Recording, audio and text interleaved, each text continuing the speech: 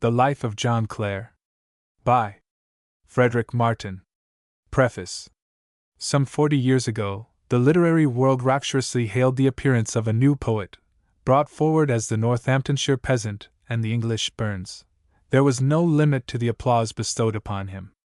Rossini set his verses to music, Madame Vestris recited them before crowded audiences, William Gifford sang his praises in the Quarterly Review, and all the critical journals, reviews, and magazines of the day were unanimous in their admiration of poetical genius coming before them in the humble garb of a farm laborer.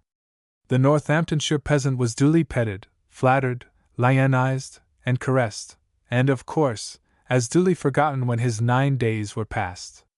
It was the old tale, all over. In this case, flattery did not spoil the peasant, but poverty, neglect, and suffering broke his heart. After writing some exquisite poetry, and struggling for years with fierce want, he sank at last under the burthen of his sorrows, and in the spring of 1864 died at the Northampton Lunatic Asylum. It is a very old tale, no doubt, but which may bear being told once more, brimful as it is of human interest. The narrative has been drawn from a vast mass of letters and other original documents, including some very curious autobiographical memoirs.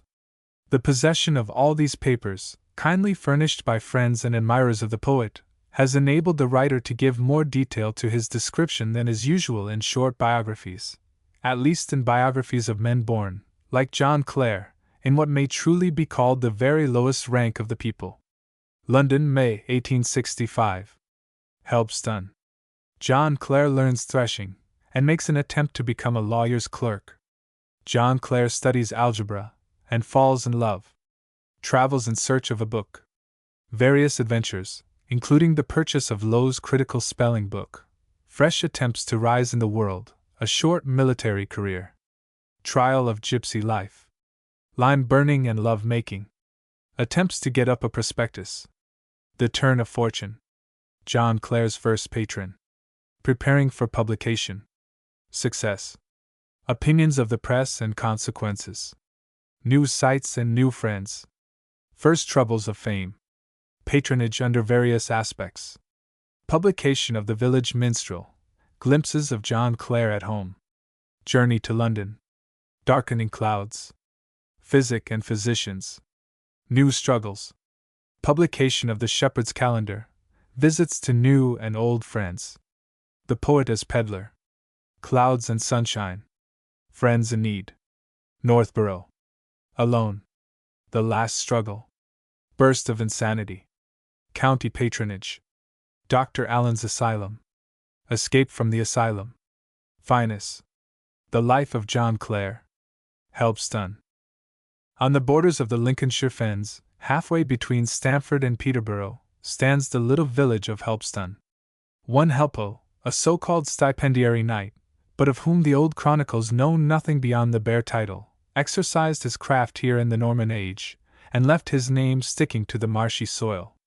But the ground was alive with human craft and industry long before the Norman knights came prancing into the British Isles 1,000 years before the time of stipendiary Helpo. The Romans built in this neighborhood their Durobridi, which station must have been of great importance, judging from the remains, not crushed by the wreck of 20 centuries.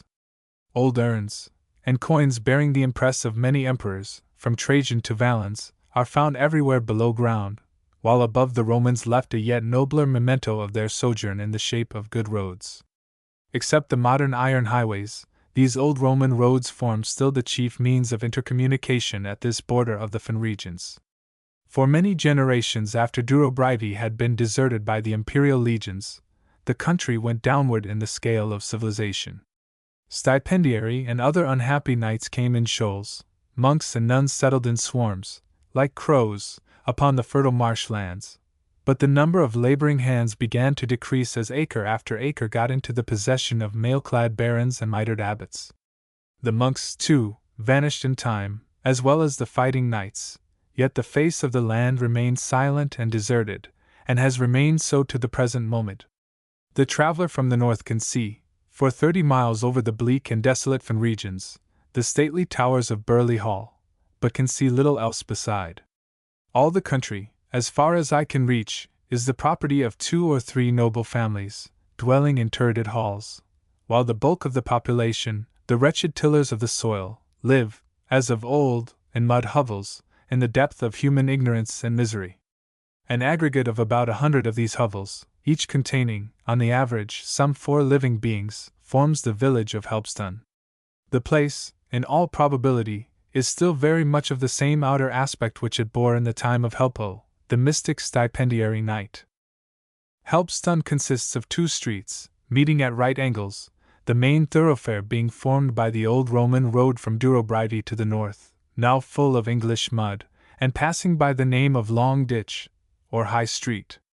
At the meeting of the 2 streets stands an ancient cross, of octangular form, with crooked pinnacles, and not far from it, on slightly rising ground, is the parish church, a somewhat unsightly structure, of all styles of architecture, dedicated to St. Botolph. Further down stretch, in unbroken line, the low huts of the farm laborers, in one of which, lying on the High Street, John Clare was born, on the July 13, 1793. John Clare's parents were among the poorest of the village, as their little cottage was among the narrowest and most wretched of the 100 mud hovels. Originally, at the time when the race of peasant proprietors had not become quite extinct, a rather roomy tenement, it was broken up into meaner quarters by subsequent landlords, until at last the one house formed a rookery of not less than 4 human dwellings. In this 4th part of a hut lived the father and mother of John, old Parker Clare, and his wife. Poor as were their neighbors, they were poorer than the rest, being both weak and in ill health, and partly dependent upon charity. The very origin of Parker Clare's family was founded in misery and wretchedness. Some 30 years previous to the birth of John, there came into Helpston a big, swaggering fellow, of no particular home, and, as far as could be ascertained, of no particular name, a wanderer over the earth, passing himself off, now for an Irishman, and now for a Scotchman. He had tramped over the greater part of Europe, alternately fighting and playing the fiddle, and being tired a while of tramping, and footsore and thirsty withal, he resolved to settle for a few weeks, or months, at the quiet little village. The place of schoolmaster happened to be vacant, perhaps had been vacant for years, and the villagers were overjoyed when they heard that this noble stranger, able to play the fiddle, and to drink a gallon of beer at a sitting, would condescend to teach the ABC to their children. So Master Parker, as the great unknown called himself for the nonce, was duly installed schoolmaster of Helpston, the event, taking place sometime about the commencement of the reign of King George III, marks the first dawn of the family history of John Clare. The tramping schoolmaster had not been many days in the village before he made the acquaintance of a pretty young damsel, daughter of the parish clerk. She came daily to wind the church clock, and for this purpose had to pass through the schoolroom, where sat Master Parker, teaching the ABC and playing the fiddle at intervals. He was as clever with his tongue as with his fiddlestick, the big schoolmaster, and while helping the sweet little maiden to wind the clock in the belfry, he told her wonderful tales of his doings in foreign lands, and of his travels through many countries. And now the old story, as ancient as the hills, was played over again once more. It was no very difficult task for the clever tramp to win the heart of the poor village girl, and the rest followed as may be imagined. When spring and summer was gone, and the cold wind came blowing over the fen, the poor little thing told her lover that she was in the way of becoming a mother, and, with tears in her eyes, entreated him to make her his wife. He promised to do so, the tramping schoolmaster, but early the next day he left the village, never to return. Then there was bitter lamentation in the cottage of the parish clerk, and before the winter was gone, the poor man's daughter brought into the world a little boy, whom she gave her own family name, together with the prefixed one of the unworthy father. Such was the origin of Parker Clare. What sort of existence this poor son of a poor mother went through, is easily told. Education he had none, of joys of childhood he knew nothing, even his daily allowance of coarse food was insufficient. He thus grew up, weak and in ill health, but with a cheerful spirit nevertheless.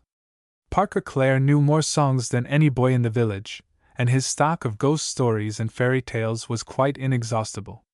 When grown into manhood, and yet not feeling sufficiently strong for the harder labors of the field, he took service as a shepherd, and was employed by his masters to tend their flocks in the neighborhood, chiefly in the plains north of the village, known as Helpston Heath.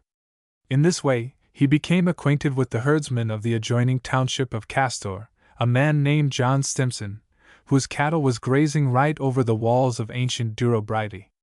John Stimson's place was taken, now and then, by his daughter, an occurrence not unwelcome to Parker Clare, and while the sheep were grazing on the borders of Helpos Heath, and the cattle seeking for sorrel and clover over the graves of Trajan's warriors, the young shepherd and shepherdess talked sweet things to each other, careless of flocks and herds, of English knights and Roman emperors.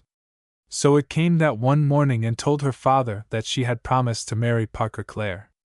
Old John Stimson thought it a bad match.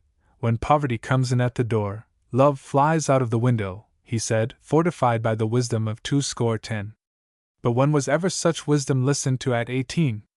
The girl resolved to marry her lover with or without leave, and as for Parker Clare, he needed no permission, his mother, dependent for years upon the cold charity of the workhouse, having long ceased to control his doings. Thus it followed that in the autumn of 1792, when Robespierre was ruling France, and William Pitt England, young Parker Clare was married to Anne Stimson of Castor. 7 months after, on the 13th day of July, 1793, Parker Clare's wife was delivered, prematurely, of twins, a boy and a girl. The girl was healthy and strong, but the boy looked weak and sickly in the extreme. It seemed not possible that the boy could live, therefore the mother had him baptized immediately, calling him John, after her father. However, human expectations were not verified in the twin children. The strong girl died in early infancy, while the sickly boy lived to be a poet. Of pugnaciter non fit there never was a truer instance than in the case of John Clare. Impossible to imagine circumstances and scenes apparently more adverse to poetic inspiration than those amidst which John Clare was placed at his birth. His parents were the poorest of the poor, their whole aim of life being engrossed by the one all-absorbing desire to gain food for their daily sustenance. They lived in a narrow, wretched hut, low and dark, more like a prison than a human dwelling, and the hut stood in a dark, gloomy plain, covered with stagnant pools of water, and overhung by mist during the greater part of the year. Yet from out these surroundings sprang a being to whom all life was golden, and all nature a breath of paradise. John Clare was a poet almost as soon as he awoke to consciousness. His young mind marveled at all the wonderful things visible in the wide world, the misty sky, the green trees, the fish in the water, and the birds in the air. In all the things around him the boy saw nothing but endless, glorious beauty. His whole mind was filled with a deep sense of the infinite marvels of the living world. Though but in poor health, the parents were never able to keep little John at home. He trotted the lifelong day among the meadows and fields, watching the growth of herbs and flowers, the chirping of insects, the singing of birds, and the rustling of leaves in the air. One day, when still very young, the sight of the distant horizon, more than usually defined in sharp outline, brought on a train of contemplation. A wild yearning to see what was to be seen yonder, where the sky was touching the earth, took hold of him, and he resolved to explore the distant, unknown region. He could not sleep a wink all night for eager expectation, and at the dawn of the day the next morning started on his journey, without saying a word to either father or mother. It was a hot day in June, the air close and sultry, with gossamer mist hanging thick over the stagnant pools and lakes. The little fellow set out without food on his long trip, fearful of being retained by his watchful parents. Onward he trotted, mile after mile, towards where the horizon seemed nearest, and it was a long while before he found that the sky receded the further he went. At last he sank down from sheer exhaustion, hungry and thirsty, and utterly perplexed as to where he should go. Some laborers in the fields, commiserating the forlorn little wanderer, gave him a crust of bread, and started him on his home journey. It was late at night when he returned to Helpston, where he found his parents in the greatest anxiety, and had to endure a severe punishment for his romantic excursion. Little John Clare did not mind the beating, but a long while after felt sad and sore at heart to have been unable to find the hope for country where heaven met earth. The fare of agricultural laborers in these early days of John Clare was much worse than at the present time. Potatoes and water porridge constituted the ordinary daily food of people in the position of Clare's parents, and they thought themselves happy when able to get a piece of wheaten bread, with perhaps a small morsel of pork, on Sundays. At this height of comfort, however, Parker Clare and his wife seldom arrived. Sickly from his earliest childhood, Parker Clare had never been really able to perform the work required of him, though using his greatest efforts to do so. A few years after marriage, his infirmities increased to such an extent that he was compelled to seek relief from the parish, and henceforth he remained more or less a pauper for life. Notwithstanding this low position, Parker Clare did not cease to care for the well-being of his family, and by the greatest privations on his own part, managed to send his son to an infant school. The school in question was kept by a Mrs. Bullimore, and of the most primitive kind. In the winter time, all the little ones were crowded together in a narrow room, but as soon as the weather got warm, the old dame turned them out into the yard, where the whole troop squatted down on the ground. The teaching of Mrs. Bullimore did not make much impression upon little John, except a slight fact which she accidentally told him, and which took such firm hold of his imagination that he remembered it all his life. There was a white thorn tree in the schoolyard, of rather large size, and the ancient schoolmistress told John that she herself, when young, had planted the tree, having carried the root from the fields in her pocket. The story struck the boy as something marvelous. It was to him a sort of revelation of nature, a peep into the mysteries of creation at the works of which he looked with feelings of unutterable amazement, not unmixed with awe. But there was little else that Mrs. Bullimore could teach John Clare, either in her schoolroom or in the yard. The instruction of the good old woman was, in the main, confined to two things: the initiation into the difficulties of ABC, and the reading from two books, of which she was the happy possessor. These books were the Death of Abel and Bunyan's Pilgrim's Progress. Their contents did not stir any thoughts or imaginings in little John, whose mind was filled entirely with the pictures of nature. When John Clare had reached his 7th year, he was taken away from the dame school, and sent out to tend sheep and geese on Helpston Heath. The change was a welcome one to him, for, save the mysterious white thorn tree, there was nothing at school to attract him. Helpston Heath, on the other hand, furnished what seemed to him a real teacher. While tending his geese, John came into daily contact with Mary Baines, an ancient lady, filling the dignified post of cowherd of the village, and driving her cattle into the pastures annually from May Day unto Michaelmas. She was an extraordinary old creature, this Mary Baines, commonly known as Granny Baines. Having spent almost her whole life out of doors, in heat and cold, storm and rain, she had come to be intimately acquainted with all the signs foreboding change of weather, and was looked upon by her acquaintances as a perfect oracle.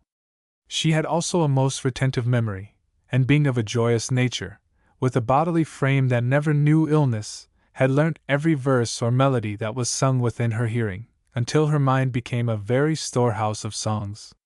To John, old Granny Baines soon took a great liking, he being a devout listener, ready to sit at her feet for hours and hours while she was warbling her little ditties, alternately merry and plaintive.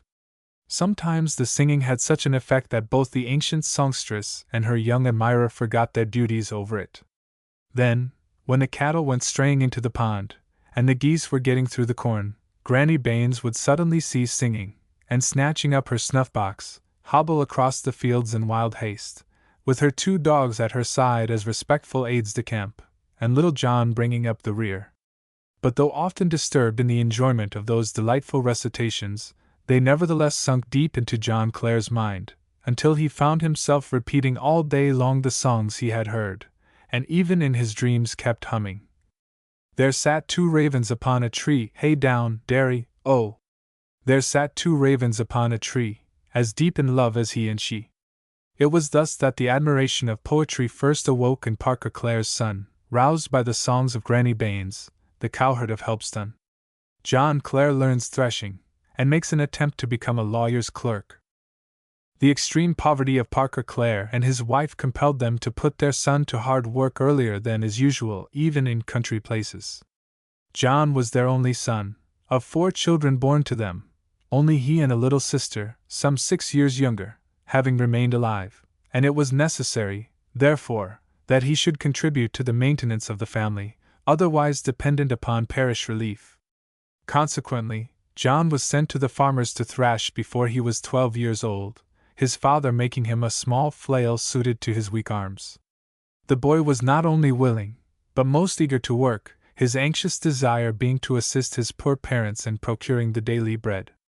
However, his bodily strength was not equal to his will. After a few months' work in the barn, and another few months behind the plow, he came home very ill, having caught the tertiary ague in the damp, ill-drained fields. Then there was anxious consulting in the little cottage what to do next.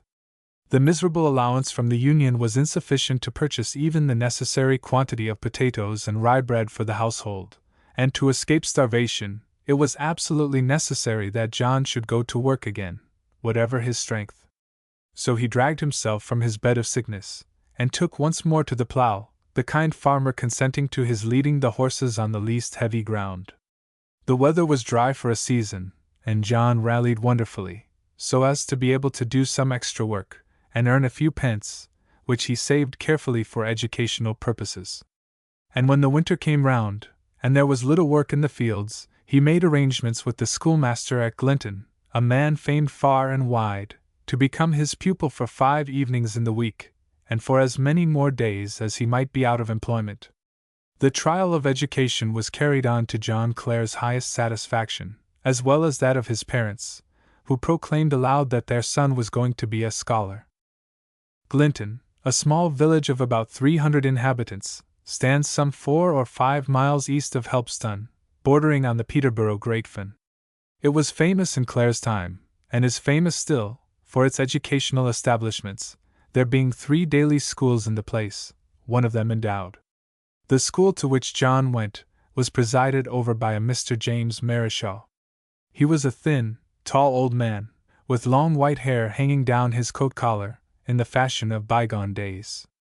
It was his habit to take extensive walks, for miles around the country, moving forward with long strides, and either talking to himself or humming soft tunes, on which account his pupils styled him the Bumblebee. The old man was passionately fond of music, and devoted every minute spared from school duties and his long walks to his violin. To the more promising of his pupils Mr. James Mareschal showed great kindness, allowing them, among other things, the run of his library, somewhat larger than that of ordinary village schoolmasters.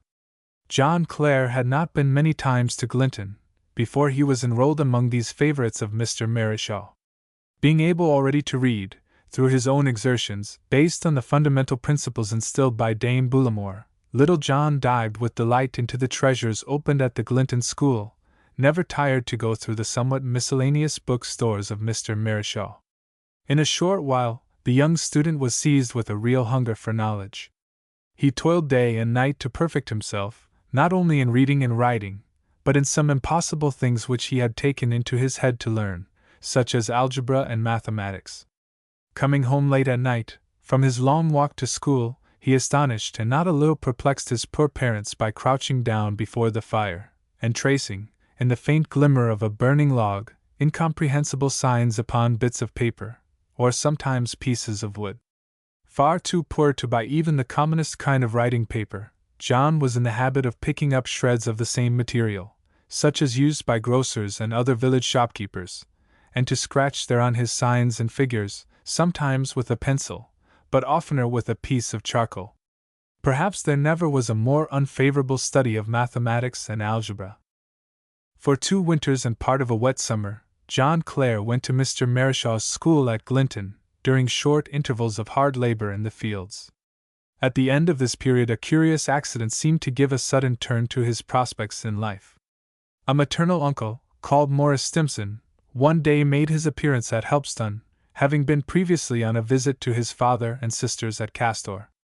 Uncle Morris was looked upon as a very grand personage, he holding the post of footman to a lawyer at Wisbech, and as such clad in the finest plush and broadcloth.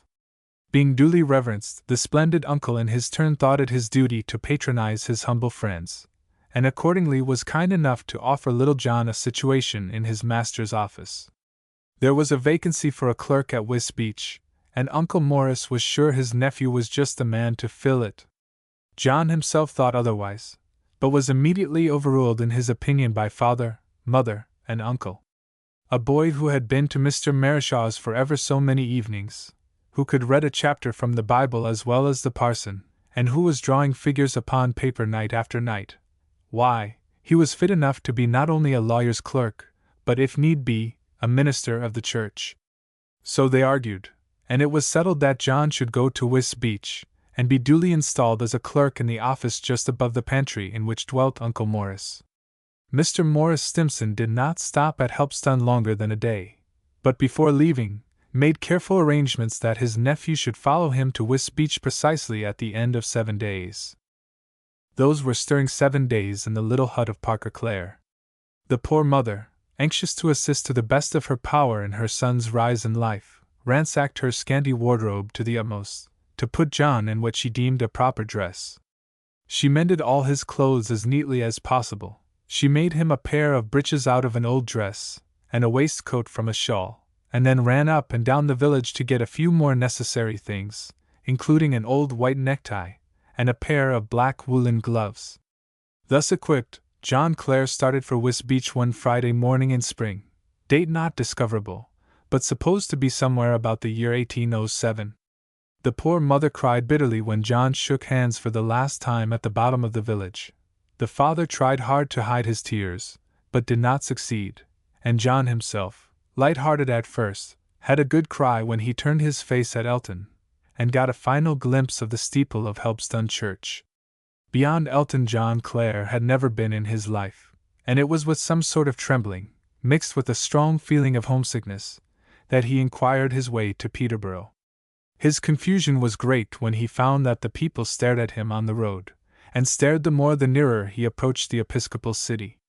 No doubt, a thin, pale, little boy stuck in a threadbare coat which he had long outgrown, and the sleeves of which were at his elbows, with a pair of breeches a world too large for his slender legs, with a many-colored waistcoat, an immense pair of woolen gloves, a white necktie, and a hat half a century old, was a rare sight, even in the Fen country.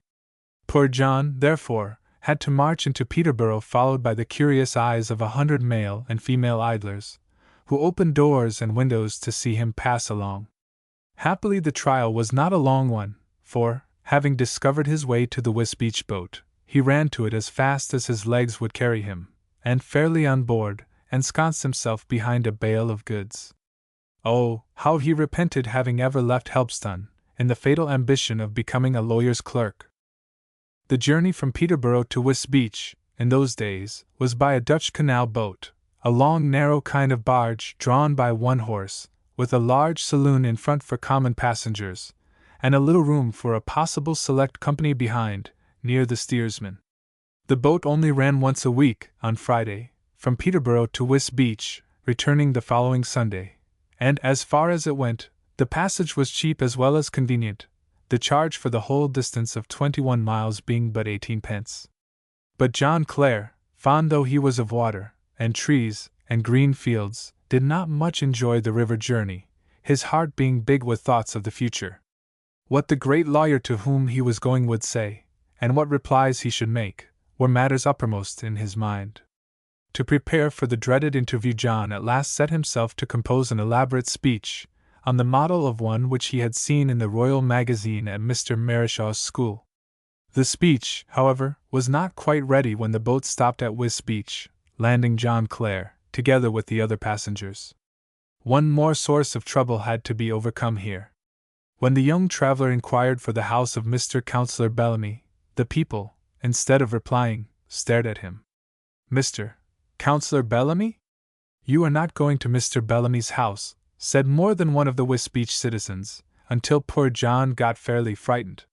He was still more frightened when he at last arrived before the house of Mr. Counselor, and found that it was a stately building, bigger and nobler looking than any he had ever entered in his life. He had not courage enough to ring the bell or knock at the door, but stood irresolute at the threshold.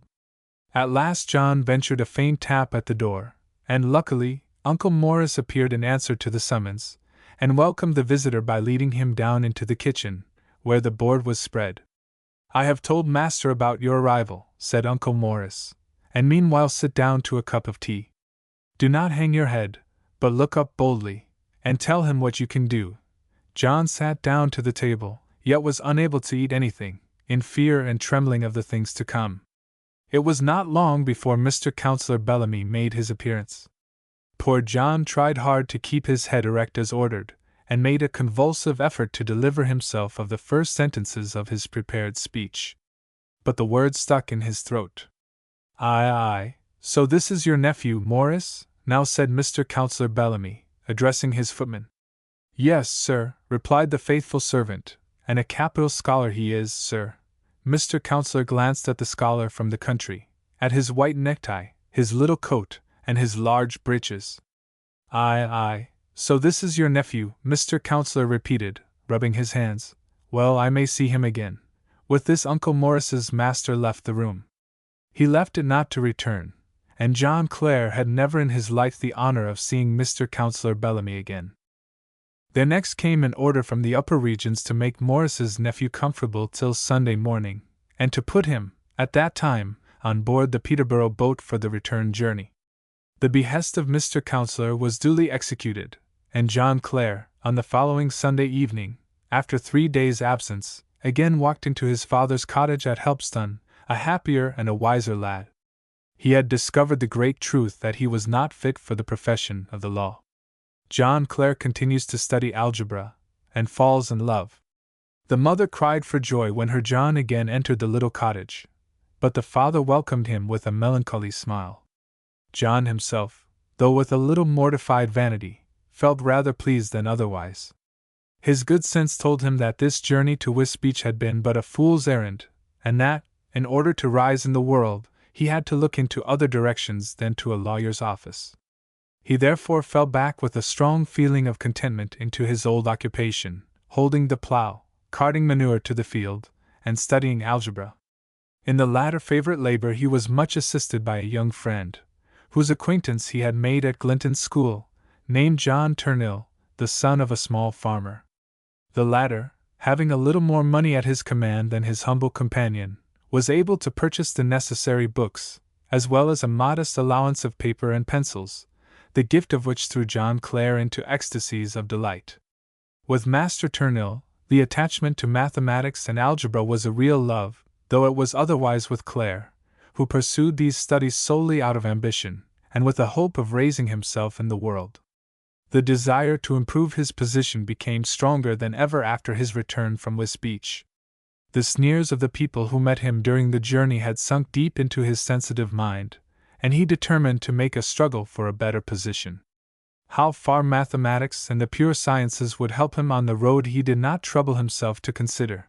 He only had a vague notion that they would lead him to be a scholar, so he toiled with great energy through the algebraic and mathematical handbooks purchased by friend Turnill, often getting so warm on the subject as to neglect his dinner hour, in Brown's studies over the plus and minus, squares, cubes, and conic sections.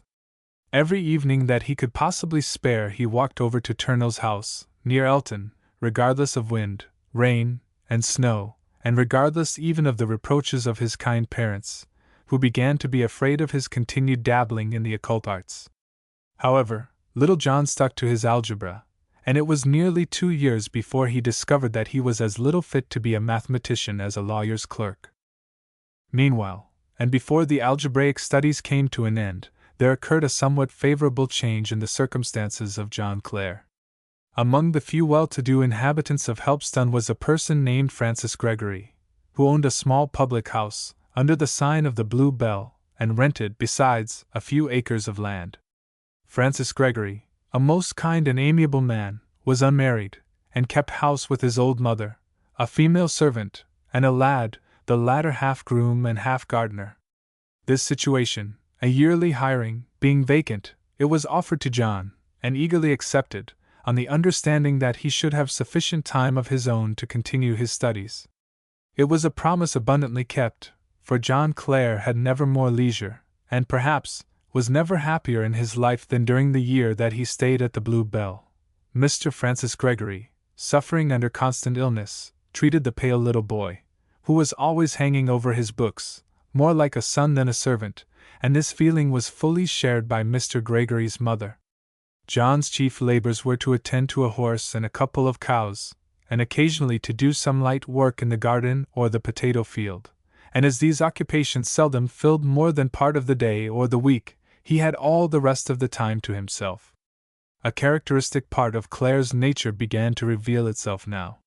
While he had little leisure to himself, and much hard work, he was not averse to the society of friends and companions, either, as in the case of Turnhill, for study, or, as with others, for recreation. But as soon as he found himself, to a certain extent, his own master, he forsook the company of his former acquaintances, and began to lead a sort of hermit's life. He took long strolls into the woods, along the meres, and to other lonely places, and got into the habit of remaining whole hours at some favorite spot, lying flat on the ground, with his face toward the sky.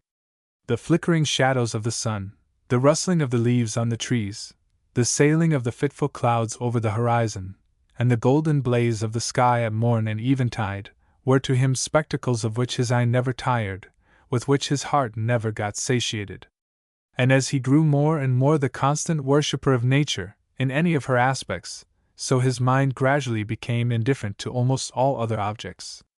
What men did, what they had done, or what they were going to do, he did not seem to care for, or had the least curiosity to know. In the midst of these solitary rambles from his Bluebell home, the news was brought of some extraordinary discoveries at Castor, his mother's native village. It was news which, one might have thought, would fire the imagination of any man gifted with the most ordinary understanding. In a part of the township of Castor called Dormanton Fields, the greater part of the vast ruins of Durobrivi were discovered, temples and arches crumbled into dust, many colored tiles and brickwork, urns and antique earthen vessels, and coins, with the images of many emperors, so numerous that it looked as if they had been sewn there. To reconstruct the ancient Roman city, to people it anew with the conquerors of the world, was a task at once undertaken by zealous antiquarians. Yet Clare, though he heard the matter mentioned by numerous visitors to the Bluebell, and had plenty of time for investigation, took so little interest in it as not even to attempt to walk to the city of ruins, on the borders of which he was feeding his cattle. Now, as up to a late period of his life, a bunch of sweet violets was worth to John Clare more than all the ruins of antiquity. While at the Bluebell, John gradually dropped his algebra and mathematics, and began to read ghost stories. The reason of his leaving the sciences called pure was the discovery that the further he proceeded on the road the more he saw his utter incapacity to understand and to master the subjects. His friend and guide, John Turnhill, subsequently promoted to a post in the excise, was equally unable to throw light into the darkness of plus and minus, and after a few last convulsive struggles to get through the known quantities into the unknown regions of x, y, and z, he gave it up as a hopeless effort. The spare hours henceforth were devoted to studies of a very different kind, namely, fairy tales and ghost stories. Under the roof of the Bluebell no other literature was within his reach, and he was quite content to draw temporary nourishment from it. Scarcely any books but these highly spiced ones, stuffed in the pack of traveling pedlars, ever found their way to Helpston. There was Little Red Riding Hood, Valentine and Orson, Sinbad the Sailor, The Seven Sleepers, Mother Shipton, Johnny Armstrong, Old Nixon's Prophecy, and a whole host of similar sensation stories, printed on coarse paper, with a flaming picture on the title page. John Clare scarcely knew that there were any other books than these and the few he had seen at Glinton School in existence. He had never heard of Shakespeare and Milton, Thomson and Cooper, Spencer and Dryden, and therefore, with the natural eagerness of the young mind just awoke to its daydreams, eagerly plunged into the new realm of fancy. The effect soon made itself felt upon the ardent reader, fresh from his undigested algebraic studies. He saw ghosts and hobgoblins wherever he went, and after a time began to look upon himself as a sort of enchanted prince in a world of magic. He had no doubt whatever about the literal truth of the stories he read, the thought of their being mere pictures of the imagination not entering his mind for a moment. It was natural, therefore, that he should come to the conclusion that, as the earth had been, so it was still peopled with fairies, dwarfs, and giants, with whom it would be his fate to come into contact some time or other. So he buckled his armor tight, ready to do battle with the visible and invisible world. Opportunity came before long. Among his regular duties at the Blue Bell was that of fetching once a week flour from Maxie, a village some 3 miles north of Helpston, near the Welland River. The road to Maxie was a very lonely one, part of it a narrow footpath along the mere, and the superstition of the neighborhood connected strange tales of horror and weird fancy with the locality. In the long days of summer, John Clare, who had to start on his errand to the mill late in the afternoon, managed to get home before dark, thus avoiding unpleasant meetings. But when the autumn came, the sun set before he left Maxie, and then the ghosts were upon him. They always attacked him halfway between the two villages, in a low swampy spot, overhung by the heavy mist of the fens. Poor John battled hard, but the spirits nearly always got the upper hand. They pulled his hair, pinched his legs, twisted his nose, and played other tricks with him, until he sank to the ground in sheer exhaustion.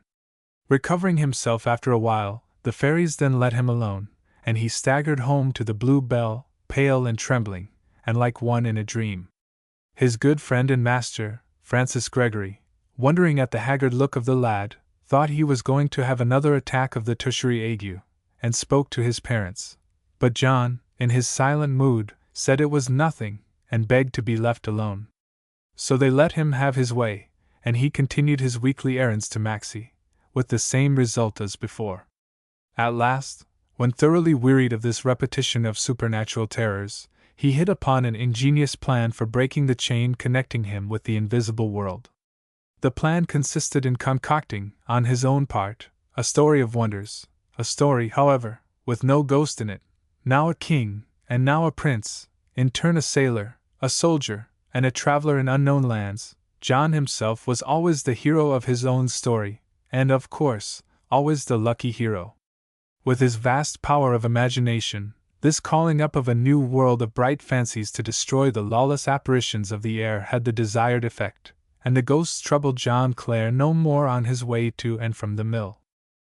Nevertheless, his constant reading of fairy tales, with incessant play on the imagination and surexcitation of the mind, was not without leaving its ill effect upon the bodily frame.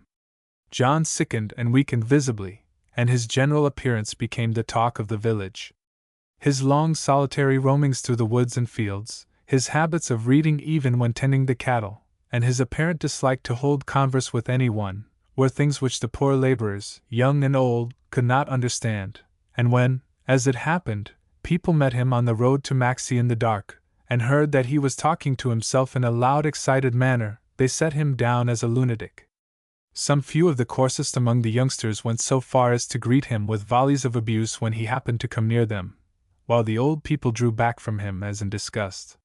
His sensitive feelings suffered deep under this treatment of his neighbors, which might have had the worst consequences but for one great event which suddenly broke in upon him. John Clare fell in love. Love took up the glass of time, and turned it in his glowing hands. Every moment, lightly shaken, ran itself in golden sands. Love took up the harp of life, and smote on all the chords with might, smote the chord of self, that, trembling, passed in music out of sight. John Clare's first love, the deepest, noblest, and purest love of his whole life, was for Mary, the Mary of all his future songs, ballads, and sonnets. Petrarch himself did not worship his Laura with a more idealized spirit of affection than John Clare did his Mary. To him, she was nothing less than an angel, with no other name than that of Mary, though vulgar mortals called her Mary Joyce, holding her to be the daughter of a well-to-do farmer at Glinton. John Clare made her acquaintance, if so it can be called what was the merest dream-life intercourse, on one of his periodical journeyings to and from the Maxie Mills. She sat on a stile weaving herself a garland of flowers, and the sight so enchanted him that he crouched down at a distance, afraid to stir and to disturb the beautiful apparition. But she continuing to sit and to weave her flowers, he drew nearer, and at last found courage to speak to her. Mary did not reply, but her deep blue eyes smiled upon him, lifting the humble worshipper of beauty into the seventh heaven of bliss. And when he met her again, she again smiled, and he sat down at her feet once more, and opened the long pent-up rivers of his heart. Mute to all the world around him, he to her for the first time spoke of all he felt, and dreamt, and hoped. He told her how he loved the trees and flowers, and the singing nightingales, and the lark rising into the skies, and the humming insects, and the sailing clouds, and all the grand and beautiful works of nature. But he never told her that he thought her more beautiful than aught else in God's great world. This he never said in words, but his eyes expressed it, and Mary, perhaps, understood the language of his eyes. Mary always listened attentively, yet seldom said anything. Her eyes hung upon his lips, and his lips hung upon her eyes, and thus both worshipped the God of love. The sweet dream lasted full 6 months, 6 glorious sunlit months of spring and summer. Then the father of Mary Joyce heard of the frequent meetings of his daughter with John Clare, and though looking upon both as mere children, he sternly forbid her to see the beggar boy again. His heart of well-to-do farmer revolted at the bare idea of his offspring talking with the son of one who was not even a farm laborer, but had to be maintained as a pauper by the parish. Explaining this great fact to his blue-eyed daughter, he deeply impressed its terrible importance upon her soft little heart, making her think with a sort of shudder of the pale boy who told her such pretty stories. Perhaps Mary nevertheless preserved a lingering fondness for her little lover's memory, for though many wooed her in after life, she never wedded, and died a spinster. As for John Clare, he fretted long and deeply, and all his life thought of Mary Joyce as the symbol, ideal, and incarnation of love. With the exception of a few verses addressed to Patty, his future wife, the whole of Clare's love poetry came to be a dedication and worship of Mary. As yet, in these youthful days of grief and affection, he wrote no verses, though he felt a burning desire to give vent to his feelings in some shape or other. Having lost his Mary, he carved her name into 100 trees, and traced it, with trembling hand, on stones, and walls, and monuments. There still stands engraven on the porch of Glinton churchyard, or stood till within a recent time, a circular inscription, consisting of the letters J. circa 1808, cut in bold hand, and underneath, in fainter outline, the name Mary. Travels in Search of a Book. Just before quitting the Blue Bell, at the end of his 12-month service, another important event took place in the life of John Clare. One morning, while tending his master's cattle in the field, a farmer's big boy, with whom he had but a slight acquaintance, showed him a copy of Thomson's Seasons. Examining the book, he got excited beyond measure. It was the first real poem he had ever seen, and in harmony as it was with all his feelings, it made upon him the most powerful and lasting impression. Looking upon the book as a priceless treasure, he expressed his admiration in warm words, asking, nay, imploring the possessor to lend it him, if only for an hour.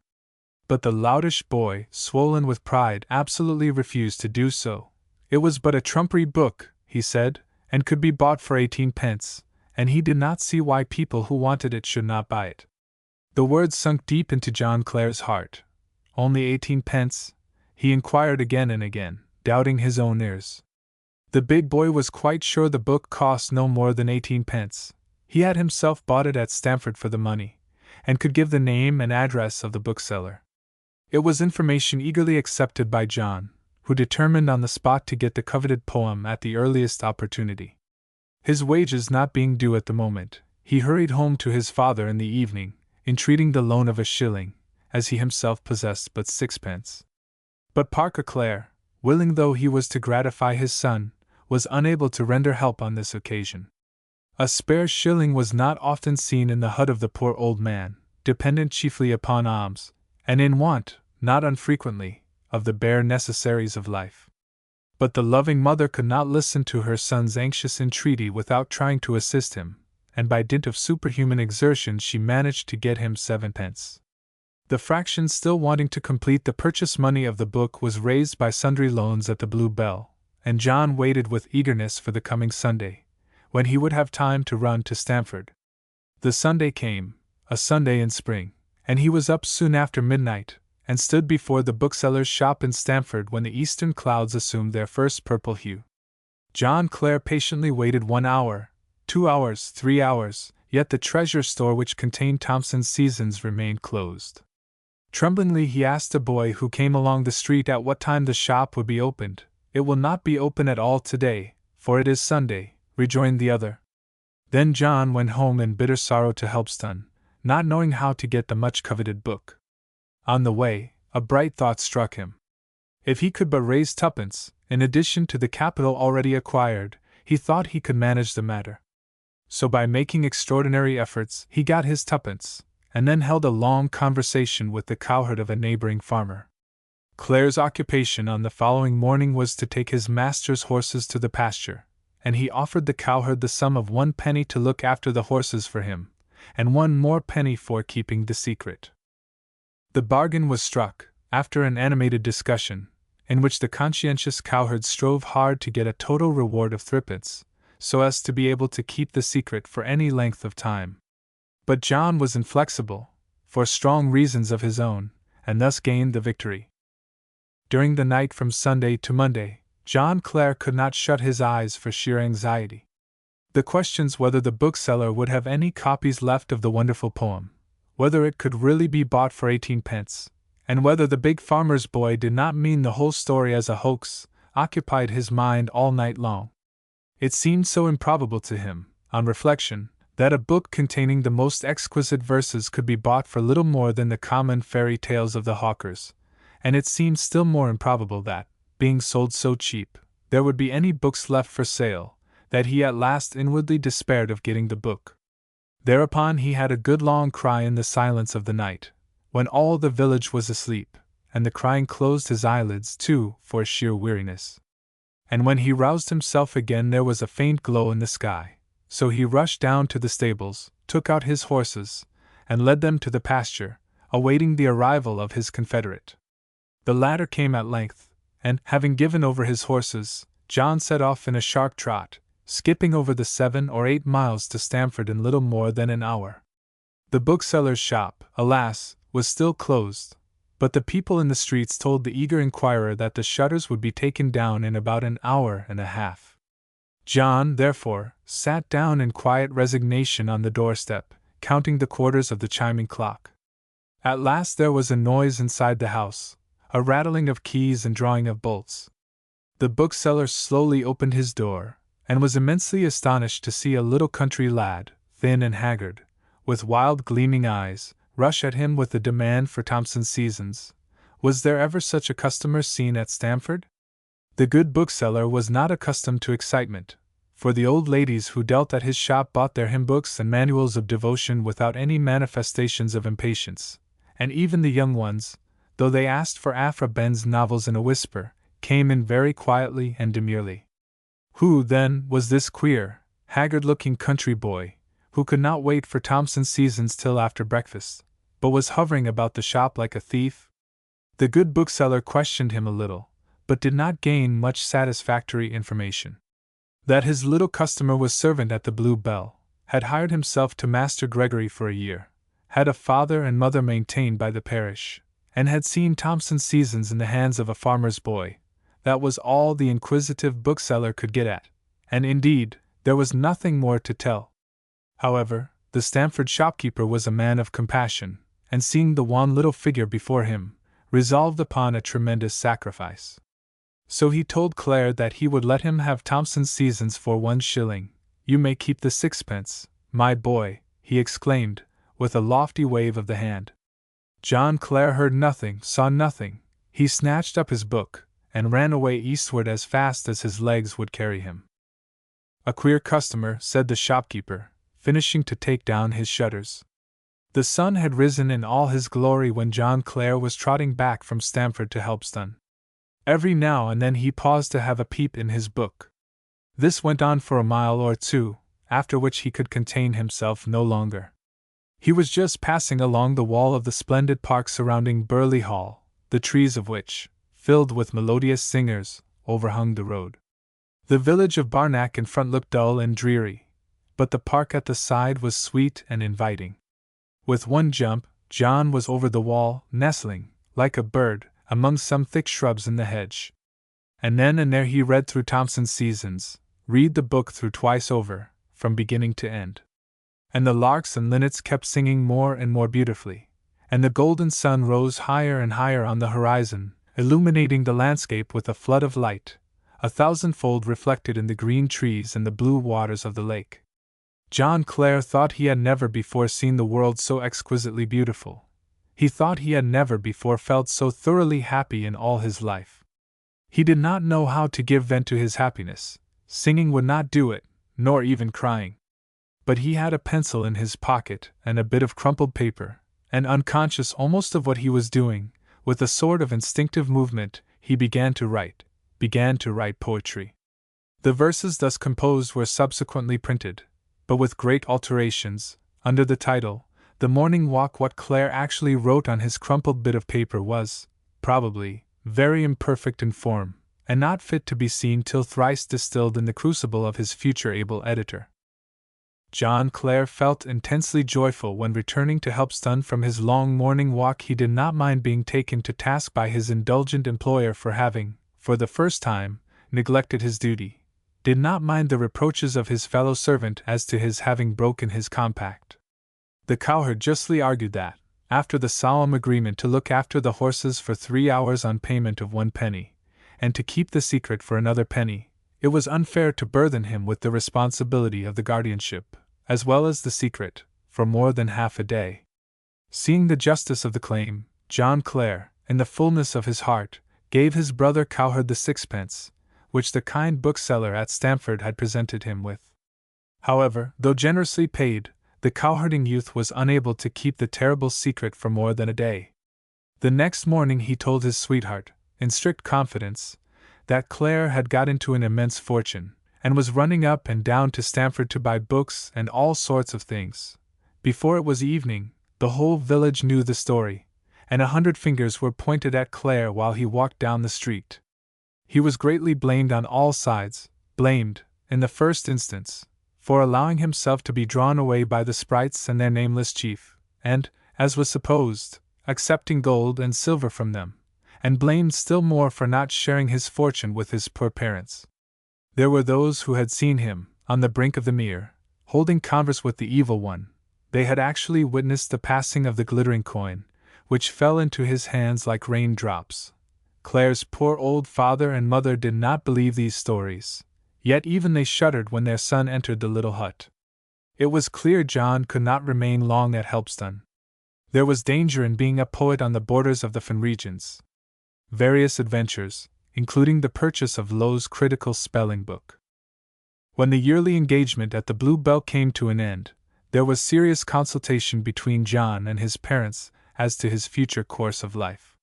He was too weak to be a farm laborer, too proud to remain a potba in a public house, and too poor to get apprenticed to any trade or handicraft.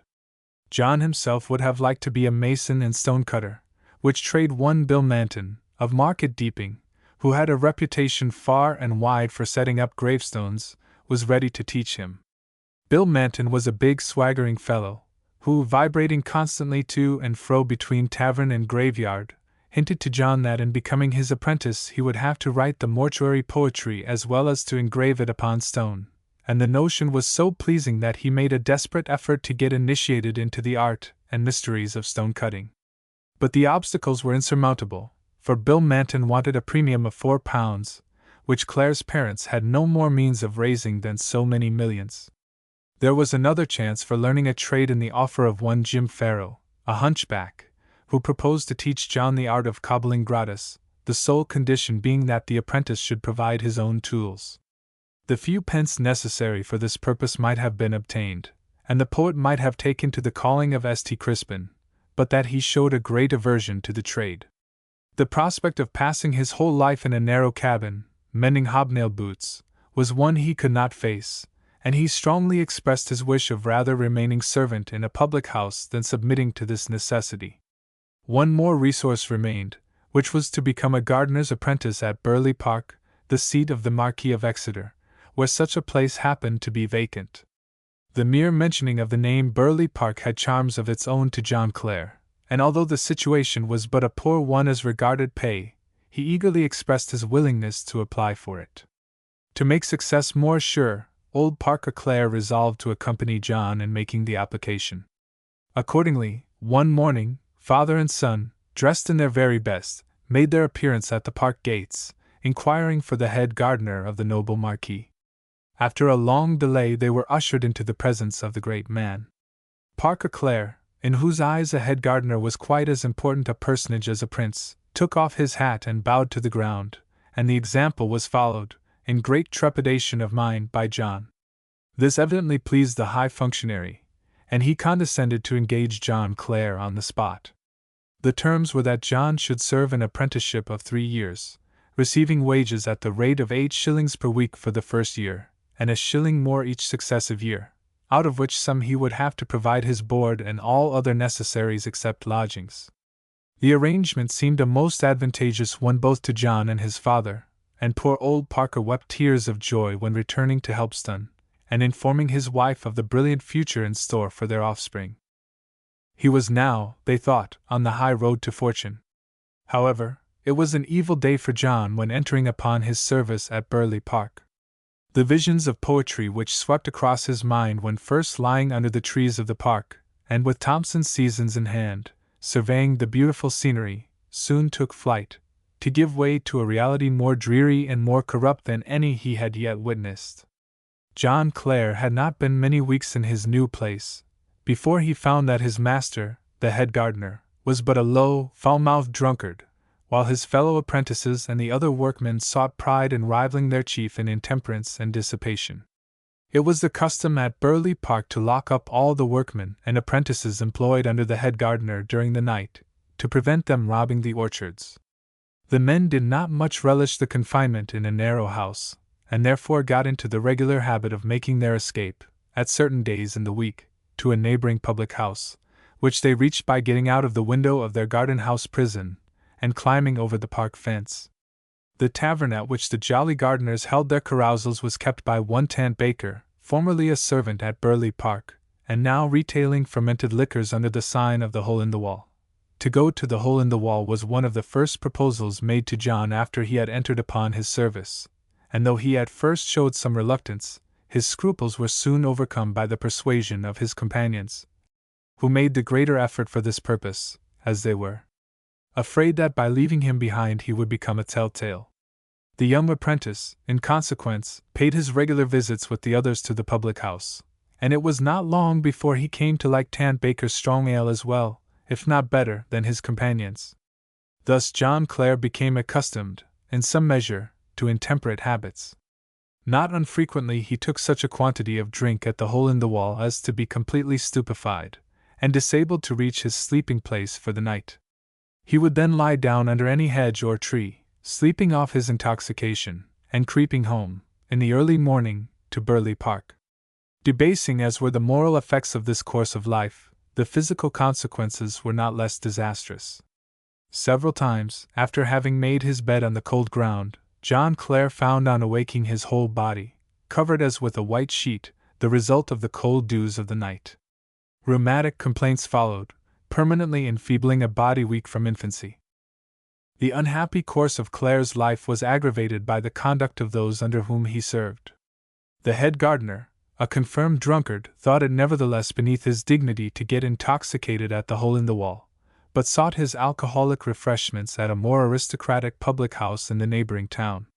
He often caroused at Stamford so long and so late, that his spouse got impatient at her lonely residence, and dispatched one messenger after the other to bring her truant lord home.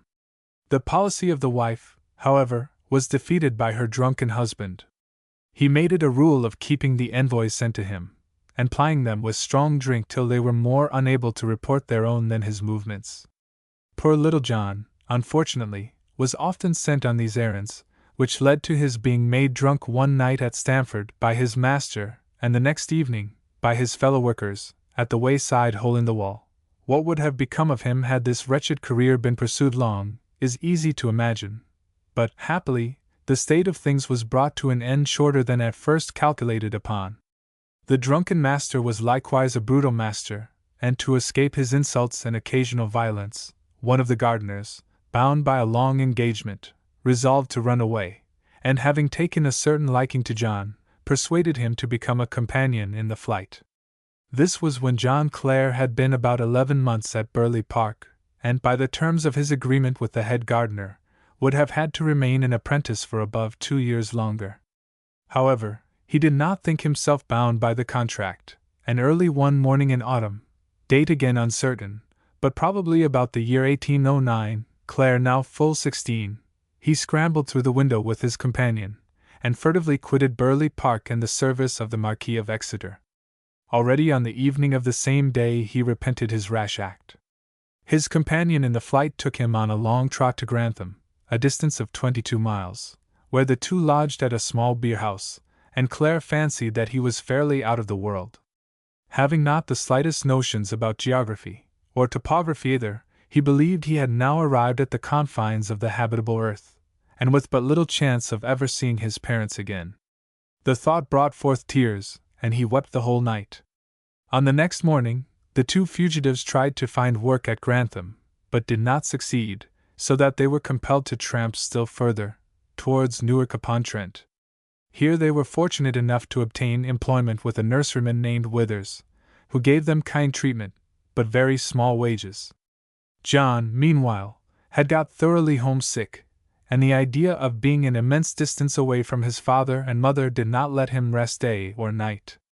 Not daring to speak to his companion, for fear of being retained by force, he at last made up his mind again to run away from his employer, this time alone.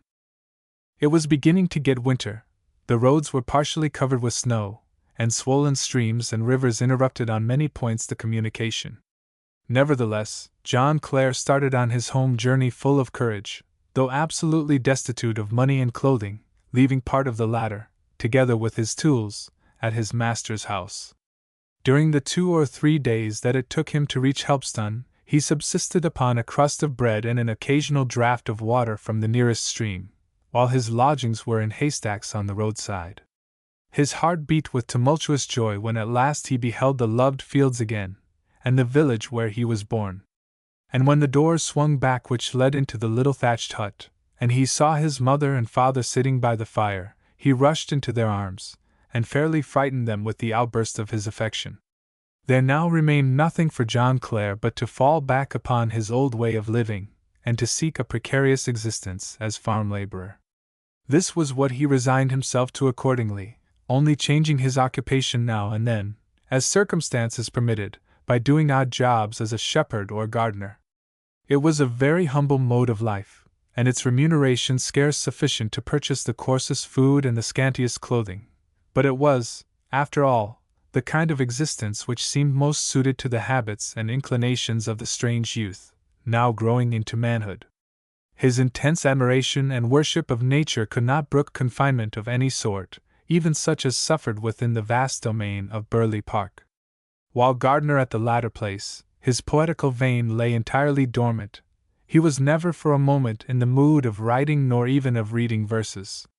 Perhaps the habits of dissipation into which he had fallen had something to do with this, yet it was owing still more to the position in which he was placed. The same scenery which had inspired him to his first poetical composition, when viewed in the glowing light of a beautiful morning in spring, left him cold and uninspired ever after. He often complained to his fellow laborers that he could not see far enough. It was as if he felt the rattling of the chain, which bound him to the spot. A yearning after absolute freedom, mental as well as physical, was one of his strongest instincts through life, and not possessing this, he appeared to value little else. It was a desire, or a passion, which nearly approached the morbid, and gave rise to much that was painful in the subsequent part of his existence. Once more a farm laborer at Helpston, John Clare was all his own again. Thomson's Seasons never left his pocket. He read the book when going to the fields in the morning, and read it again when eating his humble meal at noonday under a hedge. The evenings he invariably spent in writing verses, on any slips and bits of paper he could lay hold of. Soon he accumulated a considerable quantity of these fugitive pieces of poetry, and wishing to preserve them, yet ashamed to let it be known that he was writing verses, he hid the whole at the bottom of an old cupboard in his bedroom. What made him more timid than ever to confess his doings to either friends or acquaintances was their entire want of sympathy, manifested to him on more than one occasion. It sometimes happened, on a Sunday, that he would take a walk through the fields, in company with his father and mother, or a neighbor, and seeing something particularly beautiful, an early rose, or a little insect, or the many-hued sky, John Clare would break forth into ecstasies, declaiming, in his own enthusiastic way, on what he deemed the marvelous things upon this marvelous earth. His voice rose, his eyes sparkled, his heart bounded within him in intense love and admiration of this grand, this incomprehensible, this ever-wonderful realm of the Creator which men call the world. But whenever his companions happened to listen to this involuntary outburst of enthusiasm, they broke out in mocking laughter. A rose was to them a rose, and nothing more. An apple they valued higher, as something eatable, and perhaps, over plum pudding they would have got enthusiastic, too. As it was, poor John was a constant but for all the shafts of coarse ridicule. Even his own parents, to whom he was attached with the tender affection, and who fully returned his love, did not spare him. Old Parker Clare shook his head when he heard his son descanting upon the beauties of nature, and reproved him on many occasions for not using his spare time to better purpose than scribbling upon little bits of paper. Parker Clare's whole notion of poetry was confined to the halfpenny ballads which the hawkers sold at fairs, and it struck him, not unnaturally, that the things being so cheap, it could not be a paying business. This important fact he lost no occasion to impress upon his son, though with no result whatever. While the father was not sparing in his attacks upon John's poetical manifestations, the mother, on her part, was active in the same direction. She had discovered her son's hiding place of the curious slips of paper which engrossed his nightly attention, and, to make an end of the matter at once, the good woman swept up the whole lot one morning, and threw it in the chimney. Very likely there was in her mind some intuitive perception of the fact that her son's poems wanted fire. John was greatly distressed when he found his verses gone, and more still when he discovered how the destruction happened. To prevent the recurrence of a similar event, he conceived the desperate plan of instilling into his parents a love of poetry. He boldly told them, what he had hitherto not so much as hinted at, that he was writing verses such as are found in books, coupling it with the assertion that he could produce songs and ballads as good as those sold at fairs, so much admired by his father. Parker Clare again shook his head in a doubting mood, expressing a strong disbelief of his offspring's abilities in writing poetry. Thus put upon his mettle, John resolved to do his best to change the skepticism of his father, and having written some verses which he liked, and corrected them over and over again into desirable smoothness, he one evening read them to his astonished parents. But the result was thoroughly disappointing. So far from admiring his son's poetry, Parker Clare expressed his strong conviction that it was mere rubbish, not to be compared to the halfpenny songs of the fairs. John was much humbled to hear this. However, he carried within himself a strong belief that his verses were not quite valueless, and therefore resolved upon one more test. Hearing the constant vaunting of the cheap ballads, he made up his mind to try whether his father was really able to distinguish between his own verses and those in print. Accordingly, when he had finished another composition, he committed it to memory, and rehearsed it to his parents in the evening, pretending to read it from the print. Then his father broke out in the delightful exclamation, "Ah, John, my boy, if thou couldst make such like verses, that would do." This was an immense relief to the poor scribbler of poetry. He now saw clearly that his father's want of confidence was in him, the writer, and not in his writings. Henceforth, he made it his regular habit of reciting his own poetry to his parents, as if reading it from a book or printed sheet of paper. The habit, though it was strictly a dishonest proceeding, proved to him not only a real source of pleasure, in hearing his praises from the lips of those he loved most, but it also served him as a fair critical school. Whenever he found his parents laugh at a sentence which he deemed very pathetic, he set himself at once to correct it to a simpler style. Whenever they asked him for an explanation of a word or line, he noted it down as ill-expressed or obscure, and whenever either his father or mother asked for a repetition of a song which they had heard before, he marked the slip of poetry so honored as a success. And all these successful slips of paper John Clare placed in a crevice between his bed and the lath and plaster wall, a hole so dark and unfathomable as to be beyond the reach of even his sharp-eyed mother, always on the lookout for manuscript poetry to light the fire.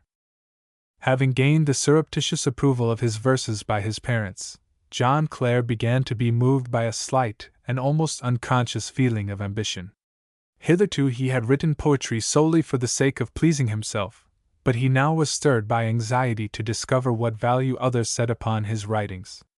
The crevice in his bedroom, jealously guarded since his mother's grand auto da fe, and as yet undiscovered by the watchful maternal eye, contained a few dozen songs and ballads, descriptive of favorite trees, and flowers, and bits of scenery, and, after long brooding within himself, John resolved upon showing these pieces to an acquaintance. The person selected for this confidence was one Thomas Porter, a middle-aged man, living at a lonely cottage at Ashton Green, about a mile from Helpston. He was one of those individuals, described, in a class, as having seen better days. Besides, a lover of books, of flowers, and of solitary rambles. Their tastes coinciding so far, John Clare and Thomas Porter had become tolerably intimate friends, the former making it a point to visit, almost every Sunday, the little cottage at Ashton Green. Having wound his courage up to the point, John at last, with much secret fear and trembling, showed to his friend the best specimens of his poetry, asking for his opinion on the same. Mr. Thomas Porter, though a very good-natured man, was somewhat formal in his habits, scrutinizing, with visible astonishment, the little pieces of paper, blue, red, white, and yellow, having served the manifold purposes of the baker and tallow chandler before being helpful to poetry, which were submitted to his judgment. Seeing his young friend's disappointed look at the examination, he promised to give his opinion about the poetry in a week, namely, on the following Sunday. The week seemed a long one to John Clare, and he was almost trembling with excitement when again approaching the door of the small cottage of Ashton Green. He trembled still more at the first question of Mr. Thomas Porter. "Do you know grammar?" It was useless for John to profess that he did know so much as the meaning of the word grammar, or whether it signified a person or a thing. Then Mr. Thomas Porter began to frown. "You cannot write poetry before you know grammar," he sternly exclaimed, handing the many-colored slips of paper back to his poor friend. John Clare was humiliated beyond measure. He felt like one having committed a dreadful, unpardonable crime. Because the sense of the words was not at all clear to him, he was the deeper impressed with the consciousness of the heinous misdeed of having written verses without knowing grammar. So he resolved to know grammar, even should he perish in the attempt. To ask Mr. Thomas Porter by what means he could get to know grammar, he had not the courage. The ground was burning under his feet in the little cottage at Ashton Green. John Clare, therefore, took his farewell without seeking further information, and hurried off to the house of a lad with whom he had been at Mr. Marishaw's school. Did he know where or what grammar was? Yes, the lad knew. He had plunged into grammar at Mr. Marishaw's, instead of into algebra and the pure sciences. But he could not tell how to learn grammar, except through one very difficult work, bound in leather, and called the Critical Spelling Book. To get this wonderful book now became the all-absorbing thought of John Clare. Penny after penny was hoarded by immense exertions, and the greatest frugality, approaching to a want of the necessaries of life. The 2 shillings for the Critical Spelling Book were saved at length, and John once more made his way to the Stamford bookseller, as eager as when in quest of Thomson's Seasons. He was lucky enough to get Low's Critical Spelling Book at once, but, having got it, underwent a fearful disappointment. Reading it under the hedge on the roadside, in his anxiety to possess the contents, reading it at his noonday meal, and reading it again at the evening fireside, the more he read it, the less could he understand it. Algebra and the pure sciences had puzzled him infinitely less than this awful grammar. Worthy Mr. Low's Critical Spelling Book, happily forgotten by the present generation, instilled knowledge on the good old plan of making it as dark and mysterious as possible. There was, first, a long preface of 22 pages, in which Mr. Low deprecated all other spelling books whatever, especially those of his very dear friends and fellow teachers, Mr. Dixon, author of the English Instructor, Mr. Kirkby, the learned writer of the Guide to the English Tongue, Mr. Newberry, creator of the Circle of the Sciences, Mr. Palloret, the famous compiler of the New English Spelling Book, and Mr. Pardon, author of Spelling New Modeled. Having gone through the painful task of deprecating his friends, with the annexed modest statement that the Critical Spelling Book would be found superior to any other work of the kind, past, present, or future, Mr. Low proceeded to give his own rules, distinguished by the greatest simplicity. Through the first chapter, treating of monosyllables, John Clare made his way, with some trouble, but the second, entering the field of polysyllables, brought him to a stop.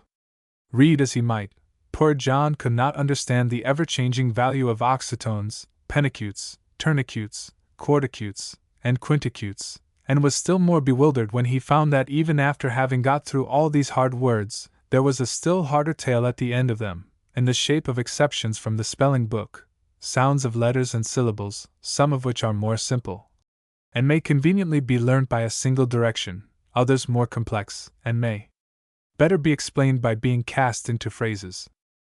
Finding it absolutely impossible to get over the oxytones, he shrunk back from the quartacutes and quintacutes as beyond the reach of an ordinary human being, and gave up the study in despair. He next put Lowe's critical spelling book into the old cupboard where his mother used to look after his poems, for culinary purposes.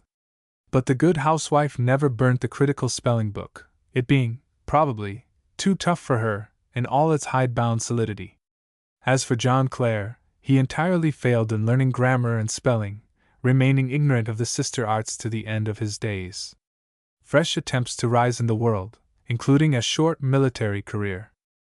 The failure of his attempt to learn grammar, and the firm belief in the words of Mr. Thomas Porter that grammar was indispensable to poetry, for some time preyed upon the mind of John Clare. He lost all his pleasure in scribbling verses, either at home or in the fields, careless even of the praise which his parents had got into the habit of bestowing upon his pretended readings from the poets. This lasted for nearly a year, at the end of which time his own hopefulness, coupled with the natural buoyancy of youth, drove him again to his old pursuits. His spirits were raised additionally by the encouragement of a new friend, the parish clerk of Helpston. The rumor had spread by this time that John was a scholar, and was writing bits of books on paper, and though the vox populi of Helpston thought not the better of John for this acquirement, but rather condemned him as a practically useless creature, the parish clerk, being teacher also of the Sunday school, and, as such, representative of learning in the village, held it to be his duty to take notice of and patronize the young man. He went so far as to call upon Clare, now and then, with much condescension, and having glanced, in a lofty sort of way, at the rainbowed slips of paper, already submitted, with such unhappy results, to the judgment of Master Porter, he promised to do something for his young friend and pupil. The something, after a time, turned out to be an introduction to Lord Milton, eldest son of the Earl Fitzwilliam, with whom the worthy Sunday school teacher professed to be on very intimate terms. John Clare, at first, was very unwilling to thrust himself upon the notice of any such high-born personage, but the united persuasion of his parents and the obliging new friend broke his reluctance. A day was fixed, accordingly, for the visit to the noble lord, residing at Milton Park, halfway between Helpston and Peterborough. After infinite trouble of dressing, the memorable waistcoat, with cotton gloves, and white necktie, which had made the journey to Wisbeach, being again put into requisition, John Clare and his patron started one fine morning for Milton Park. The stately porter at the lodge, after some parley, allowed them to pass, and they reached the mansion without further misadventure. His lordship was at home, said the tall footman in the hall, and his lordship would see them immediately, he reported, after having delivered the message of the two strangers. Trusting the immediate, John Clare and his friend waited patiently 1 hour, 2 hours, 3 hours. They saw the sun culminate, and saw the sun set, and still waited with becoming quietness. At last, when it was quite dark, the news came that his lordship could not see them this day, but would be glad to meet them some other time. Thereupon John Clare and the Sunday school teacher left Milton Park and went back to Helpston, slightly sad, and very hungry. To John Clare this first attempt to gain high patronage was profoundly discouraging, but not so to the worthy parish clerk, whose experience of the world was somewhat larger. The latter induced his young friend to make another trial to meet Lord Milton, and, the thing being better planned, they were successful this time, as far, at least, as the mere meeting was concerned. Having discovered that the noble lord was in the habit of occasionally visiting some outlying farms, the shrewd clerk waylaid his lordship, and together with his young friend, burst upon him like an apparition. breaking out into glowing praise of John Clare, which made the latter blush like a maiden. The parish clerk finished by pulling from his pocket a bit of antique pottery, unearthed somewhere in the grounds between Helpstone Heath and Castor. Lord Milton smiled, and handing the bearer some loose cash, accepted the gift, not forgetting to state that he would remember the young man thus favorably introduced to his notice. John Clare instinctively comprehended the meaning of all this, and went home and made a silent vow never more to seek patronage in cotton gloves, with a white necktie, and never more to trust his grandiloquent friend and patron, the parish clerk. The failure of all his attempts to raise himself from his low condition drove John Clare into a desponding mood. Weak in body, and suffering under continuous ill health, his work as a farm laborer brought him scarce sufficient remuneration to procure the coarsest food and the scantiest clothing, while it left him without any means whatever to assist his parents in their great distress, so that they had to continue recipients of meager parish relief. Throughout, Clare had an innate consciousness of being born to a freer and loftier existence, and thus deeply felt the burthen of being condemned to the fiercest struggle with poverty and misery. The bitter feeling engendered by this thought he surmounted, most frequently, by flying into his favorite realm of poetry, but often enough the moral strength failed him for the task, and he sank back in utter hopelessness. More and more was this the case at this period. He was now verging upon manhood, and with it came, as nobler aspirations, so baser passions and desires. To these he fell a prey as soon as he threw aside his slips of paper and pencil, in consequence of Thomas Porter's sharp rebuke, and the utter failure to master Lowe's critical spelling book. For many months after, he neither read, nor made the slightest attempt to write verses, and the idle hours threw him again into evil company, similar to that from which he had escaped at Burley Park. There were, among the laborers of Helpstone, 2 brothers of the name of John and James Billings, who lived, unmarried, at a ruinous old cottage, nicknamed Bachelor's Hall. Both were given to poaching, hard drinking, and general rowdyism, and fond, besides, of meeting kindred spirits, of the same turn of mind, at the riotous evening assemblies in their little cottage. Hitherto, John Clare's passion for poetry had kept him constantly at home, the nightly companion of his poor parents. But no sooner had he weaned himself from his verses, when he fled to the hall. To his ardent temper, there was a great charm in the wild, uproarious meetings which took place every evening, accompanied by as much consumption of ale as the purses of the lawless fraternity would allow. Poaching, to most of them, proved a source of considerable gain, not less than a pleasant excitement, and the money thus freely acquired was as freely spent in drink and debauchery. Though pressingly invited, Clare could not be made to join in the stealing of game. He was too deep a lover of all creatures that God had made, to be able to hurt or destroy even the least of them wilfully. But although unwilling to commit slaughter himself, he was not at all disinclined to share in its fruits, and it was not long before he became the leader at the frequent drinking bouts at Bachelor's Hall. Shy and reserved on ordinary occasions, he was at these meetings the loudest of loud talkers and singers, the fumes of vanity, together with those of alcohol, exerting their combined influence. Reciting his verses to merry companions, he earned warm and enthusiastic applause, and for the first time in his life deemed himself fully and justly appreciated. That this fancied road to fame was, after all, the dreariest road to ruin, poor John Clare did not see, and perhaps could scarcely he expected to see. Fortunately, at this critical period of Clare's life an event occurred which, though it drove him for the moment into company almost worse than that of Bachelor's Hall, at the same time afforded the means for his rescue. It was in the spring of 1812, Clare now in his 19th year, that great efforts were made throughout the kingdom to raise the local militia of the various counties, in view of getting, through this source, recruits for the regular army. Veterans, with red noses and flying ribbons on their hats, kept tramping from one end of the country to the other, making every pothouse resound with tales of martial glory, and fearful accounts of Boney. Even into remote Helpstone the recruiting sergeant penetrated, taking up his quarters at the Blue Bell, and with much political wisdom honoring the convivial meetings at Bachelor's Hall with occasional visits. John Clare's heart was stirred within him when, for the first time, he heard of golden deeds of valor in the field, and how men became great and famous by killing other men. The eloquent recruiting sergeant rose to his full height when drawing the accustomed figure of Boney, with horns and tail, swallowing a dozen babies at breakfast. John Clare, with other of his fellows at the bachelor's hall, got into a holy rage at the crimes of Boney, vowing to enter the list of avenging angels. The veteran with the red nose took his audience at the word, tendering to each of them a neat silver coin, and enlisting them in the regular militia. John was the foremost to take his shilling, and though his heart misgave him a little when thinking the matter over in the cool of the next morning, he had no choice but to take the red, blue, and white cockade and follow the sergeant. The latter managed to enlist a score of young fellows from Helpston, and the whole village turned out when he marched them off to Peterborough. Old Parker Clare and his wife shed tears on bidding their son farewell, fearing it might be a farewell forever. As to John, his pride only prevented him from joining in their lamentation, for his mind was by no means easy regarding the consequences of his rash endeavor to become a hero.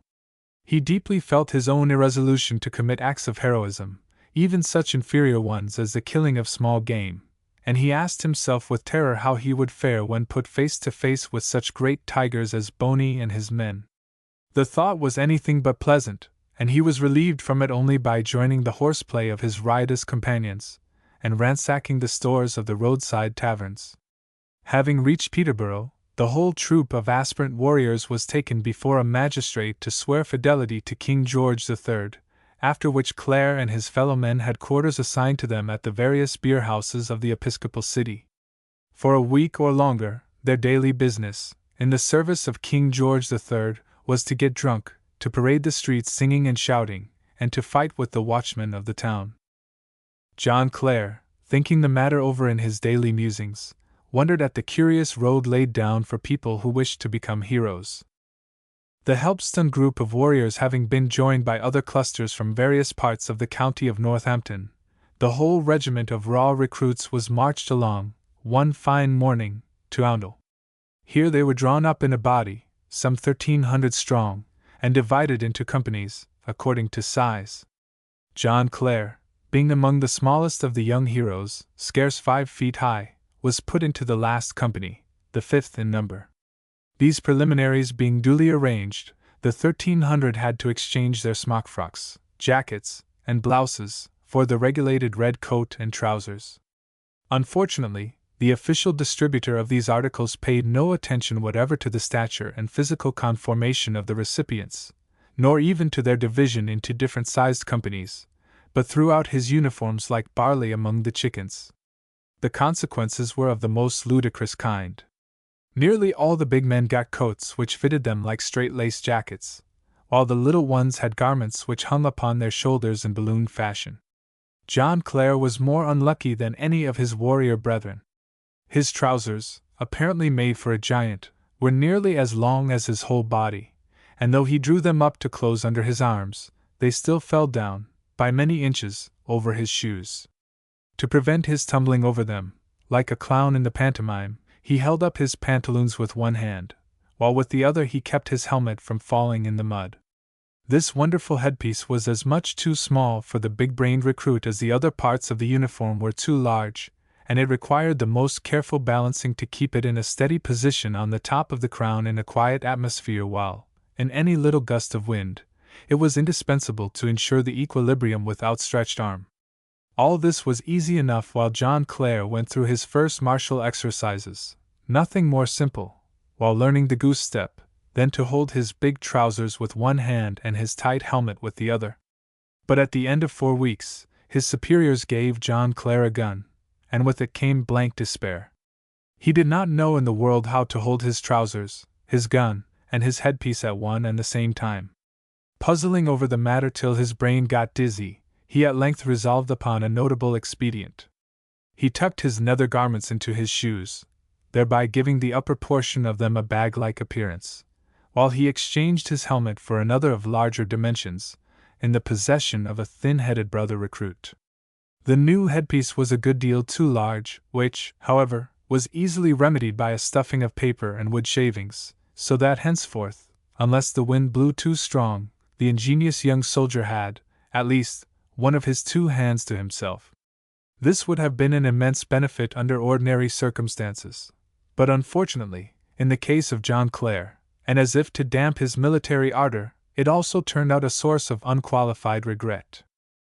The corporal under whose immediate orders he was placed, a prim and ladylike youngster, took an aversion to John, partly on account of the bag trousers, and partly because of the stuffings of his helmet, a fraction of which not unfrequently escaped its confinement, and hung down, in stiff wooden ringlets, over his pale cheeks.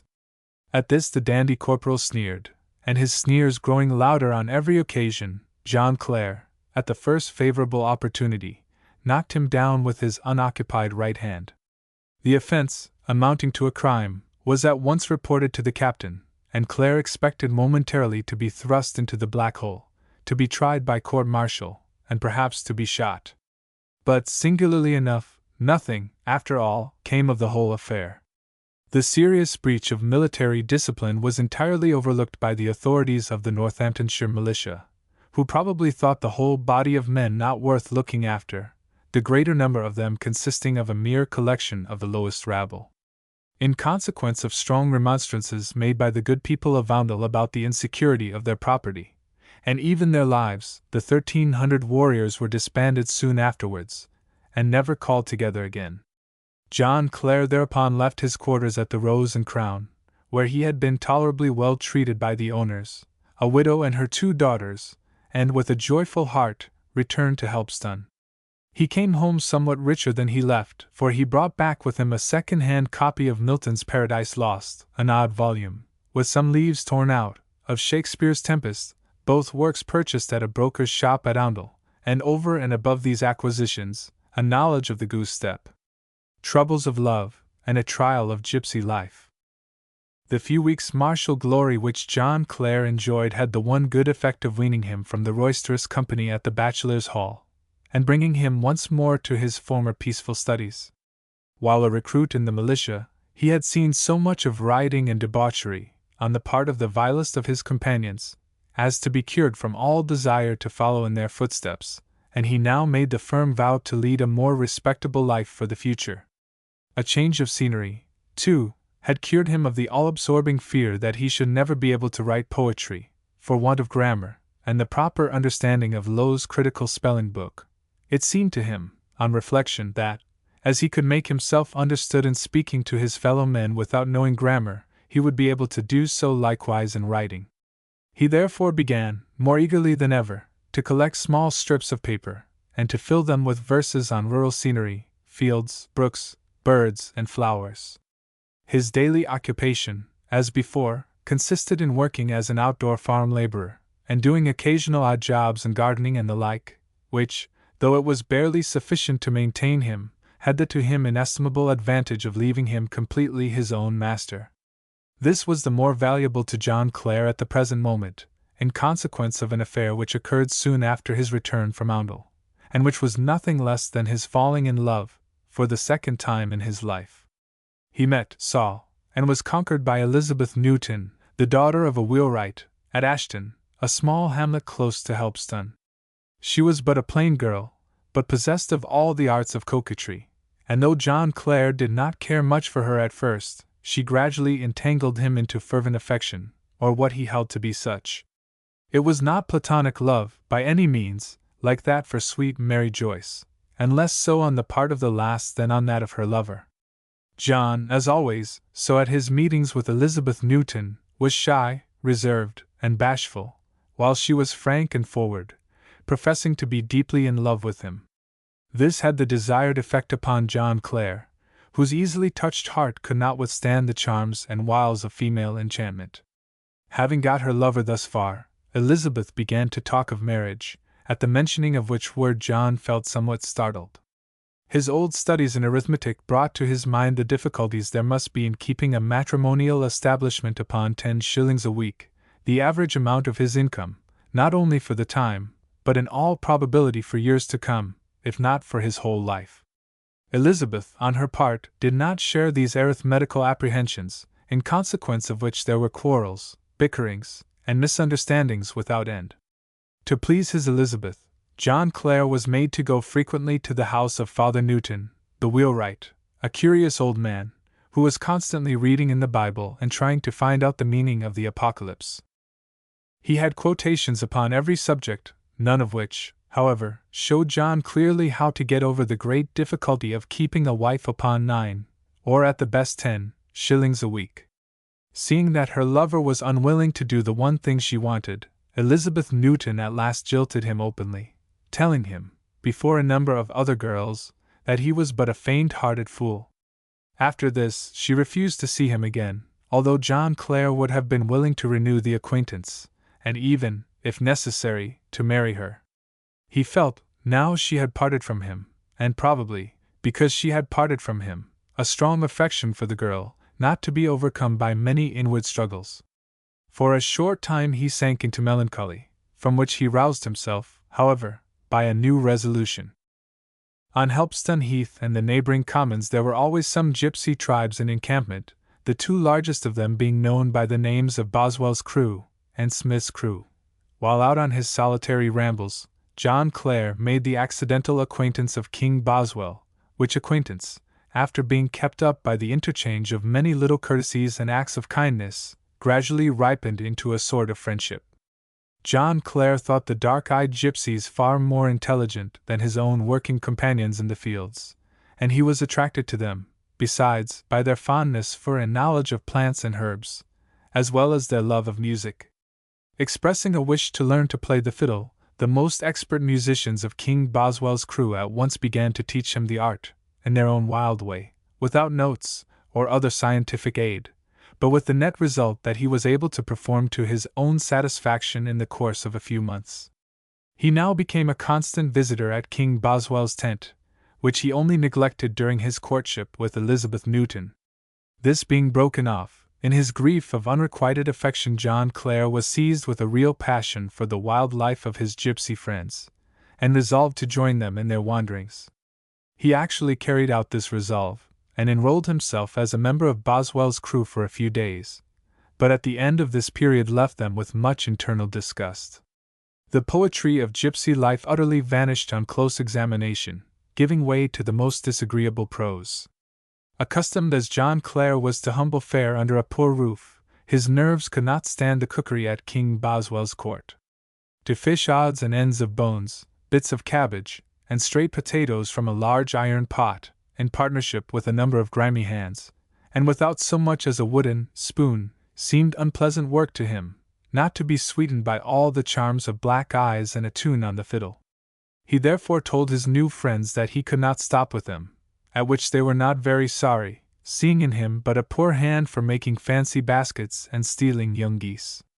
Thus King Boswell and his secular friend parted to their mutual satisfaction, John Clare returning once more to his accustomed field and gardening operations. However, the poet, all his life long, did not forget the gypsies, nor did they forget him. Whenever any of Boswell's crew, or, in their absence, their first cousins of Smith's Crew happened to be near John Clare, on a Saturday evening, after he had drawn his weekly wages, they did not fail to pay him a friendly visit, singing some new song to the ancient text of Auld Lang Syne. Lime burning and love making. The short trial of gypsy life was not sufficient to make John Clare forget his troubles of love, and he began to think seriously of his further prospects in life. He would have been but too happy to ask Elizabeth Newton to become his wife, but having seen so much of poverty in the case of his parents, he had a natural dread to start in the same career, with the workhouse for ultimate goal.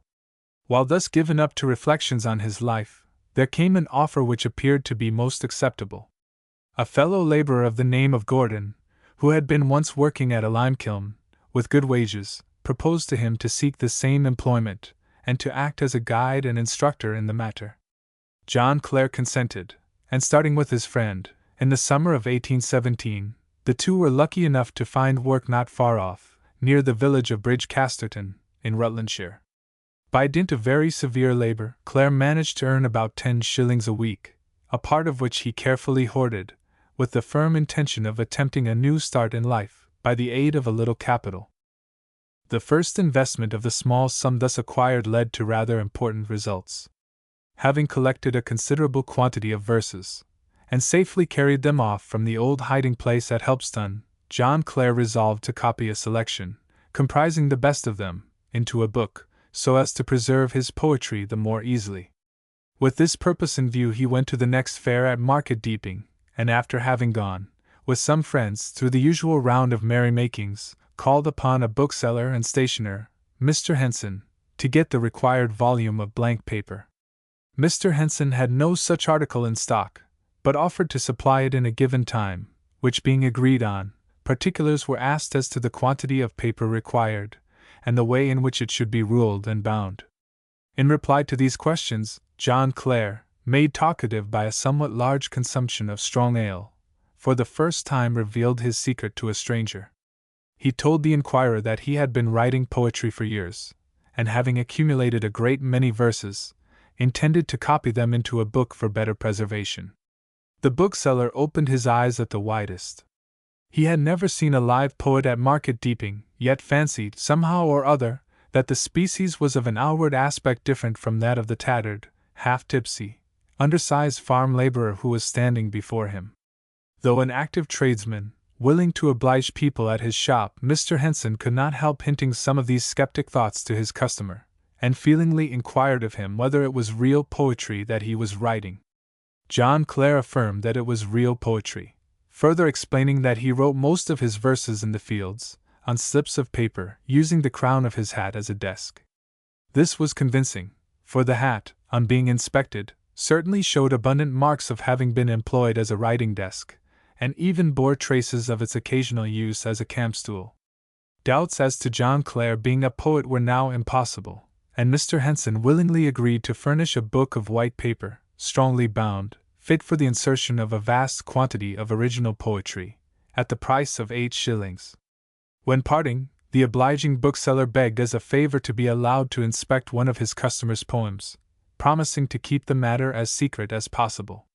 The flattering request was promptly acceded to, and in a few days after, there arrived by post at Market Deeping 2 sonnets by John Clare, which he had recently composed.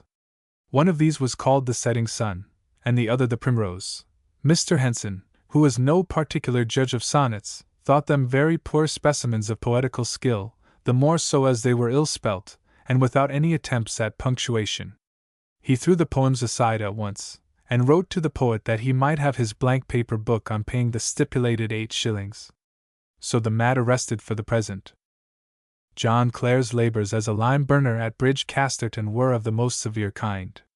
He was in the employ of a Mr. Wilders, who exacted great toil from all his men, setting them to work 14 hours a day, and sometimes all the night long in addition. Nevertheless, Clare felt thoroughly contented in his new position, being delighted with the beautiful scenery in the neighborhood, and happy, besides, in being able to earn sufficient money to send occasional assistance to his parents. When not engaged at work, he went roaming through the fields far and wide, always with paper and pencil in his pocket, noting down his feelings in verse inspired by the moment. It was the time when his poetical genius began to awaken to full life and consciousness. He began writing verses with great ease and rapidity, often composing half a dozen songs in a day, and though much of the poetry thus brought forth was but of an ephemeral kind, and of no great intrinsic value, the exercise, combined with extensive reading of nearly all the old poets, contributed considerably to his development of taste. Sometimes he himself was surprised at the facility with which he committed verses to paper, on the mere spur of the moment. It was on one of these occasions that the thought flashed through his mind of his being endowed with poetical gifts denied to the majority of men. This was a perfectly new view which he took of himself and his powers, and it helped to give him immense confidence. Timid hitherto and entirely distrustful of his own abilities, he now felt himself imbued with strength never known, and under the impulse of this feeling determined to make another attempt to rise from his low condition. The idea occurred to him of printing his verses, and of coming openly before the world as a poet. Each time he had written a new verse with which he was pleased, his confidence grew, though his hopes fell again when he set himself thinking the matter over, and dwelling upon the difficulties in his way. This inward struggle lasted nearly a year, in the course of which there occurred another notable event, which in its consequences grew to be one of the most important of his whole life. Every Sunday afternoon, the laborers at Mr. Wilder's lime kiln were in the habit of visiting a small public house, at the hamlet of Tickencote, called the Flower Pot. Thirsty, like all of their tribe, they spent hours in carousing, while John Clare, after having had his glass or two, went into the fields, and sitting by a hedge, or lying down under a tree, surveyed the glories of nature, feasting his eyes upon the thousandfold beauties of earth and sky. It was on one of these Sunday afternoons, in the autumn of 1817, Clare now past 24, that he saw for the first time Patty, his future wife. She was walking on a footpath across the fields, while he was lying in the grass not far off, dreaming worlds of beauty and ethereal bliss. Patty stepped right into his ideal realm, and thus, unknown to herself, became part and parcel of it. She was a fair girl of 18, slender, with regular features, and pretty blue eyes, but to Clare, at the moment, she seemed far more than fair, slender, and pretty. He watched her across the field, and when she disappeared from sight, John Clare, almost instinctively, climbed to the top of a tree, to discover the direction in which she was going.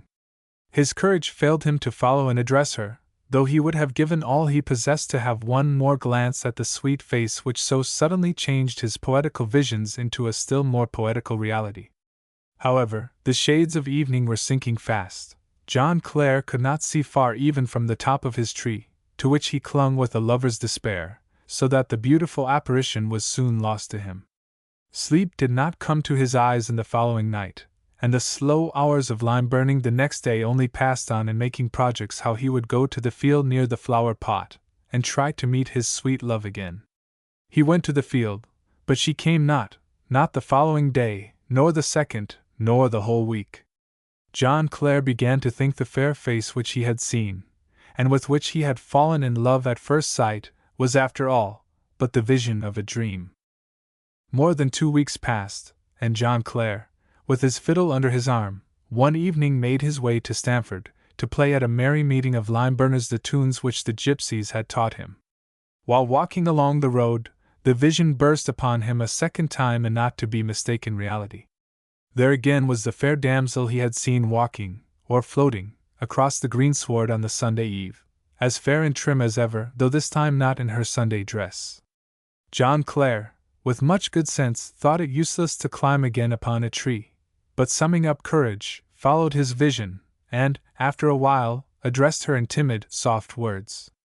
What gave him some courage for the moment was, that being on a festive excursion, he had donned his very best garments, including a flowery waistcoat and a hat as yet free from the desk service of poetry.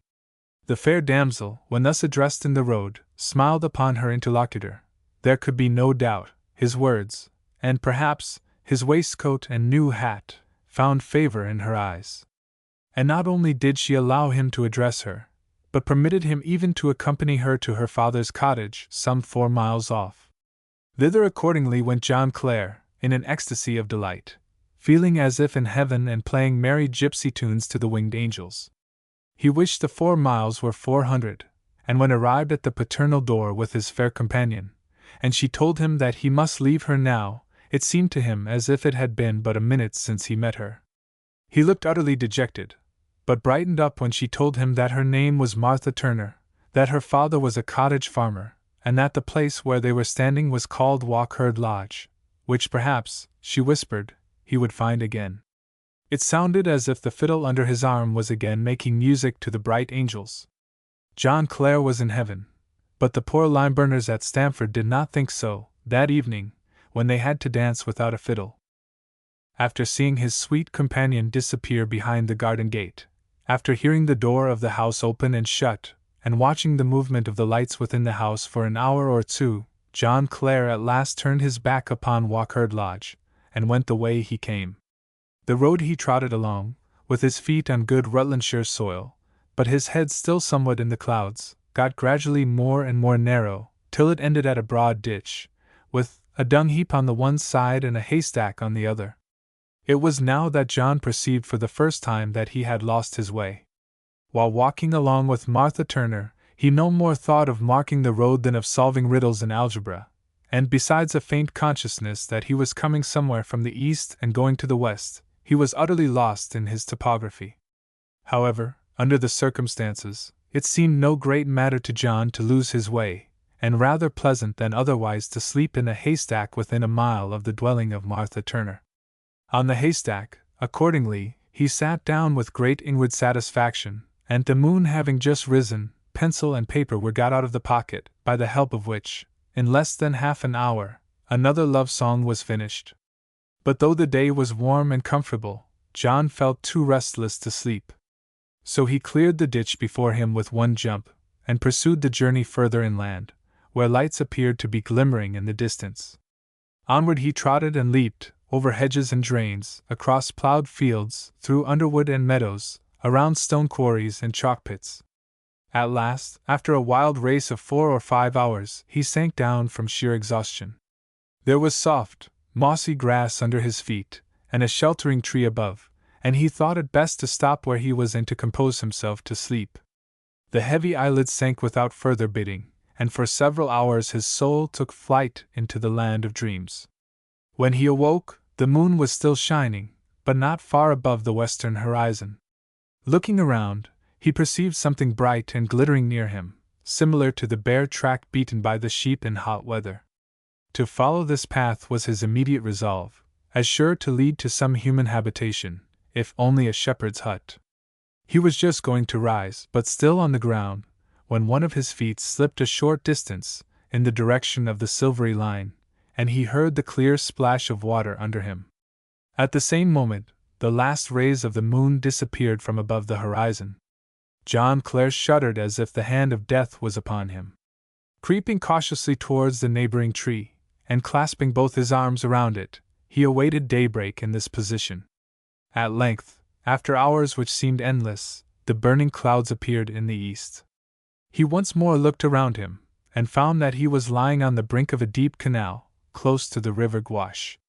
One turn of the body in its restless dreams, one step towards the tempting silvery road of night, would have made an end forever of all the troubles, the love and life and poetry, of poor John Clare. Attempts to get up a prospectus. Soon after his first meeting with Martha Turner, at the beginning of October, 1817, John Clare left Bridge Casterton, and went to Pickworth, a village 4 miles off, in a northerly direction, where he found employment in another limekiln, belonging to a Mr. Clerk. The reason he quitted his old master was that the latter lowered his wages from 9 to 7 shillings per week, which reduction John Clare would not submit to. Though content, throughout his life, to live in the humblest way, he had 2 strong reasons, at this moment, for wishing to earn moderately good wages, so as to be able to save some money. The first was that he had set his heart on having a new suit of clothes, including an olive green coat.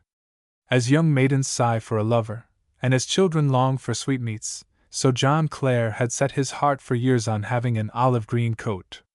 For this wonderful garment he was measured soon after returning from Oundle and Marshall Glory, under the agreement, carefully stipulated with the master tailor, that it was to be delivered only on cash payment. But he had never yet been able to raise the necessary 50 shillings, although the olive green coat was dearer to his heart than ever before. However, there was one still dearer object, for the carrying out of which he wanted to save money, namely, the attempt to get some of his verses printed. His chief impulse, in this respect, was not so much literary vanity, but a strong desire to get the judgment of the world on his own secret labors. As yet, though with an intuitive perception of the intrinsic worth of his poetry, he had no real faith in himself. The intimation of Thomas Porter, respecting the necessity of grammar, still weighed heavily upon his mind, and the cold reception which his verses met with at the hands of the bookseller of Market Deeping greatly contributed to weaken the belief in the value of his writings. Nevertheless, the old spirit of faith urging him again and again, he had more than once renewed his communications with Mr. Henson, and repeated visits to Market Deeping at last produced a sort of treaty between bookseller and poet. Mr. Henson agreed to print, for the sum of £1, 300 prospectuses, inviting subscribers for a small collection of original trifles by John Clare. The price of the volume was to be 3 shillings and 6pence, in boards, and Mr. Henson promised that, as soon as 100 subscribers had given in their names, he would begin to print the book, at his own risk. This treaty, the result of several interviews, and much anxiety on the part of John Clare, was settled between the interested parties in the month of December, 1817. A more excited time than that which now followed, Clare had never seen in his life. He was in love over head and ears, and had to pay frequent visits to his mistress at Walkherd Lodge. He had to think of saving money for his long-desired olive-green coat, more than ever desired now for presentation at the lodge, and last not least, he had to work overtime to get the £1 required for the printing of the 300 prospectuses. In short, he had to labor harder than ever, in order to gain more money, and yet, at the same time, required more leisure than ever, both for writing verses and love-making. To reconcile these opposite wants, he took to night work, in addition to daily labor, risking his health and almost his life to gain a few shillings and to have an occasional glimpse at his sweet mistress. His love prospects did not appear to be very promising, at first. As for Martha Turner herself, she rather encouraged than otherwise the attentions of the young lime burner. Her parents, however, were strongly and energetically opposed to the courtship. Dignified cottage farmers, renting their half a dozen acres of land, with a cow on the common, and a pig or two, they thought their pretty daughter might look higher in the world than to a mere lime burner with 9 shillings a week. Besides, there was another lover in the wind, of decidedly better prospects, who had already gained the ear of the parents, and was backed by all their influence. It was a young shoemaker from Stamford, with a shop of his own, a townsman dressed in spotless broadcloth on all his visits to Walkherd Lodge, and of manners considered aristocratic. Martha herself wavered slightly between the shoemaker and the lime burner. The former was not only well-dressed but good-looking, to either of which externals John Clare could lay any pretensions.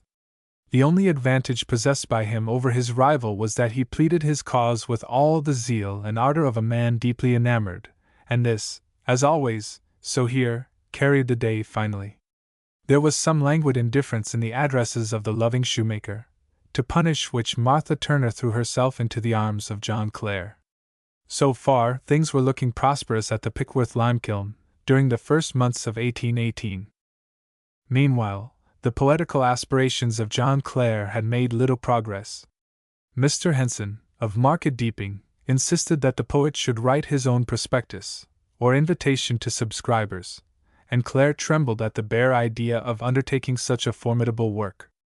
Easy as it was to him to compose scores of verses every day, in the intervals of the hardest manual labor, he had never attempted, in his whole life, to write a single line in prose, and therefore could not bring himself, by any exertion, to go through the new task. Day after day he tormented his head to find words how to begin the required prospectus, but invariably with the same negative result. Often it happened that, when trying to write down the first line of the invitation, his thoughts involuntarily lost themselves in rhyme, till finally, instead of the desired address to the public, there stood on paper, much to his own surprise, an address to the primrose or the nightingale. Thus, one morning, when going to his work, in deep thoughts of poetry, prospectuses, love, and lime burning, the reflection escaped his lips, "What is life?" And, as if driven by inspiration, he instantly sat down in a field, and on a scrap of coarse paper, wrote the first 2 verses of the poem, subsequently published under the same title. Clare's poetical genius threatened to master even his own will. At length, however, after infinite trouble and exertion, he managed to get the dreaded prospectus ready. Having saved the £1 with which to pay the printer, he firmly determined to make a final attempt to write prose, in some form or other, and to send it off to Market Deeping, in whatever shape it might turn. At this time he was in the habit of working, sometimes at Mr. Clerk's lime kiln at Pickworth, and sometimes at a branch establishment of the same owner, situated at Rye Hall, 3 miles nearer towards Stamford. Firm in his determination to produce a prospectus, he started one morning for Rye Hall, and arrived at his place of labor, sat down on a lime scuttle, pencil in hand, with the hat as ever-ready writing desk. For once, the prose thoughts flowed a little more freely, and after a strong inward effort, the following came to stand upon paper. Proposals for publishing by subscription a collection of original trifles on miscellaneous subjects, religious and moral, in verse, by John Clare of Helpston. The public are requested to observe that the trifles humbly offered for their candid perusal can lay no claim to eloquence of poetical composition.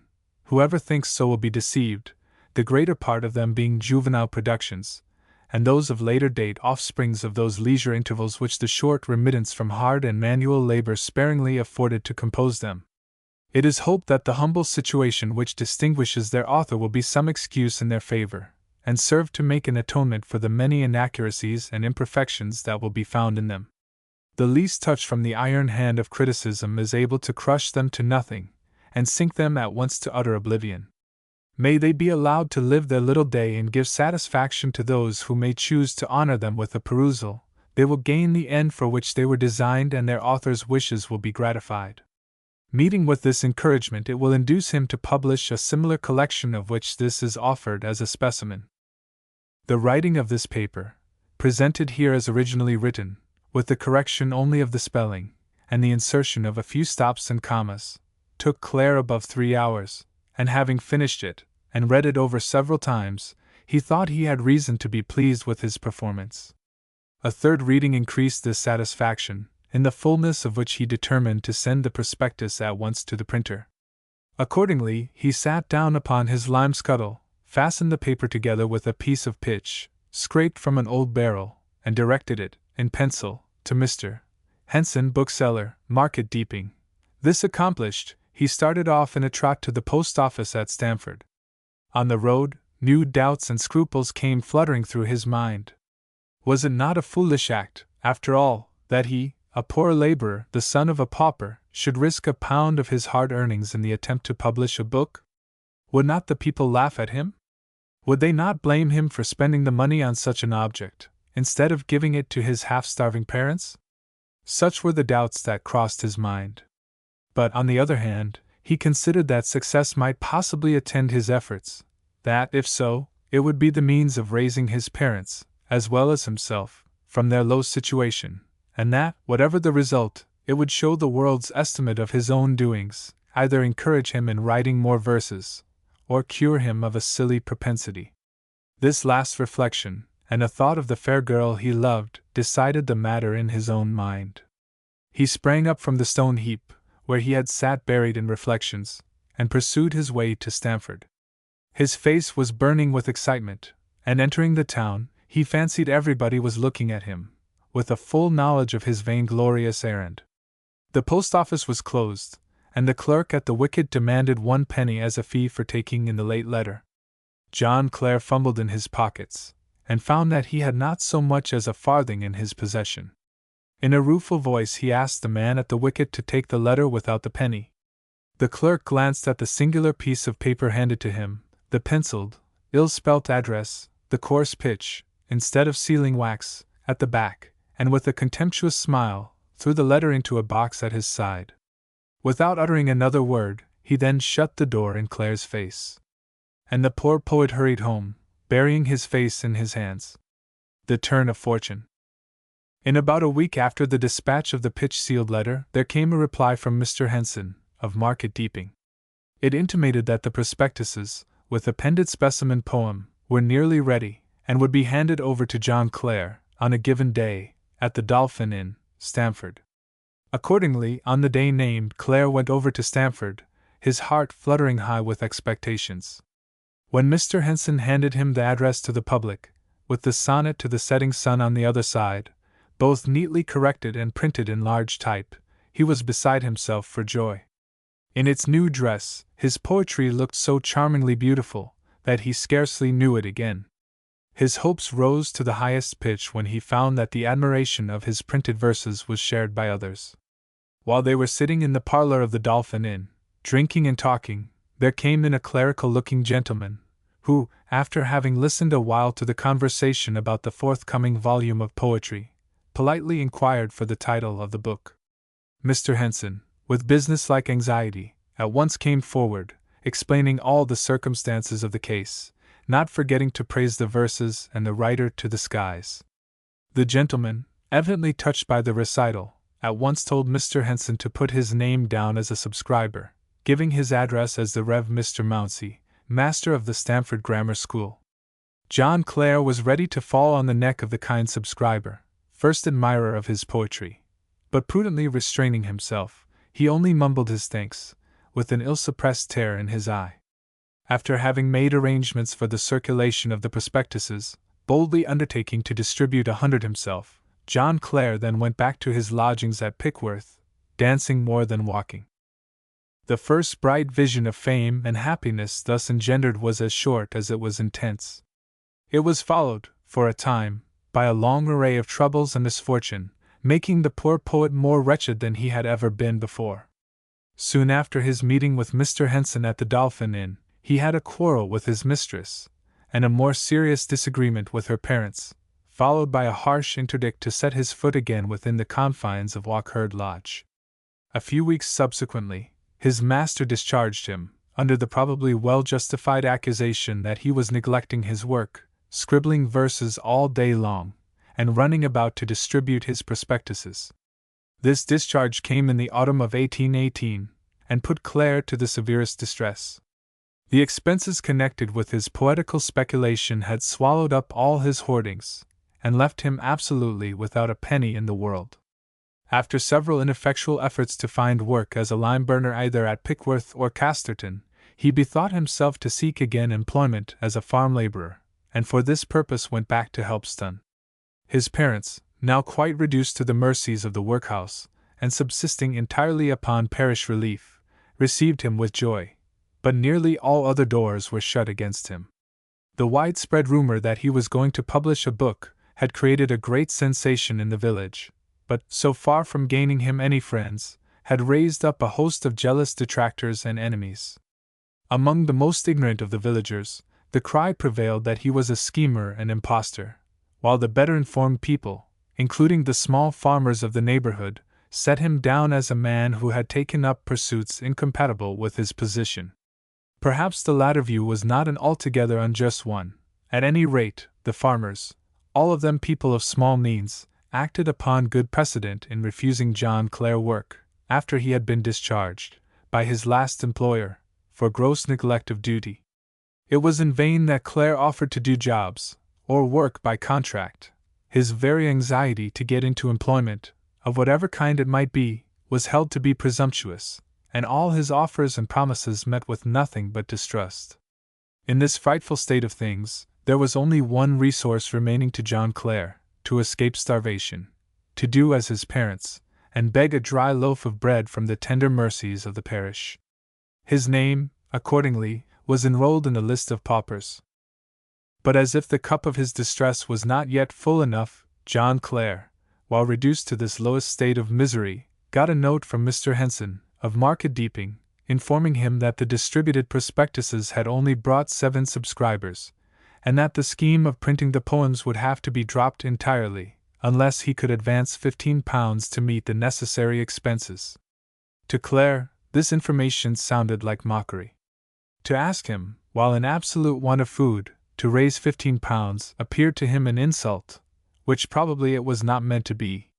Mr. Henson, the printer and bookseller, had very little knowledge of the actual state of his correspondent, and looking upon the whole scheme of publishing poetry as the driest matter of business, addressed Clare as he would have any other customer. This, however, was not the way in which the deeply distressed poet viewed the proceedings. He gave way to his feelings in a very angry letter, after dispatching which he sank into deep despondency.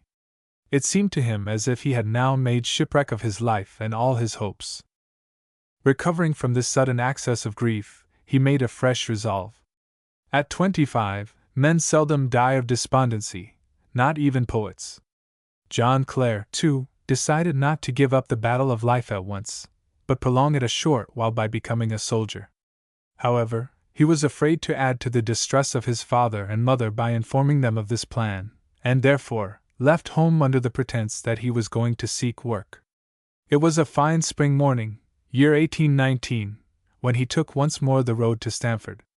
Passing by Burley Park, he was strongly reminded of that other sunny day in spring when he came the same way with Thomson's Seasons in hand, when he was seized with the sudden passion for poetry, and when he wrote his first verses under the hedge of the gardens, full of joy and happiness. And he pondered upon the sad change which had taken place in these 10 years. He had written many more verses, far better verses, he fully believed, and yet was poorer than ever, and more wretched and miserable than he had imagined he could possibly be. Thus ran the flow of his thoughts, sad and gloomy, though not without an undercurrent of more hopeful nature.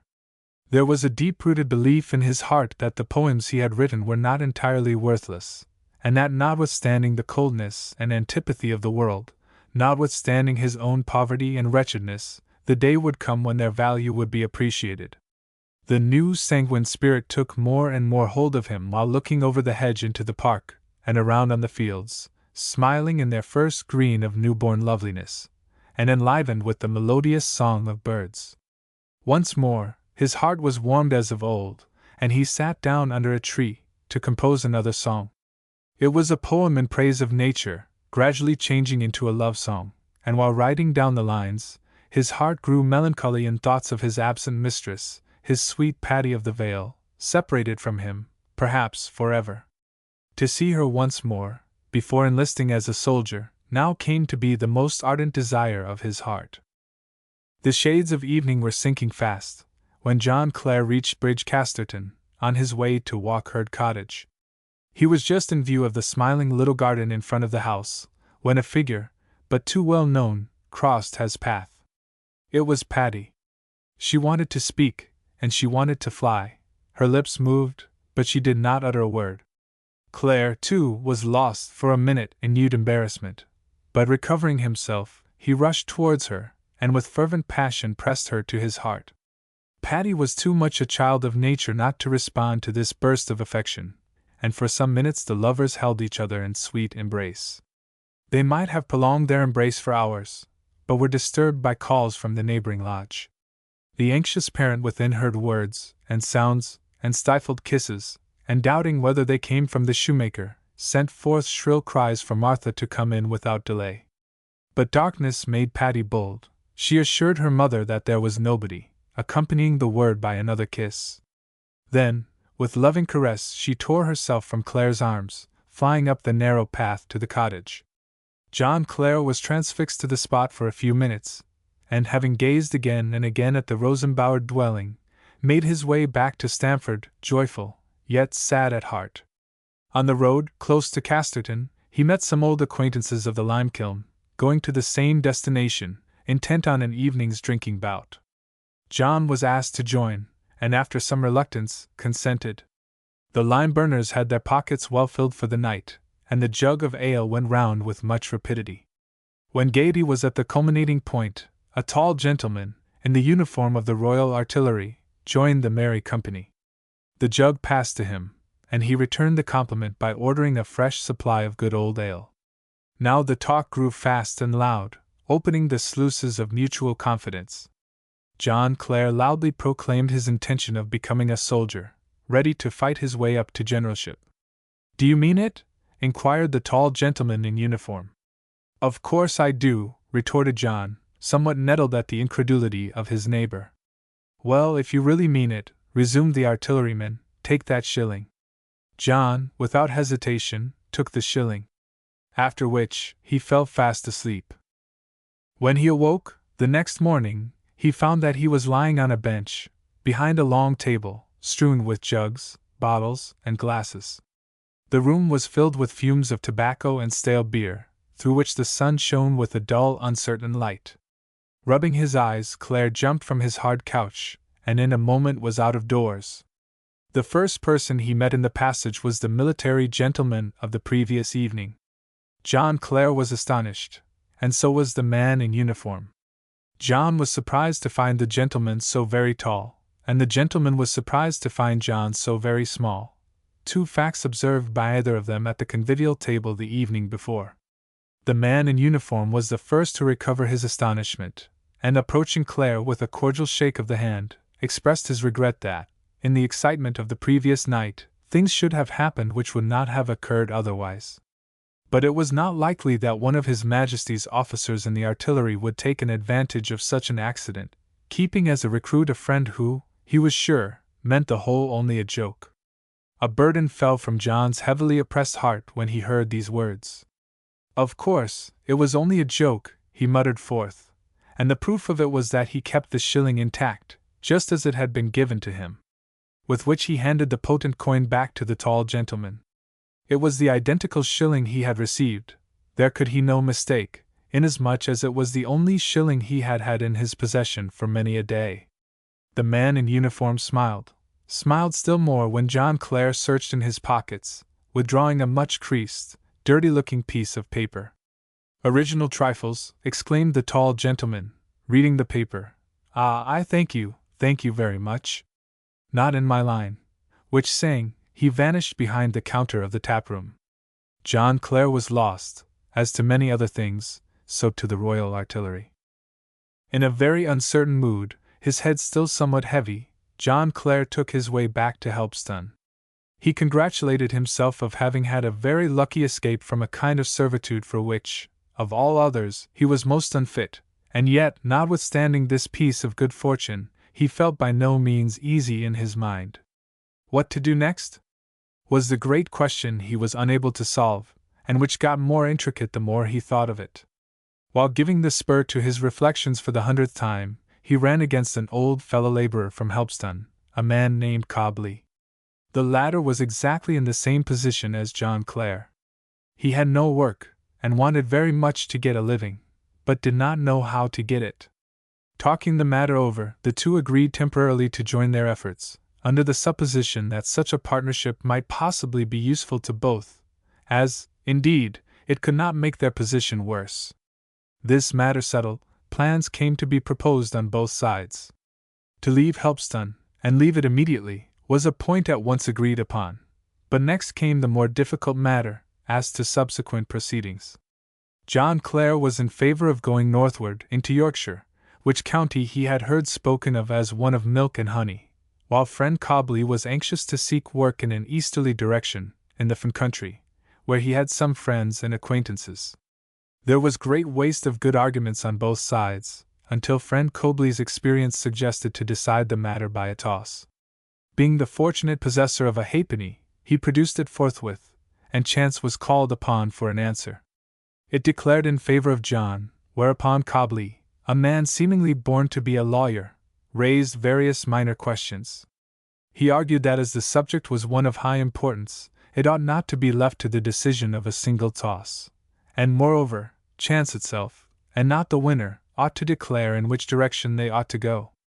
After protracted discussion, the final settlement of the question was postponed to the following day, a Sunday, a very important Sunday in the life of John Clare. Early on the Sunday morning, the two friends met, as agreed upon, at Bachelor's Hall, the general club and meeting place of the young men of Helpston. The news that Clare and Cobley were on the point of leaving the village together, to seek fortune in distant places, had spread rapidly, and attracted a large number of old friends and acquaintances. Clare was not a popular man, but Cobley was, and to honor the latter, various bottles were brought in from the neighboring public house. Due justice having been done to the contents of these flasks, the discussion respecting the final consultation of Dame Fortune was renewed, and happily brought to an end. It was proposed by the brothers Billing, tenants of the hall, and adopted by a majority of votes, that a stick should be put firmly in the ground, in the middle of the room, and that they should dance around it in a ring till it fell from its erect position. The way in which it fell was to indicate the direction in which the two emigrants were to go.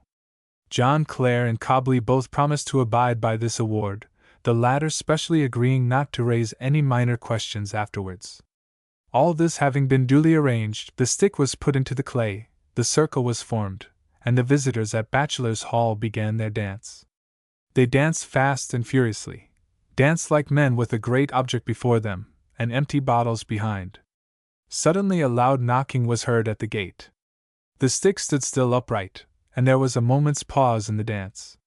"John Clare must come home at once," said a shrill little voice outside. "There are two gentlemen waiting for him, two real gentlemen." "Shall I go?" inquired John. "Go, by all means," dictated the elder of the Bachelor brothers. "We will wait for you." They waited long, but John did not return. John Clare's first patron. The two real gentlemen, who were waiting at the little cottage, wishing to see John Clare, were Mr. Edward Drury, bookseller, of Stamford, and Mr. R., Newcomb, a friend of the latter, proprietor of the Stamford Mercury.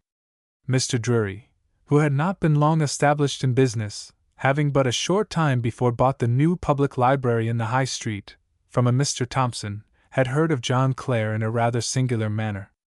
One day, while still in treaty about the business, there came into the new public library a gaunt, awkward-looking man, in the garb of a laborer, yet with somewhat of the bearing of a country squire. Addressing Mr. Thompson, he told him, in a haughty manner, that there would be no debts paid at present, and not until the poems are out.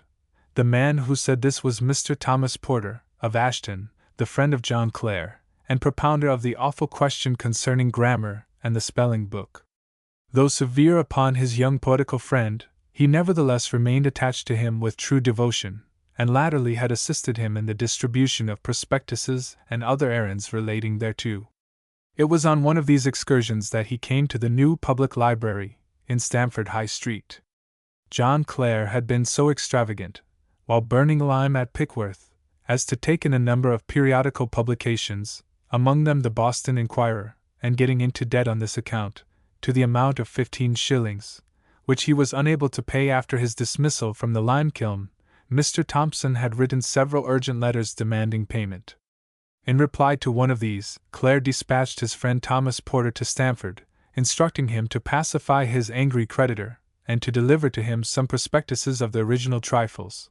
It was in order to be the more effective that Thomas Porter adopted a haughty tone, quite in keeping with his tall gaunt figure, and talking in a lofty manner of his friend the poet, almost repudiated the right of the bookseller to ask for payment of his little debt. The proprietor of the new public library, a quick-tempered man, got exceedingly irritated on hearing this language. Speaking of John Clare in the most offensive terms, he took the prospectuses and threw them on the floor, at the same time ordering Thomas Porter out of his shop. The long wiry arms of John Clare's tall friend were about reaching across the counter and pulling the little shopkeeper from his seat, when Mr. Drury interfered. He had listened to the dialogue with intense astonishment, being quite bewildered as to the meaning of the terms poet, lime-burner, and swindler, all applied to one person, of whom it was clear only that he was a friend of the gone man. When the latter had taken his leave, pacified by much politeness and many kind words from Mr. Drury, an explanation was sought and obtained. Mr. Thompson, still trembling with rage, informed his successor in the business, that the lime-burning rogue had pretensions to be a poet, and wanted to swindle people out of their money under pretext of publishing a volume of verses. Picking up one of the prospectuses, Mr. Drury saw that this, in a sense, was the case. But examining the address to the public, he could not help thinking that it was a prospectus singularly free from all indications of puffing, and less still of roguery. Indeed, he thought that he had never seen a more modest invitation to subscribe to a book, or one which, in his own opinion, was more unfit to attain the object with which it was written. The writer evidently depreciated his work throughout, and took the lowliest and humblest view of his own doings. That such a very unbusinesslike address could not possibly secure a dozen subscribers, Mr. Drury knew but too well, but this made him the more anxious to get some further knowledge of the modest author. He accordingly paid the debt of 15 shillings to the delighted Mr. Thompson, and put Clare's prospectus in his pocket-book, and having got somewhat at home in his new business, settling the most urgent matters connected with the transferment, started on a visit to Helpston, in company with a friend. Entering the little cottage, the two visitors, though they expected to see poverty, were greatly surprised at the look of extreme destitution visible everywhere. Old Parker Clare, now a cripple scarcely able to move, was crouched in a corner, on what appeared to be a log of wood, covered with rags, while his wife, pale and haggard in the extreme, was warming her thin hands before a little fire of dry sticks. It was Sunday, but there was no Sunday meal on the table, nor preparations for any visible in the low, narrow room, the whole furniture of which consisted of but a rickety table and a few broken-down chairs. The astonishment of Mr. Drury and his friend rose when John Clare appeared on the threshold of his humble dwelling. A man of short stature, with keen, eager eyes, high forehead, long hair, falling down in wild and almost grotesque fashion over his shoulders, and garments tattered and torn, altogether little removed from rags, The figure thus presented to view was strikingly unlike the picture of the rural poet which the Stamford bookseller had formed in his own mind. John Clare, shy and awkward as ever, remained standing in the doorway, without uttering a word, while Mr. Drury, on his part, did not know how to address this singular being. The oppressive silence was broken at last by the remark of Drury's friend, that they had come to subscribe to the original trifles, a few manuscript specimens of which, he said, they would be glad to see. John Clare did not like the remark, nor the patronizing tone in which it was uttered, and bluntly informed the inquirer that nearly all his verses were in the possession of Mr. Henson, of Market Deeping, who had agreed to print them. The further question as to how many subscribers he had for his poems irritated Clare still more, eliciting the answer that this was a matter between him and Mr. Henson. Mr. Drury, with superior tact, now saw that it was high time to change the conversation, which he did by asking leave to sit down, and exchange a few words with Mr. Clare and his parents. Addressing old Parker Clare and his wife in a friendly manner, stroking the cat on the hearth, and sending a little boy, lounging about the door, for a bottle of ale, he at last succeeded in breaking the ice. To win confidence, Mr. Drury began giving an account of himself.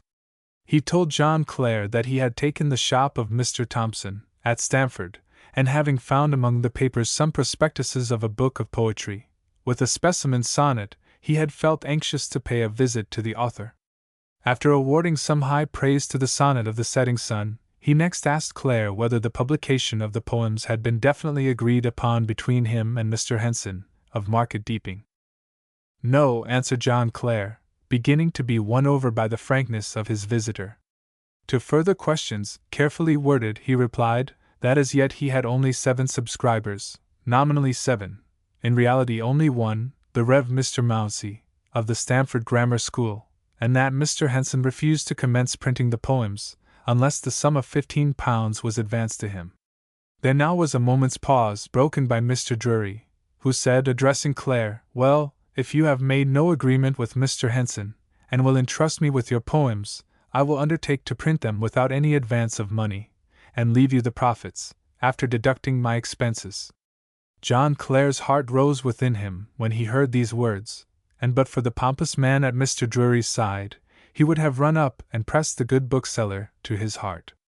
"Yes, you shall have all my papers," he eagerly exclaimed, "shall have them as soon as I get them back from Market Deeping. And I can show you a few verses at once." Which saying, he left the room, returning in a few minutes with a queer bundle of odd-sized scraps of paper, tied round with a thick rope, and scribbled over, in an almost illegible manner, in all directions. At the top of the bundle was a poem, beginning, "My love, thou art a nosegay sweet," which Mr. Drury had no sooner deciphered than he shook Clare warmly by the hand. "I think that will do," he exclaimed, with some enthusiasm, looking at his companion. The latter fancied he ought to say something. "Mr. Clare, I shall be happy to see you to dinner, any of these days," he exclaimed, with a dignified nod and gracious smile. Thereupon, both Mr. Drury and Mr. Newcombe took their farewell, Clare once more promising that he would take his papers to the new public library, as soon as obtained from Market Deeping. On the threshold, Mr. Newcombe was seized with a new idea.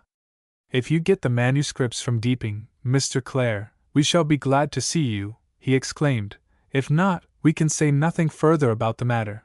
Thus the friendly visitor got rid of the overwhelming fear of giving a dinner to a poor man for nothing. However, John Clare never in his life troubled Mr. Newcombe of Stamford for a dinner. Disagreeable, and almost offensive, as the conversation of one of his visitors had been to John Clare, he was very much pleased with that of the other. For Mr. Edward Drury he felt a real liking, and deeming the proposition which the latter had made exceedingly liberal, he at once set to work carrying the proposal into execution. Fearing that Mr. Henson might, possibly, put obstacles in his way, John persuaded his mother to go to Market Deeping and fetch his poems. The good old dame gladly fulfilled her son's wish, and the next morning trudged over to the neighboring town. Clever diplomatist, like all ladies, young or old, she managed to get, with some difficulty, her son's bundle of many-colored papers, in the midst of which stuck, like the hard kernel in a soft plum, a stout, linen-bound book. John, overanxious now to possess his verses, awaited the result of the journey halfway between Deeping and Helpston, near the village of Maxey.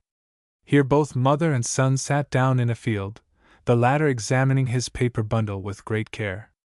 It was all right. Nothing was missing, not even the pitch-sealed document containing the prospectus of the original trifles. Joyful at heart, the two went back to the little cottage, already expanded, in John's imagination, into a large comfortable house.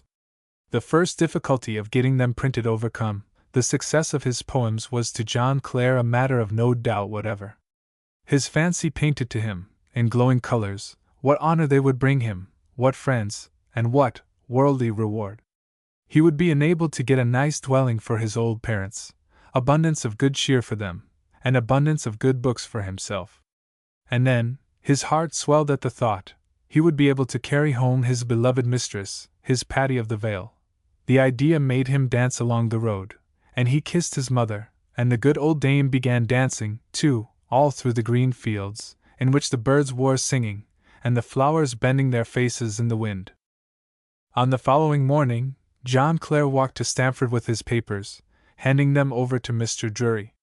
The latter presented him with a guinea, as a sort of purchase money on hand, encouraging him, at the same time, to write more verses, and to complete all the remaining manuscript poetry in his possession. John went home elated with joy, promising to return to Stamford at the end of a week.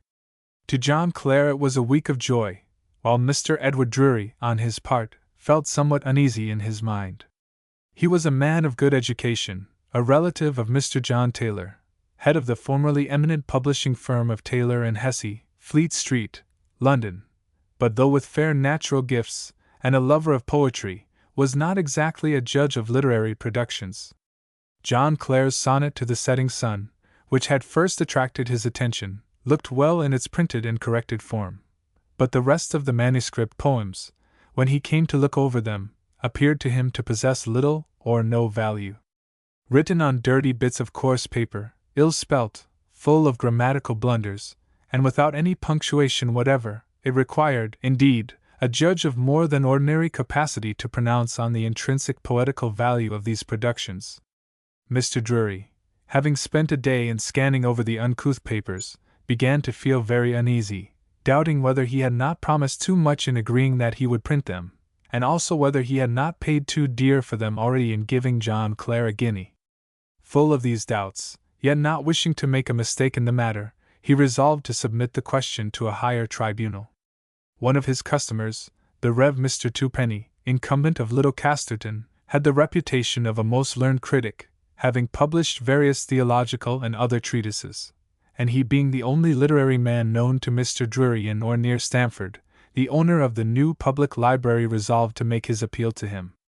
Clare's rough bundle of verses accordingly found its way to Little Casterton Parsonage, to the great surprise of the learned minister, who, though deep in theology, Hebrew, and Greek, knew, probably, much less of the value of English verse than even Mr. Drury.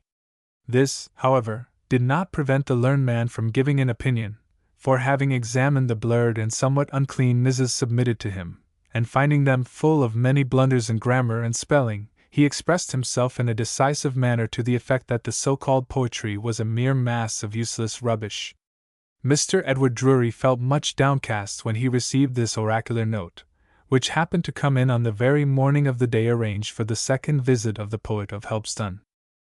When John Clare came into the shop in High Street, joyful and excited, with another large bundle of rope-tied poetry under his arm, Mr. Drury received him with a somewhat elongated face. Instead of expressing a wish to see the new manuscripts, he told his visitor, after some hesitation, that unexpected circumstances prevented him from carrying out the promised publication of the poems at the moment, and that he would have to postpone it for some time. John Clare was ready to burst out crying. The blow came so unexpectedly that he did not know what to think of it. Although with little experience of the world, he saw perfectly well, from Mr. Drury's manner, that something unfavorable had occurred to produce a change respecting the poems. After a short pause, summoning up courage, he pressed his patron to explain the matter. Thereupon the letter of the Rev. Mr. Twopenny was handed to Clare. He read it over, read it once, twice, and then grasped the counter to prevent himself from falling to the ground. It was the first harsh literary criticism the poor poet had to submit to in his life. The blood rushed to his face, his hands clenched the fatal letter, as if to annihilate its existence. After a while, he could not contain himself any longer, but bursting into tears, ran out of the shop. Good-natured Mr. Drury saw that he had made a mistake, perhaps a great, and certainly a cruel mistake. He rushed after his humble friend, and brought him back to the shop, and into the parlor behind, there soothing him as best he could.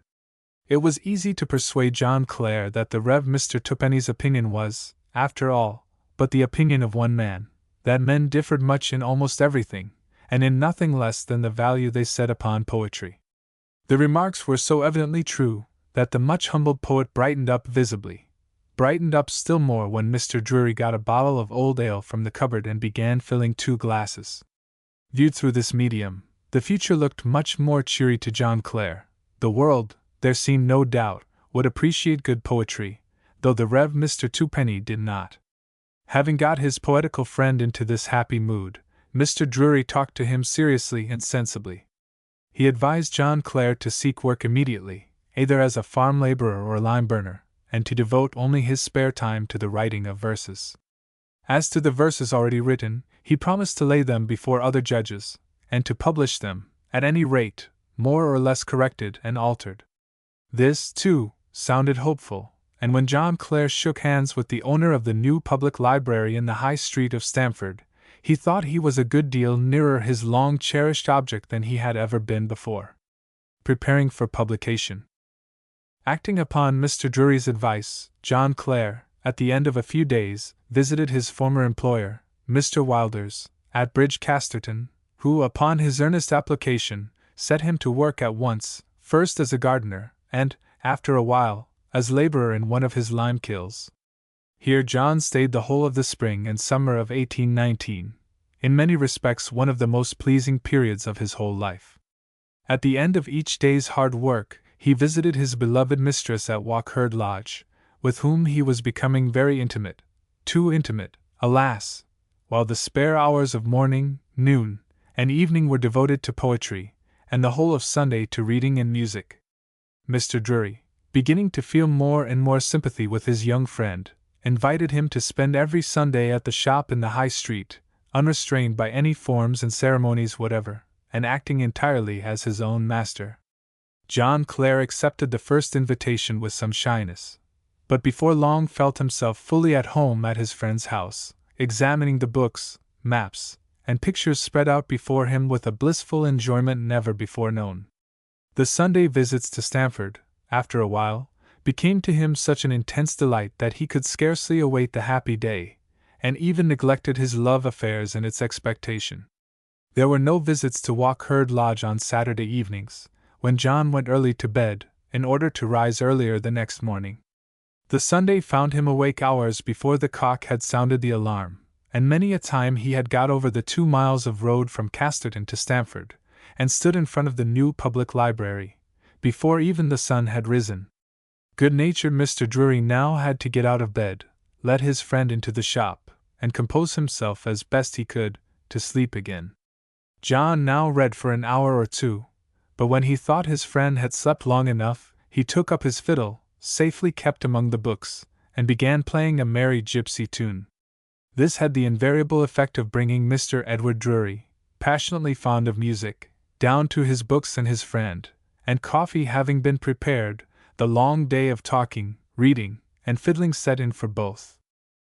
While these proceedings were going on, the fate of Clare's poems had been decided, unknown, however, to the poet.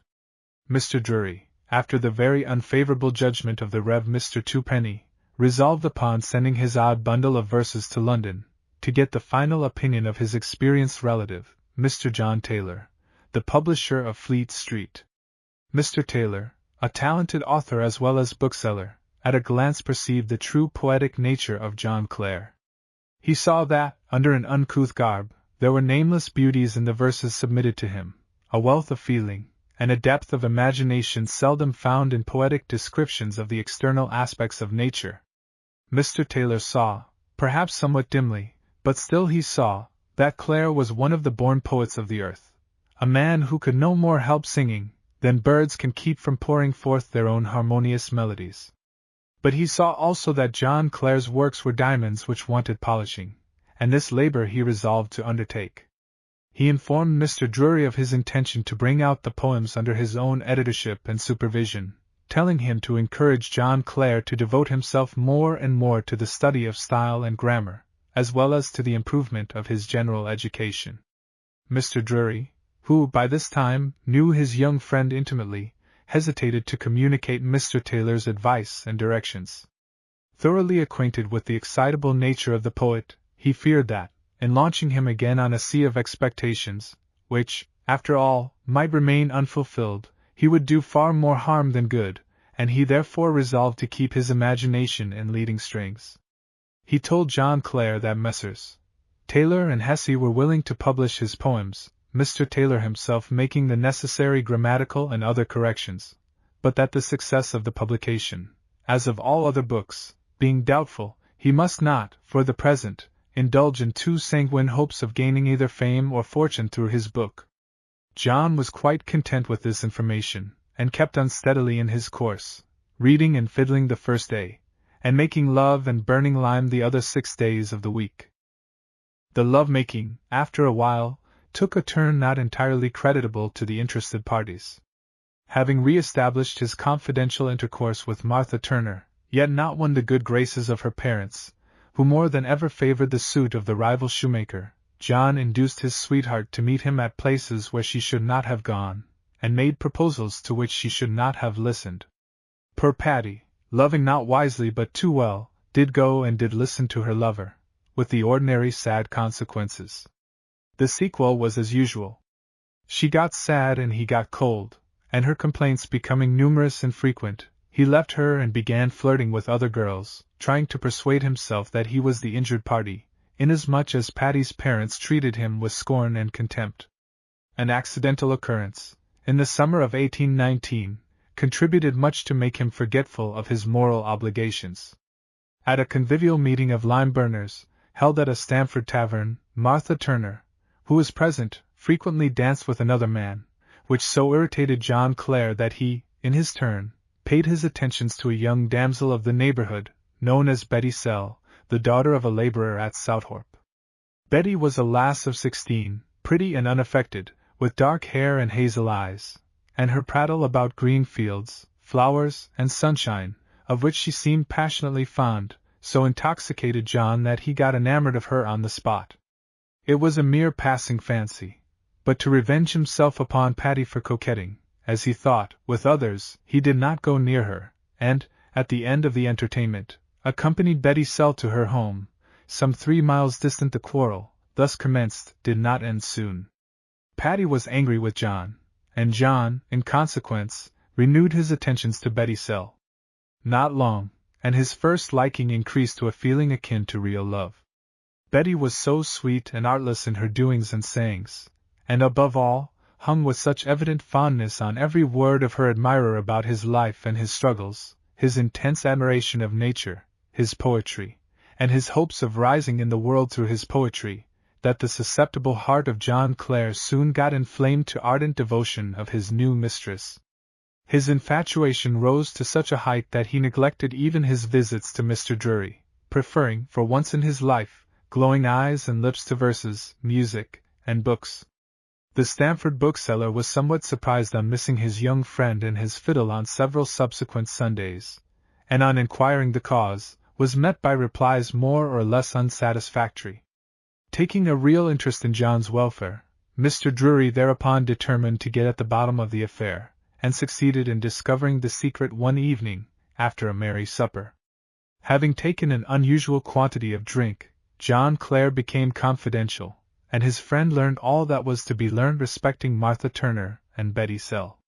Like an honorable man, Mr. Drury was not slow in catechizing John, telling him in a severe tone that unless he returned to his old love and gave up all acquaintance with the new, he would withdraw his friendship from him, as a creature unworthy of it. This had a deep effect upon Clare, and though the immediate promise of reform made by him was not fulfilled to the letter, his life, for the next 7 or 8 months, was a constant struggle between duty and affection, in which duty at last got the upper hand. After the severe admonition of his friend and patron, John renewed his frequent visits to the new public library, spending not only his Sundays, but many evenings of the week at the shop in Stamford. It was on one of these evenings that he was startled by the appearance of a sedate-looking gentleman, in spectacles, who went up to him with much ceremony, inquiring whether he had the pleasure to address Mr. John Clare. John, very confused, scarcely knew what to answer until Mr. Drury came up, introducing the visitor as Mr. John Taylor, of London, the editor and publisher of his poems. A lengthened conversation followed, which, though it seemed to delight Mr. Taylor, was not by any means pleasant to the shy and awkward poet. Deeply conscious, as always, of his defective education, his rustic mode of expressing his thoughts, and most of all, his tattered and dirty garments, he had scarcely the courage to look Mr. Taylor in the face, but kept hiding himself in a corner, looking for an opportunity to escape from the room. The opportunity, however, did not come, and worse afflictions remained behind.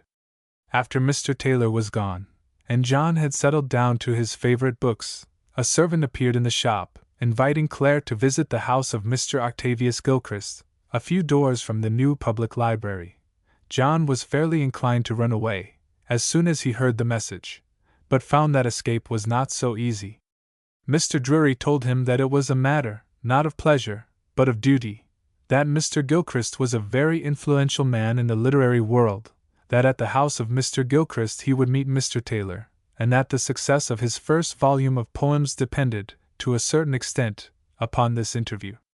This ended all opposition on the part of Clare. He allowed himself to be dragged, like a lamb, into Mr. Gilchrist's house, which, though it was but a grocer's shop on the ground floor, seemed to him a most magnificent dwelling. The drawing-room was lighted with wax candles, and was full of gilded paintings, carpets and fine furniture, amidst which his dirty clothes, fresh from the lime-kiln, appeared entirely out of place.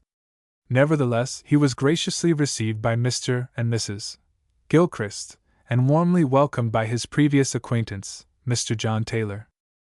Mr. Octavius Gilchrist, in whose house John Clare now found himself, and who came to exercise a considerable influence over his future career, was a literary man of some note in his day.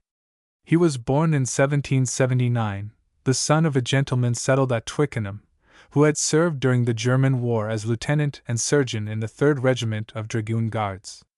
Octavius was destined by his parents to be a clergyman, and went to Magdalene College, Oxford, but before taking his degree, or entering holy orders, his means began to fail, upon which he went to Stamford, to assist a well-to-do uncle in the grocery business. The change from the study of the classics at Magdalene College to the weighing out of halfpenny worths of soap and sugar to the rustics of Lincolnshire amounted to a melancholy fall in life. However, Octavius Gilchrist bore it gaily, softening the drudgery by a continuation of his studies in spare hours, and frequent attempts to contribute to the periodical literature of the day.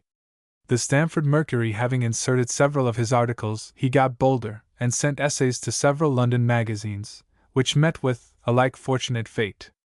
In 1803, the Stamford uncle died, after willing all his property, including the profitable grocery business, to his nephew. This induced Mr. Gilchrist to devote himself more than ever to literature, leaving the shop to his assistants, and taking to the scales only on fair days and other solemn occasions. Having married, in 1804, the daughter of Mr. James Nolan, of London, he was drawn still more into literary society, got acquainted with William Gifford, and became a contributor to the Quarterly Review. He assisted Gifford in his edition of Ben Jonson's works, and in 1808 published a book of his own, entitled Examination of the Charges of Ben Jonson's Enmity towards Shakespeare. This was followed, in the same year, by poems of Richard Corbett, Bishop of Norwich, with notes, and a life of the author, and in 1811 by a letter to William Gifford, Esq., on a late edition of Ford's plays. On one of his periodical visits to London, Mr. Gilchrist made the casual acquaintance of Mr. John Taylor. The acquaintance soon ripened into friendship, leading to much personal intercourse and a variety of literary schemes. Mr. Gilchrist first started a proposal to publish a select collection of old plays, in 15 volumes, and on the failure of this scheme, owing to the sudden appearance of a flimsy kind of work called Old Plays, Mr. Taylor and he agreed to launch a new monthly publication, under the revived title of the London Magazine. The negotiations for carrying out this work were pending between writer and publisher. When the first installment of Clare's manuscripts was sent by Mr. Drury to his relative Mr. John Taylor, the latter read and liked the verses, and being desirous to know something of the writer, requested information from Mr. Gilchrist. "I know nothing whatever of your poet," was the reply. "Never heard his name in my life." This somewhat surprised the cautious publisher. He thought that Stamford being so near to Helpston, and poets being not quite as plentiful as blackberries in the Fen country, John Clare and his prospectuses ought to be of at least local fame. To clear the matter up, as well as to make some further arrangements respecting the early issue of the London Magazine, Mr. Taylor went down to Stamford, called upon his relative at the new public library, where, as accident would have it, he met John Clare, and then went to take up his quarters at the house of Mr. Gilchrist. The latter saw John Clare for the first time when introduced to him in his drawing-room over the grocery shop. Clare was more than ever shy and awkward when ushered into this drawing-room, and it took a considerable time to make him feel at his ease. To do so, Mr. Gilchrist engaged him in conversation, and with the aid of Mr. Taylor and sundry bottles of wine, succeeded in getting from him a rough account of his life and struggles. Wine and spirits were temptations which John Clare was totally unable to withstand, indulging, on most occasions, far more freely in drink than was warranted by propriety and good sense.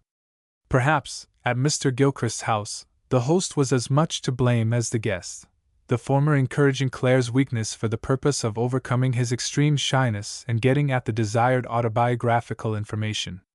By the time this was extracted, the poet had taken decidedly too much wine, and when a young lady in the room sat down to the piano and sang Auld Robin Grey, he began crying. The sight was somewhat ludicrous, and Mr. Gilchrist sought to annul it by reading an antiquarian paper on Woodcroft Castle, which had the effect of driving John Clare out of the room and back to his bookshop. Here he sat down, and still under the influence of the entertainment, wrote some doggerel verses called The Invitation, which Mr. Gilchrist had the cruelty to print in number 1 of the London Magazine, in which the English public received the first information of the existence of John Clare, an agricultural laborer and poet. It seems somewhat doubtful whether at this time either Mr. Gilchrist or Mr. John Taylor thoroughly appreciated John Clare. Both, although encouraging his poetical talent, never did justice to the noble and manly, nay lofty heart that beat under the ragged lime-burner's dress. Mr. Taylor, on his part, wanted a hero for his forthcoming monthly magazine, and he seemed to think that John Clare was the best that could be had. He therefore induced Mr. Gilchrist to limn the rustic novelty to the greatest advantage, which was done accordingly in the first number of the London Magazine. A paper headed, Some Account of John Clare, an agricultural laborer and poet, intended evidently as a preliminary puff of the poems, and consisting of a rather pompous description of the visit of Clare to Mr. Gilchrist's house, was, on the whole, in the tone in which a parvenu might speak of a pauper. The chief fact dwelt upon was the extreme kindness of the person who has generously undertaken the charge of giving a selection of Clare's poems to the press, thus trying to make the world believe that a London publisher should so far forget himself as to neglect his own interest in favor of that of a poor author. Though perhaps well meant in the first instance, this patronizing manner in speaking of Clare, and attracting public attention to him, less as a poetical genius, but as happening to be a poor man, did infinite mischief in the end. It did more than this, it killed John Clare. After his first interview with Mr. Gilchrist, John continued to visit at the house, and was openly taken under the great literary man's protection. By his desire, William Hilton, R.A., happening to pass through Stamford, consented to paint Clare's portrait for exhibition in London. The poet was delighted, and all went on well, until one day when Mr. Gilchrist, desirous of aiding to his utmost power the success of the forthcoming volume, asked, or ordered, Clare to write to Viscount Milton, eldest son of the Earl Fitzwilliam, humbly requesting permission to dedicate the poems to his lordship. John Clare, remembering his former visit to Milton Park, in company with the nimble parish clerk of Helpston, refused the demand, to the great annoyance of Mr. Gilchrist. At length, however, giving way to Mr. Drury's importunities, Clare sat down and penned his humble epistle, which was duly dispatched by Mr. Gilchrist. But there never came an answer from Viscount Milton, who, probably at the time, held it to be a vile conspiracy to extract a £5 note from his pocket. Mr. Gilchrist was mortified, but John Clare was rather pleased than otherwise. He was more pleased when, a few weeks after, Mr. Drury showed him an advertisement in a London paper, announcing Poems Descriptive of Rural Life and Scenery, by John Clare, a Northamptonshire peasant. It was stated, in capital letters, that the book was preparing for publication. Success. In October 1819, Clare left the lime kiln at Bridgecasterton, where he had been working during the greater part of the year, and returned to Helpston. He did so partly on account of a new reduction of wages, but partly also because suffering from constant ill health. His old enemy, the fever of the fens, continued its attacks at intervals, and he found that he was less able to withstand the foe in the lime kiln than when working in the open air. This time he was fortunate enough to find regular work as a farm laborer in the neighborhood of Helpston, and having got somewhat better, he set with new energy to thrashing and ploughing. His visits to Mr. Drury and Mr. Gilchrist henceforth became somewhat more scarce. Though conscious of being deeply indebted to both these friends, he could not bear being constantly reminded of this indebtedness in the patronizing air which they assumed, and the high tone of superiority which they arrogated to themselves in their intercourse with him. With Mr. Gilchrist, especially, he found fault for attempting to guide him in a manner which, he held, this gentleman had no right to do. John Clare had become acquainted, in the spring of 1819, with the Rev. Mr. Holland, minister of the Congregational Church at Market Deeping. Mr. Holland, a well-educated man, with a fine appreciation of poetry, happened to see Clare's prospectus, with the sonnet to the setting sun, at a farmhouse near Northborough, and being struck with the verses, as well as with the account which the farmer, who knew Clare, gave of the author, he at once went in search of the poet. After some trouble, he discovered him in the lime kiln at Bridgecasterton, just while Clare was resting from his work, and scribbling poems upon the usual shreds of paper spread out on the crown of his hat. Mr. Holland, much astonished at the sight, forthwith entered into conversation, and being a simple man, with nothing of the patron about him, at once won Clare's affection. The acquaintance thus begun soon ripened into friendship, with, however, but scant personal intercourse, owing to the many occupations of the active dissenting minister, and the distance of his place of residence from Casterton. But John Clare did not fail to lay most of the verses he was writing before his clerical friend, and was delighted to meet always with hearty encouragement. If this kind of poetry does not succeed, Mr. Holland said on one occasion, looking over Clare's shoulder, while the latter was writing the village funeral, if this kind of poetry does not succeed, the world deserves a worse opinion than I am inclined to give it. These words made a deep impression upon Clare, and he kept on repeating them to himself whenever his mind was fluttered with doubts of success and apprehensions of failure. Very naturally, upon the man who had cheered him with such hearty and well-timed approval, Clare looked as one of his best friends, and lost no occasion to proclaim the fact. He told the story of his acquaintance with the Rev. Mr. Holland, as at many other times, so at the first interview with Mr. Gilchrist. The latter seemed rather displeased when he heard that the young rustic, presented to his patronage, was acquainted with a dissenting minister, although professing to be a member of the Church of England. Mr. Gilchrist took at once occasion of rebuking him for this conduct, and in the account given of Clare in the London Magazine, alluded to the subject at some length, explaining that Mr. Holland, a Calvinistic preacher in an adjoining hamlet, had paid him some attention, but his means of aiding the needy youth was small, whatever might have been his wish, and he has now quitted his charge. The statement was untrue in several respects, for Mr. Holland was neither a Calvinistic preacher, nor stationed in a hamlet, nor had he quitted his charge, that is, given up his friendship with Clare. To make at least the ultimate assertion true, Mr. Gilchrist, after having been acquainted for some time with John, insisted that he should cease all communication with the Calvinistic preacher. This Clare refused at once, looking upon his intercourse with Mr. Holland as an entirely private matter, not in the least connected with religious opinions. The refusal brought about a great coldness on the part of Mr. Gilchrist, which Clare no sooner perceived than he absented himself from his house. This was very unfortunate, but could scarcely be helped for the moment.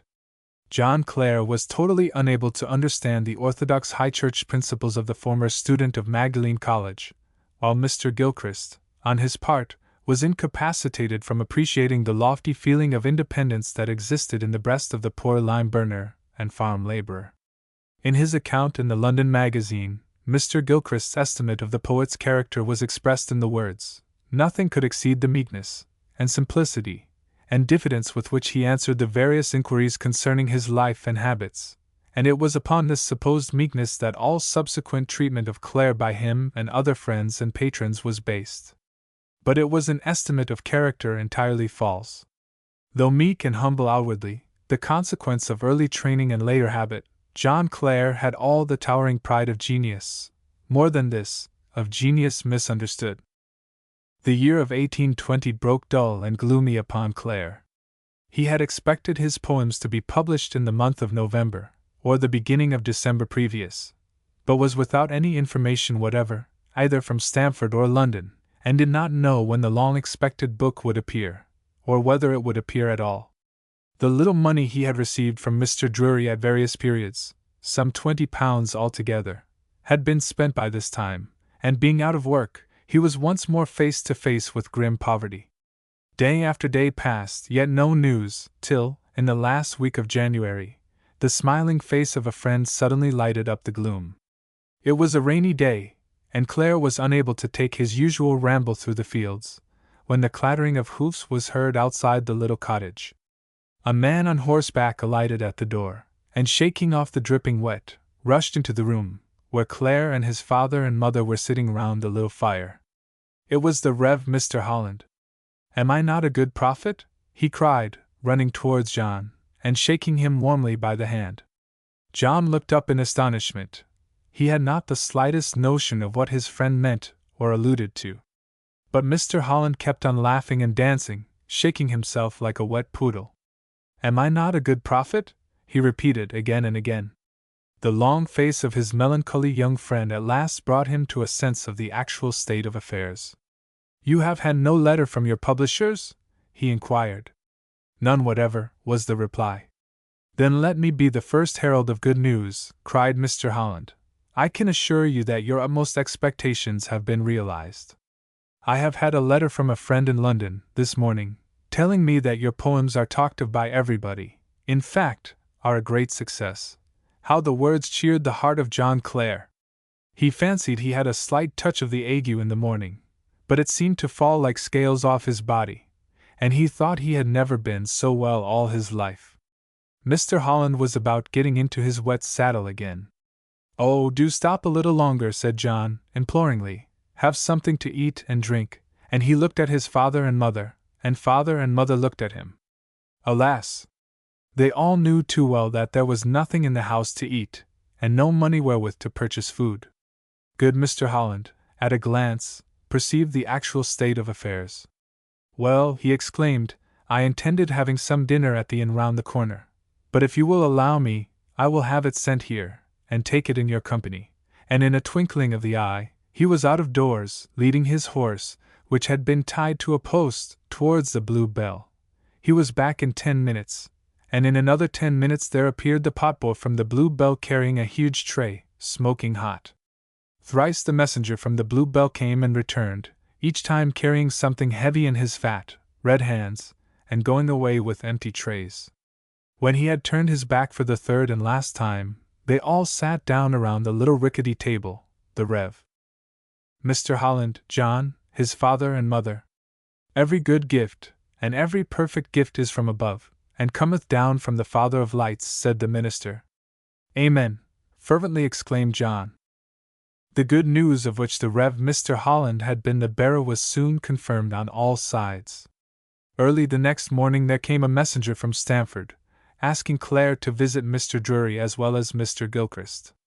He called first at the house of the latter, and was very graciously received, being informed that his poems were published, and that Mr. William Gifford, editor of the Quarterly Review, had taken a great interest in him and his book. John Clare, who had never heard either of Mr. Gifford or the Quarterly, listened to the news with much indifference, to the evident surprise of his friend.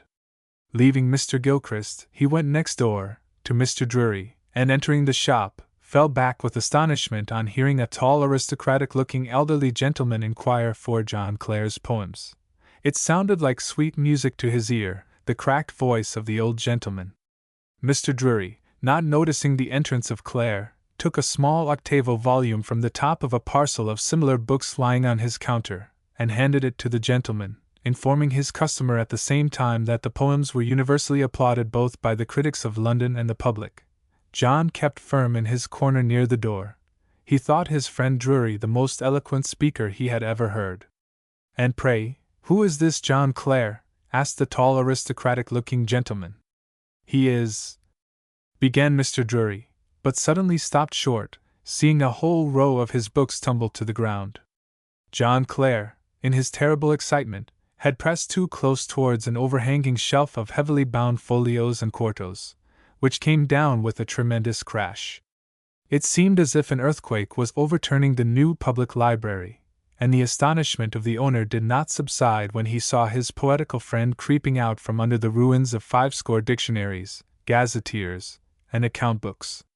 Having somewhat recovered his composure, Mr. Drury, with a grave mien, turned towards the tall gentleman, exclaiming, "I beg to introduce to you Mr. Clare, the poet."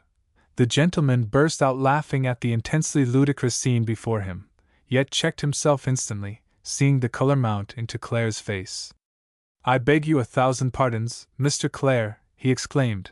"I hope you have not been hurt," and as if to compensate for his rude hilarity, the tall gentleman entered into a conversation with Clare, ending by an invitation to visit him at his residence on the following day. "Mr. Drury will give you my address. Good morning." John Clare made no reply, and only bowed. He did not feel much liking for his new acquaintance. However, when Mr. Drury told him that the stranger was General Birch Reinhardson, a gentleman of large property, residing near Stamford, on an estate called Holywell Park, and that his acquaintance might be of the greatest benefit for the success of his book, if not for himself, Clare consented to pay the desired visit. The allusion to his published poems by Mr. Drury was pleasant to his ears, and Clare eagerly sat down to examine his book. It was not by any means a handsome volume in outward appearance, being bound in thick blue cardboard, with a small piece of coarse linen on the back.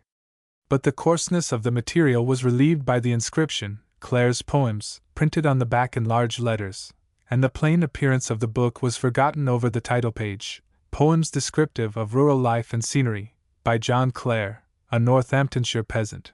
He eagerly ran his eye over the poems, and was more than ever pleased with them in their new dress, with slightly altered spelling, and all the signs of punctuation added. There was only one part of the book with which he was not pleased, which was the part headed Introduction. It gave an untrue account of his life, and what was still more galling to the pride of the poet, spoke of his poverty as the main point deserving public attention. All this deeply hurt his feelings. Nevertheless, the predominating sentiment of joy and satisfaction prevented him saying anything on the subject to Mr. Drury.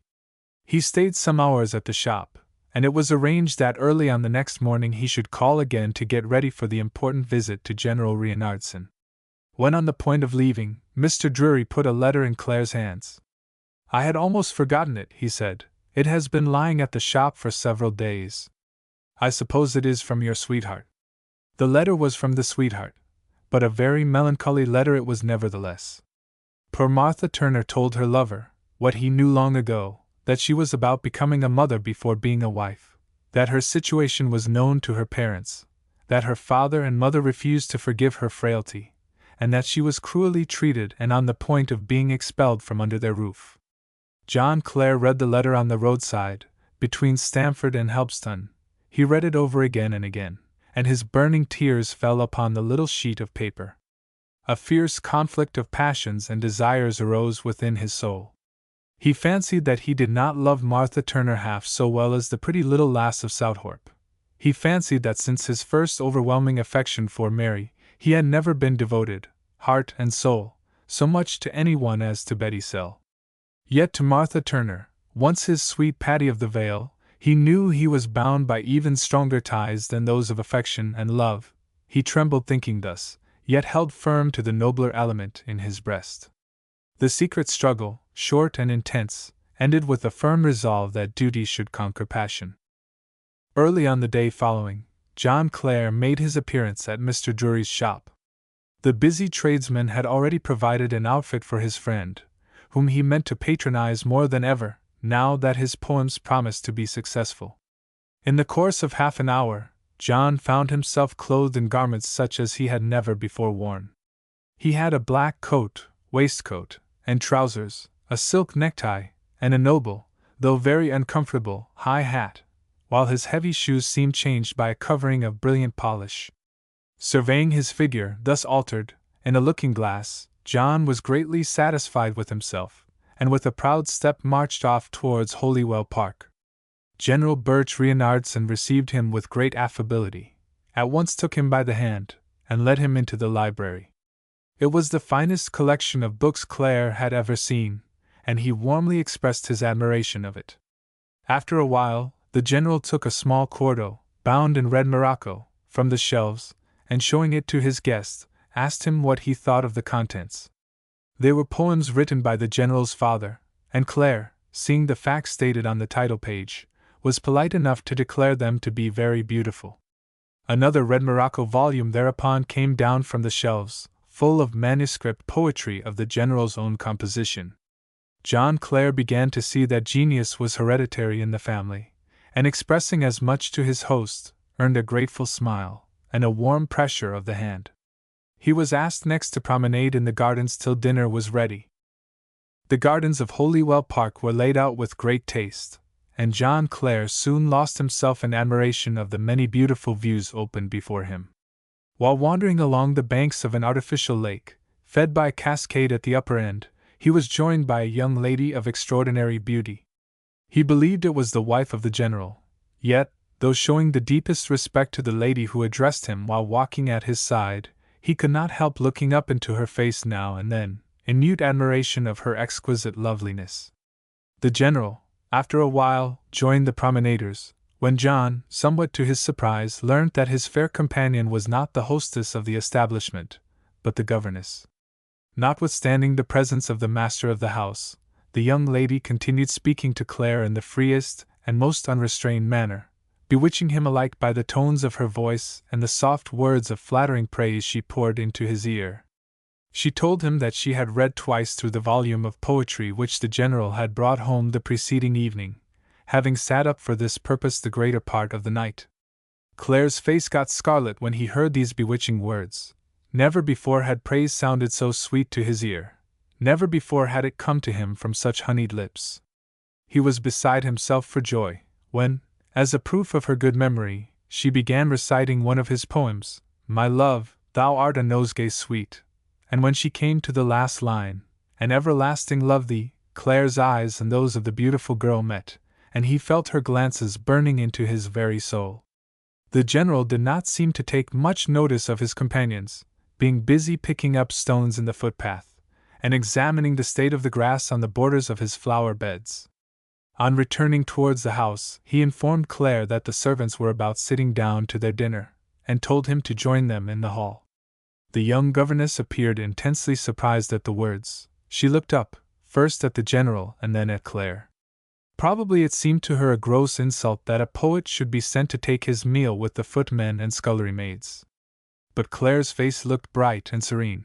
To him, as much as to the master of the house, it appeared perfectly natural to be returned to his proper social sphere, after a momentary dreamlike rise into higher social regions. He walked into the hall, and humbly sat down at the lower end of the servants' table. The big lackeys whispered among themselves, looking with a haughty air upon the base intruder. John Clare heeded it not. His soul was far away in a world of bliss. Before him, in his imagination still hovered that sweet beautiful face which he had seen in the gardens. In his ears still sounded the soft tones of her voice, "An everlasting love thee." Thus he sat at the table, among the footmen and kitchen wenches, tasting neither food nor drink, an object of utter contempt to his neighbors. Before long, however, there came a message from the housekeeper's room, inviting Clare to proceed to the select apartments of this potent lady. He followed the servant mechanically, careless where he was going, but was joyfully surprised on entering the room to see his dream changed into reality. There, opposite the table, sat his beautiful garden companion, smiling more sweetly, and looking more exquisitely enchanting than ever. She stretched out her little white hand, and Clare sat down near her, utterly unmindful of the presence of the mistress of the apartment, the lady housekeeper. The latter felt somewhat offended in her dignity, yet overlooked it for the moment, being desirous to proffer a request. Having succeeded in rousing Clare's attention, she informed her visitor, with becoming condescension, that she was very fond of poetry, also that she had a son who was very fond of poetry. But it so happened that, though very fond of reading verses, either she nor her son was able to produce any. Now hearing, from her friend the governess, that there was a poet in the house, she had taken the liberty to send for him, to do some trifling work. What she wanted was an address of filial love, as touching and affectionate as possible. This she would send to her son, and her dear son would return it to her, signed by his own name. She hoped it could be done at once, while she was getting the tea ready. Could it be done at once? Clare started on hearing himself addressed a second time by the high-toned lady. He did not remember a word of all that had been said to him. But he bowed in silence, and the dignified elderly person left the room to make the tea, firmly persuaded that her poetry would be got ready in the meantime. When she was gone, Clare looked up, and found a pair of burning eyes fixed upon him. He tried to speak, but could not. The words, rising from his heart, seemed to perish on his tongue. After a long pause, the young governess, flushed with emotion, found courage to address her neighbor. "I hope to see you again, Mr. Clare. I hope you will write to me sometimes." He had no time to reply before the bell rang and a servant entered the room, reporting that General Birch Reinhardson wished to see John Clare before leaving. The intimation was understood. John went up to the library, bowed before his stately host, muttered a few words of thanks, he knew not exactly for what, and left the house. When the gate closed after him, he felt as if expelled from the Garden of Eden. Slowly he walked up the road, when suddenly a white figure started up on his path. The young governess again stood before Clare. "I could not hear of your going," cried the beautiful girl, her bright face suffused with blushes, and her long auburn hair fluttering in the wind. "I could not hear of your going, without saying good-bye." Clare again tried to speak, and again the words died upon his lips. But she continued addressing him. "Oh, do not forget to write to me," she said earnestly, with a tinge of melancholy in her soft voice. It thrilled through his soul, and opened his lips at last. "I will write," he answered, "and I will send you some new poems."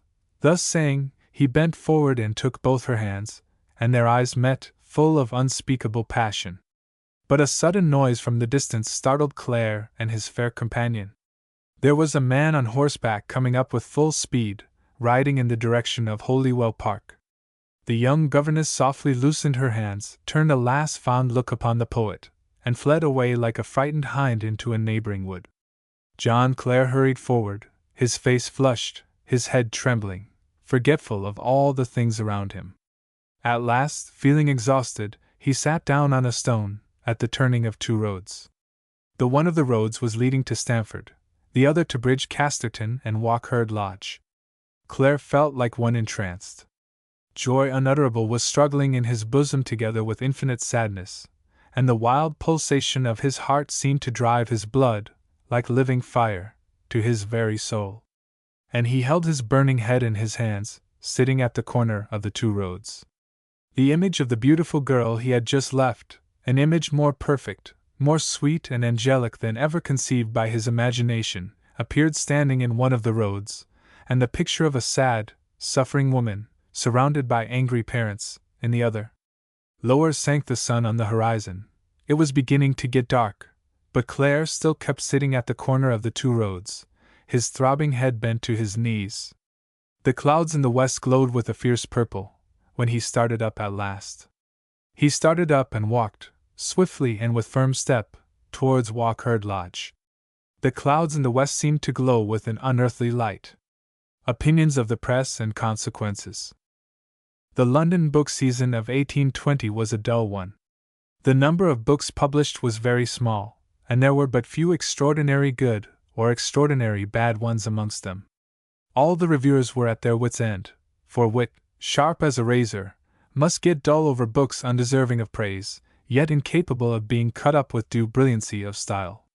Into this mournful critical desert there fell like manna the poems descriptive of rural life and scenery.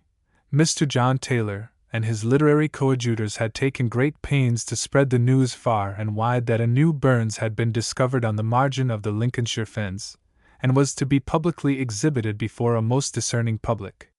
There were low rumors, besides, that William Gifford intended to place the new Burns on the pedestal of the Quarterly, spreading the fame of the humble poet into the most distant regions.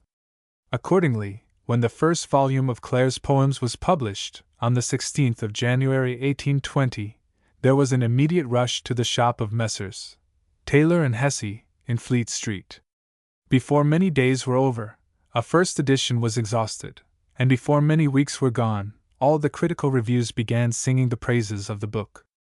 The Gentleman's Magazine, leading the van, got eloquent over the unmixed and unadulterated impression of the loveliness of nature, contrasting it with the riches, rules, and prejudices of literature, the latter being in allusion to a quarrel which the learned editor had just had with some learned fellow editors. Next followed the New Monthly Magazine, the reviewer of which informed a discerning public that Clare is strictly a descriptive poet, and his daily occupation in the fields has given him manifest advantages. This profound remark made great impression, and was quoted by Messrs. Taylor and Hesse in all their prospectuses. Not even the deepest thinkers disputing the thesis that if Clare had been born and lived all his life in a cellar in the Seven Dials, his rural poetry might be less truthful. The London Magazine, belonging to the publishers of Clare's poems, came modestly behind in critical praise, contenting itself, in a review of 5 pages, with giving plentiful extracts from the book, putting forward, at the same time, a somewhat undignified appeal to public charity. The demand for the pence and shillings of the charitable was, as stated in the review, made by one who has counselled and superintended this interesting publication, and the same authority piteously invoked the aid of the nobility and gentry for this poor young man. When Clare came to see this article, some months after its publication, he burst into a fit of indignation, and wrote an angry letter to Mr. Drury, but with the sole result of hearing, on his next visit to the Stamford Public Library, that he was not only a very poor, but a very ungrateful young man. The Eclectic Review reviewed Clare in a very flattering article, and the Anti-Jacobin Review, Baldwin's London Magazine, and a host of other periodicals, followed suit, all dwelling upon the luminous aspect of the poems, with pauperism as dark background. Last in the list, but greatest, came the Quarterly, with William Gifford at the helm. The Quarterly Review of May, 1820, actually devoted 9 pages to a description and praise of Clare's poems, speaking of them as the most interesting literary production of the day. The review was supposed to be written by Mr. Gilchrist, but it was generally understood that the editor of the Quarterly himself corrected and altered the article, strengthening its praise, and putting in some hearty, honest words about Clare as a man, as well as a poet. Perhaps of all living authors, William Gifford best understood John Clare, and felt thorough and entire sympathy with the attempt of this noble soul to struggle into light, through all the haze of printers, publishers, and reviewers. Very likely he might have loved Clare as a brother, had the poet not been an author. William Gifford, as Southey truly remarks, had a heart full of kindness for all living creatures except authors. Them he regarded as a fishmonger regards eels, or as Isaac Walton did slugs, worms, and frogs. Nevertheless, the Quarterly Review praised Clare in a way which quite astonished the bookmakers of the day. After comparing him with Burns and Bloomfield, and dwelling upon the fact that his social position was far lower than that of either these two poets, the writer in the Quarterly, here Mr. Gifford himself, gave some sound advice to Clare. We entreat him, the article ran, to continue something of his present occupations, to attach himself to a few in the sincerity of whose friendship he can confide, and to suffer no temptations of the idle and the dissolute to seduce him from the quiet scenes of his youth to the hollow and heartless society of cities, to the haunts of men who would court and flatter him while his name was new, and who, when they had contributed to distract his attention and impair his health, would cast him off unceremoniously to seek some other novelty. These words of true advice proved almost prophetic in the life of the poet.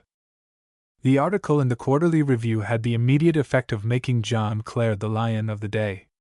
Rossini set one of his songs to music, Madame Vestris recited others before crowded audiences at Covent Garden, and the chief talk of London for the season was about the verses of the Northamptonshire peasant. His fame descended to Northamptonshire itself, and far into the misty realm of the fenbound regions. The Right Honourable Charles William, Viscount Milton, was somewhat startled on the waves of this fame reaching Milton Park. The idea that for one £5 note he might have secured part of this high renown to himself, figuring in the Quarterly Review as a noble patron of literature, and protector of heaven-horn genius slumbering in obscurity, made him feel intensely vexed with himself. Reflecting upon the subject, it struck his lordship that it would be best to take Clare still under his protection, in view of new editions open to dedication. Full of this idea, a messenger was dispatched at once to Helpston, with a gracious order that the poet should present himself on the following morning before the noble Viscount. John Clare, remembering but too keenly the past, was unwilling to obey his lordship's command, but the tears of his father and mother made him change his resolution. Consequently, on the morning appointed, a Sunday, he went to Milton Park, and having had the honour of lunching with the footmen in the kitchen, was ushered into the presence of his lordship. Viscount Milton was exceedingly affable, took Clare by the hand, sat him down on a stool, and at once explained to him why his letter respecting the dedication of the poems had not been answered. His lordship had been excessively busy at the time, making preparations for a journey, and in the hurry of these labours had unfortunately forgotten to send a reply. Now her ladyship entered the room, in turn addressing the poet. After questioning him on all points, birth, parentage, weekly income, religion, moral feelings, and state of health, Clare was finally asked whether he had found already a patron. His vacant look expressed that he did not know even the meaning of the word patron. To the plainer question, whether some nobleman or gentleman of the neighbourhood had promised him anything, Clare truthfully replied in the negative. There was nobody who had made offers of assistance, except Mr. Edward Drury, bookseller, of Stamford, and his promises, John was sorry to say, were rather vague. Thereupon the noble Viscount warned Clare to be on his guard against all publishers and booksellers, not explaining, however, how to protect himself, or how to do without them. Meanwhile the Earl Fitzwilliam had entered the room, and added his voice to that of his son in a warning against booksellers. After a little more conversation, Lord Milton put his hand in his pocket, and withdrawing a quantity of gold, threw it into Clare's lap. John was humbled and confused beyond measure. His first impulse was to return the money instantaneously, but a moment's thought convinced him that this would be excessively rude, and he contented himself, therefore, with a feeble protest against his lordship's kindness. He now left, making an awkward bow, his pockets heavy under the weight of gold, and his brain heavier under a feeling of deep humiliation, akin to shame. However, this feeling was dispelled in the fresh outer air. He thought of his poor father and mother at home, and the comfort all his gold would bring them, and getting almost joyful at the thought, sat down at the roadside to count his golden sovereigns. There were 17 pieces, all bright and new, fresh from the mint. Clare had not had so much money in his possession in all his life, and he got frightened almost in looking at the glittering treasure before him. To secure it well, he took off his necktie, wrapped the sovereigns in it, and ran home as fast as his legs would carry him.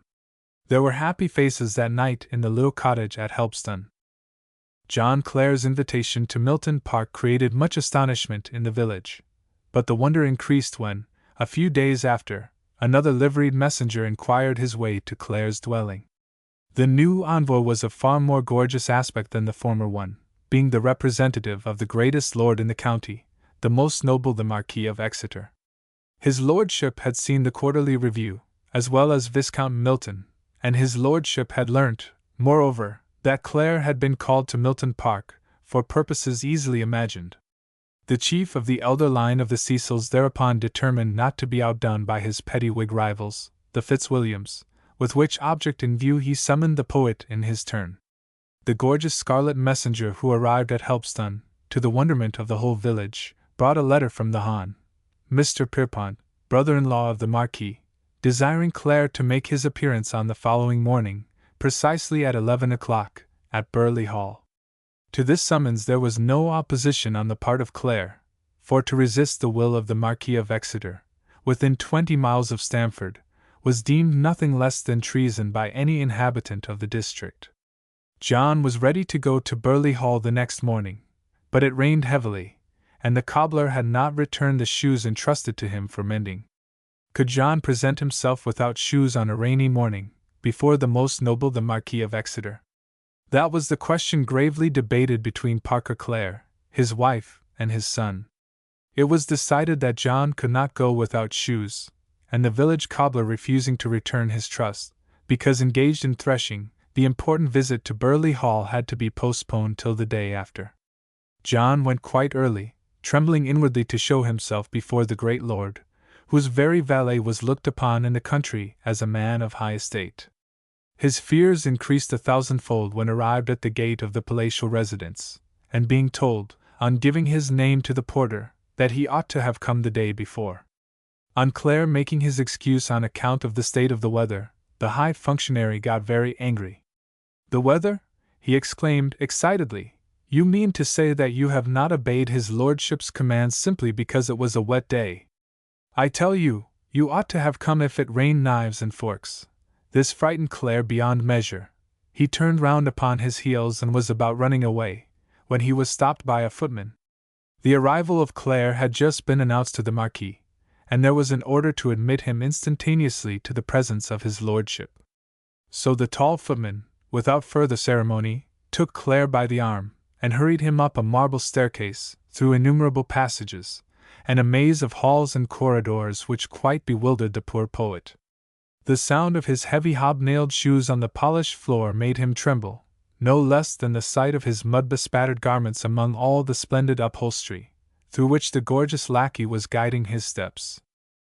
At last, after a transit through painted halls which seemed endless, Clare stood before the noble Marquis. His lordship received the humble visitor in a quiet, unaffected manner, and the mind of the poet was relieved of an immense burthen when he found the great lord to be a decidedly amiable and cheerful young man of his own age, with manners pleasantly contrasting with those of the aristocratic porter at the gate, and the splendid footman who had shown him the way. The Marquis, with great tact, questioned Clare as to his antecedents, asked to see some of his manuscript verses, which the Hon.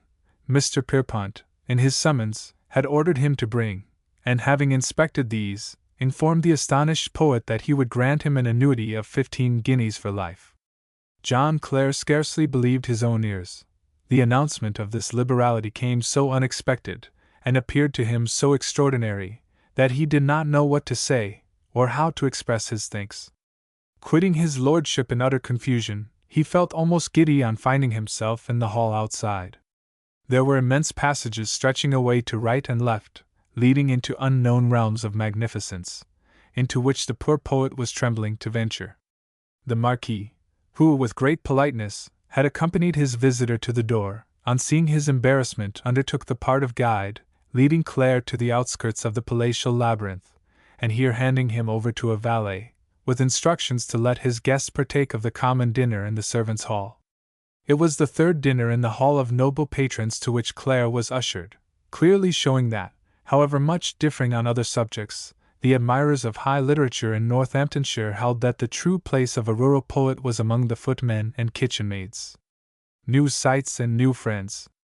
The great liberality of the Marquis of Exeter enabled Clare to carry out, without further delay, the wish of his heart, and to make Patty his wife. Her parents, under the circumstances, had given up all their old opposition, and were not only willing, but most anxious, that Clare should cement his unhappy connection with their daughter by the sacred ties of marriage. The due preparations were made accordingly, and on the 16th of March, 1820, John Clare and Martha Turner became man and wife. The event stands registered as follows in the records of Great Casterton Church. John Clare of the parish of Helpstone bachelor, and Martha Turner of this parish spinster were married in this church by banns this 16th day of March in the year 1820 by me Richard Lucas. And underneath, this marriage was solemnized between us, John Clare, her, Martha plus Turner. Mark.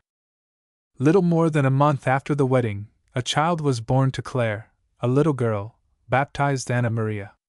Mrs. Clare for a while remained at her father's house, but as soon as she was able to move, went to live with her husband, at the humble dwelling of his parents at Helpstone, which, though scarcely large enough to contain the aged couple, had now to accommodate 2 families. Yet Clare felt happy in this narrow cottage, for, humble as it was, it presented to him 1,000 cherished associations, and now became dearer than ever to his heart, as sheltering not only his beloved parents, but his dear wife and child. All his life long the Helpstone cottage was to Clare his home of homes. Before removing with his young wife to his native village, the poet had to go through some exciting adventures in a journey to London. When one day at the house of Mr. Gilchrist, at Stamford, there arrived a letter from Mr. John Taylor, speaking in high terms of the success of the poems of rural life, which brought about the question, addressed to Clare, "Should you like to go with me on a short visit to London?" John Clare was delighted at the idea, and eagerly expressed his wish to go. Whereupon it was arranged that he and Mr. Gilchrist should set out on the journey at the end of a week. Patty cried when the news was brought to her, and old Parker Clare and his wife cried still more. In a few hours the report spread like wildfire through Helpstone that John Clare was going to London. There was but one man in the village who had ever been to the big town far away, and his account of it had filled the hearts of all the Helpstone people with terror. This man, an old farm laborer called James Borage, as soon as he heard of Clare's intention to undertake the dreaded journey, hurried up to entreat him to abandon the plan.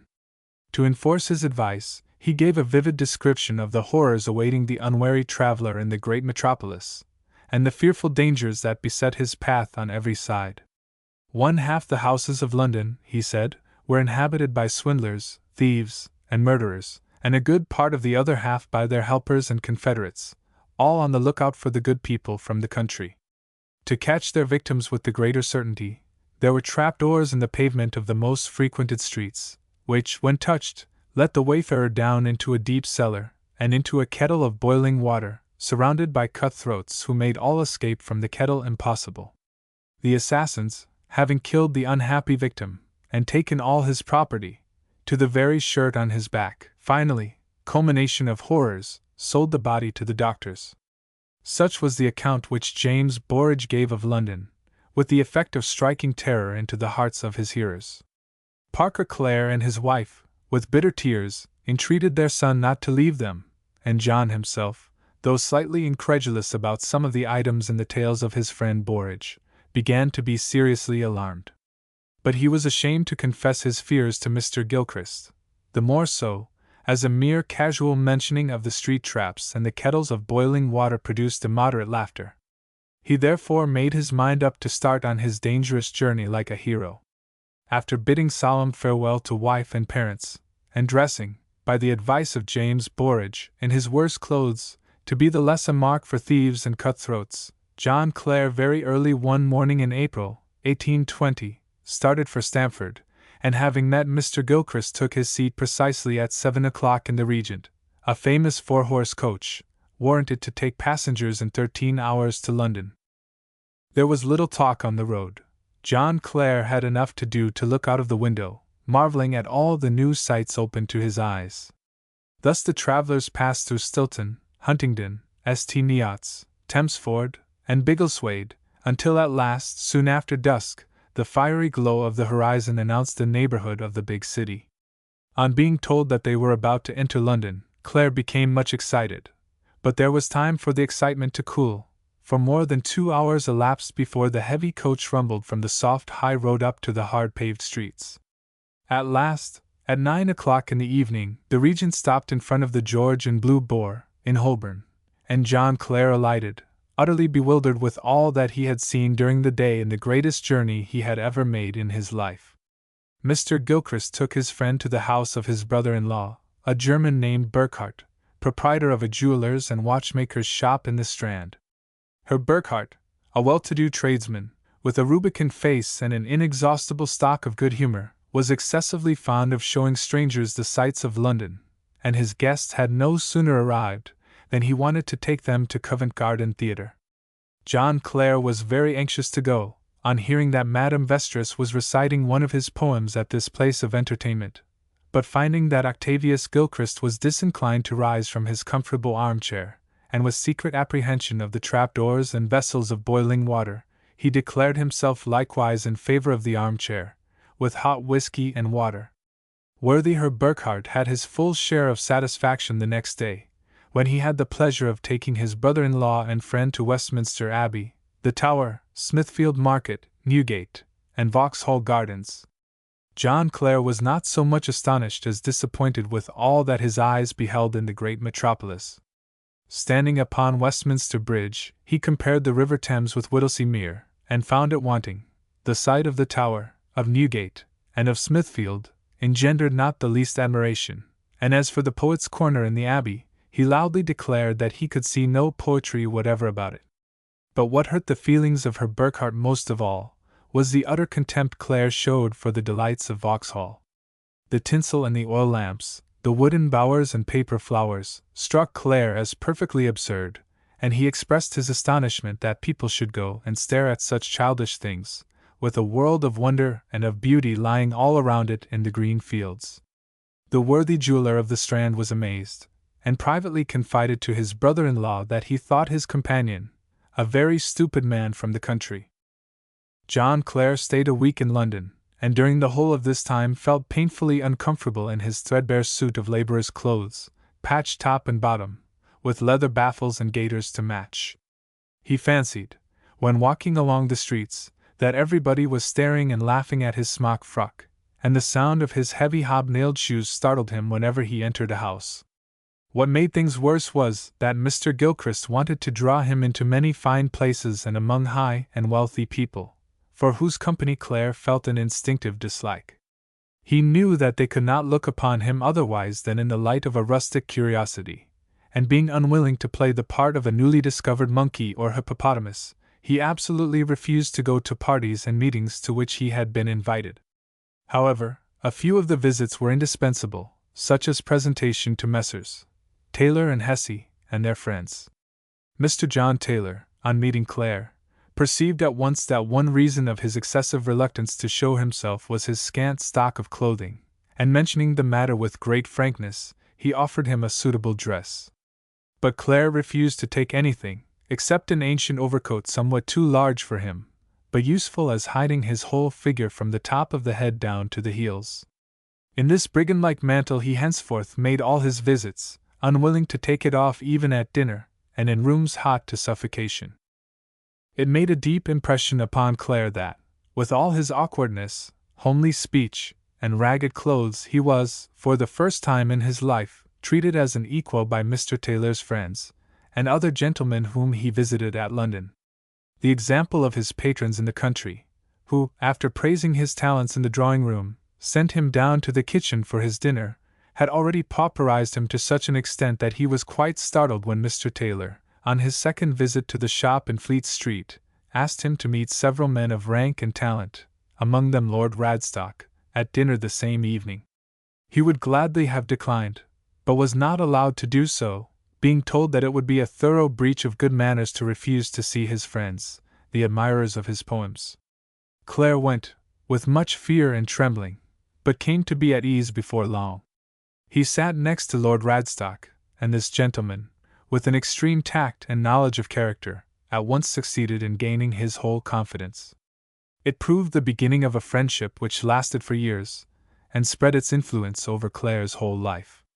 William Waldegrave, Baron Radstock, Admiral of the Red, was a gentleman much known at this period in the literary and artistic circles of London. A younger son of the 3rd Earl of Waldegrave, born in 1758, he was bred to the naval profession, became a captain at the age of 18, and commander of a fine frigate soon after, so that the way to fame and distinction was marked out for him clearly and forcibly. But not content to be lifted in the world solely by reason of birth, he, from an early age, devoted himself to independent pursuits, and became a scholar and a poet even before he was a captain in the Royal Navy. The scientific and literary tastes of the young nobleman were greatly fostered by his marriage, in 1785, with the second daughter of David van Lennep, chief of the Dutch factory at Smyrna, a lady of most genial disposition and an education very superior to her age. William Waldegrave was appointed admiral in 1794, distinguishing himself at the naval fight off Cape Lagos in 1797, and having been advanced, 3 years after, to the dignity of Baron Radstock, of Castletown, Queen's County, quietly settled with his family in London, to give himself entirely up to his favorite studies and pursuits. On the appearance of Clare's poems, he at once felt greatly interested in the author, and being acquainted with Mr. John Taylor, heard of his arrival in London, and arranged to meet him at dinner.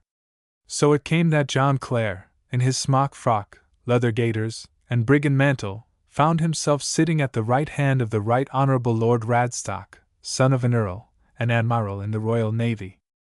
Lord Radstock's simple, sailor-like speech, distant alike from condescension and studious politeness, had the effect of at once opening the pent-up affections of John Clare. For the first time since his arrival in London, he found somebody to whom he could speak in full confidence, and he did so to his heart's desire, prattling like a child about trees and flowers, fields and meadows, birds and sunshine, and not at all disguising his dislike to the big town in which he now found himself. As the dinner went on, Clare became still more communicative, tenderly encouraged by the sympathizing friend at his side. He spoke of his struggles, his aims and aspirations, his burning desire to soar upward on the wings of poetry, and his constant battling for the barest necessities of life, the mere daily bread. Lord Radstock was deeply touched. He had seen many authors, writers of prose and of verse, in the course of his life, but never such a poet as this. Clare did not in the least complain of his existence. He merely described it, in simple, graphic utterance, the truth of which was stamped on every word and look. The Admiral, before meeting John Clare, had admired him as a poet. He now began to feel far deeper admiration for him as a man. He told him in a few kind and affectionate words, speaking as a father would to his son, that he intended to be his friend, and Clare warmly shook the hand offered to him. It was late at night when the party broke up at Mr. Taylor's, and Lord Radstock and John Clare were the last to leave the house together. During the few days that Clare remained in London, he was almost constantly in Lord Radstock's company. The latter, anxious to introduce his young friend to persons who he thought might be useful to him in life, led him to a great number of places, one more uncomfortable than the other. Clare suffered much, but had not the courage to confess it to his noble patron, whose good intentions he fully understood. So he kept on trotting from one drawing-room to the other, with his heavy mud-bespattered shoes, his immense coat, a world too large for his thin, short body, and his long unkempt hair, hanging down in wild confusion over the shoulders. His friends soon got accustomed to the sight, and thought no more of it, and strangers willingly excused the garb as born of the eccentricity of genius. But Clare himself, with his extreme sensibility, felt daily mortification on contrasting his own appearance with that of the people he met, and suffered tortures in thinking himself an object of general ridicule. The feeling was aggravated by the fact that he met but few persons he liked, and in whose conversation he took an interest. Among these few was Mrs. Emerson, an authoress of some talent, and contributor to the London Magazine, to whom he was introduced by Lord Radstock. John Clare at the first interview was not at all favourably impressed by this lady, for she assumed what he fancied to be a theatrical air, burst out in bitter laments about what she termed the desolate appearance of her visitor, and wept that so much genius and so much poverty should go together. All this was very unpleasant to Clare, particularly the desolate appearance, which he took to be an unmerited allusion to his great coat. In return, the poet, stung to the quick, replied in a few cold and sarcastic words, which irritated Lord Radstock so much that, on leaving the place, he reproached his companion for his apparent want of feeling. Subsequent interviews greatly modified Clare's first impression, for he found Mrs. Emerson not only a most amiable, kind-hearted lady, but a true and faithful friend, whose advice and assistance often proved of the greatest service to him. Having stayed a week in London, in a continual round of visits to dinner parties, soirees, and theatrical entertainments, which latter did not impress him very much, John Clare again went, in the company of Mr. Gilchrist, to the George and Blue Boar, Holborn, and took seat for the return journey to Stamford. He was heartily glad to get away from the big town, yearning for his old haunts, the quiet woods, streams, and meadows, and the little cottage among the fields with his wife and darling baby. It seemed to him an immense time since he had left these everyday scenes of his existence. It was as if his whole life had changed in the interval. He felt like one in a dream when the coach went rolling northward along the high road, through fields in which laborers were busy with plough and spade. It was not so very long ago that he had been just such a laborer. How strange that he should now loll upon soft cushions, in a coach drawn by 4 horses, while others like him kept on digging and ploughing in the sweat of their brow. And would he be ever content to dig and plough again, after having tasted the sweets of a more genial existence, treading upon carpeted floors and dining with lords? Such were the thoughts and questions that arose tumultuously in his mind, in the long ride from London to Stamford. He had not the courage to face them and think them out, feeling his brain begin to ache, and his heart to throb in wild excitement. Then there flickered before his eye the vision of wife and babe in the little cottage at home, and the tumult of his soul changed into bliss. He determined to be happy, as of yore, in the green fields among his former friends, and to dismiss all thoughts of changing his old course of life. It was late at night when the coach rattled into Stamford, but John Clare would not hear of stopping at his friend's house, even for a few minutes. The clouds were dark overhead, and no lights visible anywhere, yet through night and darkness he groped his way home, and bursting into his little hut, clasped wife and babe in his arms. First troubles of fame. The news that a poet had arisen on the borders of the fens soon spread far and wide, even into Northamptonshire. The Quarterly Review and Gentleman's Magazine carried the report into mansions, villas, and vicarages, and the Stamford Mercury and other local papers spread it among the inmates of farmhouses and humbler dwellings. Much incredulity was manifested at first, but the news being confirmed on all hands, there arose a great and universal desire to behold the new poet. The reign of fame commenced soon after Clare's return from London, when, true to his resolution, he had taken to his old labors in the fields. About the 2nd or 3rd morning after resuming work, there came a message from his father, requesting him to return home in all haste, in order to see some gentlemen waiting for him. Clare ran as fast as he could, and found 2 elderly men in spectacles, who said they were schoolmasters, had come from Peterborough, and wished to make his acquaintance.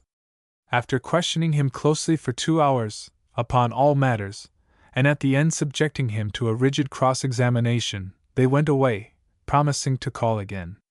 Clare had lost part of a day's work. However, he did not mind it much, for he was somewhat flattered by the visit. The day passed, and the next morning, but on the following afternoon, he was again called away from his labors. This time, there were 3 aged ladies from Market Deeping, who said that they had bought a copy of his poems between them, and could not rest till they had seen him face to face. One of the ladies was somewhat deaf, and Clare had to answer all questions twice, first by speaking to 2 of his visitors in the ordinary key, and then shouting it into the ear of the 3rd old dame. After detaining him for an hour, the elderly individuals said they did not know their way back, and nothing remained but to show them the road for a couple of miles. It was getting late, and Clare, therefore, instead of going to his work again, went into the public house. Fame threatened to be dangerous. The tide set in with full force before another week was over. Not a day passed without Clare being called away from his work in the fields, to speak to people he had never seen in his life, people of all ranks and conditions, farmers, clergymen, horse-dealers, dissenting ministers, butchers, schoolmasters, commercial travelers, and half-pay officers. One morning, the inmates of a whole boarding school, located at Stamford, visited the unhappy poet, And a shower coming on, the fluttering damsels with their grave monitors crowded every room in the little hut, preventing the baby from sleeping, and Mrs. Clare from doing her weekly washing. Most of the visitors were polite, some, however, were sarcastic, and a few rude. After having inspected Clare, his person, house, wife and child, father and mother, they wanted further information concerning his daily habits, mode of eating and drinking, quantity of food consumed, and other particulars, and not getting the wished for replies to all their questions, they told him to his face that he was an ill-bred clown. But there was another class of visitors still more dangerous to the peace of Clare and his little household. Young and middle-aged men came over from Stamford, from Peterborough, and sometimes as far as from London, inviting the poet to conversation and a glass at the tavern, and keeping him at their carousals for hours and whole days. Already too much inclined by nature an early bad example to habits of intemperance, the good resolutions of Clare fairly gave way under this new temptation. The persons who invited him to the alehouse were among the most intelligent of his visitors. They talked freely and pleasantly about subjects interesting to the poet, and often made their conversation still more attractive by music and song. To resist the incitement of flying the dull labors of the fields in favor of such company, required more moral strength than Clare possessed, or was able to command. Early training he had none, and even now there was not a soul near to teach and warn him of the danger. So the unhappy poet kept gliding down the fatal abyss. Clare's visits to Stamford were not quite so frequent after his return from London as before, although he made it a point to call upon Mr. Gilchrist and Mr. Drury at least once a week. On one of these occasions he made the acquaintance of a very eccentric elderly gentleman, who, cold at first and almost offensive in speech, subsequently proved himself a warm friend. This was Dr. Bell, a retired army surgeon, who had long resided near Stamford, and was on good terms with many of the gentlemen of the neighborhood. While serving in His Majesty's forces abroad, Dr. Bell became the intimate friend of a versatile colleague, Dr. Wolcott, subsequently known as Peter Pinder, who inspired him with a taste for literature, to which he devoted himself with a real passion after his retirement from the army. Though not a writer himself, he brought out several books, among them a very droll one, made up of quotations of the most curious kind, and entitled, The Canister of the Blue Devils, by Democritus, Jr.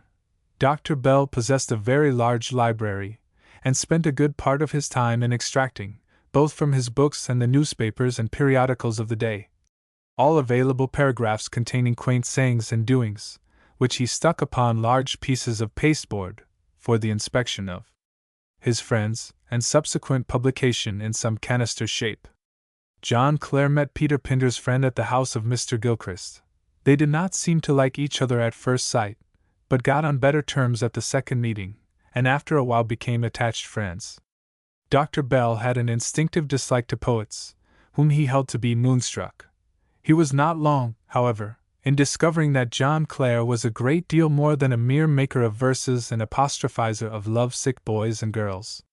The high and manly spirit of the poor laborer of Helpston, his yearning after truth, and his constant endeavor to discover, beneath all the forms and symbols of outward appearances, the godlike soul of the universe, struck him with something like wonderment.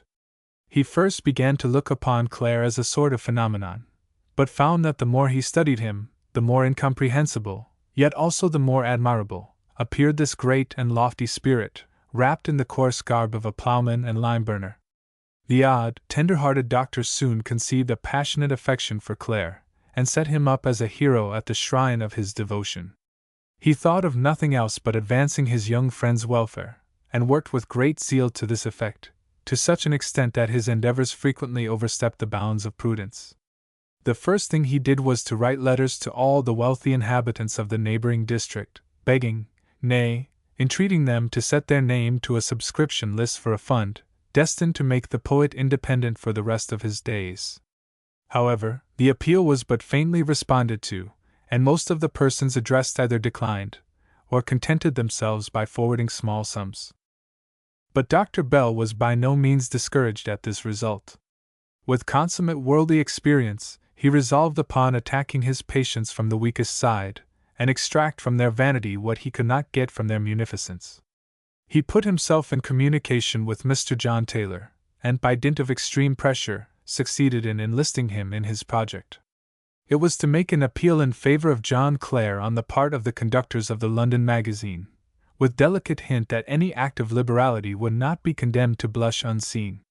But this scheme, too, did not realize the expectations of Dr. Bell, chiefly because Mr. John Taylor, out of feelings easily comprehended, did not join him in his endeavors with the heartiness he expected. To make the appeal appear as much in favor of poetry as of a single poet, Mr. Taylor, in his letters, asked assistance for Keats as well as for Clare, wording his request in terms more dignified than persuasive. There was only one response to this petition, which came from Earl Fitzwilliam, who forwarded £100 to Clare and £50 to Keats. The liberality of the kind nobleman was scarcely appreciated as it deserved. One of the friends of Keats, in a loud article in the London Magazine, of December, 1820, disclaimed his intention to be beholden to any lord. "We really do not see," ran the article, "what noblemen have to do with the support of poets, more than other people, while the poor rates are in existence. In the present state of society, poetry, as well as agricultural produce, should be left to find its own level."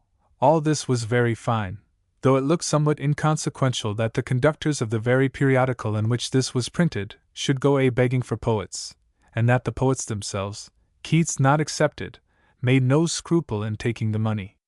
As for poor Clare, he got the news of Earl Fitzwilliam's noble gift together with the London Magazine of December, 1820, and felt utterly ashamed to accept the money with the accompanying reminder of the poor rates being in existence.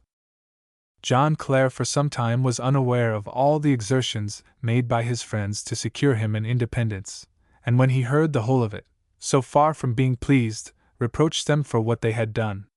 He told them they were wrong in bringing him forward in the character of a beggar without his consent, and with some energy declined to live upon alms as long as he was able to subsist by the work of his hands. Mr. Taylor was somewhat offended when he got this protest, which seemed to him like ingratitude, but Dr. Bell remained undisturbed, and secretly made up his mind to continue his efforts with more energy than ever for his friend. "A noble soul, yet altogether unfit for this ignoble world," he said to Mr. Gilchrist, issuing his circulars for another philanthropic campaign. When Clare learnt that new appeals to assist him had been put forward, he determined to interfere in the matter.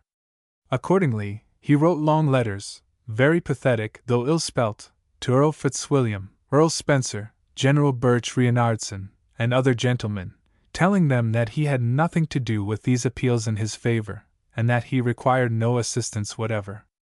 Clare's innate nobility of character was strikingly shown in these epistles. Nevertheless, they were very injudicious, and had an effect decidedly contrary to that imagined by the author.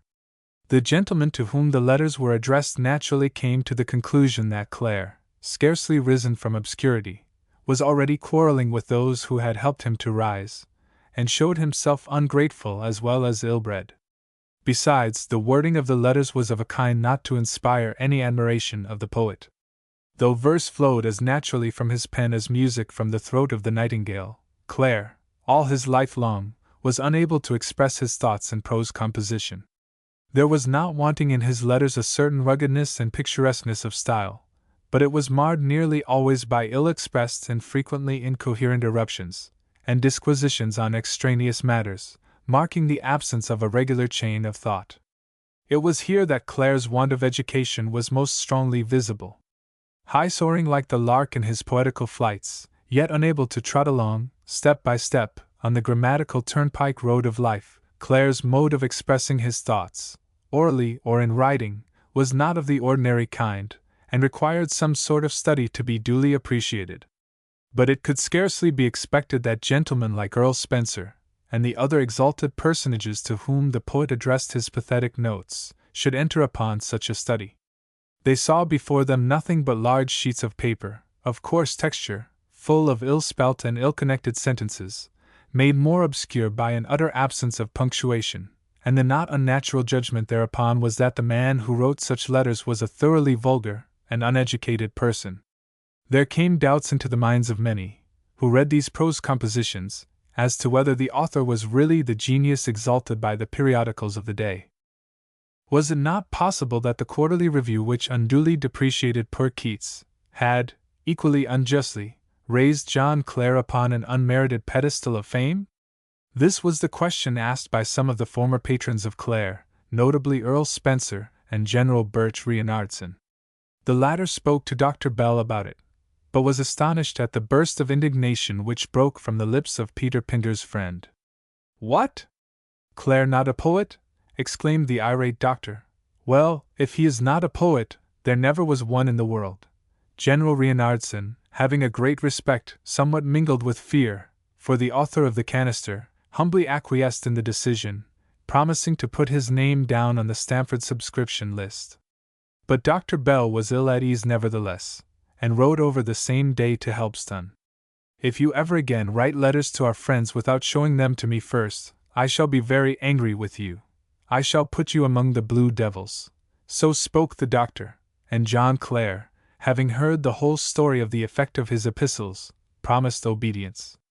He knew but too well, by this time, that the speech which God had given him was poetry, not prose. The stream of visitors which set in at Helpston during the spring of 1820 did not cease till late in the summer of the same year. After the flood of schoolmasters, of farmers' wives, and of boarding school misses, there came a rush of rarer birds of travel, authors and authoresses, writers of unpublished books, and unappreciated geniuses in general. The first of the tribe was an individual of the name of Preston, a native of Cambridge, and author of an immense quantity of poetic, artistic, and scientific works, none of them printed, owing to ignorance of public and publishers.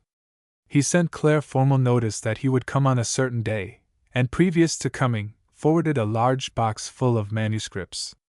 There was a full description of his life, with sketch of his rare talents and accomplishments, also the greater part of his poetical writings, comprising 5 epics, 300 ballads, and countless acrostics, madrigals, and sonnets.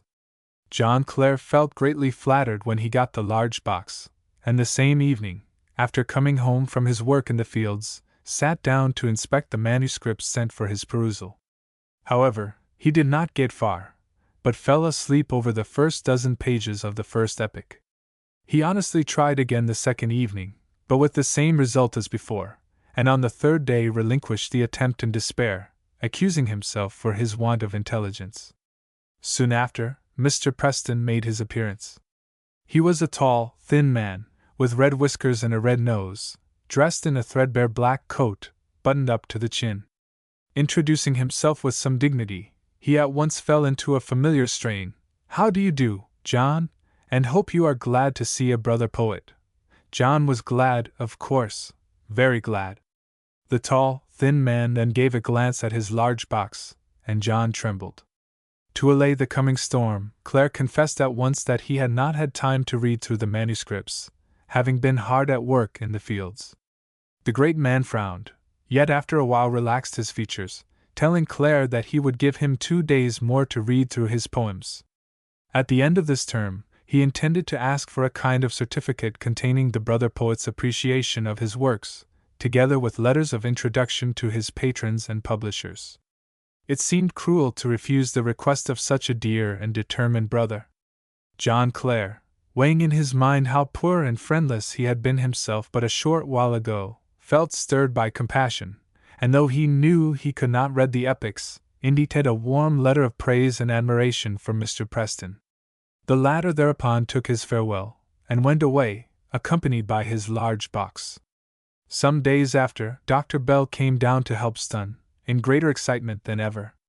"What do you mean by sending me such a d fellow?" he broke forth in a burst of indignation. Poor Clare! He meant nothing, thought of nothing, and knew nothing, and all that he could do was in a few simple words to explain the whole story. The doctor quietly listened to the account of Mr. Preston and his box, and when Clare had finished, delivered another lecture upon practical wisdom, threatening his friend, as penalty for disobedience, with the canister of the Blue Devils. Patronage under various aspects.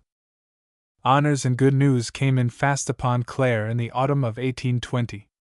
The poet, at his humble home, was visited, first by Lady Fane, eldest daughter of the Earl of Westmoreland; secondly, by Viscount Milton, coming high on horseback, in the midst of red-coated huntsmen; and finally, greatest of honors, by the Marquis of Exeter. The villagers were awestruck when the mighty lord, in his emblazoned coach, with a crowd of glittering lackeys around, came up to the cottage of Parker Clare, the pauper. Mrs. Clare was utterly terrified, for she was standing at the washing tub, and the baby was crying. Her greatest pride consisted in keeping the little cottage neat and tidy, but, as ill luck would have it, she was always washing whenever visitors dropped in. The Marquis, with aristocratic tact, saved poor Patty from a fresh humiliation. Hearing the loud voice of the baby from afar, his lordship dispatched one of his footmen to inquire whether Clare was at home. The man in plush carefully advanced to the cottage door, and holding a silk handkerchief before his fine Roman nose, summoned John before him. Old Parker Clare thereupon hobbled forward, trembling all over, and in a faint voice, told the great man that his son was mowing corn, in a field close to Helpstone Heath. Thither the glittering cavalcade proceeded, and John was soon discovered, in the midst of the other labourers, busy with his sickle. Though somewhat startled on being addressed by his lordship, he was secretly pleased that the interview was taking place in the field instead of in his narrow little hut. It seemed to him that here, among the sheaves of corn, he himself was somewhat taller, and the noble Marquis somewhat smaller than within the four walls of any cottage or palace, and this feeling encouraged him to speak with less embarrassment to his illustrious visitor. His lordship said he had heard rumors that a new volume of poetry was forthcoming, and wanted to know whether it was true. Clare replied that he was busy writing verses in his spare hours, and that he intended writing still more after the harvest, and during the next winter, which would, probably, result in another book with his name on the title page. The Marquis expressed his satisfaction in hearing this news, and, after a few kind words, and a hint that he would be glad to see some specimens, in manuscript, of the new publication, took his farewell. John Clare was not courtier enough to understand the hint about the manuscripts in all its bearings. For a moment, the thought flashed through his mind of asking his lordship to allow the new volume to be dedicated to him, but the idea was as instantaneously crushed by a remembrance of the fatal article in the London magazine, in which it was said, "We really do not see what noblemen have to do with the support of poets more than other people." The remark had left a deep impression upon his mind, and he felt its truth more than ever while standing face to face with the great lord, sickle in hand, among the yellow corn. He therefore said nothing about the dedication, and the visit of his lordship remained without result, which was not his lordship's fault. A few days after this interview with the Marquis of Exeter, Clare went to Stamford to see Mr. Drury and Mr. Gilchrist. The latter had important news. He told his friend that he had just received a letter from Mr. John Taylor, stating that the fund collected for his benefit through the exertions of Lord Radstock, Dr. Bell, and others, had now reached the sum of £420.12_s_, and that this capital had been invested, for his benefit, under trustees, in the Navy 5 per cents. Mr. Gilchrist, on communicating this information, expected an outburst of gratitude, but was surprised to see that Clare received it with a coldness which he could not understand.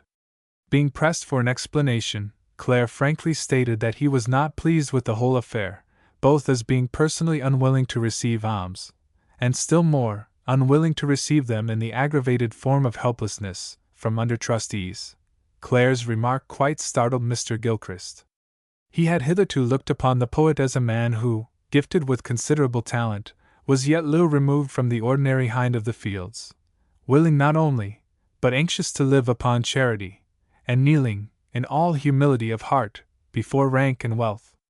The high manliness of Clare now struck him for the first time, and he deeply admired it, though giving no words to his feelings. He even remonstrated about his friend's coldness in receiving gifts offered by real lovers and admirers of his genius. The chord thus struck reverberated freely, and Clare, after warmly shaking Mr. Gilchrist by the hand, returned home to his wife and parents, joyfully communicating the great news that he was now the owner of not less than £420. They fancied it an inexhaustible store of wealth, and great, accordingly, was the joy within the little cottage. The £420 invested for the benefit of Clare were the gift of 20 donors. Nearly one half the sum was contributed by two benefactors, namely, the Earl Fitzwilliam, who gave £100, and Clare's publishers, who bestowed the like amount upon him. The remaining £220, accurately, £220 12_s_. Were made up of sums of £5, £10, and £20, the principal contributors being the Dukes of Bedford and of Devonshire, who gave £20 each, Prince Leopold of Saxe-Coburg, subsequently King Leopold of Belgium, the Duke of Northumberland, the Earl of Cardigan, Lord John Russell, Sir Thomas Baring, and 6 other noblemen, who subscribed £10, and a few others who gave £5 each. The sum thus collected was certainly insignificant, taking into account the extraordinary efforts made by Lord Radstock and other friends of Clare to procure him a provision for life. After all the high praise bestowed upon the new poet by the Quarterly Review and other critical journals, and the loud appeals for aid and assistance, it was found that there were only 2 patrons of literature in all England who thought him worth £100, and of these 2, one was a bookselling firm in Fleet Street. It really seemed as if the world at large engrossed the dictum of the London magazine, of the wealthy having no business to assist poets, while the poor rates are in existence. The £220 collected for Clare from 18 patrons of literature, together with the 200 from Earl Fitzwilliam and Messrs. Taylor and Hesse, served, in the aggregate, to relieve the poet from absolute starvation. Invested in the funds, the capital gave him nearly £20 a year, and with the annuity already granted by the Marquis of Exeter, about 35. Dr. Bell, by dint of restless exertions, managed to add another £10 to this yearly income. He wrote to Earl Spencer, temporarily residing at Naples, and obtained the promise of his lordship to grant Clare £10 per annum for life. So that altogether the poet now was endowed with a regular income of £45 a year, or rather more than 17 shillings a week. It was far above the average of what he had ever earned before as a labourer, and properly regulated, might have been sufficient to make his future career comparatively free from the cares and anxieties of daily subsistence. Unfortunately, this was not the case, and the very aid intended to smoothen his road through life led, almost directly, to his ruin. The autumn of 1820, together with many gratifying gifts, brought Clare some little mortification. A few of his friends were somewhat too zealous, among them, Captain Sherwell, to whom the poet had been introduced by Lord Radstock, and who lost no opportunity to aid and assist him. Shortly after his meeting with Clare, Captain Sherwell went on a visit to Abbotsford, where he indulged in high praises of the poems of rural life and scenery, trying hard to gain the sympathies of his distinguished host in favor of the author. But Sir Walter Scott showed little inclination to fraternize with the poet of Northamptonshire, and sternly declined the pressing demand of Captain Sherwell to write a note of approbation to Clare, or even to put his name to the subscription fund.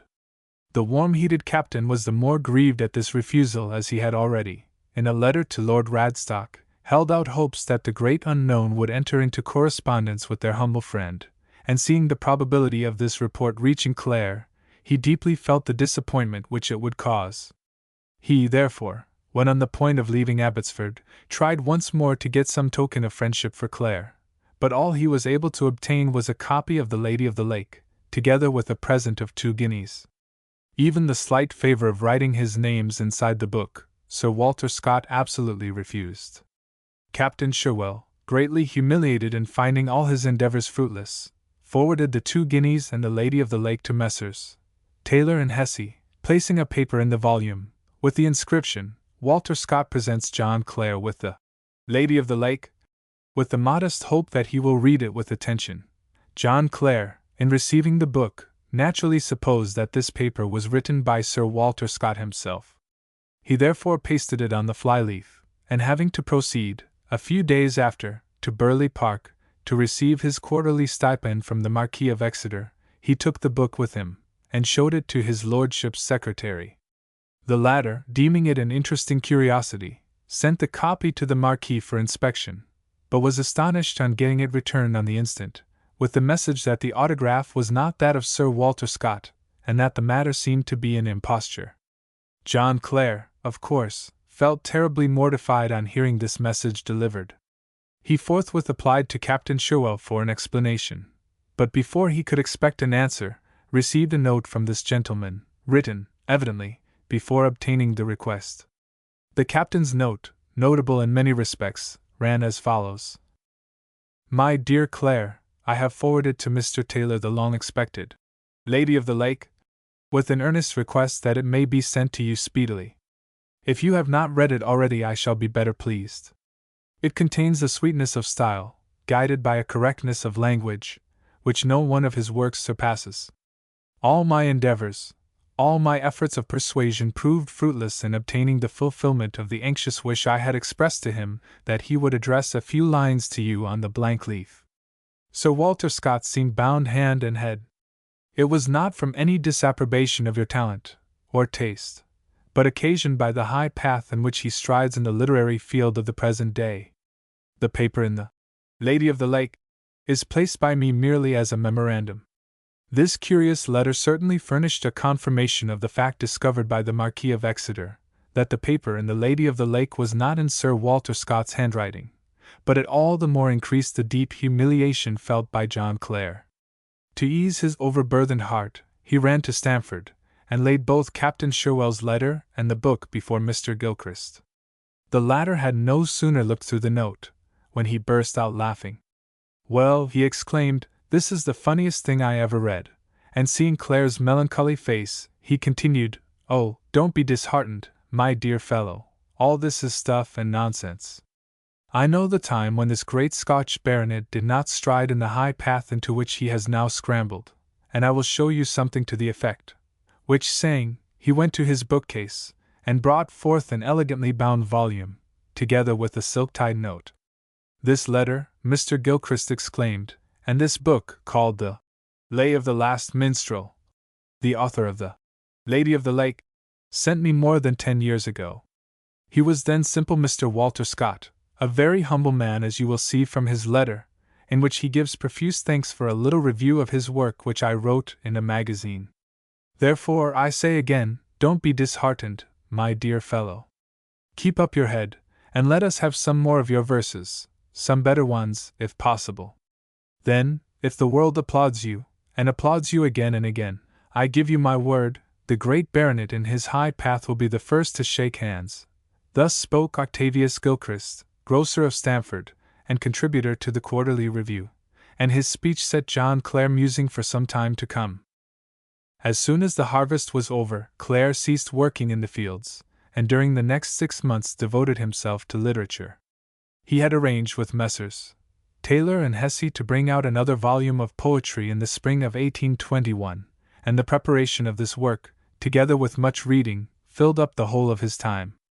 Clare now was in possession of a rather considerable collection of books, chiefly poems, most of them gifts of friends and admirers, and the rest added by his own purchases. Small presents of money from strangers he invariably invested in books, and the 2 guineas of Sir Walter Scott went directly to buy the works of Burns, Chatterton's poems, and Southey's Life of Nelson. The assiduous study of these works necessarily tended to elevate Clare's taste and to improve his style. All his earlier productions bore more or less the stamp of crudeness, by no means effaced by the corrections of the editor in orthography and punctuation. But he now gradually acquired the skill of handling verse, and shaping it into the desired smoothness of expression. He began to compose, too, with far greater rapidity than before. Many a day he completed 2, and even 3 poems, elaborating the plan, as well as revising them finally. His mode of composition, likewise, became almost entirely changed at this period. While formerly his poetical conceptions were usually scribbled on little bits of paper, and furtively revised at intervals of labor, the correction, amounting to entire rewriting, often extending over weeks and months, he now got into the regular habit of finishing all his poems in 2 sittings, casting them first, and polishing them the second time. Almost invariably the first process took place out of doors. Inspiration seldom came to him indoors, within the walls of any dwelling, but descended upon his soul in abundant showers whenever he was roaming through the fields and meadows, the woods and heathy plains around Helpstone. It mattered not to him whether the earth was basking in sunshine, or deluged with rain, whether the air was warm and mild, or ice and snow lying on the ground. At the accustomed hour every morning, he would wander forth, now in one direction, now in another, only caring to get away from the haunts of men, into the cherished solitude of nature. Then, when full of rapture about the wonderful, ever-beautiful world, wonderful and beautiful to him in all aspects and at all seasons, he would settle down in some quiet nook or corner, and rapidly shape his imagination into words. There were some favorite places where he delighted to sit, and where the hallowed vein of poetry seemed to him to flow more freely than at any others. The chief of these spots was the hollow of an old oak, on the borders of Helpstone Heath, called Lea Close Oak, now ruthlessly cut down by enclosure progress, where he had formed himself a seat with something like a table in front. Few human beings ever came near this place, except now and then some wandering gypsies, the sight of whom was not unpleasing to the poet. Inside this old oak Clare used to sit in silent meditation, for many hours together, forgetting everything about him, and unmindful even of the waning day and the mantle of darkness falling over the earth.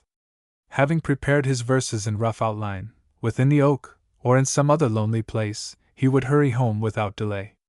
Patty, carefulest of housewives, although little comprehending the erratic ways of her lord, had got into the habit of always keeping a slight meal ready for the hungry poet. He took his broth, or his cup of tea, in silence, and then crept up to the narrow bedroom in the upper part of the hut. Here the day's poetical productions were passed in review. Whatever was not approved met with immediate destruction, the rest was carefully corrected and polished, and afterwards copied out into a big book, a sort of ledger, bought at Stamford Fair. Clare had laid down the rule for himself to make no further corrections or examination whatever. The poems thus composed were sent to the printer, and though Mr. Taylor, the editor and publisher of the new work, was anxious to alter and revise some of them, Clare would not allow any change, save orthographical and grammatical corrections. There was at this time an impression on Clare's mind that his verses were the product of intuition, and that the songs came floating from his lips and pen as music from the throat of birds. So he held his own orthodoxy more orthodox than that of the schools. In which view poor John Clare was decidedly wrong, seeing that his music was not offered gratis like that of the skylark and nightingale, but was looking out for the pounds, shillings, and pence of a most discerning public. Publication of the Village Minstrel. The publication of Clare's new volume, arranged for the spring of 1821, gave rise to some difficulties as the time grew near. It was the intention of his publishers to bring out the work with some artistic embellishments, including a portrait of the author and a sketch of his home, to both which Clare had certain objections, as far as the execution of the task was concerned. On the other hand, Messrs. Taylor and Hesse wished to exclude some of Clare's poems, which they did not think quite as good as the rest, under the pretense that they had already more than sufficient in hand to make a strong volume. But this again was opposed by the author, who sent in his ultimatum to print all his verses or none. The difficulty might have been easily arranged by Mr. Gilchrist, with his great influence both over Clare and his publishers, but he, unfortunately, was over head and ears in trouble, and had no time to attend to the perplexities of others. Mr. Gilchrist, in the summer of 1820, had the misfortune of being dragged into the great quarrel of the Rev. William Lyle Bowles, the editor of Pope, with Byron, Campbell, and the Quarterly Review, a battle of the windmills which occupied the literary world of England for several years. Having dispatched the chief of his big foes, the Rev. Mr. Bowles thought fit to turn round upon Mr. Gilchrist, whom he held to be the author of a severe article in the Quarterly. This was not the case. Nevertheless, Mr. Gilchrist took up the cudgels, striking out with all the impetus so much in vogue among the pen-wielding celebrities of the time. From the Quarterly, too Jupiter-like to be long detained by street rows, the quarrel was transferred to the pages of the London Magazine, where abundant space was allowed to both Mr. Gilchrist and the Rev. Mr. Bowles to fight out their battles. The great question was whether Mr. Bowles had done justice to the character of Pope, or drawn the figure of his hero in too hard outlines, and as there was much to be said on either side, the articles grew longer every month, and the spirit of the combatants became more and more embittered. The conflagration got general through a flaring pamphlet, by one of the family of the Bowleses, and for a year or two the air was filled with squibs, flysheets, articles, and reviews for and against Bowles. What with his grocery business at Stamford, and his multifarious literary engagements, poor Mr. Gilchrist fairly lost his head in the midst of this thunderstorm, and was unable to think of anything else but Bowles and Pope, and Pope and Bowles.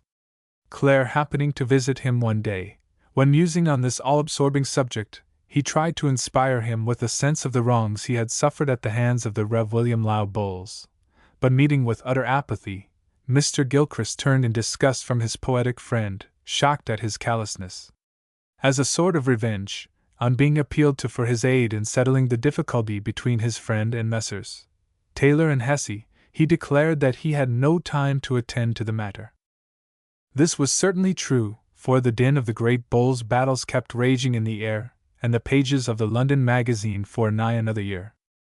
After some lengthened correspondence between Clare and his publishers, it was arranged that the new work should be brought out in 2 volumes in the summer of 1821.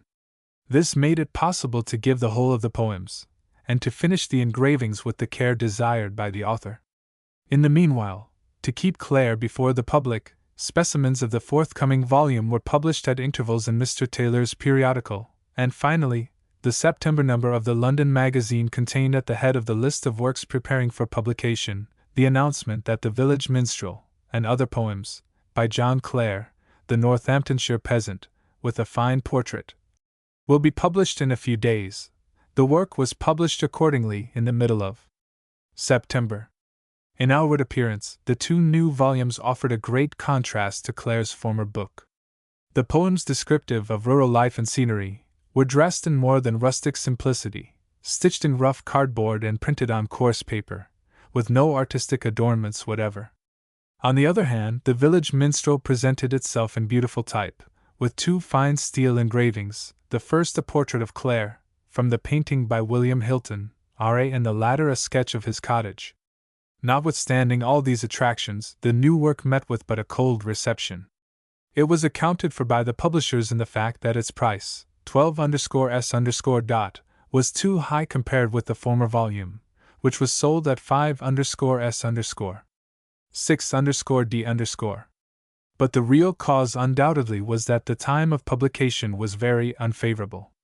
It was a period when the English book mart was overstocked with poetry and fiction, and when the world seemed less than ever inclined to devote itself to poetry and fiction.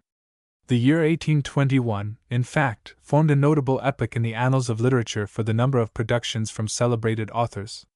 Sir Walter Scott published Kenilworth Castle, Lord Byron issued his tragedy of Marino Faliero, Southey, his Vision of Judgment, Shelley, his Prometheus, and Wordsworth a new edition of his poems. Besides these giants in the field of literature, numerous stars of the 2nd and 3rd magnitude sent forth their light.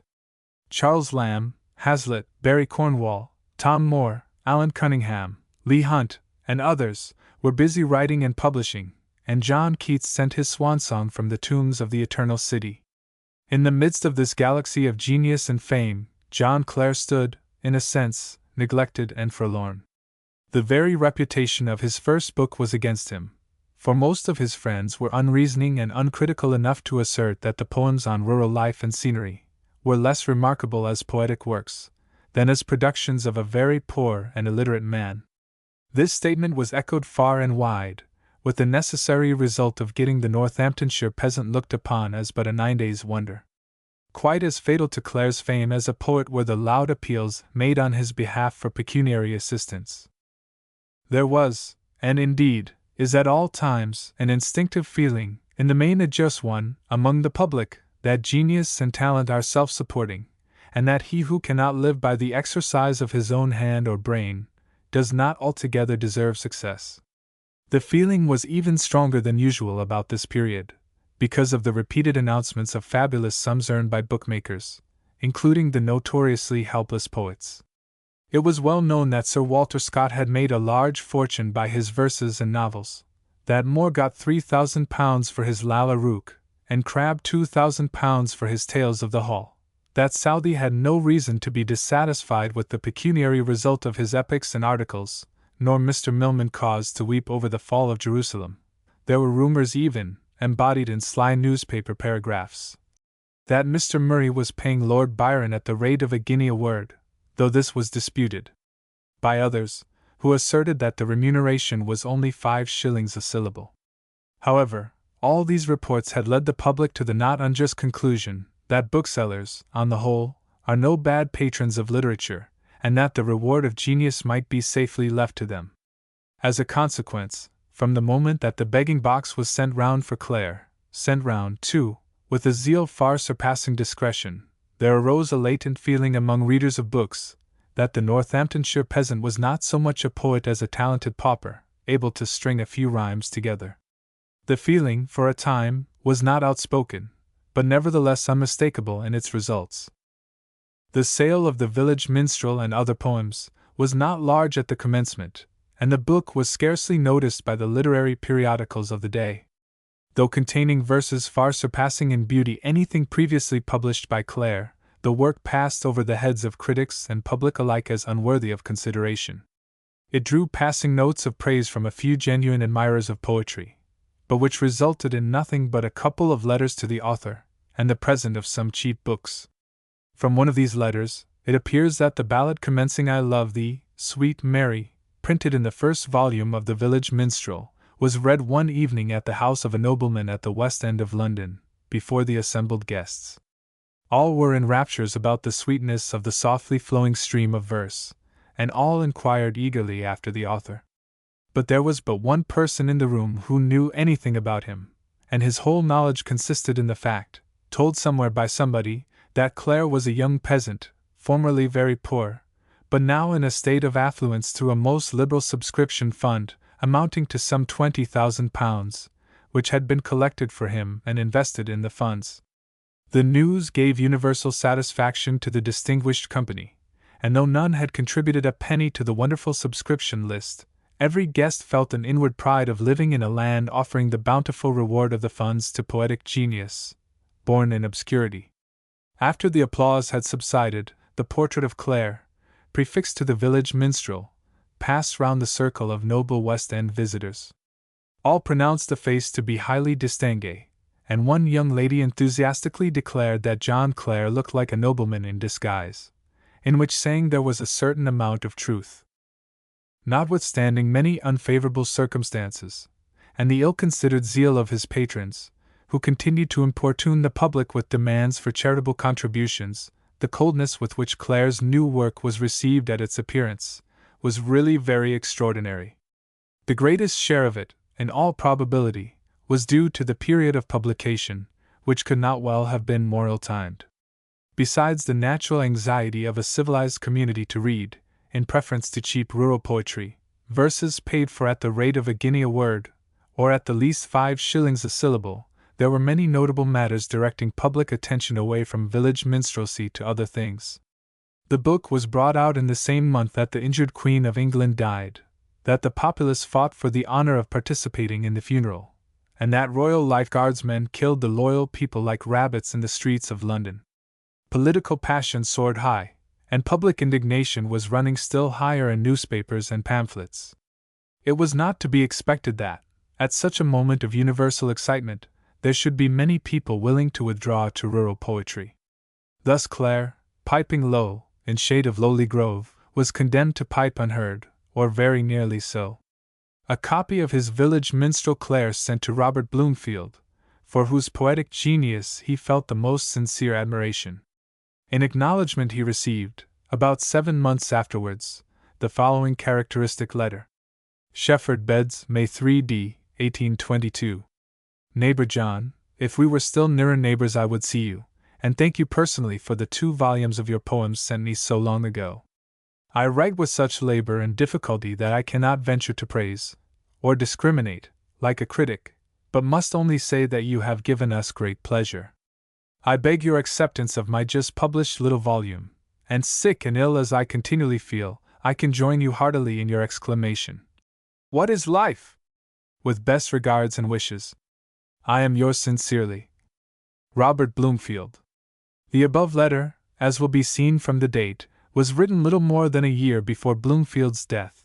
he living at the time in great retirement, broken in mind and body. The author of The Farmer's Boy, like Clare, felt a noble contempt for punctuation and spelling, and in the original note the word volume, twice repeated, stands for volume, representing, no doubt, the way in which he used to pronounce the word. How entirely free John Clare was from the common failing of literary jealousy is shown by his admiration of Bloomfield. He not only freely acknowledged the high standard of Bloomfield's works, but what was more, held him up to all his friends as a poet far greater than himself. Untrue as was this comparison, it strikingly exhibited the innate nobility of soul of the poor Northamptonshire peasant. Yet even this humility, the true sign of genius, was ill-construed by some of Clare's lukewarm patrons, who reproached him for being a flatterer when he only wanted to be just. Glimpses of John Clare at home. During the summer of 1821, Clare gave up his agricultural labors almost entirely. The greater part of the time he spent in roaming through woods and fields, planning new poems, and correcting those already made. Visits to Stamford, also, were frequent and of some duration, and he not unfrequently stayed 3 or 4 days together at the house of Mr. Gilchrist, or of Mr. Drury. The stream of visitors to Helpston had ceased, to a great extent, and the few that dropped in now and then were mostly of the better class, or at least not belonging to the vulgar curious element. Among the number was Mr. Chauncey Hare Townsend, a dandified poet of some note, particularly gifted in madrigals and pastorals. He came all the way from London to see Clare, and having taken a guide from Stamford to Helpston, was utterly amazed, on his arrival, to find that the cottage, beautifully depicted in the village minstrel, was not visible anywhere. His romantic scheme had been to seek Clare in his home, which he thought easy with the picture in his pocket, and having stepped over the flower-clad porch, to rush inside, with tenderly dignified air, and drop into the arms of the brother poet. However, the scheme threatened to be frustrated, for though the village could easily be surveyed at a glance, such a cottage as that delineated in the minstrel, with more regard to the ideal than the real, was nowhere to be seen. In his perplexity, Mr. Chauncey Hare Townsend inquired of a passer by the way to Clare's house. The individual whom he addressed was a short, thick-set man, and, as Mr. Hare Townsend thought, decidedly ferocious-looking. He was bespattered with mud all over, and a thick knotted stick, which he carried in his hands, gave him something of the air of a highwayman. To the intense surprise of Mr. Chauncey Hare Townsend, this very vulgar person, when addressed, declared that he himself was John Clare, and offered to show the way to his house. Of course, the gentleman from London was too shrewd to be taken in by such a palpable device for being robbed, so declining the offer with thanks, and recovering from his fright by inhaling the perfume of his pocket handkerchief, he retreated on his path, seeking refuge in the Blue Bell public house. The landlord's little girl was ready to show the way to Clare's cottage, and did so, leaving the stranger at the door.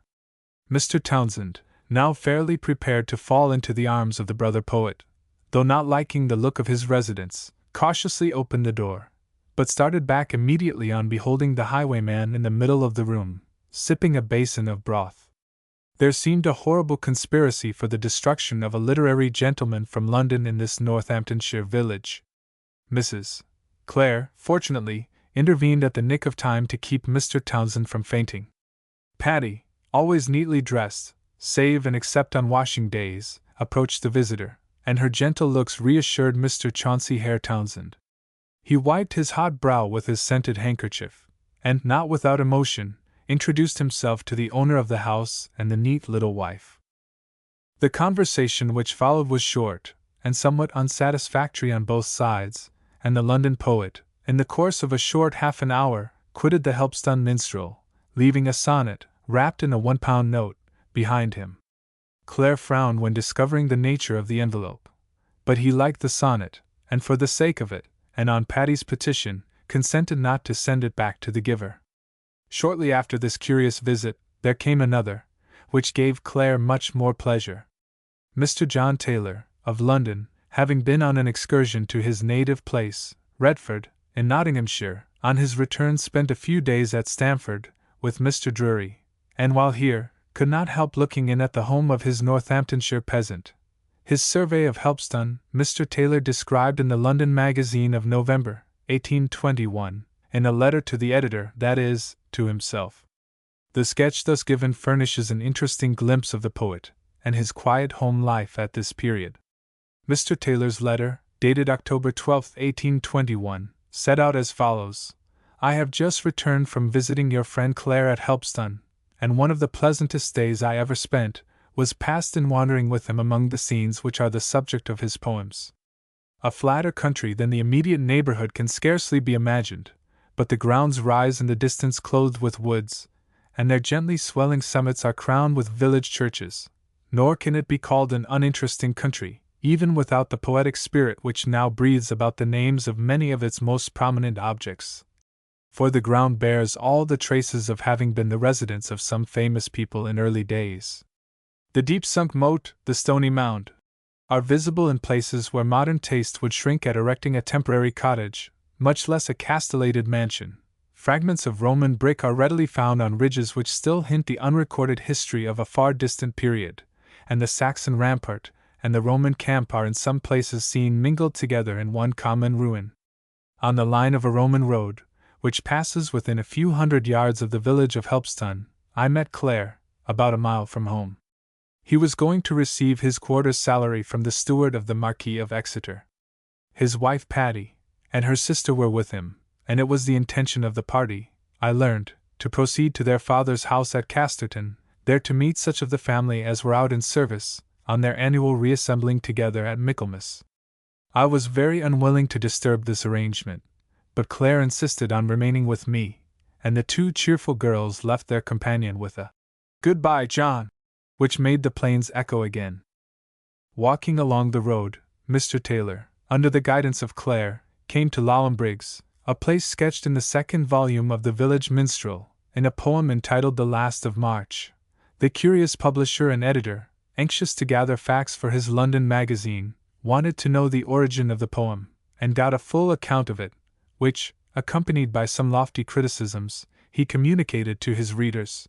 John Clare, Mr. Taylor reported, was walking in this direction on the last day of March, 1821, when he saw an old acquaintance fishing on the lee side of the bridge. He went to the nearest place for a bottle of ale, and they then sat beneath the screen which the parapet afforded, while a hasty storm passed over, refreshing themselves with the liquor, and moralizing somewhat in the strain of the poem. I question whether Wordsworth's peddler could have spoken more to the purpose.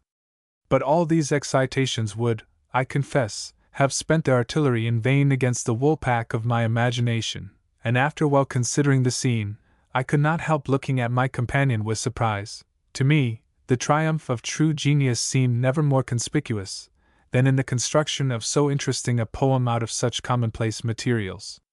With your own eyes you see nothing but a dull line of ponds, or rather one continued marsh, over which a succession of arches carries the narrow highway. Look again, with the poem in your mind, and the wand of a necromancer seems to have been employed in conjuring up a host of beautiful accompaniments, making the whole waste populous with life, and shedding all around the rich image of a grand and appropriate sentiment. Imagination has, in my opinion, done wonders here. From Unabridged, the poet and his publisher turned towards Helpston, passing by Langley Bush, also sung in the Village Minstrel.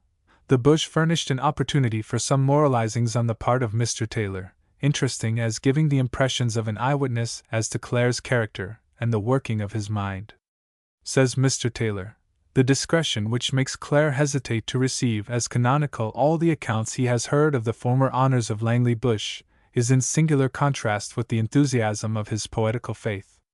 As a man, he cannot bear to be imposed upon, his good sense revolts at the least attempt to abuse it. But as a poet, he surrenders his imagination with most happy ease to the illusions which crowd upon it from stories of fairies and ghosts. The effect of this distinction is soon felt in a conversation with him. From not considering it, many persons express their surprise that Clare should be so weak on some topics, and so wise on others. But a willing indulgence of what they deem weakness is the evidence of a strong mind. He feels safe there, and luxuriates in the abandonment of his sober sense for a time, to be the sport of all the tricks and fantasies that have been attributed to preternatural agency. Let them address him on other subjects, and unless they entrench themselves in forms of language to which he is unaccustomed, or take no pains to understand him according to the sense rather than the letter of his speech, they will confess that to keep fairly on a level with him in the depth and tenor of their remarks is an exercise requiring more than common effort. He may not have read the books which they are familiar with, but let them try him on such as he has read, and the number is not few, especially of the modern poets, and they will find no reason to undervalue his judgment. His language, it is true, is provincial, and his choice of words in ordinary conversation is indifferent, because Clare is an unpretending man, and he speaks in the idiom of his neighbors, who would ridicule and despise him for using more or better terms than they are familiar with. But the philosophic mind will strive to read his thoughts, rather than catch at the manner of their utterance, and will delight to trace the native nobleness, strength, and beauty of his conceptions, under the tattered garb of what may, perhaps, be deemed uncouth and scanty expressions. Arrived at Helpstone with his companion, Mr. Taylor was somewhat surprised at the outer aspect of Clare's humble home. Of the inside, he furnished the following neat sketch. On a projecting wall in the inside of the cottage, which is whitewashed, are hung some well-engraved portraits, in gilt frames, with a neat drawing of Helpstone Church, and a sketch of Clare's head which Hilton copied in watercolors, from the large painting, and sent as a present to Clare's father. I think that no act of kindness ever touched him more than this, and I have remarked, on several occasions, that the thought of what would be his father's feelings on any fortunate circumstance occurring, has given him more visible satisfaction than all the commendations which have been bestowed on his genius. I believe we must go into low life to know how very much parents can be beloved by their children. Perhaps it may be that they do more for them, or that the affection of the child is concentrated on them the more, from having no other friend on whom it may fall. I saw Clare's father in the garden. It was a fine day, and his rheumatism allowed him just to move about, but with the aid of 2 sticks, he could scarcely drag his feet along. He can neither kneel nor stoop. The father, though so infirm, is only 56 years of age. The mother is about 7 years older. While I was talking to the old man, Clare had prepared some refreshment within, and with the appetite of a thresher we went to our luncheon of bread and cheese, and capital beer from the Bell. In the midst of our operations, his little girl awoke, a fine, lively, pretty creature, with a forehead like her father's, of ample promise. She tottered along the floor, and her father looked after her with the fondest affection, and with a careful twitch of his eyebrow when she seemed in danger. Our meal ended, Clare opened an old oak bookcase, and showed me his library. It contains a very good collection of modern poems, chiefly presents made him since the publication of his first volume, among them the works of Burns, Cooper, Wordsworth, Coleridge, Keats, Crabbe, and other poets. To see so many books handsomely bound, and flashed about with golden letters, as he describes it, in so poor a place as Clare's cottage, gave it almost a romantic air, for, except in cleanliness, it is no whit superior to the habitations of the poorest of the peasantry. The hearth has no fireplace on it, which to one accustomed to coal fires looked comfortless, but Clare found it otherwise. The idea of a man being happy without a regular fireplace evidently staggered Mr. John Taylor. However, he recovered from his surprise, and having sent his servant, a stately domestic from town, introduced as my man, in front, to prepare the way, the great publisher of Fleet Street solemnly took farewell from his poet, accompanied a proper distance along the road. This duty fulfilled, Clare buttoned up his smock frock, and trotted away in great haste to meet Patty, and such of the family as were out on service. Very likely, in the company of these cheerful girls, John, for the rest of the evening, felt a great deal more at ease than in the presence of the learned and inquisitive gentleman, his editor and publisher. Second visit to London. Before Mr. Taylor left Helpstone, he gave his client an invitation to come up to London, and spend a few weeks at his house. Perhaps the offer was meant only as a polite phrase, or a general invitation. However, Clare, unacquainted with the ways of good society, took it to be a special summons, and, after due reflection, made up his mind to visit the great metropolis once more. He fixed the journey, to him a great undertaking, for the spring of 1822, and remembering former miseries, decided upon going this time in a new suit of clothes, expressly ordered at Stamford.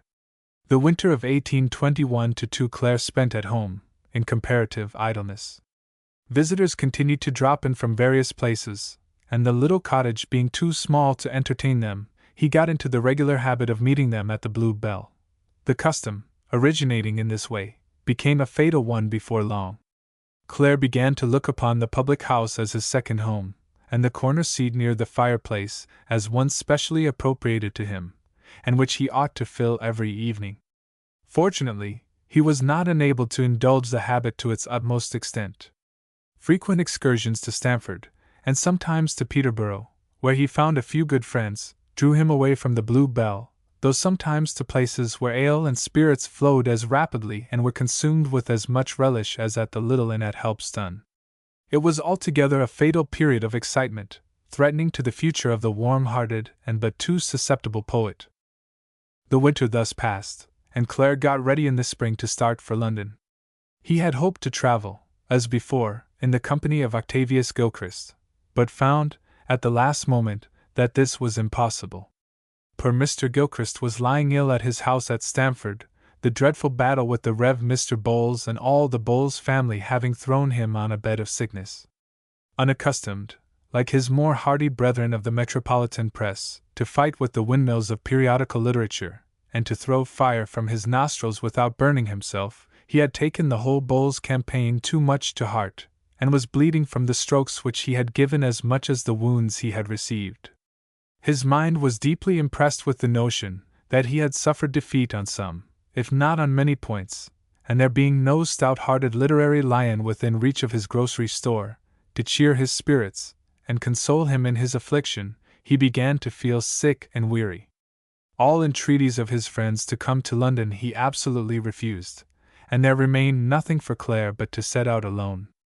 The due preparations having been made, he went to Stamford, one fine morning, in the month of May, mounted the outside of the coach, and was whirled away, through Northamptonshire, Huntingdon, and Beds, to the metropolis. Discharged, once more, at the George and Blue Boar, Holborn, he was bold enough to steer, unaided, through the intricate thoroughfares of London, and reached the Haven in Fleet Street without accident. Mr. John Taylor looked somewhat surprised on beholding his poet, carrying a big stick in one hand, and in the other a large bundle tied in a colored pocket handkerchief, with a pair of hobnailed boots sticking out on each side. However, a gentleman born and bred, he smiled pleasantly, helped to unpack Clare's bundle, and made him welcome to his house.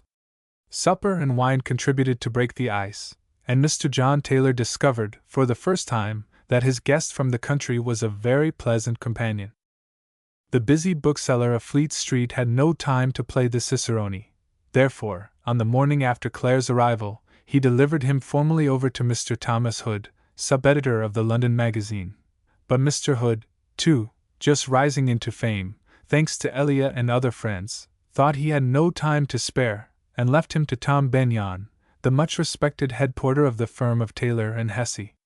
When Thomas Hood came to know John Clare a little better, he paid more attention to his charge, but this did not happen till at the end of 2 or 3 weeks. Meanwhile Clare amused himself as best he could, guided wherever he wished to go by the faithful Tom. One of his first visits was to Mrs. Emerson, who received him in the most affectionate manner, and invited him to dine daily at her house. The invitation was freely accepted, and Clare for some time spent his afternoon and the early part of the evening regularly at the lady's house at Stratford Place, Oxford Street. Clare here met again his old friend and patron, Lord Radstock, besides a goodly number of the literary and artistic celebrities of the day. He found few friends, or men he liked, among the authors, but more among the painters into whose company he was thrown. With some of them he struck an intimate acquaintance, particularly with Mr. Rippingill, an artist of some note in his day. The latter was very fond of long rambles through London, and very fond of pale ale, too, and Clare sharing both these likings, the two were constantly together. Many an evening, after leaving Mrs. Emerson's house, which happened, nearly always, immediately after dinner, the artist and poet set out together on a journey of exploration, visiting unknown parts of the metropolis, the haunts of thieves and vagabonds. When getting tired of this amusement, they directed their researches into other quarters, inspecting all the small theaters, exhibitions, and concert rooms, down to the very lowest. The progress of this movement was interrupted by an unexpected event. One evening, when visiting the Regency Theatre, in Tottenham Court Road, both were fascinated by the charms of a beautiful young actress, a native of France, figuring in the playbills as Mademoiselle Dahlia. Clare's susceptible heart took fire at once, and friend Rippengille was not behind in the sudden burst of his affections. They both vowed eternal love to the fair actress, and, as a commencement, Rippengille drew her portrait, after the dictate of his fancy, while Clare added to it a passionate effusion in verse. The artistic poetical gift was duly dispatched to Mademoiselle Dahlia, but elicited no reply. Night after night, poet and painter took their seat within the Temple of the Muses in Tottenham Court Road, but night after night they waited in vain for a glance from the beautiful eyes of Mademoiselle Dahlia, although they had taken care to inform her that they were sitting, arm in arm, in front of the pit. The neglect of Mademoiselle preyed upon their minds. They pined away, the two friends, and drank more pale ale than ever. Clare's excursions with his friend kept him generally till after midnight from his residence, which was a great source of annoyance to the methodical bookseller of Fleet Street. Mr. Thomas Hood thereupon got instructions to tell Clare that early hours would be more acceptable to his host, which instructions were communicated by commission, in due business course, through the faithful Tom, the head porter. Clare felt offended, and informed Mrs. Emerson of what had happened, making a full confession of his sorrows, even those concerning the too beautiful Mademoiselle Dahlia. Mrs. Emerson deeply sympathized with her poetical friend, telling him at the same time that he would be welcome to stay at her house if he liked. The offer was accepted, and Clare marched back straightway to Fleet Street, gathered his property, including the boots, within the colored pocket-handkerchief, and came back in triumph to Stratford Place. That same evening, thinking himself more at liberty in his new quarters, he undertook a somewhat longer excursion with Mr. Rippengille. After staying punctually through the performance in the Tottenham Court Road Theatre, sighing over the enchanting looks of Mademoiselle, the friends adjourned to a neighboring public-house, and from thence to a tavern known as Offley's, famous for its Burton ale. The ale was unusually good this evening, and the company too was unusually good, which combined attraction made the friends remain in their place till long after their wonted time. Talking about poetry and high art, and talking still more about Mademoiselle Dahlia and her angelic charms, the hours slipped away like minutes, and the first rosy clouds of a bright June morning began to appear in the east before they were able to quit Offley's hospitable roof. Shaking hands once more at the door, Rippengille took his way, with somewhat faltering step, to his lodgings in Oxford Street, while Clare, rather more steady in his gait, went straight to Mrs. Emerson's residence. He discovered Stratford Place with the help of a sympathetic watchman, but was unable to get an entrance into his temporary home. Mrs. Emerson, after waiting for her guest till towards the dawn of day, had gone to bed, thinking that he might have taken his way back to his old quarters in Meat Street. The combined efforts of Clare and the friendly watchman having proved fruitless to get into the house, nothing remained but to seek some other shelter. But there were no places open anywhere, and the poet, beginning to feel very tired, resolved to take the advice of his companion, and creep into the inside of a hackney coach, drawn up in a yard. The kind watchman carefully shut the door, and Clare, finding the place uncommonly snug and comfortable, fell asleep immediately. Sweet dreams soon filled the mind of the poet. There came visions of green fields decked with flowers, of large banqueting rooms thronged with beautiful ladies, and of theaters crowded by joyous multitudes, and right in the midst of all these apparitions stood the enchanting fairy of Tottenham Court Road. She approached him, she pierced his heart with a smile of her dark eyes, at last she kissed him. The touch of her lips was like an electric shock, and he sprang to his feet. But he could not stand, something was moving under him. He rubbed his eyes, rubbed them again and again, and at last discovered that he was inside a square box, drawn along by two horses. Gradually the events of the past day and night arose from out the mist of his dreams and fancies, and he began to be conscious that he was sitting in the identical hackney coach into which his friend, the watchman, had put him. The difficulty settled as to how he got in, there came the more perplexing question as to how he should get out again. The coachman was evidently unaware of the presence of a poet in his box, and a too sudden revelation of the fact, Clare feared, might produce the worst consequences. Viewed from the back, he seemed a grim, ferocious-looking fellow, the terrible driver of the hackney coach.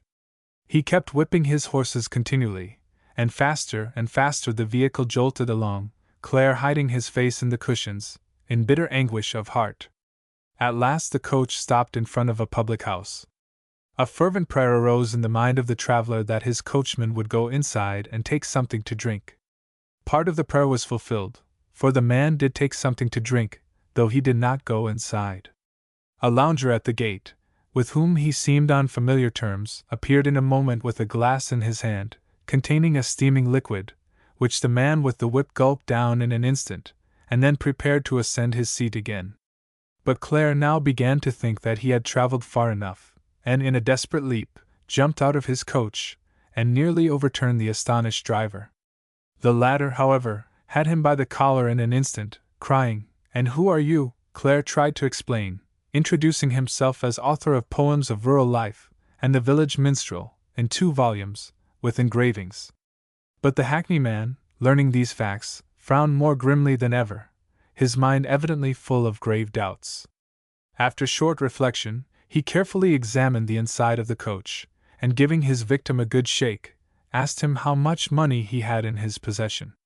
Clare, trembling all over, took out his purse, and found he had 10 shillings and a few pence. The terrible coachman grasped the purse, gave the owner a slap on the back as a receipt, and with a valedictory "Go along, you scamp," dismissed the unhappy poet. John Clare felt faint and ready to sink to the ground, but fear gave him courage, and he ran away as fast as he could. It was not long before he discovered that he was, after all, not far from his dwelling in Stratford Place. Having obtained entrance, he sank down utterly exhausted in an armchair, to the intense astonishment of Mrs. Emerson. When Clare had somewhat recovered himself, the questioning commenced. Although reluctant to tell his whole story, his vigilant hostess extracted it piece by piece, and finally broke out into an immoderate fit of laughter. Clare was surprised, and somewhat offended, but felt too weak for opposition or remonstrance. Even his desire that the affair should be kept as secret as possible was met with renewed merriment, the reply being that, before saying more, he should take some refreshment. A good luncheon, with liberal supply of sherry, had the effect of bringing Clare's feelings more in accordance with those of Mrs. Emerson. He was himself inclined to laugh at his droll adventure in the hackney coach, and thought he should be ready almost to shake hands with the terrible driver. In this vein of good humor, Mrs. Emerson got ready permission to tell his curious adventure to whomsoever she liked, even in his presence at the dinner table. The stipulation was fulfilled to the letter. There was a grand party that evening at Mrs. Emerson's house, and towards the end of the entertainment, when all were in good spirits, the fair hostess told the story of the poet in the hackney coach. She told it in good dramatic style, embellishing it a little, and heightening the effect of some of the incidents. But she was not allowed to tell it uninterruptedly. There broke forth such a storm of laughter on all sides as seemed to shake the very table, and not a few of the guests appeared absolutely convulsed with merriment. Clare good-humoredly joined in the general hilarity, for which he was recompensed by having his health drunk, with full bumpers, by the whole assembly. After which, in special honor of Clare's ingenious method of declaring his identity to a hackney coachman, there came, amidst universal delight, another toast to the village minstrel in London. At the house of Mrs. Emerson, Clare stayed about a week, and then accepted an invitation of the Rev. H. T. Carey, the translator of Dante, who had met him previously at Mr. Taylor's office. Mr. Gary was living at Chiswick, in an old ivy-covered mansion, formerly inhabited by Sir James Thornhill, the painter, and after him by his famous son-in-law, Hogarth. Clare spent some pleasant days here, his kind host pointing out to him various memorials connected with the great satirist and moralist, the window through which Hogarth eloped with old Thornhill's only daughter, the place where he painted the Rake's Progress, and the spot in the garden where he buried his faithful dog, with the inscription, "Life to the last enjoyed, here Pompey lies." There were agreeable excursions, too, from Chiswick to the neighboring places, particularly to Richmond, where Clare visited Thompson's monument on the hill, as well as his tombstone in the old church, which, covered as it was with cobwebs, he thought much less beautiful than that of Hogarth's dog. It was Clare's intention to stop at least a week with his kind host at Chiswick, but an awkward circumstance occasioned his departure at the end of a few days. The reverend translator of Dante's Inferno introduced his guest in a careless sort of way to his house, without presenting the various members of his family, and the consequence was that Clare fell into a grievous mistake from the beginning. Mr. Carey had several grown-up children, and a beautiful young wife, looking of the same age as his daughters. In the round of excitement through which he had gone, and with his head still full of the charming Mademoiselle Dahlia, of Tottenham Court Road, Clare thought it incumbent upon him to write verses at the old ivy-covered mansion, the more so as the owner had emphatically introduced him as author of "I Love Thee, Sweet Mary." So he began by penning delicate sonnets, dedicated to the lady whom he deemed the fairest of the daughters of the Rev. Mr. Carey, or, in point of fact, to his wife. Mrs. Carey, on getting the first poetical epistle, held it to be a declaration of lore, and very properly burnt the paper. But getting a second piece of poetry, somewhat mystic in expression, she showed it to her husband, who, being an elderly gentleman with a wig, got very excited over the matter. He took Clare aside on the instant, telling him, with much warmth, that it was not the custom at Chiswick to make love to other men's wives, and that, however much he admired his sonnets, he did not like his mode of distributing them. Clare was thunderstruck on learning that he had been addressing Mrs. Carey instead of the fair daughter of the house, and for a moment was almost unable to speak. Recovering himself, he stammered forth his simple tale, hiding nothing, nor trying to excuse his conduct. It was impossible to listen and not believe his words. The Rev. Mr. Carey perceived at once the ridiculous error into which he had fallen, and shaking Clare's hand in a most affectionate manner, bade him think no more of the whole affair, and for the future distribute as many specimens of his poetry as he liked to his wife and daughters. Clare fully appreciated the kindness which dictated this offer. However, he thought that it was impossible for him to stop any longer at the house. He insisted upon leaving at once, and Mr. Carey, finding all his persuasions fruitless, accompanied him back to London. It was Clare's intention to return to Helpston immediately, but going to the shop of his publishers in Fleet Street, he heard that Octavius Gilchrist had arrived the previous day, and wished to see him. He therefore took up his quarters once more at the house of Mr. Taylor. The great battle with the Bowles family and the book-grinding windmills had made poor Mr. Gilchrist really and seriously ill. The doctors of Stamford shook their heads, talking of nervous affection, of change of air, and of rest from the cares of grocery and literature. With every succeeding day, the men of science got to look more and more mournful, until the patient felt as if he was going already through the process of being buried. One morning, thereupon, he took a desperate resolution. Although ordered not to leave his room on any account, he went to the stage-coach, engaged the box seat, and bravely rode up to London. Mr. Gilchrist was really fond of Clare, and had no sooner arrived than he went in search of him. Clare consented to stay a little longer in town, partly at the house of Mr. John Taylor, and partly at that of her Burkhart, Mr. Gilchrist's brother-in-law. The jolly watchmaker in the Strand was overjoyed on seeing his rural friend again, fancying to get another opportunity to show the lions of London. But Clare soon proved to him that by this time he knew more about the big metropolis, its theatres and concert rooms, its taverns and alehouses, and even its beggars' and thieves' slums, than many a native of Cockayne, and her Burkhart, therefore, was compelled, much against his wish, to leave him alone. Mr. Rippingille having meanwhile taken his departure for Bristol, vainly trying to persuade his friend to follow him thither, Clare was left almost entirely in the company of Mr. Gilchrist. The latter introduced him to a great many of his acquaintances, first and foremost to Mr. William Gifford. Clare felt somewhat abashed when admitted into the presence of the renowned editor of the Quarterly Review, whose pen had so much contributed to his rise in the world. Mr. Gifford, who was sitting on a couch, surrounded by an immense quantity of books and papers, received the poet in a very friendly manner, making some judicious remarks about the village minstrel, which he declared to be vastly superior to the poems of rural life.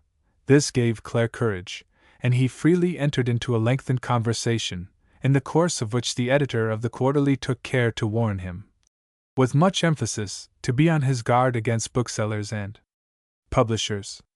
Leaving Mr. Gifford, Octavius Gilchrist, somewhat maliciously, took his friend direct to one of the dreaded class of publishers against which he had just been warned. They went to the house of Mr. Murray, in Albemarle Street, in front of which stood a number of brilliant carriages. Mr. Gilchrist and his friend had to wait some time in an anteroom, but once admitted, both were received with great cordiality. Clare was much pleased with the simple, hearty manner of the great patron of literature, and the pleasure appeared to be mutual, for Mr. Murray, in his turn, began to converse in a very unrestrained manner, and on leaving, bade Clare never to come to London without seeing him. Quitting the house in Albemarle Street, Clare ran right against Mr. Gifford, who was coming up the steps. Both apologized, and both felt somewhat confused concerning the thankless old business of giving and taking advice. During the remaining part of his stay in London, Clare was much in company with Mr. Thomas Hood. The genial sub-editor of the London magazine had found out by this time that Mr. Taylor's guest was something more than a mere spinner of verses and glorifier of daisies and buttercups, and having made this discovery, he got anxious to be in Clare's company. The acquaintance soon grew intimate, and Clare followed his new friend wherever he chose to take him. First on the list stood the house of Mr. Charles Lamb, to which they went on a pilgrimage late one evening. Elia was in splendid good humor, comfortably ensconced in a large armchair, with a huge decanter at his right hand, and a huge brown snuff-box, from which he continually helped himself, on his left. Clare having been formally introduced, Charles Lamb took a whole handful of snuff, and falling back in his armchair, stuttered out an atrocious pun concerning rural poets and hackney coaches. Seeing that his guest looked somewhat displeased, he took him under closer treatment at his right hand, and with the help of the big decanter, soon put him into excessive good humor. The conversation now became general, and Clare thought he had never met with such an agreeable companion as the great Elia. Till late at night, the drinking and talking continued, until at last Charles Lamb's sister, the motherly Bridget, came into the room, delivering an eloquent lecture upon the value of sobriety. When Clare looked serious, "Don't be offended, my boy," quoth Charles. "We all know the virtue of rustic swine. I mean of a rustic swain," which saying, Elia pushed on his decanter. But it was too much for Clare. "I must go," he said. And go he did accordingly. The return journey to Stamford, which Clare and Octavius Gilchrist had arranged to make together, was made impossible, on the part of the latter, by his continued illness. In order to find absolute rest, together with kind attention, Mr. Gilchrist resolved to go on a lengthened visit to two of his brothers at Richmond, in Surrey. Having stayed already more than a month in London, Clare now had to think of returning, which he did after taking solemn farewell from all his old and new friends. Faithful Tom Benyon, on a sunny morning in June, carried the poet's well-stocked handkerchief, with the boots, to the George and Blue Boar, in Holborn, and the streets were just beginning to swarm with life, when the Stamford coach went rolling through them into the green fields. Clare was the only outside passenger, besides a stout elderly gentleman who went as far as Islington. The stout person had seen Clare somewhere before, and being extremely pleased to meet a famous poet on such a fine morning in June, ordered brandy and water at 3 successive taverns where the coach stopped for passengers. The effect was such that Clare went to sleep on his seat, and having been carefully strapped to the cushion by the experienced guard, slept all the way to Stamford, last result of a visit to the great metropolis. Darkening clouds. Clare's second excursion to London was productive of many evil consequences. From the first trip he returned with a renewed love for the simple life of the country, and a renewed desire to spend his days peacefully in his humble cottage, earning bread and health by hard labor in the fields. But from this new visit he came back with wild visions of glory and fame, a restless, fretful, discontented man. A feeling he had never before known now got hold of him, the silent dread of poverty. The month he had stayed in London, sitting down every day at a well-filled table, moving every day and night among bright and genial men, among beautiful and intelligent women, had opened to him a new mode of life of which he had scarcely been conscious before. His vivid imagination painted it even brighter than it was in reality. He did not see, and could not see, the petty cares and miseries hidden behind all the brilliant scenes which met his eyes, and though he discovered the great truth in course of time, he was not aware as yet that real happiness is found distributed with tolerable equality among all ranks and classes. But John Clare was only getting towards 30, and not yet a philosopher. Returning to his humble home, he fondly kissed his wife and little girl, and fondly embraced his aged father and mother. But the first transport of love gone, he sat down moody and discontented. During his absence large parcels of books, the presents of old and new friends, had arrived at Helpstone, and eagerly as he looked over the volumes, particularly those of poetry, his heart grew sad in thinking that there was nobody near to share his pleasures with him. While in London he had become accustomed to constant conversation on poetical and artistic subjects, his daily routine being to spend his mornings in reading all the new works within his reach, and during the afternoons and evenings to discuss the matters treated in these books. It seemed a terrible want to miss these delights on returning to his narrow home. He felt it, for the first time, as a personal affliction and source of misery that his wife was unable to read and write, that his parents were talking of nothing but their illness and physical sufferings, and that all the inmates of his home alike had no more sympathy with him and his poetical joys and sorrows than if they had been inhabitants of another world. It seemed to him as if he had been banished from the Eden of intellect into a lower and grosser existence, and every letter and every book he received had but the effect of making him more sad and fretful. He had not been long at home when there came a richly bound volume, inscribed on the title page, "The gift of Admiral Lord Radstock to his dear and excellent friend, John Clare, August 1st, 1822. The gift gave him no pleasure, but, awakening thoughts of the past and the present, only brought tears into his eyes." The reaction from this unmanly and morbid state of feeling came in time, and Clare's pride and native strength of mind got the better of his sickly yearning after lost pleasures.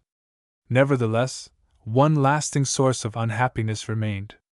He found that his regular income of £45 a year, secured to him by his friends and patrons, was quite insufficient, with his new wants and desires, to cover his expenditure, and the profits derived from his books being fluctuating and altogether inconsiderable, he experienced the worst pangs of poverty in the terrible knowledge of being constantly in debt. To improve his position, he formed 1,000 plans, some practicable and some visionary, but all equally barren as to the net result.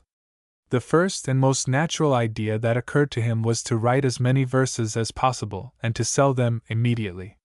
In order to effect this, and seeing the very moderate success of his last published 2 volumes, he resolved to print his poems separately, and offer them to readers in this form. Mr. Drury, to whom he communicated this somewhat singular plan, approved it, suggesting at the same time to have the poetry set to music. This struck Clare as exceedingly appropriate, and he set to work at once to produce a liberal supply of verses. He began with such eagerness as to bring forth no less than 76 poems in less than 3 weeks, and though physically and mentally exhausted by this effort, he felt exceedingly joyful and buoyed up by bright anticipations of the future, when handing the whole of these manuscripts to Mr. Drury. But hard as was the toil, and prodigal the waste of mental power, it absolutely came to nothing. Mr. Drury, having entered into arrangements with a small publisher in Paternoster Row, dispatched the poems to London, and a number of them were set to music by Mr. Crouch, and issued on picturesque sheets of paper, with flaming dedications to fashionable singers, and to supposed generous noblemen, patrons of all the arts. Clare was much surprised on seeing his verses turn up in this unexpected shape. However, he consoled himself with the hope, in which he was strongly backed by Mr. Drury, that the profits on his poetry would be as bounteous as the expenditure of gold and colors upon the picturesque sheets. But to his utter dismay, he got no payment whatever for his verses. All applications to Paternoster Row proved ineffectual to secure even the return of the verses not printed, which were found afterwards coming to the surface in albums, reviews, and periodicals, in wonderful disguises and with new names attached. To crown the misfortune, Clare received a reproachful letter from Mr. John Taylor, complaining of his connection with Mr. Crouch and the Flaming Dedications, and intimating that these dealings with small composers and publishers would damage his reputation. Clare felt utterly dejected at the result of the whole speculation, although it gained him the valuable experience that, able as he was to write verses, he was utterly unable to convert them into money and bread. Having recovered from this great disappointment, Clare resolved upon another experiment for getting a living, and provisionally, getting out of debt. He thought that if he could become the possessor of a small farm, not so extensive as to require the use of valuable stock and cattle, but large enough to produce food for his family, with something to sell at the market town, he should be able, together with his annuity, to place himself in a respectable and comparatively independent position. This was an excellent idea, and had it been realized, might have saved Clare from despondency and final ruin. Unfortunately, its realization, though easy at one moment, depended not upon the poet, but upon his patronizing friends, who proved painfully lukewarm at this momentous period of his life. It so happened that in the winter of 1822-3, an opportunity offered itself for acquiring a piece of freehold land of about 7 acres, close to the poet's cottage, known to the people of Helpston as Bachelor's Hall and already noticed as belonging to 2 brothers of the name of Billing. The brothers were somewhat improvident, leading gay bachelors' lives, and getting into debt gradually. They were compelled at last to mortgage their small property to a Jew for the sum of £200. For some years, the interest was duly paid, but this failing at last, on account of the growing infirmity of the brothers, the Jew stepped in, threatening to sell the property. This roused Clare to a desperate effort for raising the necessary sum to pay off the mortgage, and by acquiring the small estate, benefit both himself and his staunch old friends, the brothers Billing.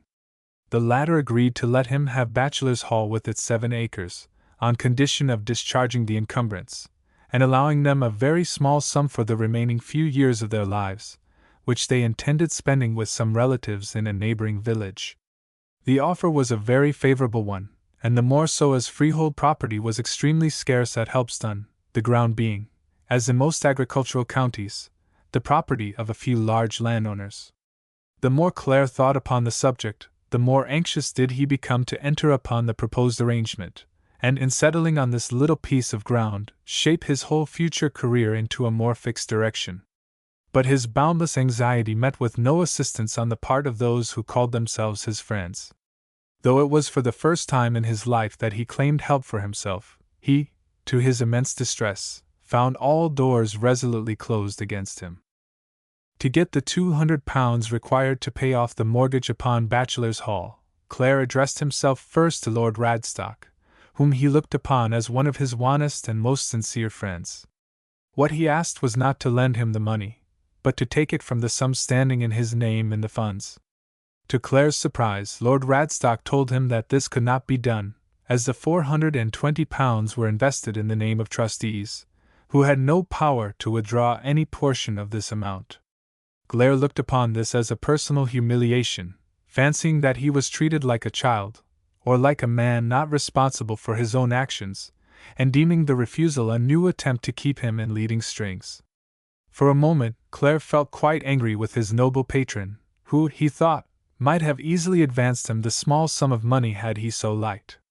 The explanation was that Lord Radstock, like most other of Clare's patrons, was entirely ignorant of the poet's character, regarding him in the light of a genial infant, full of intellect, but without strength of character.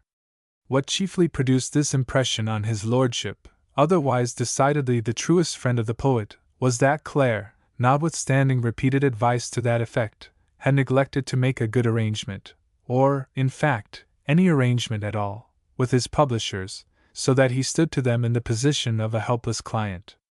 Probably, Lord Radstock reasoned that as his friend had shown himself thus unable to carry on the ordinary affairs of life, he would not be better qualified to be the manager of a farm, although one of only 7 acres. In consequence, he not only refused to get the £200, but strongly advised Clare to have nothing to do with the purchase of Bachelor's Hall. The poet saw through the motives which dictated this advice, and keenly felt the distrust and want of appreciation of him whom he held to be one of the best of his friends. Much downcast, however, as Clare was by Lord Radstock's refusal, he did not give up the struggle for his great object. His next attempt was to get the required sum of £200 from his publishers, to whom he offered, in return, a sort of mortgage on his writings, for a period to come.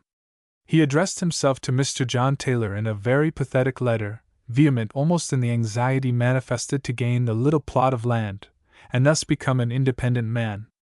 The cottage with land, he wrote to Mr. Taylor, in a letter bearing date January 31st, 1823, is a beautiful spot of 6 or 7 acres.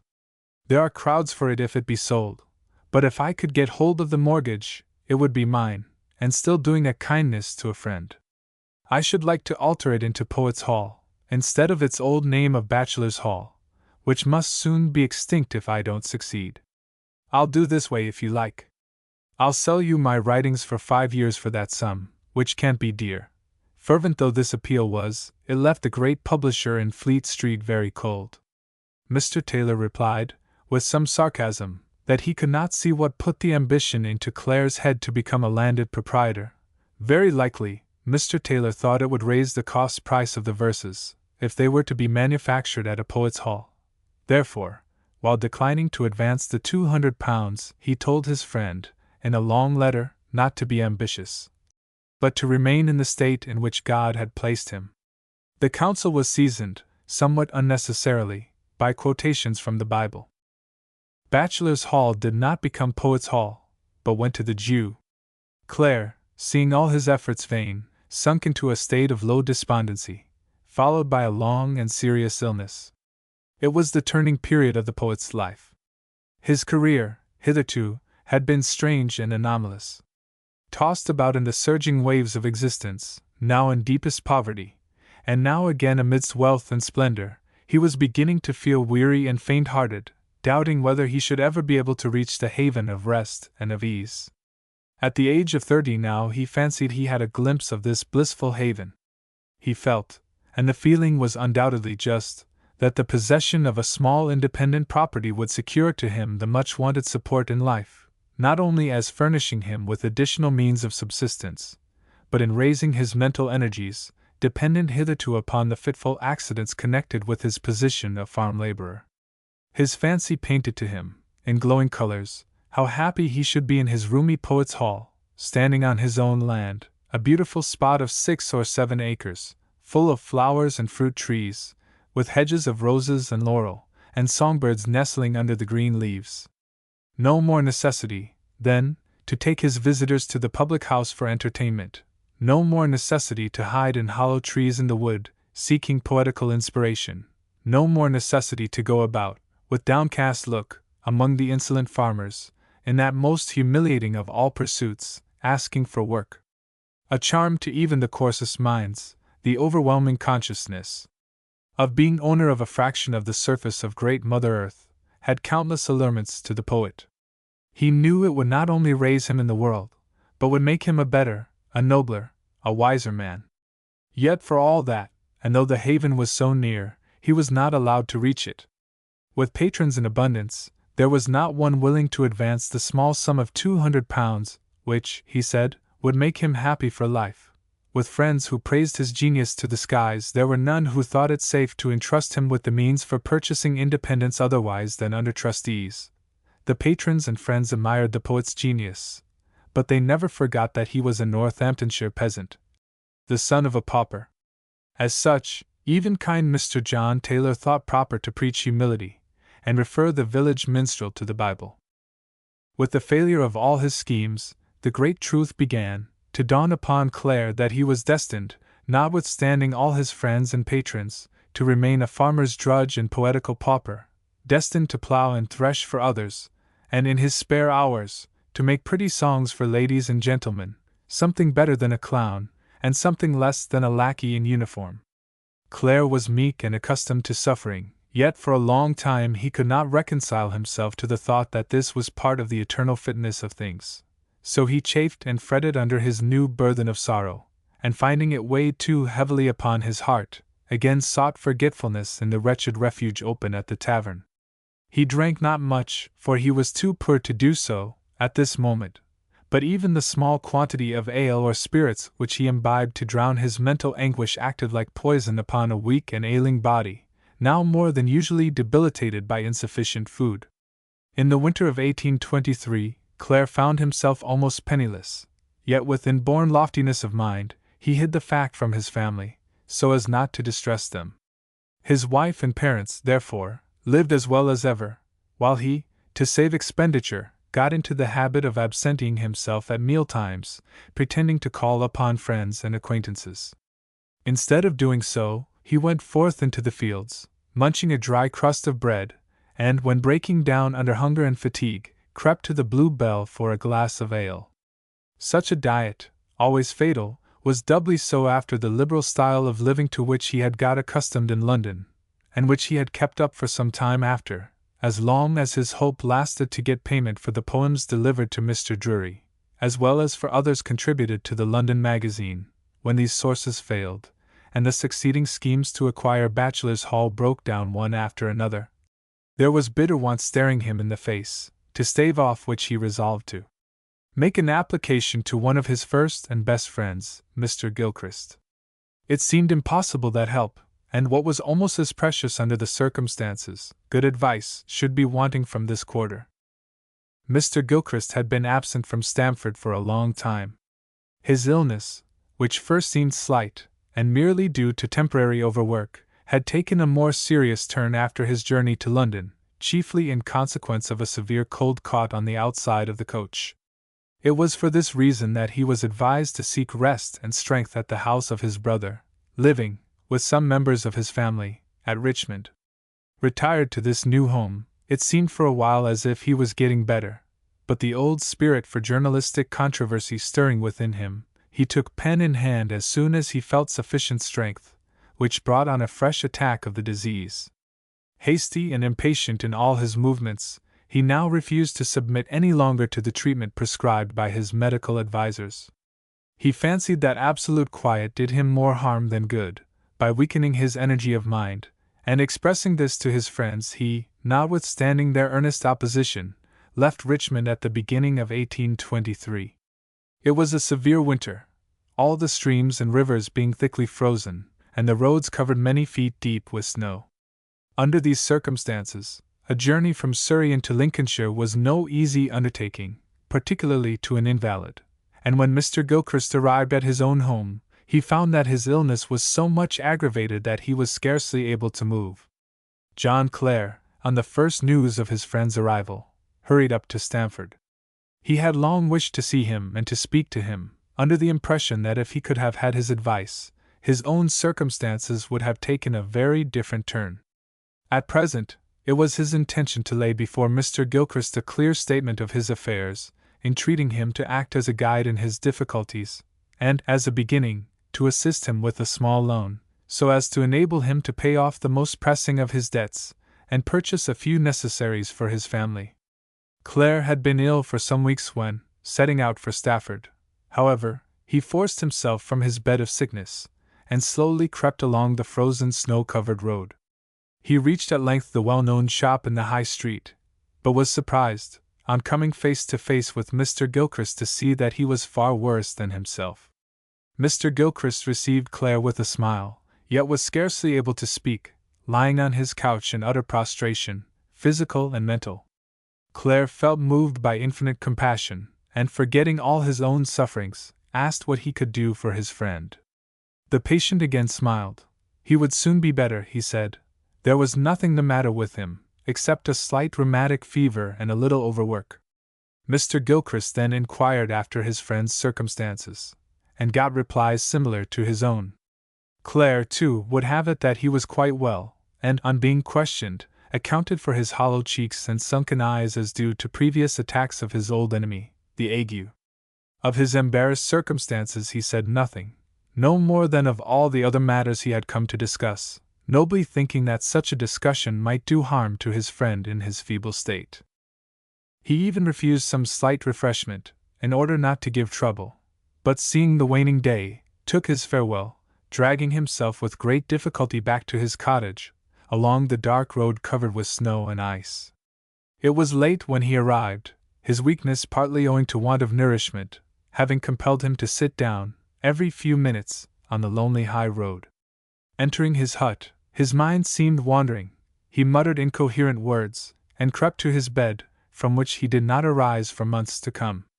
There was little intercommunication at this time between Stamford, Helpston, and London.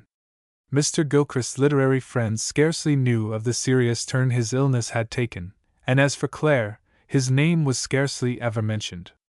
Entirely ignorant of the great art of keeping before the public, he had no sooner become known than he fell again into oblivion, from which even his warmest admirers did little to rescue him. Clare's correspondence with his publishers, too, had lapsed after his unsuccessful attempt to get the small sum of money for the purchase of a freehold, and they were entirely ignorant that he was lying ill in his little hut, and almost dying. For a while, Clare's indisposition seemed quite as serious, if not more so, than that of Mr. Gilchrist. However, under the tender care of his wife and his aged mother, the poet rallied gradually, and in the month of April he was able once more to walk to Stamford, and inquire after the health of his friend. He was not admitted this time, but the servant, in reply to his inquiries, told him that Mr. Gilchrist was getting better.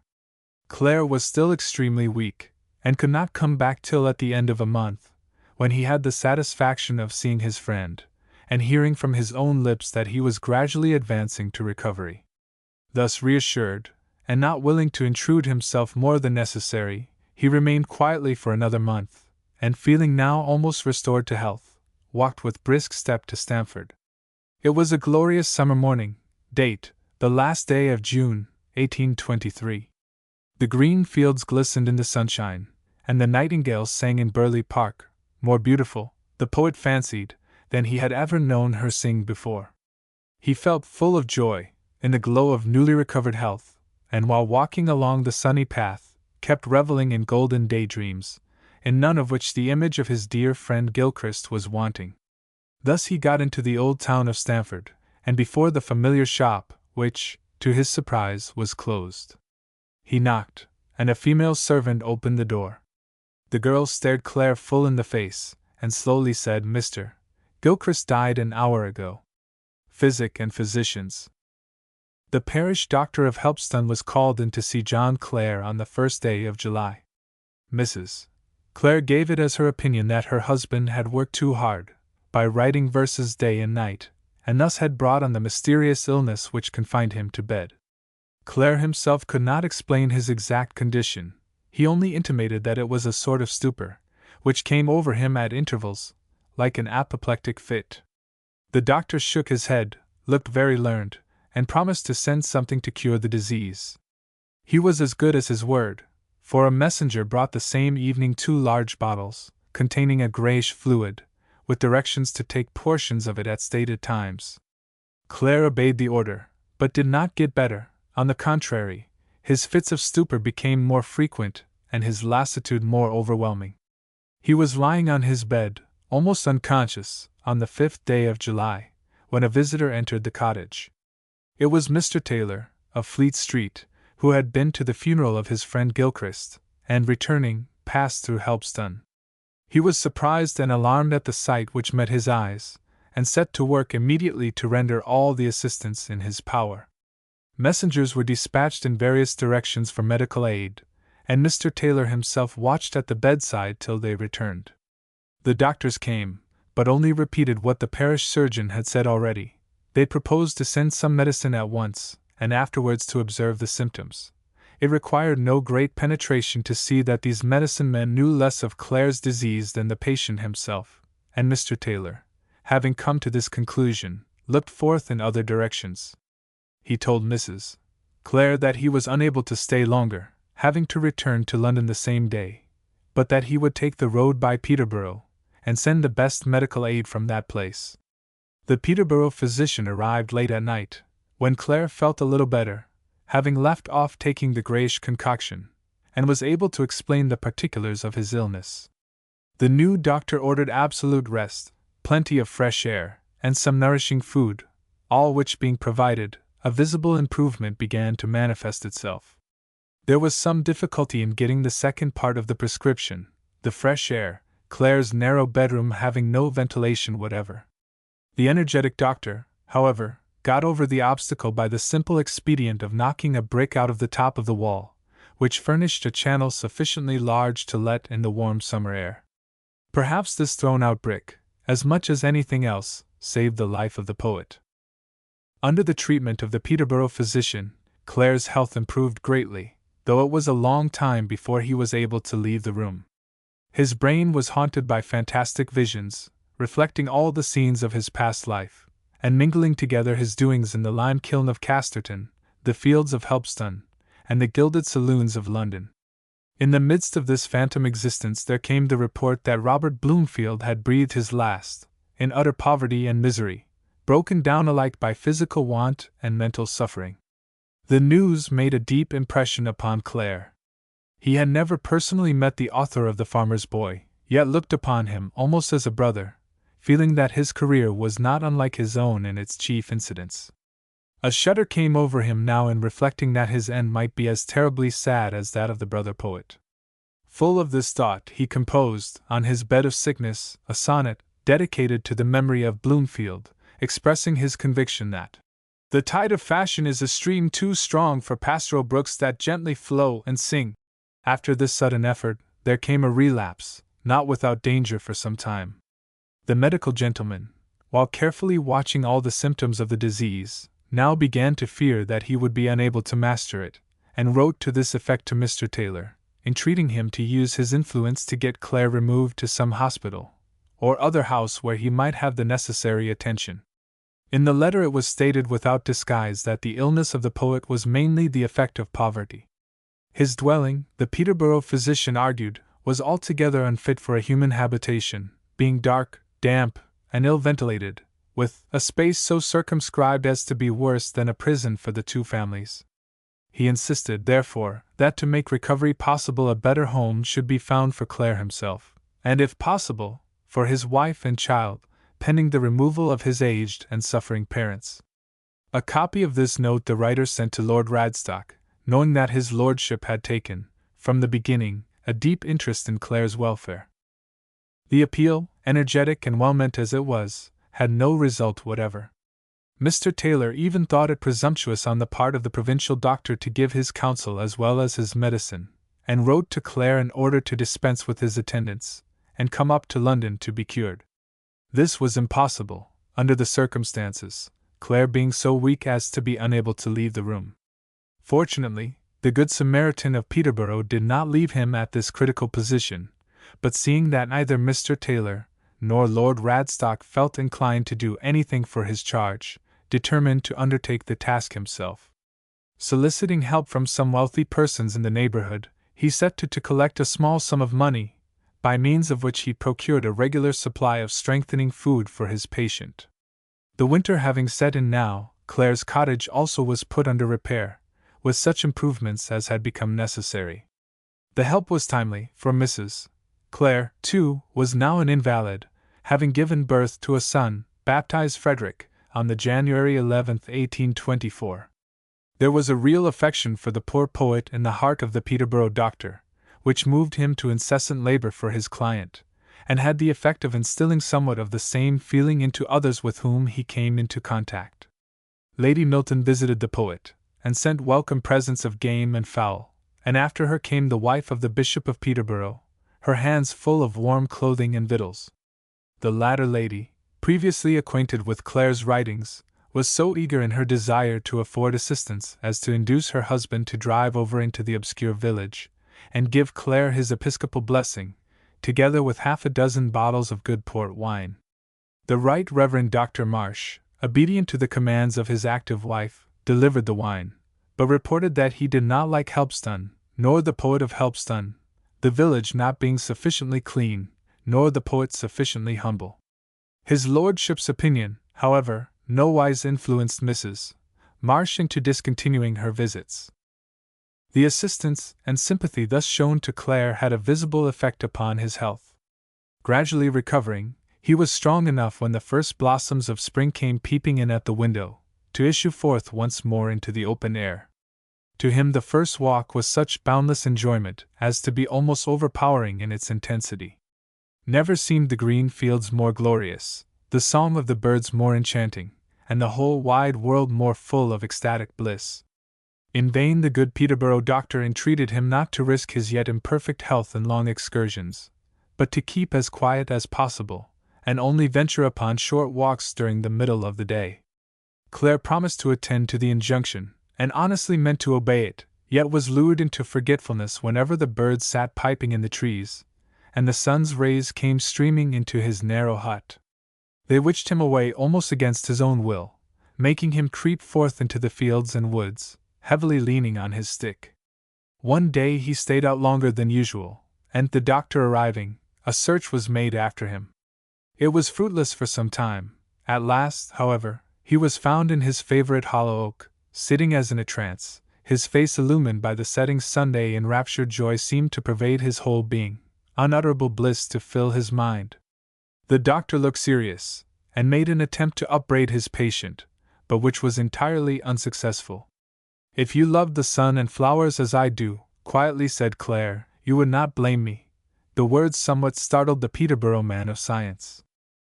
Sunshine and the hollow oak, nevertheless, if conducive to his worship of nature, were not beneficial to Clare's health. Again and again the lengthened excursions brought on a relapse, until at last it seemed as if his old illness, a compound of ague and other afflictions, would throw him anew on his bed, perhaps to arise no more. In fear of fatal consequences, Clare's medical friend now advised him to accept the former invitation of Mr. Taylor, and to seek benefit both from a change of air and the consultation of the best physicians of the capital.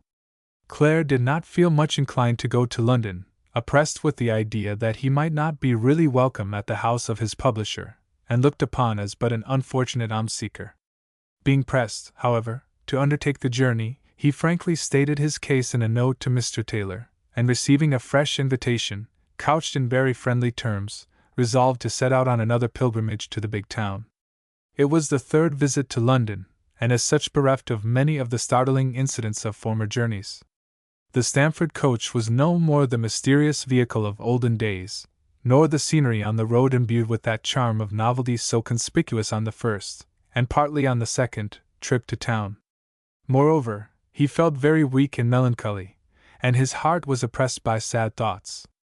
Even a merry Irishman, a fellow traveller, could not induce him to open his lips, and it was not until the coach rolled upon the pavement of London that he roused himself from his lethargy, preparing to meet former friends. He found them nearer than he expected, for at the George and Blue Boar, Holborn, there stood faithful Tom Benyon, the head porter, ready to carry any amount of Helpstone luggage, and if necessary, the owner himself. The latter was unnecessary, though the poor traveller felt rather giddy when dragging himself along the crowded streets, grasping his Tom by the arm. Mr. Taylor's house was soon reached, and being received in the kindest manner, Clare was not long in recovering from his fatigue and depressed spirits. At this third visit, Clare remained above 2 months in London, from the beginning of May till the middle of July, 1824. Immediately after his arrival, Mr. Taylor introduced him to Dr. Darling, an eminent Scotch physician, who, in the kindest manner, consented to give his advice without any charge whatever. But Dr. Darling did more than merely give his advice. He attended Clare as if he had been his own son, devoting every hour that could he spared from his extensive practice to intercourse with his patient. He first of all ordered that Clare should be kept absolutely quiet, in cheerful society, if possible, but not allowed to read too many books, or to discuss abstruse subjects. It might have been difficult to carry out these orders, but fortunately, friend Rippingill, the painter, was drinking pale ale at Bristol for the season, so that Clare, having nobody to lead him through his favourite taverns and concert rooms, and being still afraid to hazard alone into the whirlpool of London life, was almost compelled to stop at home. For the first few days the sojourn at Mr. Taylor's house in Fleet Street appeared to him somewhat dreary, though it was not long before he came to like it, and at last got into a real enjoyment of his new mode of existence. He spent the whole day, from early morn till dark, at a window on the ground floor, overlooking the street. The endless stream of vehicles and pedestrians which passed before his eyes was to him like a vast panorama, in the contemplation of which he forgot, for the moment, even his beloved fields and woods. Of the life of the majority of human beings, particularly the dwellers in large towns, Clare had as yet but very vague and indistinct notions, and was surprised, therefore, at many of the scenes before him. What struck him most was the feverish anxiety manifested in the countenances of the hurrying crowds, and the restless tumult of the never-ending wave of human life which kept floating up and down the narrow street, without interval and without rest. At his former visits to London he had frequently asked the question what all these thousands of hurried wanderers were doing, and though only laughed at by his friends, he now repeated the query. Mr. Taylor was too busy himself to be able to tell why others were busy, nor was Mr. Hesse, his partner, sufficiently wise or simple to give a clear answer, and John Clare, therefore, in the last instance, addressed himself to Tom Benyon. Tom was a shrewd man, a real Londoner, with not much education, but plenty of mother wit. He explained to his friend, in a very clear manner, the complex organization of the trade of the great city, together with its result, the universal thirst for wealth. Clare perfectly understood the short lesson in political economy. Nevertheless, he was yet at a loss to comprehend how there could be full 1,000,000 of men upon earth willing to relinquish all the charms of fields, and flowers, and green trees for the mere sake of making money, useful, he conceived, only for procuring a certain amount of food and clothing. It was in vain that shrewd Tom, not a little a philosopher in his own way, explained that the delight consisted, not in possessing wealth, but in hunting after it. The view was not appreciated by Clare, who still thought that 7 acres of land, with a cottage, a row of trees, and a few flowers, were worth all the money bags of the city. Tom Benyon on his part had a contempt for green trees, and liked the smell of roasted apples better than that of fresh ones, so that the interchange of ideas converted none of the disputants. For full 3 weeks Clare stuck with his face to the window in Fleet Street. The hurrying crowds, when once he understood the object of most of them, ceased to amuse him, but there remained another interest, deeper than questions of political economy, which preserved its attraction for him to the end. Clare, passionately fond of every shape of beauty upon earth, did not get tired of looking at the throng of fair forms which passed before his eyes in the busy city thoroughfare. He had never seen so many handsome women under what he conceived so very favorable circumstances.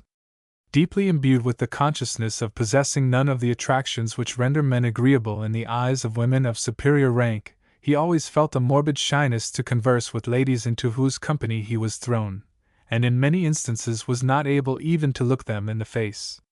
This feeling was greatly increased by that exalted worship which the poet paid, as to all shapes and symbols of beauty, so to that highest type, the female form. Even to come near a beautiful woman made him tremble, and the touch of so much as the hem of her garment sent his blood coursing through his veins. Thus, though he knew no other enjoyment than the communion with beauty, his very worship of its splendors kept him away from it. At the receptions of Mrs. Emerson, and other entertainments, at which he was present on his former visits to London, he could never be induced to go into the drawing-room, where the ladies were awaiting him, or, as he fancied, lying in wait for him. At the risk of being called rude, he always left the room on these occasions, as soon as the dinner was over.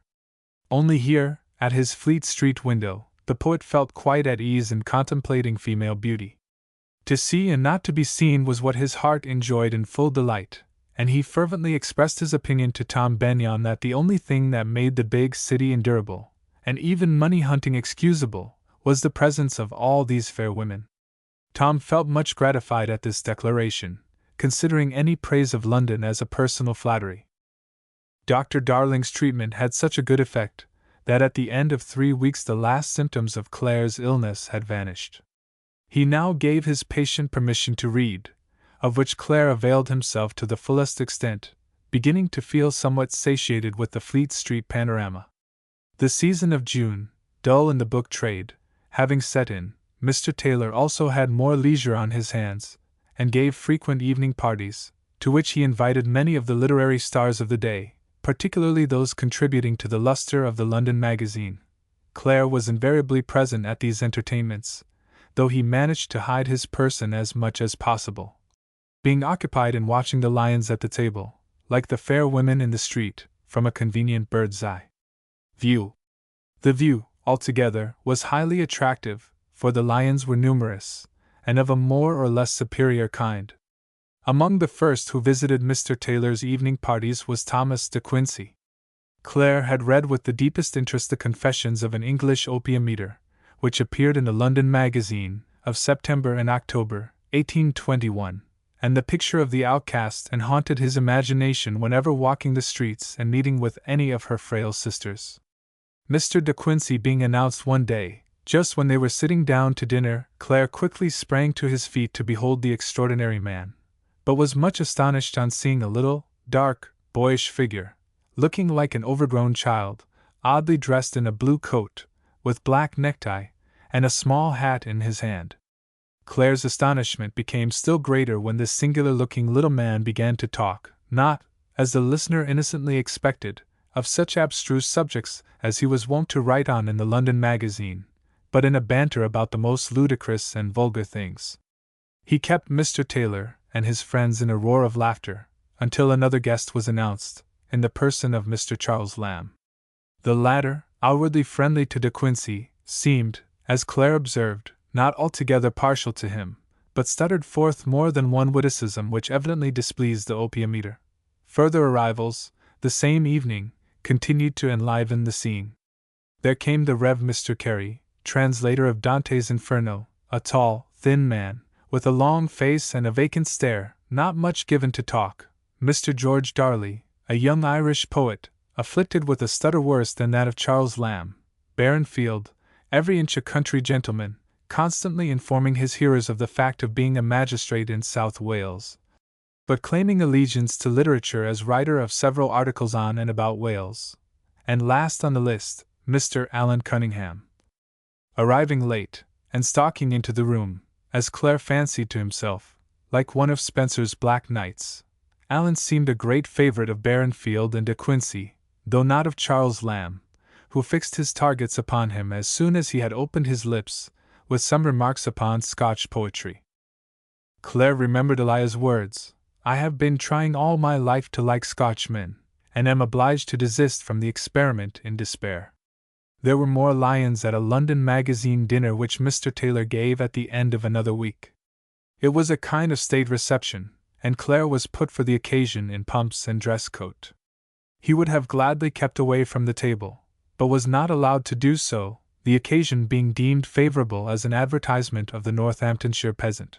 About 3/4 of the guests were patrons of literature, titled and untitled, and the remaining visitors were called for the purpose of being exhibited. Samuel Taylor Coleridge was the chief lion of the evening. Clare was once more surprised on finding the great philosopher a heavy, stout, phlegmatic-looking man, instead of the pale dreamer pictured by his imagination. He was slightly annoyed, too, on hearing the famous sage talk incessantly, to the exclusion of every one else, notably of William Hazlitt, who sat close to him, and of Charles Elton, the translator of the Hesiod, whom Clare had at his right hand, and whose quiet, sensible conversation he greatly enjoyed. Coleridge left, after having spoken, with little interruption, for nearly 3 hours, and at his departure the talk became general, and Clare fancied, much more pleasant. The leader of the conversation was William Reynolds, whose sparkling wit, keen as a sword, extinguished even that of Charles Lamb. He attacked everybody in turn, in a good-humoured manner, and by setting his brother wits against himself and each other, produced endless fun and amusement.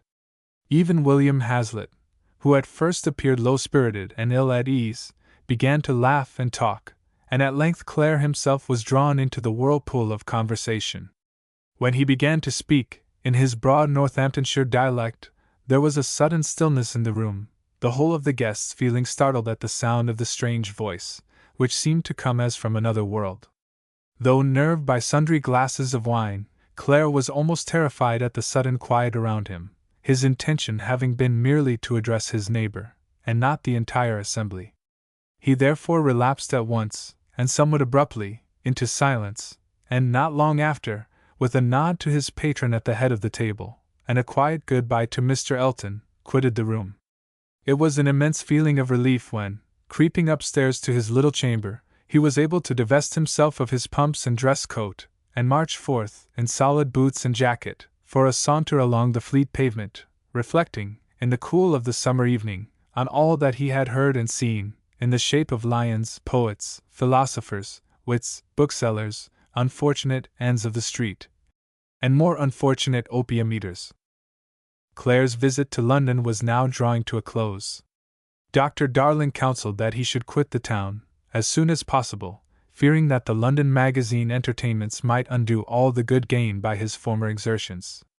However, Clare felt unwilling to leave before having met his old friend and patron, Admiral Lord Radstock, who was retained at his country seat by a rather serious illness. He waited, week after week, but his lordship did not arrive. Instead of the Admiral, there came friend Rippengille, the painter, rushing wildly into Clare's arms, and declaring that he had left Bristol, and the best pale ale in the world, solely for the purpose of seeing him. Clare rejoiced, but Dr. Darling did not. The shrewd Scotch physician insisted upon his patient leaving London immediately, and it was arranged, finally, that Clare should start at the end of a week. Friend Rippengille, or Rip, as his acquaintances used to call him, was instructed privately not to lead Clare into the old round of taverns and theatres, and above all, not to tempt him to an undue indulgence in drink. The promise was made, and was kept, too. Nevertheless, Clare and Rip, while giving up evening visits, remained companions during the daytime. Clare was introduced by his friend to Sir Thomas Lawrence, and some other famous artists of the day, which led to much interchange of compliments, and many promises of support, but ended, as usual, in nothing.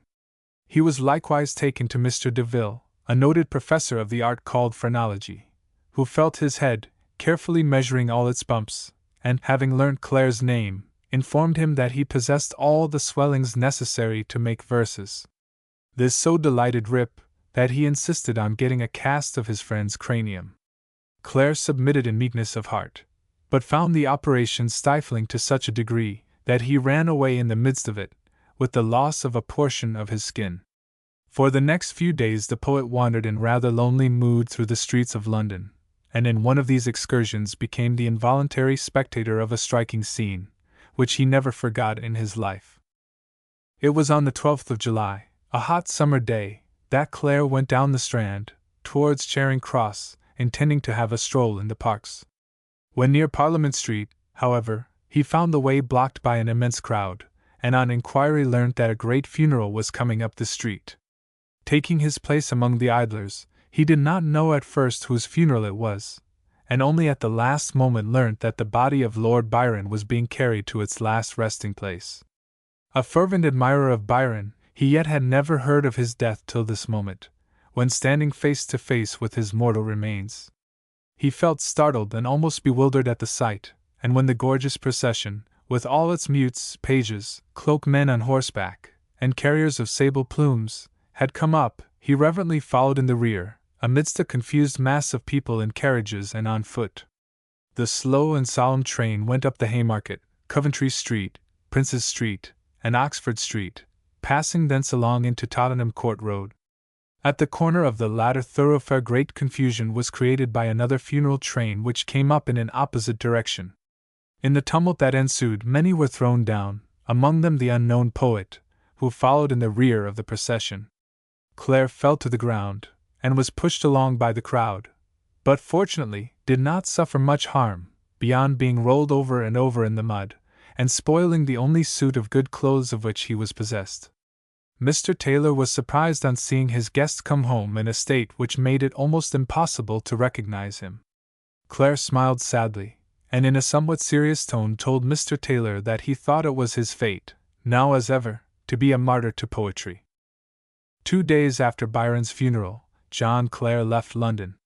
Previous to starting, he had a long conversation with Dr. Darling, who had come to rank among his most intimate friends. The kind-hearted and shrewd Scotch doctor volunteered some advice, to which Clare listened with great attention. He told him, in the first instance, that he ought to give up all expectations of acquiring either fame or wealth as a poet, but that it would be wisdom on his part to return forthwith to his old occupation as a farm laborer, and write verses only during his leisure hours. This seemed hard to Clare. However, the doctor proceeded to explain the matter to him in his own prosaic fashion. It was Dr. Darling's opinion that, on the whole, there existed no real demand for verses among the public at large, but that only a few exalted minds were able to appreciate and enjoy true poetry. But the masses, he held, were carried along, now and then, by a kind of fashionable movement, engendered by the appearance of great authors, the renown of whose works was so vast as to spread from the closet of the student, upward and downward, through all ranks and classes. Such a poetical fashion, or poetical fever, Dr. Darling thought England had just gone through, stirred by the almost simultaneous productions of many first-class writers, such as Burns, Byron, and Sir Walter Scott. But as all excitement must be followed by reaction, so, the doctor explained, the reaction was setting in at that moment, proved by the fact that even the works of these famous poets were encumbering the booksellers' shelves, waiting for buyers which did not come. This was a fact which Clare knew to be true, and so far he fully acquiesced in the remarks of his wise Scotch friend. He, therefore, consented to follow the counsel thus tendered, and, at least for a time, returned to his old occupation. But Dr. Darling had another piece of advice in store. Taking Clare by both hands, and looking him full in the face, he earnestly exhorted him not to take ale or spirits, but in greatest moderation, and if possible, leave off drinking entirely. Clare promised. An hour after he was on his return to Helpston, feeling happier in his mind than he had been for a long time. New struggles. The promise made to Dr. Darling was faithfully kept. For several years to come, Clare never visited the public house, and even at home drank little else but water, subsisting chiefly upon bread and vegetables, and such decoctions of weak tea and coffee as his wife was in the habit of distilling. The diet, probably, was not quite what Dr. Darling expected, at least, it did not prove very beneficial to Clare's health. For a long time, he felt weak and debilitated, so as scarcely to be able to do the simplest outdoor work. This was very unfortunate, as it prevented him from carrying out the other part of the engagement undertaken towards his medical friend, that of devoting himself again to field labor. He earnestly sought work immediately after his return from London, and though sneered at by one or two farmers, who told him that he was too famous a man again to soil his hands, he at last secured employment near Helpston Heath, part of which was being enclosed for the benefit of the great landowners of the neighborhood. For a few days he kept working here with all the strength he could muster, which was not sufficient, however, for the demands of the overseer. There were drains and ditches to be made, which required the use of brawny arms and a body untouched by ague, and the work being done by contract, the foreman was exacting, and saw at once that he was not up to the mark. He, consequently, got his discharge, and went home in a very sad mood. Ever since his marriage, his debts had been accumulating, and though altogether small in amount, they now began to press heavily upon him, the more so as his expenditure kept gradually increasing, which was by no means the case with his income. He found that to maintain his aged parents, his wife, 2 children, and himself, he could not do with less than £65 or £70 a year, and his annuity amounting to rather less than £45, there was the absolute necessity of gaining the rest, either by his writings, or as a farm laborer. It was the fear that both sources might fail, which threw him into a deep melancholy. After a while, he roused himself to another effort in finding work, and this time submitted to what he fancied to be a deep humiliation. When applying for his quarterly pension to the steward of the Marquis of Exeter, he begged for some employment in the gardens, or, if no place should be vacant, as a labourer on any of the estates of his lordship. The steward promised to mention the subject to the Marquis, but did not keep his word. Being overwhelmed with business, he probably forgot the matter entirely. Otherwise the noble lord, who seemed to take a real interest in Clare, could not have failed to listen to a request the fulfillment of which would have cost him little or nothing, and been the means of securing the welfare of the poet for life. Indeed, a place as gardener at Burley Hall, or some other similar employment, into which a mere whisper of the noble owner might have installed Clare, would have been greatly preferable to the pension of 15 guineas granted to the poet, and the quarterly payments of which he never received but with inward humiliation. A place such as this would have removed at once the whole burthen of cares which weighed him to the ground, and while giving him a maintenance for his family, with a comfortable home, would yet have left him abundant time to attend to the inspirations of the muse. Clare himself perceived this very clearly, and once or twice started with the intention of laying his case before the Marquis in person, explaining his whole situation, his hopes, troubles, and fears. But each time he approached the stately gates of Burleigh Hall, his courage failed him. He trembled to be looked upon as a beggar, and the apprehension of being refused was constantly before his eyes. There were faint hopes, moreover, that the steward, who seemed a friendly man, would succeed in getting him some employment, without personal application to his lordship. However, the promised message from Burleigh Hall did not arrive, and Clare at last gave up all expectation of getting anything else but alms from his greatest patron, the Marquis of Exeter. Having not much else to do, Clare kept up an active correspondence with his friends in London, during the latter part of the summer, and the whole of the autumn of 1824. To Alan Cunningham in particular, with whom he had contracted a close friendship during his last visit to the metropolis, he sent long letters, discussing poetical and other topics. One of these letters, rather characteristic in its way, as showing Clare's opinion of Bloomfield, as well as of his own position in the fields of the Muses, deserves to be given. It was sent to Alan Cunningham, together with an enclosure containing Bloomfield's short note to neighbor John, already given. To Alan Cunningham. Left at Messrs. Taylor and Hessey's, 93 Fleet Street, London. Helpston, September 9, 1824. Brother Bard and fellow laborer. I beg your acceptance according to promise of this autograph of our English Theocritus, Bloomfield. He is in my opinion our best pastoral poet. His Broken Crutch, Richard and Kate, and C. are inimitable and above praise. Crabbe writes about the peasantry as much like the magistrate as the poet. He is determined to show you their worst side, and, as to their simple pleasures and pastoral feelings, he knows little or nothing about them compared to the other, who not only lived amongst them, but felt and shared the pastoral pleasures with the peasantry of whom he sung. I had promised that I would visit him this summer at Shefford, but death went before me. He was a warm-hearted friend and an amiable man. His latter poems show that his best days were by. His remains are very trifling, but these have nothing to do with his former fame. I never forgave Lord Byron's sneering mention of him in the English Bards and Scotch Reviewers. But never mind, he has left a genius behind him that will live as late as his lordship's, and though he was but a cobbler, his poems will meet posterity as green and growing on the bosom of English nature, and the Muses as those of the peer. I could hazard a higher opinion for truth, but this is enough.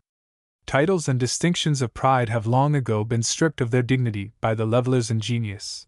At least they have been convinced that the one is not a certain copyright or inheritance of the other. I should suppose, friend Allen, that the Ettrick shepherd, the Nithsdale mason, and the Northamptonshire peasant are looked upon as intruders and stray cattle in the fields of the Muses. Forgive the classification, and I have no doubt but our reception in that pinfold of his lordship's English bards would have been as far short of a compliment as Bloomfield's. Well, never mind, we will do our best, and as we never went to Oxford or Cambridge, we have no Latin and Greek to boast of, and no bad translations to hazard, whatever our poems may be, and that's one comfort on our side. I have talked enough on this string, so I will trouble you a little with something else. I can scarcely tell you how I am, for I keep getting a little better and a little worse, and remaining at last just as I were. I was very bad this morning, but have recovered this evening as I generally do, and I really fear that I shall never entirely overset it. I have written to Hesse for Dr. Darling's assistance again today, and I have desired him to forward this letter to you.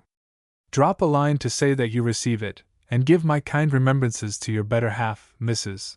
Cunningham. I will try your patience no longer with this gossip, so believe me, friend Allen, your hearty friend and well-wisher, John Clark. Dr. Darling's assistance, in the shape of some medicine, acting as a febrifuge and preservative against the ague, arrived soon, after which Clare felt strong enough to make another attempt towards finding work. Having received no reply to his application to the steward of the Marquis of Exeter, he resolved to address himself to his next greatest patron in the neighborhood, the Earl Fitzwilliam. The noble Earl having been always very kind to him, he summoned courage to obtain an interview with his lordship. But it so happened, unfortunately, that neither the Earl, nor his son, Viscount Milton, was at home at the time, and although Lady Milton received him very graciously, Clare felt too much shyness to state to her what he intended to say. By the commands of her ladyship, however, Clare was entertained by the upper servants of the house, and finding them to be a very well-educated class of men, quite unlike the domestics of other lordly establishments, he renewed his visits frequently, and after a while became a regular guest at Milton Park. The butler, Edward Artis, was an enthusiastic antiquarian, possessing a large library, always hunting for old coins, medals, and pottery, and an absolute authority on all matters concerning Durobridi and the works of the ancient Romans in the neighborhood. With Mr. Artis, Clare soon got very intimate, and having become acquainted with the pursuits of his friend, imbibed even a slight fondness for antiquarian lore. There were two other servants, named Henderson and West, both distinguished in their way.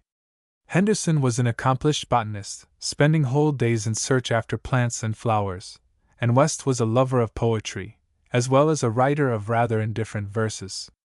Henderson offered to teach Clare the elements of botany, which proposal was eagerly accepted, though it did not lead to great results. After various attempts to master the hard words of the scientific handbook given to him, John Clare frankly stated to his friend that he could not get on with it, and must continue to love trees and flowers without knowing their Latin names. But eager of knowledge, under whatever form it offered itself, he made, after discarding botany, a new stride towards erudition. The head cook at Milton Park, a Monsieur Grilliot, better known to the servants as Grill, undertook to teach Clare French. He did so in the rational way, not by stuffing his friend with rules and exceptions to rules, but teaching him words and their pronunciation, by which means Clare made rapid progress, and at once acquired a real liking for the study. Nevertheless, he had to relinquish his attempts to learn French in a very short time, being too poor to purchase the few books which Monsieur Grill recommended him to read. Clare's visits to Milton Park continued all through the autumn of 1824, till late in the spring of 1825, without leading to any advantageous result as far as the chief object was concerned. Having become intimately acquainted with the upper servants, particularly with Artis, Clare learned that there was no place suitable for him vacant in the establishment, and the consequence was that, when the Earl returned, nothing was said about the matter. Clare had an interview with his lordship, and was received in the kindest manner, but not being asked as to his worldly prospects, kept silent on the subject.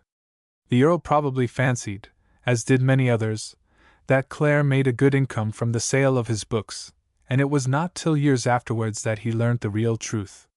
To his friend Artis, Clare made a confession to some extent, informing him that he was in want of work, and would be glad to get some employment even as a thresher or ploughman. But Mr. Artis would not hear of this, and strongly advised Clare to discard all ideas of hiring himself out as a laborer, as it would stand in the way of his appointment to a more honorable place. It was expected that the managership of a small farm near Helpstone Heath, belonging to Viscount Milton, would become vacant before long, and Clare was told that there was no doubt that he could get this post by merely biding his time. So Clare waited, but while waiting, got more and more melancholy, his mind overwhelmed by family cares, amidst the incessant struggle of getting the daily bread. The temporary failure of his hopes to get employment in the fields made Clare now think once more of turning his poetry to account. Though aware that his village minstrel had not proved a success, he still cherished the belief that new productions might meet with a better fate, the more so as he was fully conscious that through constant study his mind was being greatly enlarged, leading to an improvement of his writings, in conception as well as outward form. He accordingly wrote to Mr. Taylor, sending specimens of some new poems, and offering sufficient to form a small volume. But Mr. Taylor was unwilling to try another publication, excusing his reluctance by the same arguments already impressed upon Clare by Dr. Darling, namely, that the taste for poetry was on the wane, and that the world was crying for prose. Reflecting on this subject, Clare began thinking of a new scheme, which was to write a novel. He made the proposition instantly, but was answered by a refusal, thinly veiled under a heap of compliments. Clare felt somewhat offended, although Mr. Taylor was certainly right in this case, there being no doubt whatever of the absolute incapacity of his client to write prose. However, in order to soften the hardship of his refusal, he asked him to contribute occasional poems to the London magazine, which offer was accepted, but proved of little advantage to Clare, the remuneration being uncertain and of the slenderest kind. In his feverish anxiety to work and to gain some additional means of subsistence, Clare committed the mistake of writing too many poems at a time, which naturally lowered the value of the article in the eyes of his publisher. A letter to Mr. Taylor, dated February 1825, shows the excited state of the poet at this period. "I fear," wrote Clare, "I shall get nothing ready for you this month, at least I fear so now, but may have 50 subjects ready tomorrow. The muse is a fickle hussy with me, she sometimes stirs me up to madness, and then leaves me as a beggar by the wayside, with no more life than what's mortal, and that nearly extinguished by melancholy forebodings." Further on he breaks out into the exclamation, "I wish I could live near you, at least I wish London could be within 20 miles of Helpston. I live here among the ignorant like a lost man, in fact, like one whom the rest seem unwilling to have anything to do with. They hardly dare talk in my company, for fear I should mention them in my writings, and I feel more pleasure in wandering the fields than in musing among my silent neighbors, who are insensible to anything but toiling and talking of it, and that to no purpose." This living among the ignorant like a lost man came to be the deep keynote sounding through all the subsequent letters of Clare. In the summer of 1825, Clare's pecuniary embarrassments grew to a climax. He could not refuse anything to his family, and though living personally worse than a beggar, eating little else than dried bread and potatoes, and drinking nothing but water, his expenditure, including medical attendance and many articles of comfort for his aged parents, averaged considerably more than £1 a week, while the income from his annuity, on which he now solely depended, was very much less. Repeated new efforts to find employment as a laborer proved fruitless, while his visits to Milton Park had ceased by this time, his stock of clothes being so scanty, and patched all over, that he was ashamed to show himself in the company of his friends, always elegantly dressed. With artists alone he kept up an acquaintance, the learned butler having a soul above dress, and showing himself on all occasions utterly careless whether the companion with whom he was searching for old medals and pottery was dressed in purple or in rags. For many a day, the two went roaming through the environs of Castor and Helpston Heath, digging for the remains of the ancient inhabitants of Durobrivie. One afternoon, when thus employed, Clare fainted, to the great consternation of his friend. The latter, fortunately, had a small flask of wine in his pocket, a few drops of which were sufficient to restore Clare to consciousness. He was gently led home by Edward Artis, who was told, in answer to his inquiries, that the illness had been brought on by the sudden heat. This was not true, or, at the best, only partially true. The fainting was caused by hunger. When Dr. Darling advised Clare to drink no more ale or spirits, he probably was not aware of the nature of his patient's diet, or of that of Helpston laborers generally. Very likely, had he known that dried bread and potatoes, both in limited quantities, were the staple food, the able Scotch physician would have recommended an occasional glass of port wine, or even of stout, if obtainable. As it was, Clare's promise of abstinence, which he kept religiously for several years, was very detrimental to his health. His naturally delicate frame sank under the coarse diet, as soon as the accustomed stimulants were withdrawn, and his stomach getting gradually weakened, he at last began to feel a sort of abhorrence for his daily food. He now took to eating fruit, which still more debilitated his digestive organs, so that finally there took place a process of slow starvation. When fainting at the side of his friend Artis, he had eaten nothing but a few potatoes with milk for 24 hours, having left his home in the morning without taking any food whatever. In this case, it was not merely want of appetite, but actual want of bread. Being greatly indebted to the baker, the latter thought fit to withhold the regular supply of bread, and although there were plenty of vegetables for his wife and children, Clare quitted the house without tasting anything, for fear they might want. It thus happened that, while exploring the ruins of the old Roman city, he sank to the ground from sheer want of food. The learned butler was much absorbed by his antiquarian speculations, and little given to reflections about his fellowmen. Nevertheless, Clare's case struck him as very peculiar. Getting back to Milton Park, he told the particulars to Earl Fitzwilliam, suggesting that a little help might be welcome to the poor poet. The noble Earl, however, thought otherwise. It was not that he was unwilling to give; on the contrary, his hand was always open to those in distress, and his previous liberal present of £100 showed that he was particularly well disposed towards Clare. In all likelihood, had he known the real position of the poet, he would have further extended his liberality, or come to his assistance in some other way. But he knew very little of Clare, and looked upon him as any ordinary earl would look upon an ordinary farm laborer.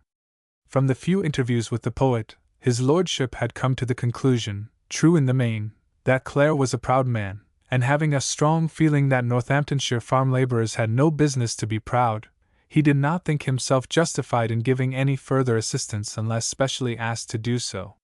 The Earl told this to his learned butler, who acquiesced, as in duty bound, in his master's decision.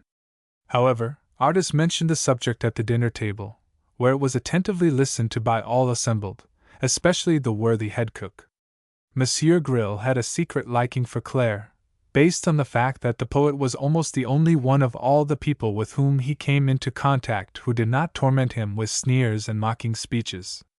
Monsieur was endowed with a most extraordinary visage, much like a full moon, put into a dripping pan, and baked before a slow fire, and the aspect of which was not improved by a pair of ears of very unusual length, and a total absence of hair at the top.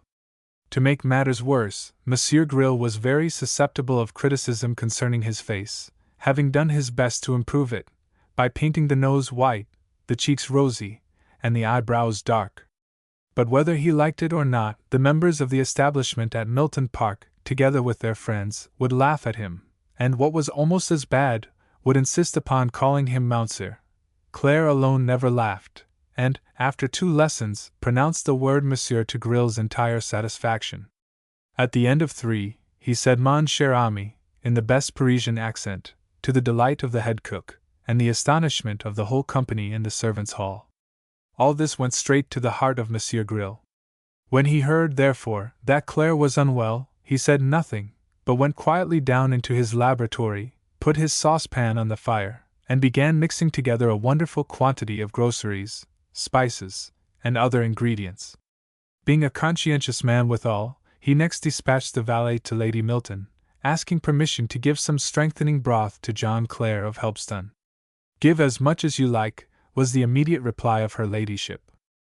This was satisfactory, and after an hour's simmering of his saucepans, Monsieur Grill put on his coat, poured his broth into a stone bottle, took his stick, and went out at the back of the mansion, and through the park towards Helpston. Not long, and he stood before Clare. The latter was amazed on beholding Grill, with the jar in his hand, having always held Monsieur to be the vainest of mortals, quite incapable of carrying a stone bottle across the country. "Ah, mon cher ami, voilà quelque chose pour vous," exclaimed Monsieur, evidently delighted to see Clare. And without further ado, he grasped some sticks, made a fire in an instant, laid hold of an ancient earthen vessel, and in a few minutes presented, with graceful bow, a basin of broth to his astonished friend. Clare tasted it, and found it delicious. He fancied he had not partaken of anything so nice for months. All the faintness and languor under which he was suffering seemed to disappear as by enchantment. "This is much better than medicine," he said, with a look of gratitude to the clever head cook. "Medicine? Parbleu!" exclaimed Grill. "Do not speak of medicine, mon cher ami, or I leave alone my batterie de cuisine."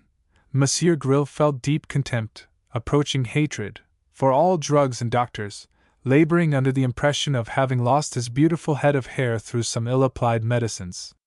Clare saw the passing cloud, and with much tact, renewed his praises of the delicious broth, asking his friend to show him the making of it. There was no objection on the part of Monsieur Grill. Nevertheless, an hour's teaching was attended with but little success. Though having the manipulation explained to him in the most lucid manner, in terms half French and half English, Clare got more confused the more he listened, till at last his friend told him, with some severity, that his mind seemed incapable of comprehending l'art du cuisinier, which was true enough. Heaven certainly had not gifted John Clare with a genius for cookery, any more than with the higher faculty of money-making. Publication of the Shepherd's Calendar. The visit of worthy Monsieur Grill to Helpston had the good result that henceforth Clare's diet and mode of living became greatly improved. Lady Milton, hearing of the illness of the poet, sent him her physician, while, better still, the chef de cuisine at Milton Park continued to supply him with good broth. The physician, a man of sense, soon perceived that his patient required not medicine but food. He told Clare that it was absolutely necessary that he should adopt a most nourishing diet, and even advised him to take some ale, or stout, in moderate quantities. However, Clare refused the latter part of the advice, urging the promise he had given to Dr. Darling. As to his general mode of living, he consented to do as requested, although too proud to state the reasons which had prevented him, and would, probably, continue to prevent him fully adopting the counsel.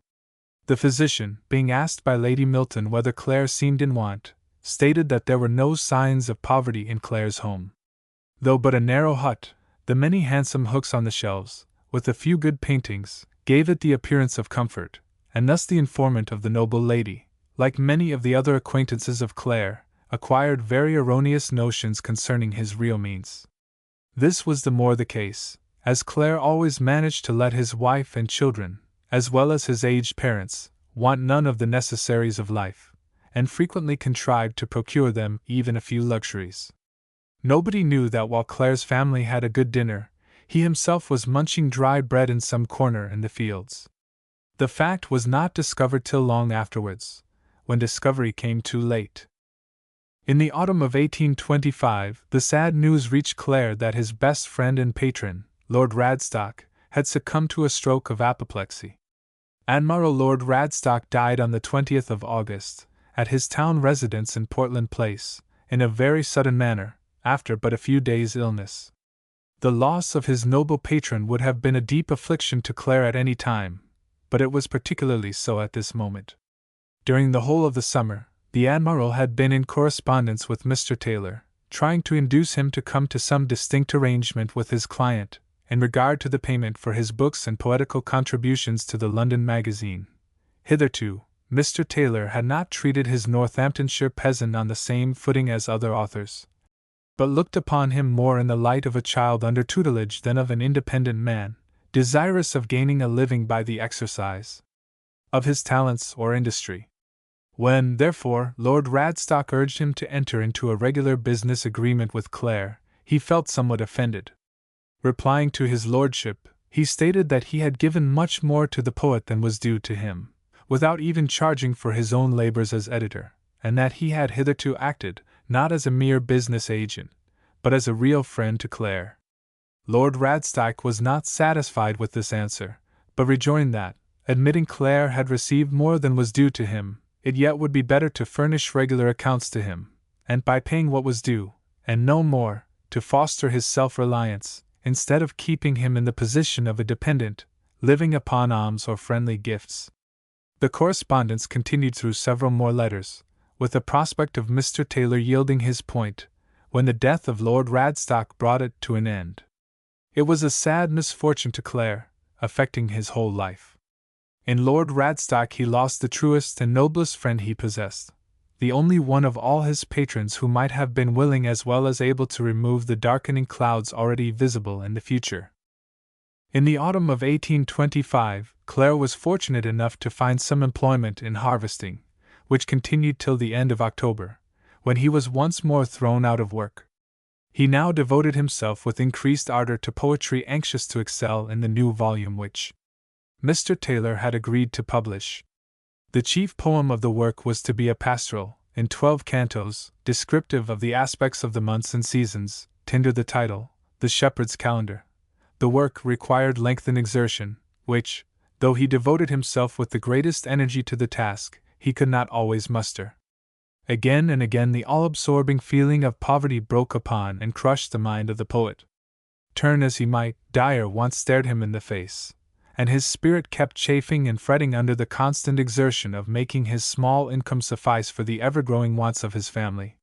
Some regular work to perform, or the consciousness of being seated on a few acres of his own ground, with the pleasure of growing his corn and vegetables, would have been sufficient to destroy all these petty cares, but the chance of entering upon such happy existence seemed to grow less and less every year. Liberty, the greatest boon which he desired, he was never able to obtain. To spend half the day in hard outdoor work, and the other half in wanderings and poetical musings, would have made him completely happy, as well as, in all likelihood, physically strong. Yet this simple wish of his heart not all his great and noble patrons were willing to grant him. They gave him alms, sufficient to lift him from the sphere of labor, but not enough for subsistence, and thus left him in a position as false as hopelessly ruinous. Working at intervals, almost beyond his strength, as a farm laborer, and then again remaining for a long time in forced idleness, writing too much, thinking too much, and ever with the grim phantom of poverty before him, was a form of existence necessarily fatal. It was a life too hard, too cold, too angular, too crystallized, a life which would have broken the heart of any poet under the sun. In the preparation of his new volume, Clare adopted the sensible plan of correcting and revising his writings constantly, so as to reach the greatest perfection in form. The uninterrupted study of the best poets began to have effect upon his mind by more and more developing his taste, and destroying his former notion that his verses came flowing by a sort of inspiration, and, as such, were not liable to further artificial improvement. Mr. Taylor was much pleased with the new verses which Clare sent him, far more polished than most of the previous ones, and encouraged him by many praises to persevere in the new course. Praise, as to all poets, was sweet to Clare, and he kept on writing with great eagerness during the whole of winter and the coming spring. He expected that his new book would be published early in the summer of 1826, but was disappointed in his expectation. There were poems enough in Mr. Taylor's hands to make at least 2 volumes, but the careful publisher was not over-anxious to print them.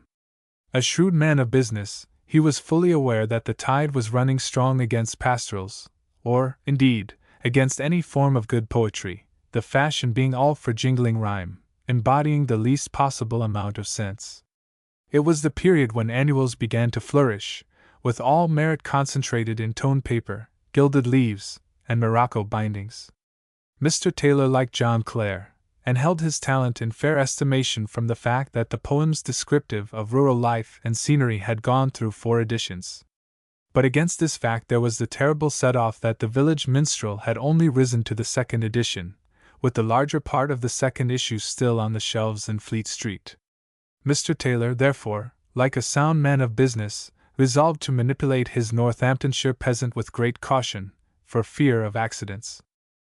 John Clare got into a very excited state when he learnt that his new volume was not to be published in the summer of 1826, nor during the remaining part of the same year. He felt the delay as a scorn of his poetical fame, and he felt it, moreover, as a sad ruin of his financial prospects. The money which he expected to receive was anxiously awaited to pay off pressing debts, and its arrival involved not only scanty clothing and short rations, but cares of a peculiarly tender nature. Patty brought her husband a 3rd child, a little boy, who was christened John on the 18th of June 1826, and though there arrived much timely assistance from Milton Park, the baby, as well as his mother, wanted many things not to be met with in the little hut at Helpston. Always a tender and most affectionate father, Clare's heart was ready to break when he found his poor little son suffering from the absence of those comforts which a few pounds might have purchased. He wrote a pathetic letter to Mr. Taylor, entreating him to send his poems to press, but received a cold answer in return. The sound business man of Fleet Street told his client that it was the wrong time for bringing out the Shepherd's Calendar. He informed him, moreover, that the annuals had got the upper hand, and advised him strongly to write for the annuals. Clare answered that he preferred breaking stones at the workhouse. But when Clare said so, he was in an angry mood. The baby continued crying, in want of milk and a few yards of flannel, and the mother commenced crying, too, and at length things came to such a pass that Clare determined to write for the annuals. He heard that he should get 5 shillings per poem, and from some publishers even as much as 7 and 6pence. In great haste, therefore, he penned as many verses as he could, sitting up night after night, and on getting a bundle ready dispatched them to London. But here again there was terrible disappointment. The annuals, it turned out, did not pay annually, but remunerated their contributors at uncertain periods, varying from 2 years to 10. When Clare found he could get no payment from the proprietors of the splendid morocco-bound volumes, he complained to Mr. Taylor. The busy publisher was vexed at this, as naturally he might be. He answered that he did not, and could not, hold himself responsible for the liabilities of others, and that it was unfair, after having tendered some general advice, to burthen him with the consequences. Here the matter ended, leaving both parties very dissatisfied. For some time to come there was a great coldness between them, and their correspondence almost entirely ceased. The failure of his attempt to make money by contributing poems to the gold-edged toy books had the good result of inciting Clare to renewed exertions to return to his old sphere of labor. He was after a while fortunate enough to find employment at Upton, a village on the southern border of Helpston Heath, where he continued at work during the autumn and winter, and far into the spring of 1827. The labor had the most beneficial effect upon his health, and brought on a fresh desire to leave the allurements of writing, or at least of printing, poetry, and devote himself more to outdoor occupation. The great difficulty in carrying out this plan was to find regular employment of a nature suited to his bodily strength, and his somewhat erratic habits. After much pondering on the subject, Clare resolved to try a little farming on his own account, with the help of his friends, and on a very limited scale. A visit to Milton Park settled the matter. The 2 head servants of Earl Fitzwilliam, the antiquarian and the botanist, were both ready and willing to assist the poet to become a farmer, though they told him frankly that they had small hopes of his success. Like in all agricultural districts, the owners of land at Helpston and throughout the neighborhood were opposed to small tenants and spade husbandry, and Clare's friends justly feared that even if there were no other obstacles, this cause alone would prevent him prospering.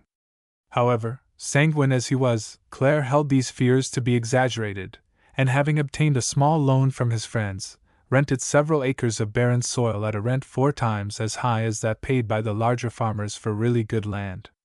The result, not for a moment doubtful from the commencement, did much to accelerate Clare's road to ruin. During the whole spring and summer of 1827, Clare was so busy and excited in attending to his farming operations as almost to forget his new volume of poems. He scarcely expected to see it published, and was somewhat startled on receiving a copy of the book by post, unaccompanied however by a single line from Mr. Taylor. At any other time, he would have keenly felt the neglect, but as it was, the potatoes and cabbages on his farm attracted his attention more than even his printed verses, and the slight put upon him by his publisher. It was only when the harvest was over, a harvest very poor and unsatisfactory, that he bethought himself again of his poetical doings.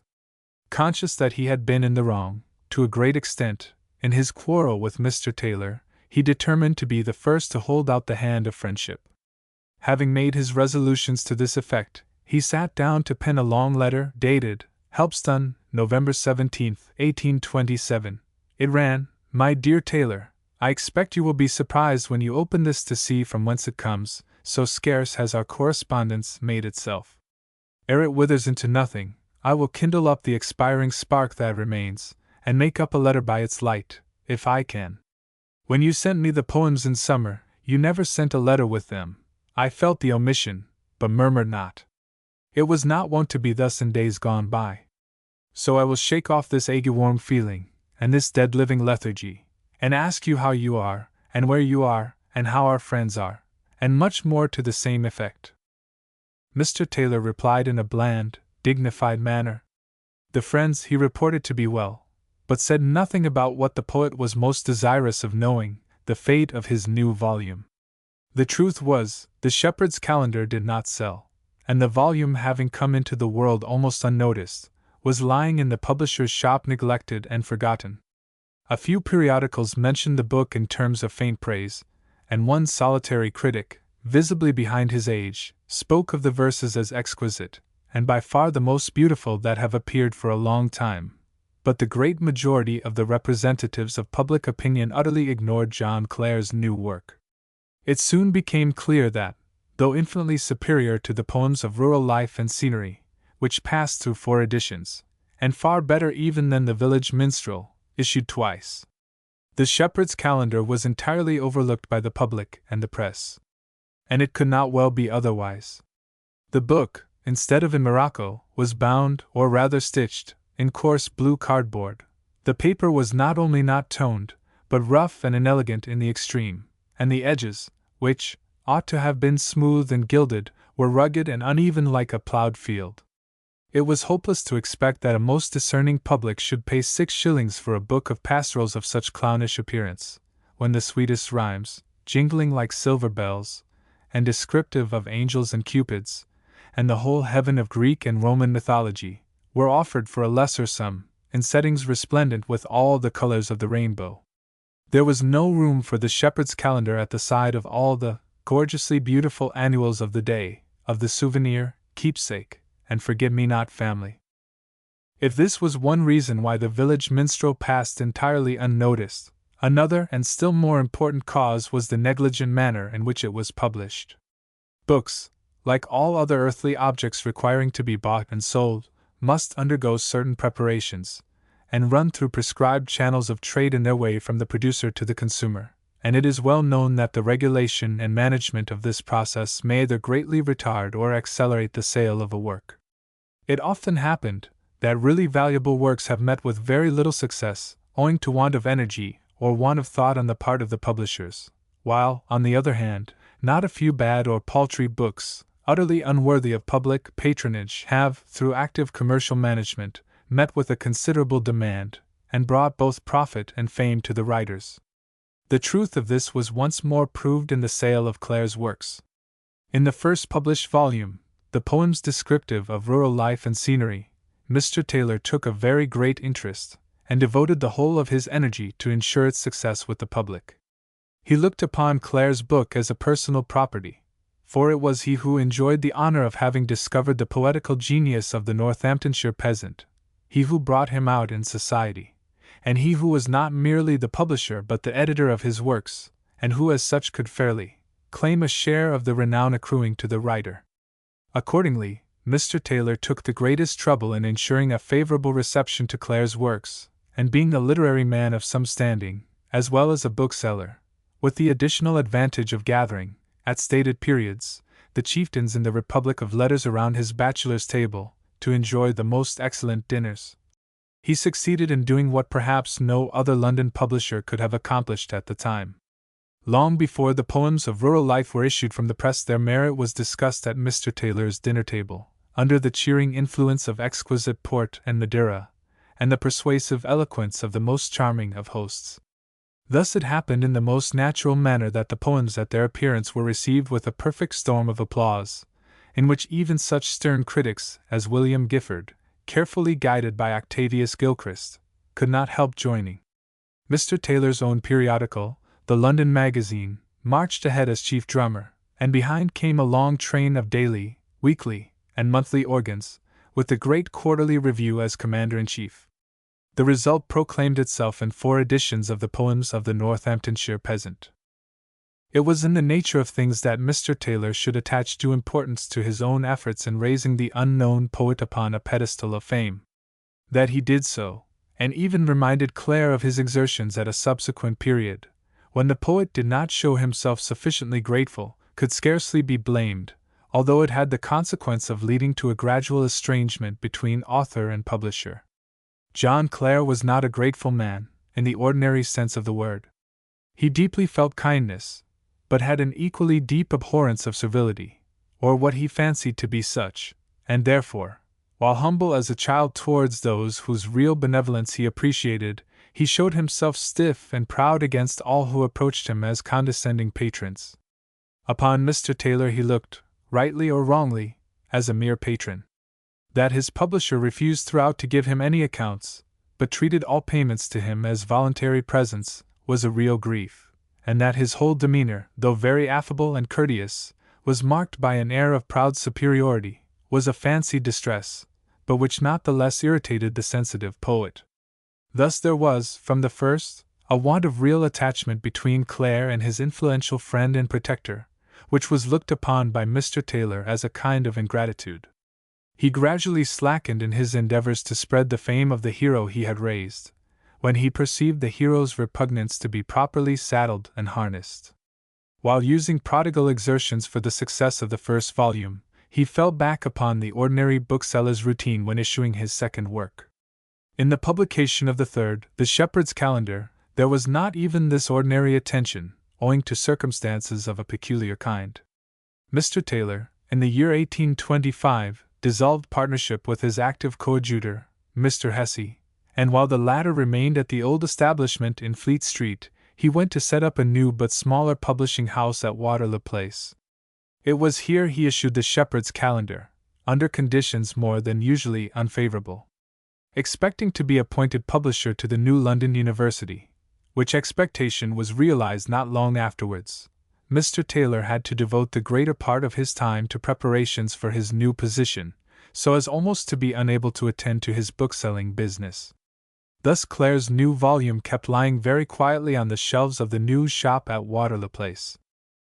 The Shepherd's Calendar was dedicated to the most noble the Marquis of Exeter.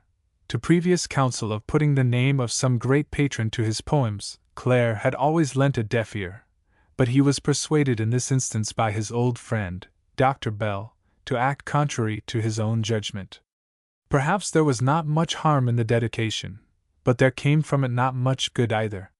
The most noble the Marquis, as acknowledgment of the honor, condescended to order 10 copies of the Shepherd's Calendar, for which he paid the sum of £3, being at the ordinary retail price of 6 shillings the volume.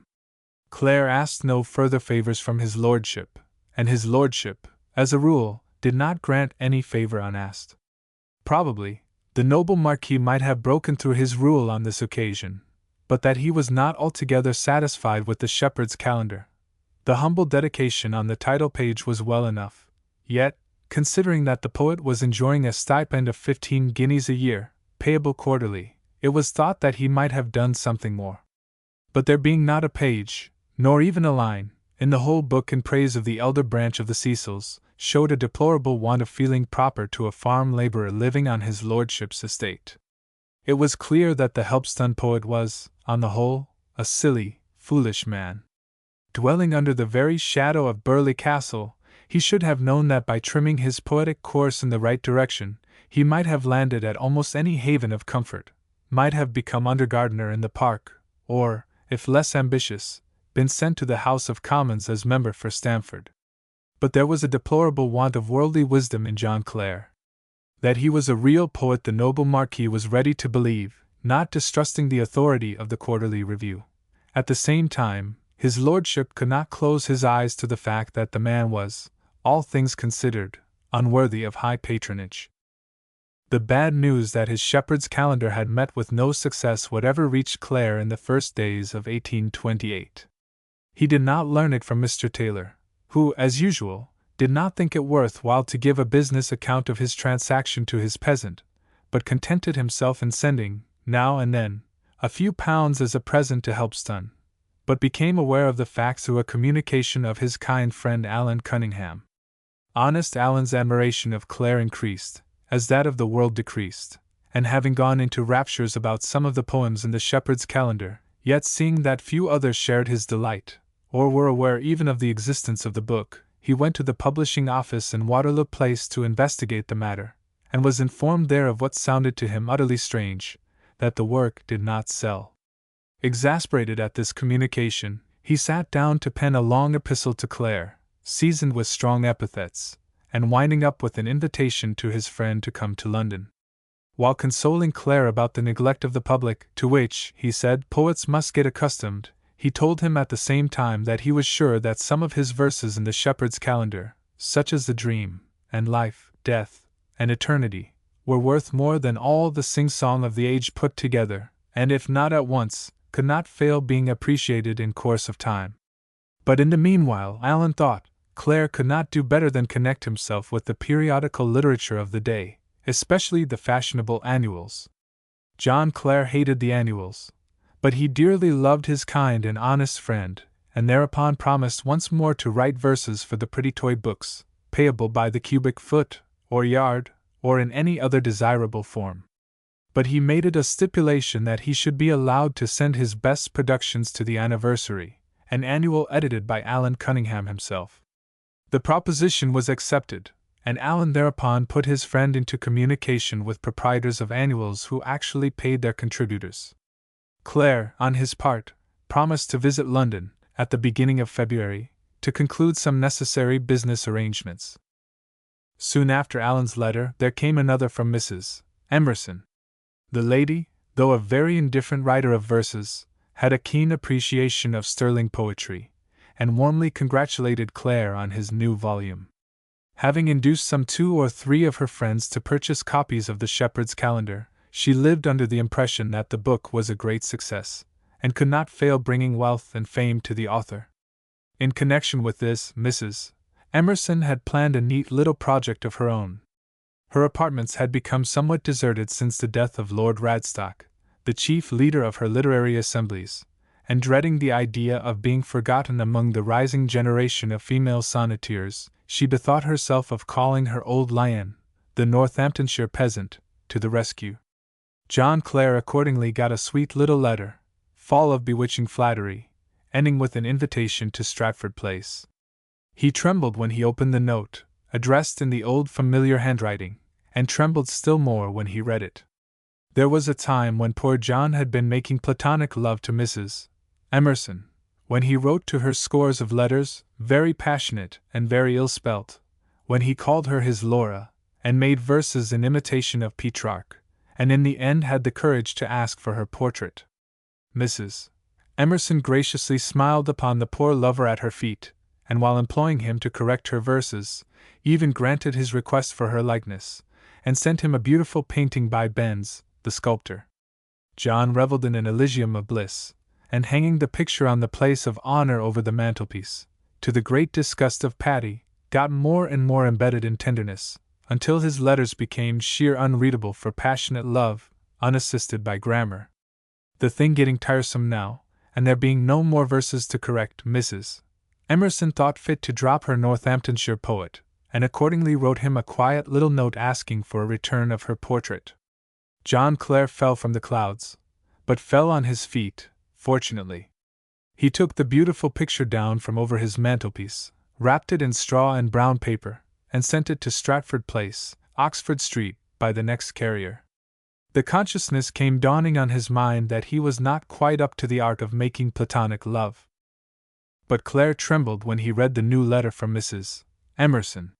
He had not heard from her for a long time, and could not for a moment understand what brought her to renew a correspondence, broken off in the most abrupt manner.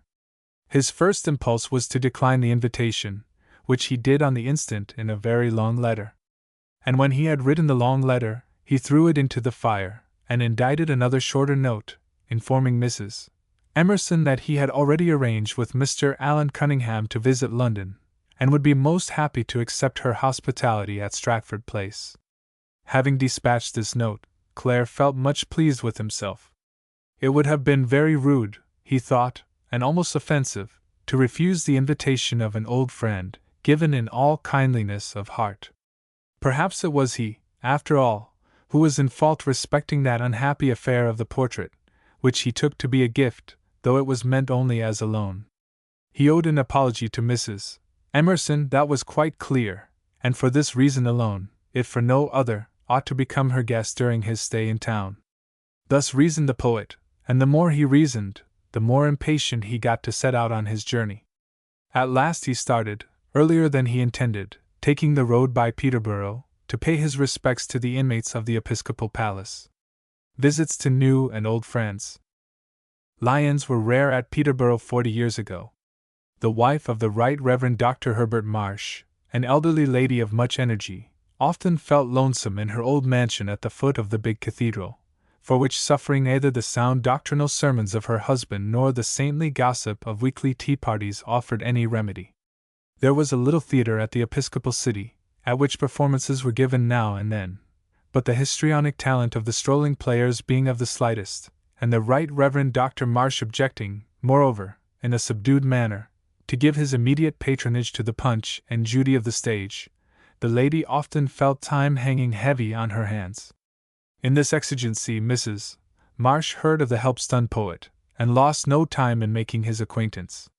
Her kindly help and sympathy during his illness was greatly appreciated by Clare, and left him full of gratitude ever after. Nevertheless, though often invited to become a guest at the episcopal palace, he could not summon resolution to do so. He was afraid, not so much of the stiffness and ceremony which he would have to encounter, as of the stern looks of the high dignitary of the church, who, when visiting him at home, had cross-questioned him in the most awful manner on all subjects, in particular as to the state of his religion. But pressed again and again to pay a short visit to Peterborough, Clare at length consented, being told that Dr. Marsh would be kept in his proper place, and not be allowed to interfere with him. It was on this understanding that Clare made his appearance at the episcopal palace, at the commencement of February, 1828. Mrs. Marsh rejoiced that her poet had come at last, and at once installed him in a funereal little chamber overlooking the gardens, which she had long selected as fittest for the habitation of genius.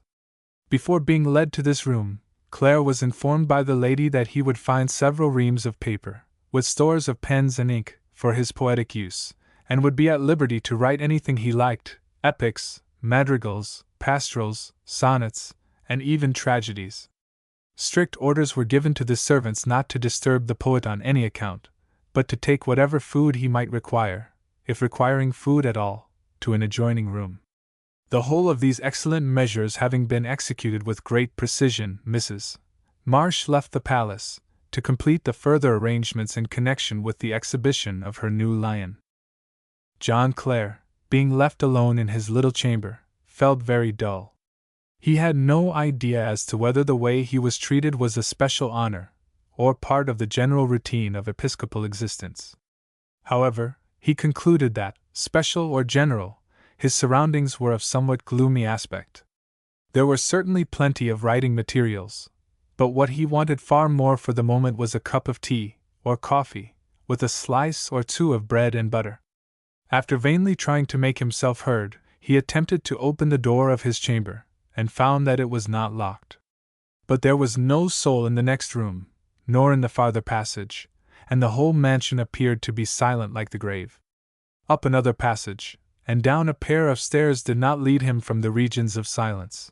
A little maid-servant, visible far off, started away like a frightened hind on beholding the poet. Mrs. Marsh evidently was well obeyed in her own house. But Clare now began to feel rather uncomfortable, and resolved to get somewhere, if not to human beings, at least to bread and butter.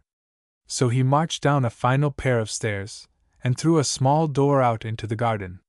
There was a porter at the outer garden gate, but he, too, bowed in silence, and in another minute Clare found himself in the streets of Peterborough. The doors of the Red Lion stood hospitably open, and feeling nigh starved, he went in to get some refreshments.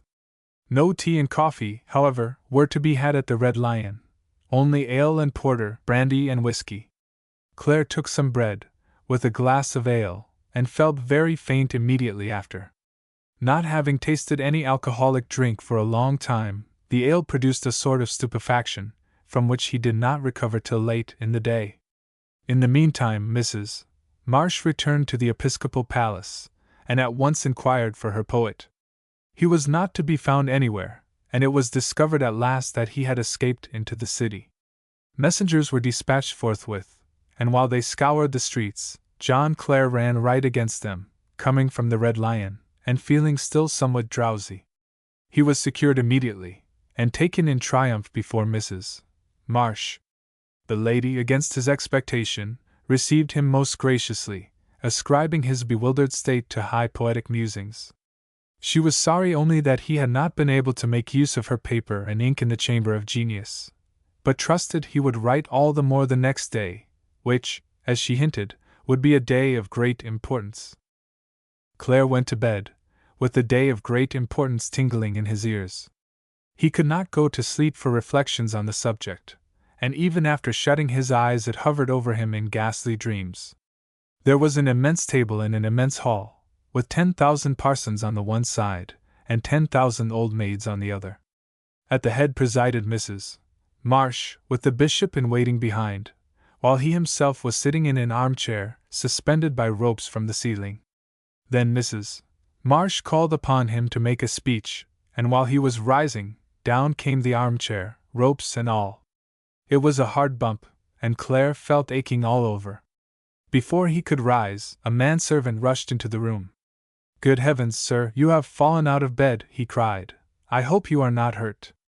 "No, not much," said Clare, "but I should be glad to have a cup of tea." The tea was brought, and with it some useful information. They were to have a grand party in the afternoon, said the man, he, that is, his mistress, having invited all the notabilities of Peterborough, with the dean, the archdeacon, and the canons. Clare shuddered. "At what time will the entertainment commence?" he inquired. "At 4," was the reply. Nothing more was said. Clare sipped his tea, and, the servant gone, commenced making up his little bundle of clothes. Part of the contents he was able to stuff into his pockets. The rest formed a parcel not much larger than a couple of hooks. Once more he made his way down the broad flight of stairs, past the silent porter at the gate, and a minute after stood in the High Street, opposite the Angel Inn.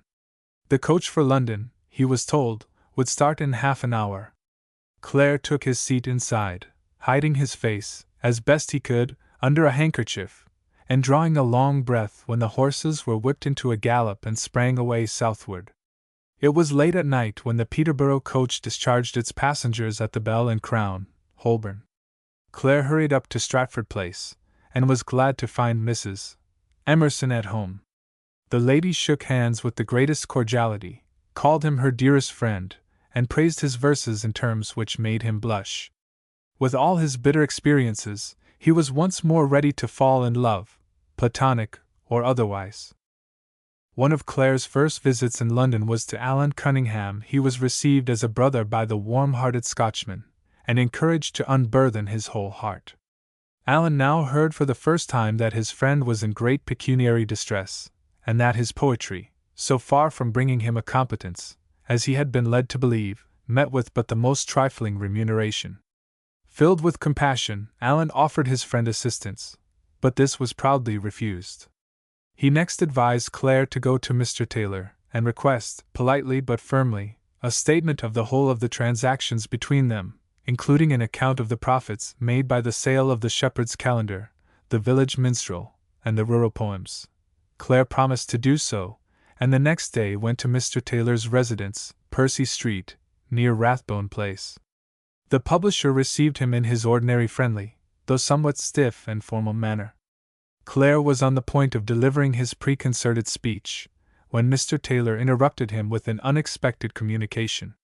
He told him frankly that he had not been able hitherto to give much attention to the sale of the Shepherd's Calendar, and that this, probably, was the reason why but few copies had been disposed of. As a compensation, Mr. Taylor offered Clare to let him have as many volumes of his new work as he liked at cost price, that he might sell them in his own neighborhood. The project of becoming a perambulating bookseller, hawker of his own poetical ware, came upon Clare in a startling manner. He did not know what to reply to the proposal made to him, and asked time for reflection. Mr. Taylor had no objection to this, and told his friend to come again in a few days.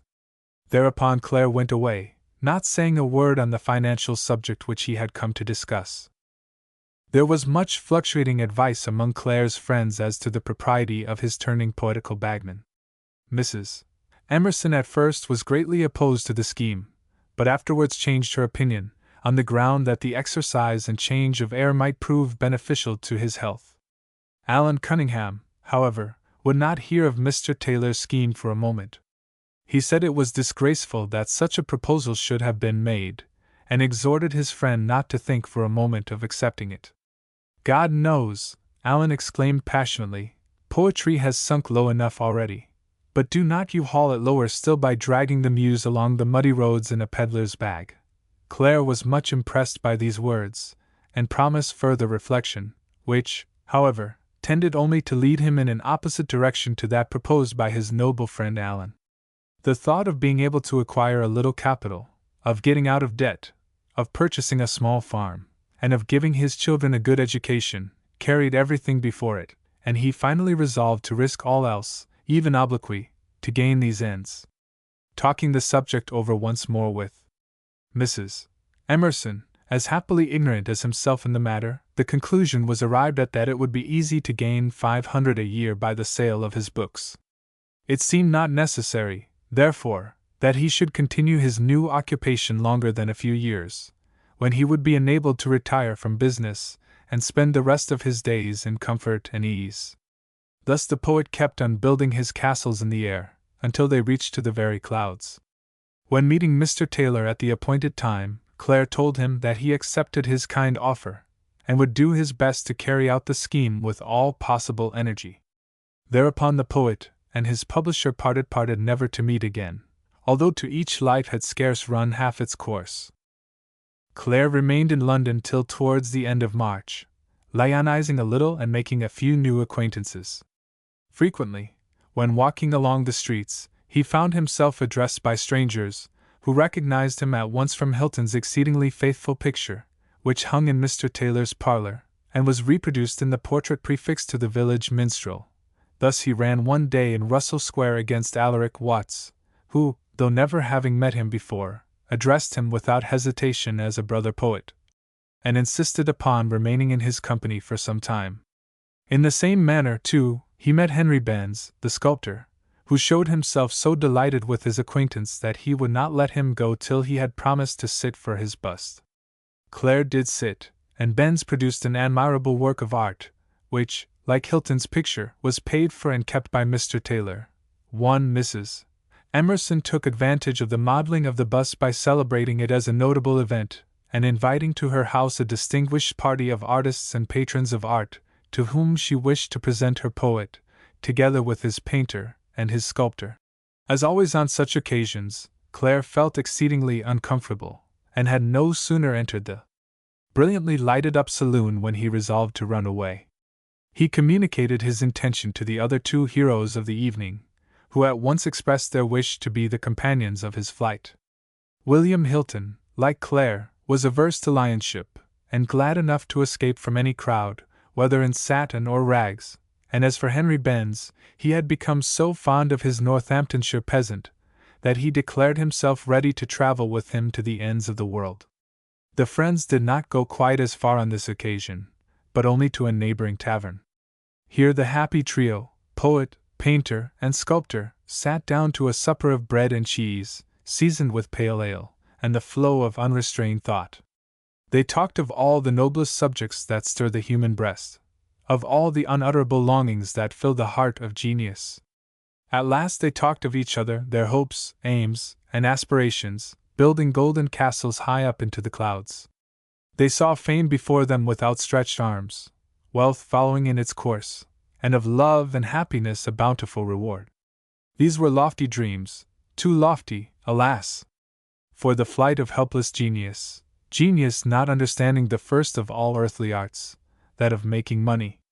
William Hilton, though a famous painter and royal academician, was left to die in poverty, the greater part of his pictures remaining on his hands unsold. Henry Benz, noblest of sculptors, went to perish in an hospital, and John Clare. The reader may fill the blank. 1. Both, the bust by Benz, and Hilton's oil painting of Clare, remained in Mr. Taylor's hands during his lifetime, and after his death, 1864, were sold by public auction, at Messrs. Christie, Manson, and Woods, March 17, 1865, when they came into the possession of the author of this work. Mrs. Emerson was very angry with her guest when he came back to her house a little after midnight, having been kept so long in the delightful interchange of thoughts with his two artist friends. Clare took very little notice of the remarks of his fair host about want of courtesy, and the disappointment of distinguished visitors, his mind being full of reflections engendered by the evening's conversation. He inwardly resolved to enjoy, if possible, many more such evenings, but changed his determination the next day.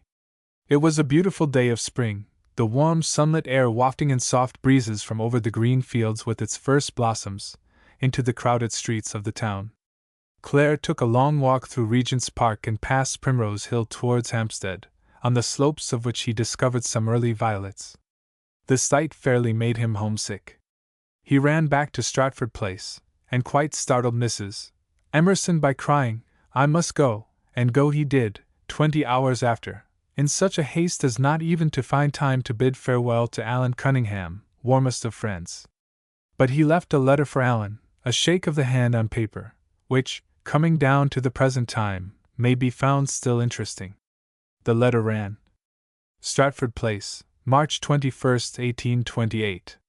My dear Cunningham, I wholly intended to see you, but now I fear I cannot, as my stay is grown so short, so, if I cannot, here is a goodbye, and God bless you, and as you are aware of my ignorance in traveling about your great Babel, being insufficient to do so in most cases without a guide, which is not always to be procured, you must allow me to make up for the omission by a shake of the hand on paper, as hearty as your imagination can feel it. If you had not been a poet I would not have made such a bull, but it is an English one, it has not a cold meaning. Therefore accept it in lieu of a better. Pray give my kind remembrances to Mrs. Cunningham, and if I could utter compliments as well as I feel gratification in the society of kind and warm-hearted people, I should grow eloquent in her praise. But you well know I am not Ovid, and I as well know I am no orator, so if I am unable to pay ladies deserving compliments, if she will accept the plain respects of a plain fellow, and allow them as nothing more, it will please me much better.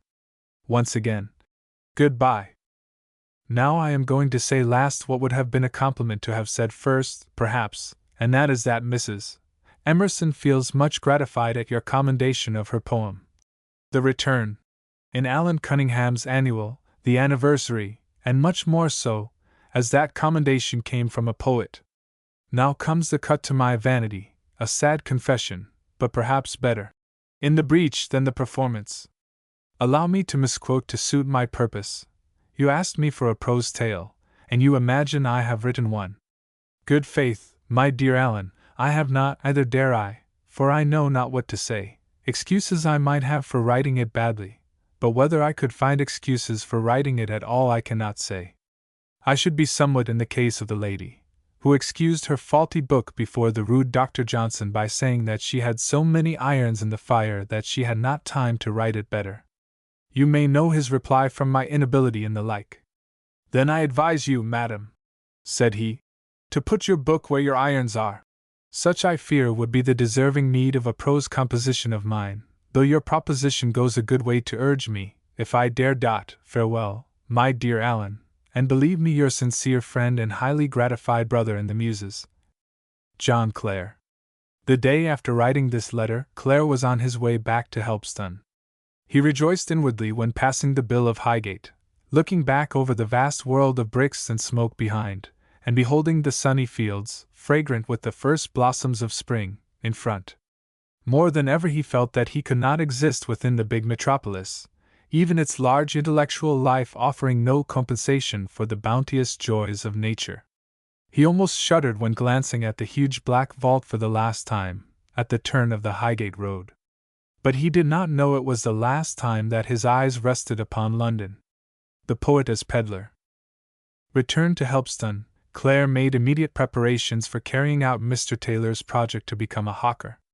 He sorted the little parcel of books which he had brought from London, and having divided the volumes into sets, each containing the rural poems, village minstrel, and shepherd's calendar, he set out in regular peddler fashion.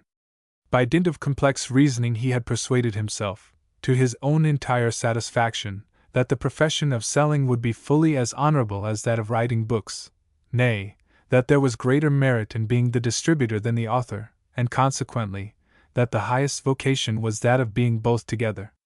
He therefore resolved to devote himself with the greatest energy to his new business, and to leave no stone unturned to succeed in it.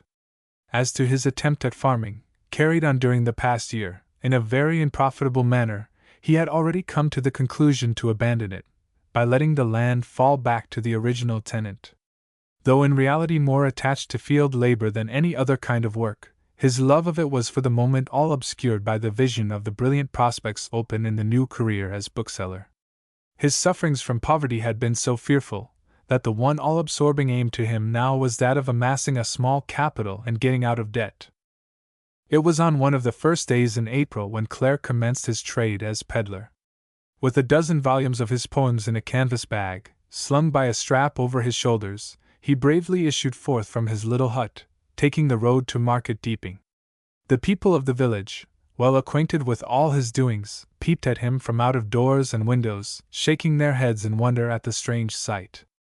To his help-stunned countrymen, Clare's new calling did not seem at all degrading, but, on the contrary, too ambitious.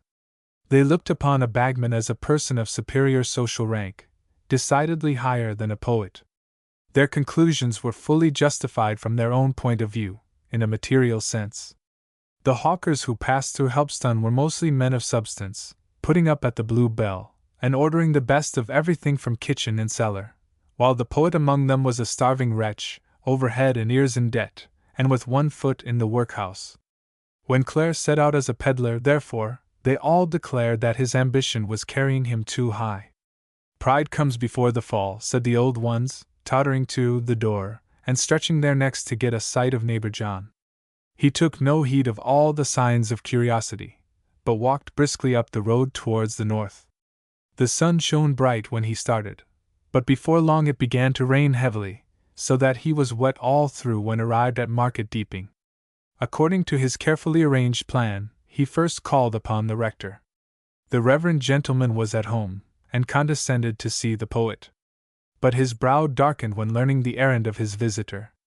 He told Clare sharply that he did not intend buying his poems, and that, moreover, he held it unbecoming to see them hawked about in this manner. Having said this, he bowed his visitor out of the room, perceiving that his clothes were dripping wet, and likely to spoil his carpet. The poor peddler-poet left the house with an ill-suppressed tear in his eye. It still rained heavily, and Clare took refuge in a covered yard attached to an inn. There were some horse-dealers lolling about, talking of the state of the weather and the forthcoming races.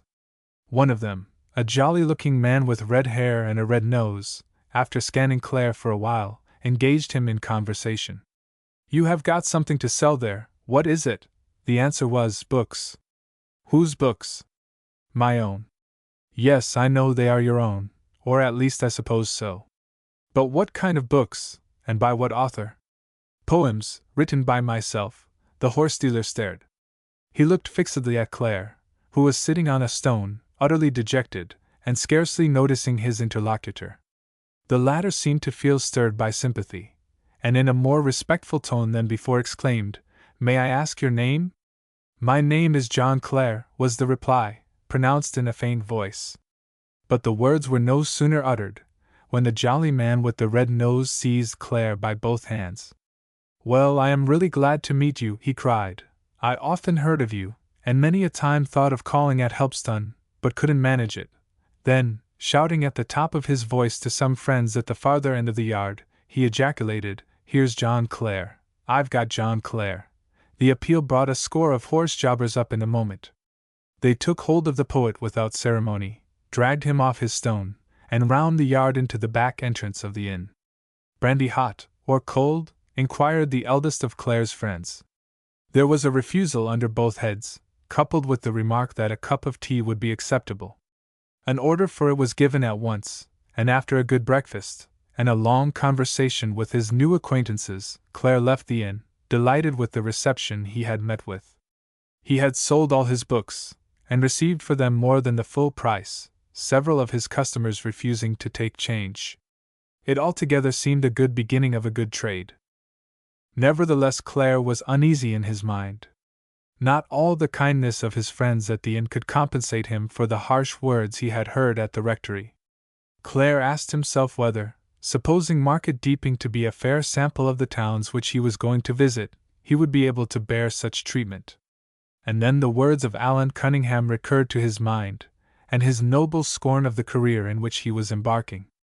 However, it seemed too late now to repent, having gone beyond the starting point. The next day, therefore, Clare once more slung his pack across his shoulders, and sallied forth towards Stamford. He did not expect to sell any of his books within the town, the market having been abundantly supplied by Mr. Drury, but he had hopes to meet with some success among the residents in the neighborhood, to many of whom he was personally known. But his hopes were doomed to entire disappointment. He went to numerous farmhouses, mansions, and parsonages, and everywhere encountered refusal to purchase his ware. Some persons upon whom he called treated him politely, others with marked rudeness, and the great majority with indifference. Nearly all knew him by name, and had heard of his poems, and nearly all, too, like the rector of Market Deeping, expressed their surprise that an author should retail his own productions. One irascible old gentleman, living close to the village of Easton, told Clare, after some conversation, that he ought to be ashamed to go through the country with a bundle on his back. The poet mildly suggested that to go with a bundle might be better than to go to the workhouse, the possible other alternative. There was huge astonishment depicted in the countenance of the old gentleman, and he furtively left the room, evidently frightened at having talked with a man likely to go to the workhouse. It was late at night when Clare arrived home. He felt footsore, and fainting almost from hunger and thirst, not one of all the persons whom he had seen during 16 hours having offered him as much as a crust of bread or a glass of water. The next day and the day after he was too ill to leave home, and remained on his couch, pondering on the subject uppermost in his mind. A fresh resolve to make still greater efforts to succeed was the result, come to after anxious consideration. As soon as recovered, he started again, this time to Peterborough.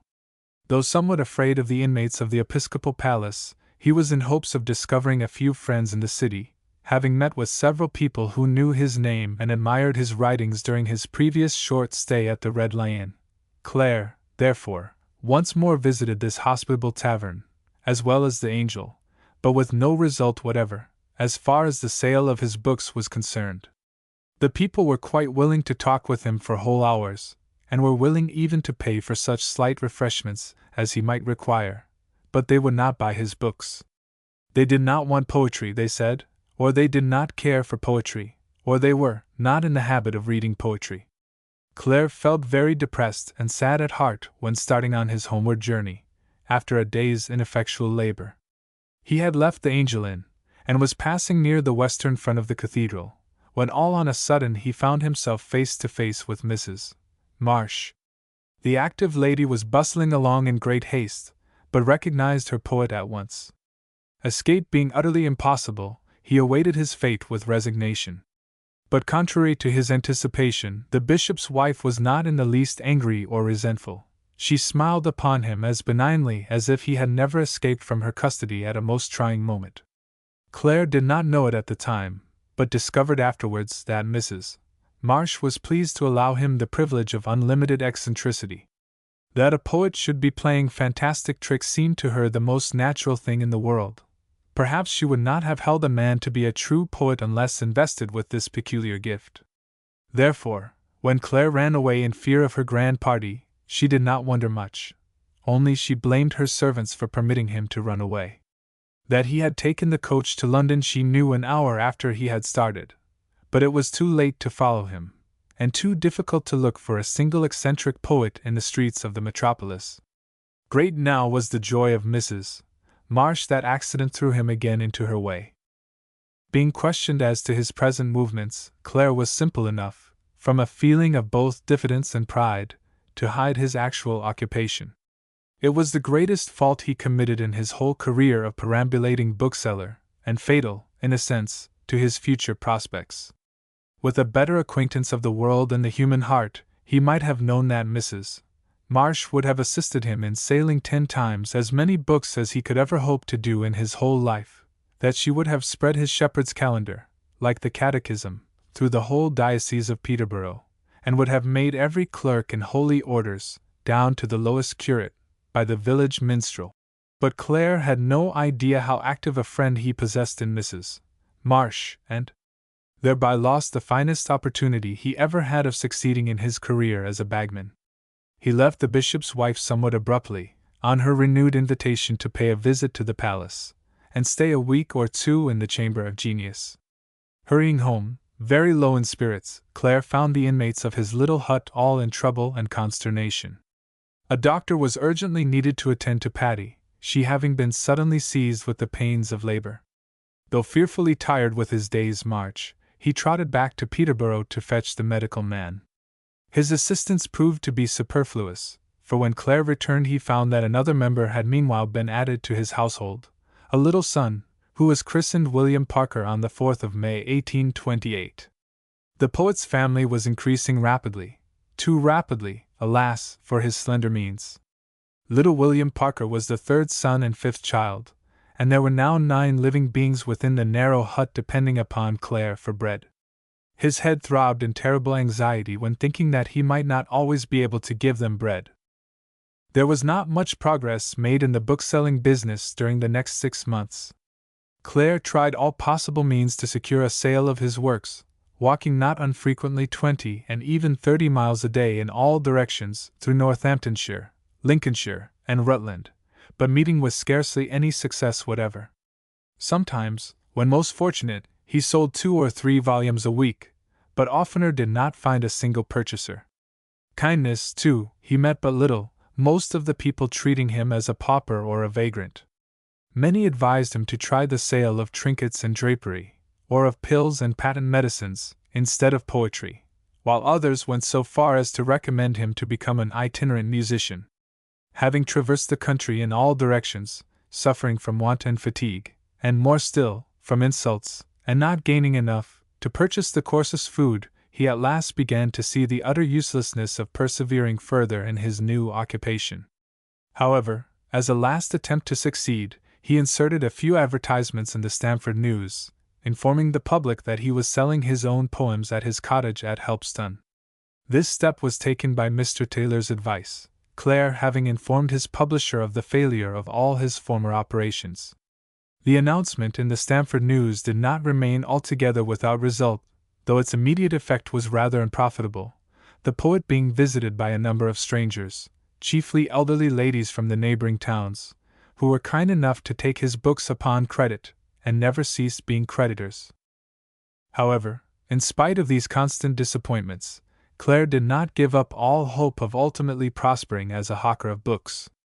Though I have not as yet opened any prospect of success respecting my becoming a bookseller, he wrote to Mr. Taylor, under date August 3d, 1828, yet I still think there is some hopes of selling an odd set now and then, and as you are so kind as to let me have them at a reduced rate, when I do sell them I shall make something, if only a trifle.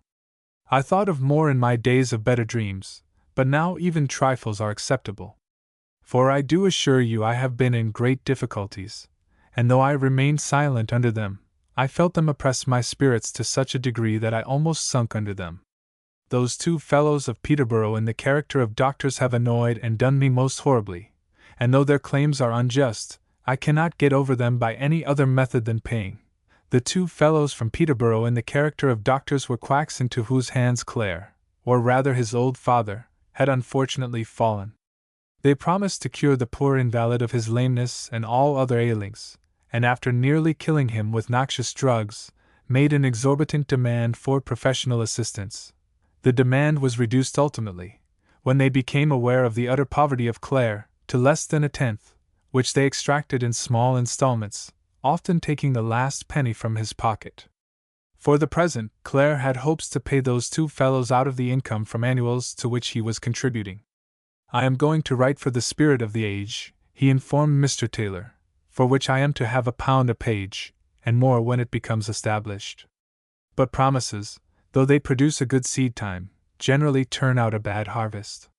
Yet be it as it will, I am prepared for the worst.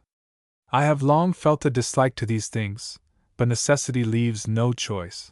Considering what Clare got for his other writings, the £1 a page from the Spirit of the Age was no bad pay. But the poet's unqualified disgust of these things, the annuals, was so great as often to counterbalance even his desire to gain a living by his pen.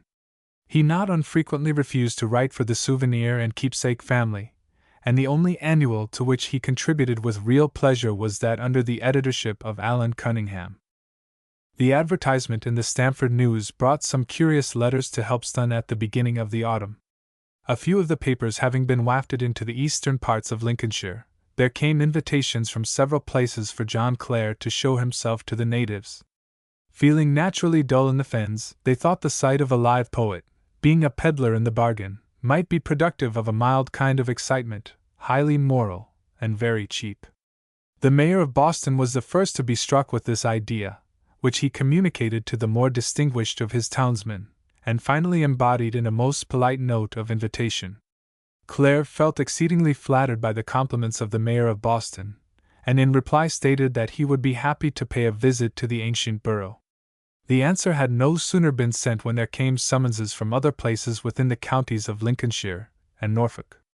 At Grantham, too, they wanted to see John Clare, as well as at Tattershall, at Spalding, and at Lynn Regis. There seemed to be a slow poetic fever raging among the people of the fens.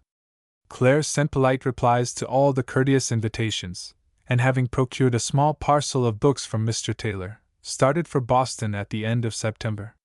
He walked all the way, and arriving in the evening of a beautiful day, ascended the steeple of the old church, just when the sun was sending his last rays over the surging billows of the North Sea. The view threw Clare into rapturous delight. He had never before seen the ocean, and felt completely overwhelmed at the majestic view which met his eyes. So deep was the impression left on his mind that it kept him awake all night, and when he fell asleep, towards the morning, the white-crested waves of the sea, stretching away into infinite space, hovered in new images over his dreams. The few days which he remained at Boston turned out a continual round of excitement.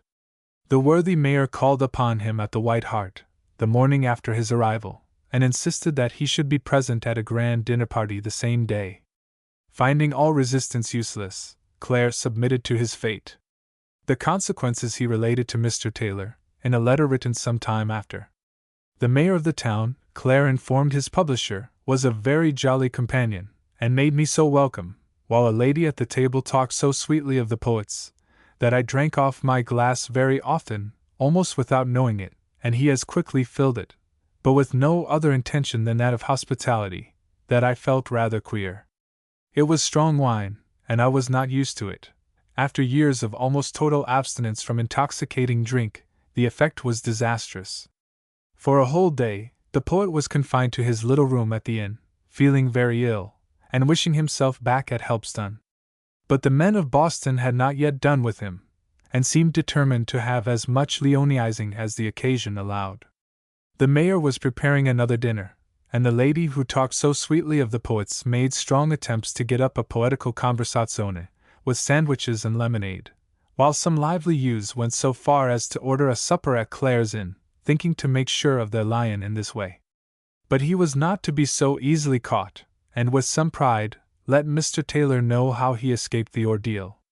Several young men, he informed his patron, had made it up among themselves to give me a supper, when I was to have made a speech.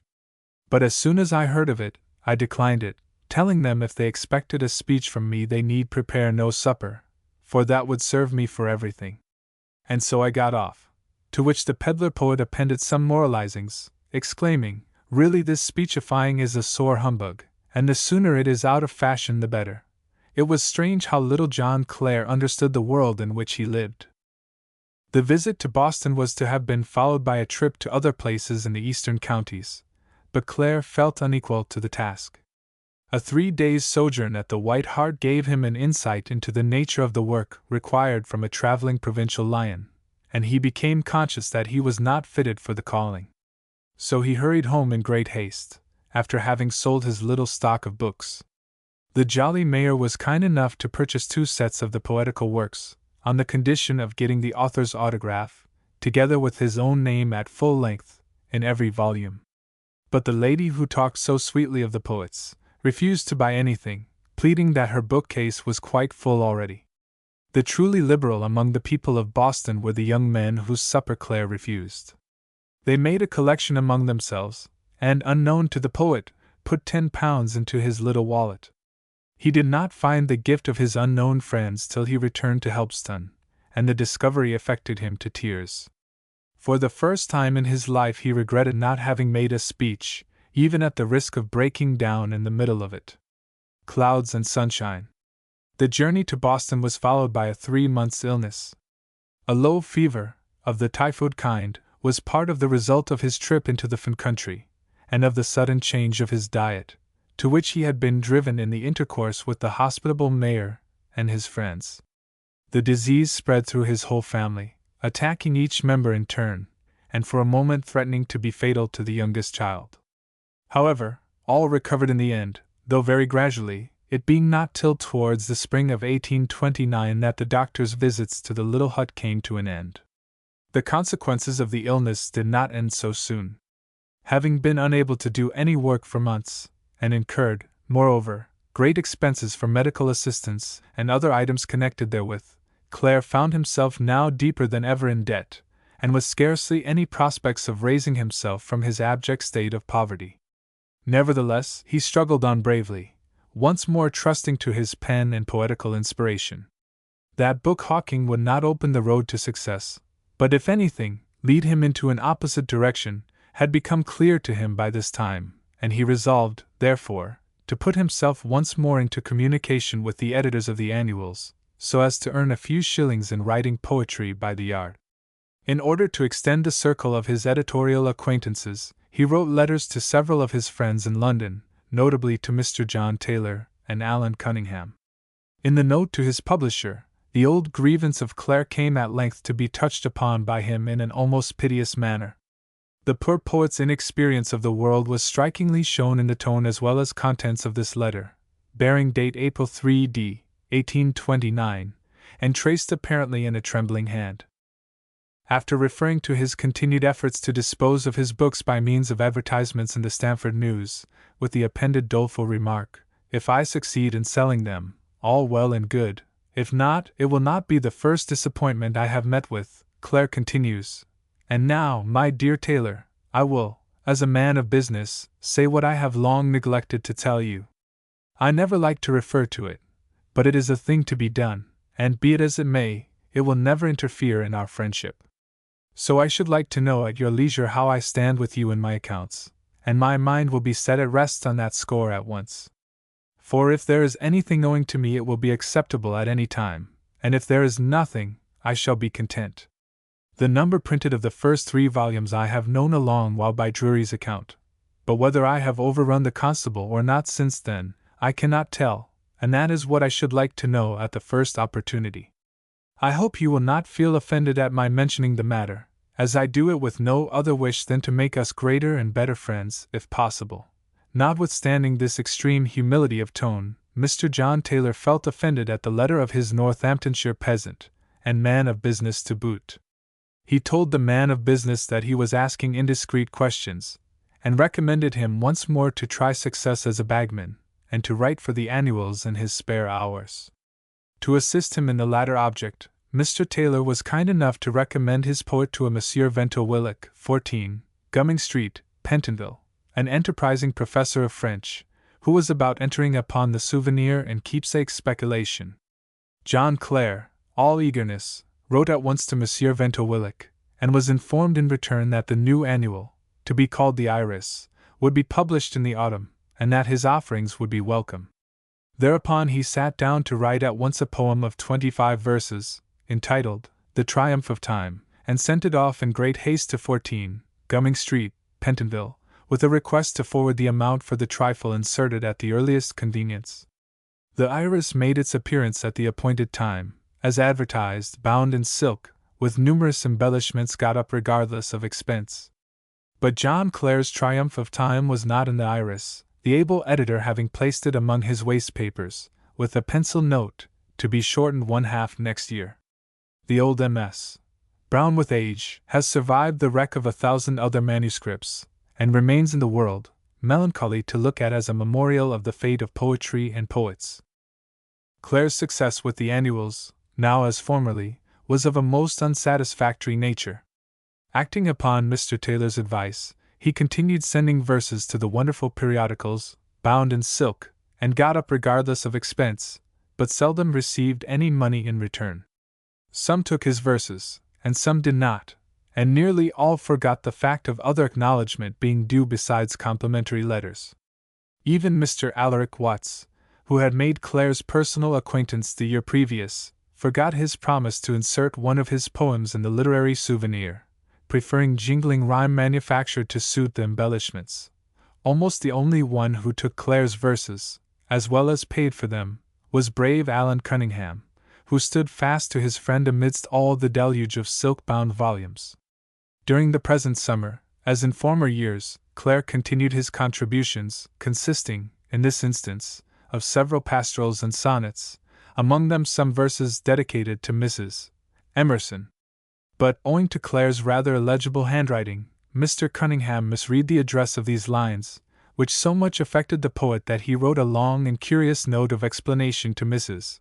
Emerson. My dear Eliza, the note ran, I got a letter from friend Cunningham yesterday, who tells me that my trifles suit him. Among them are the verses to E.L.E., of which he makes a strange mistake by fancying they are written to Miss Landon, and flatters me much by praising them, and also by thinking them worthy of the poetess. So I wish that the first opportunity you have you would correct the mistake, and if you feel the matter too delicate to write upon, you can tell the Miss Frickers when they next call upon you. For he will most likely change the E.L.E. to L.E.L., which I shall not be able to rectify if he does not send me a proof sheet, and I would much rather that they should stand as written. Proud as I am of Brother Allen's commendation, and proud as I should be of Miss Landon's commendation also, I feel much prouder to know that they were deemed worthy the acceptance of yourself, to whom they were dedicated. I will give you the quotation from Allen's letter relating to the verses. I have placed your contributions in the approved box, marked with my hearty approbation. Your verses to Miss Landon are the very best you ever composed. After all, a flesh and blood muse is best, and Miss Landon, I must say, is a very beautiful substitute for these aerial mistresses.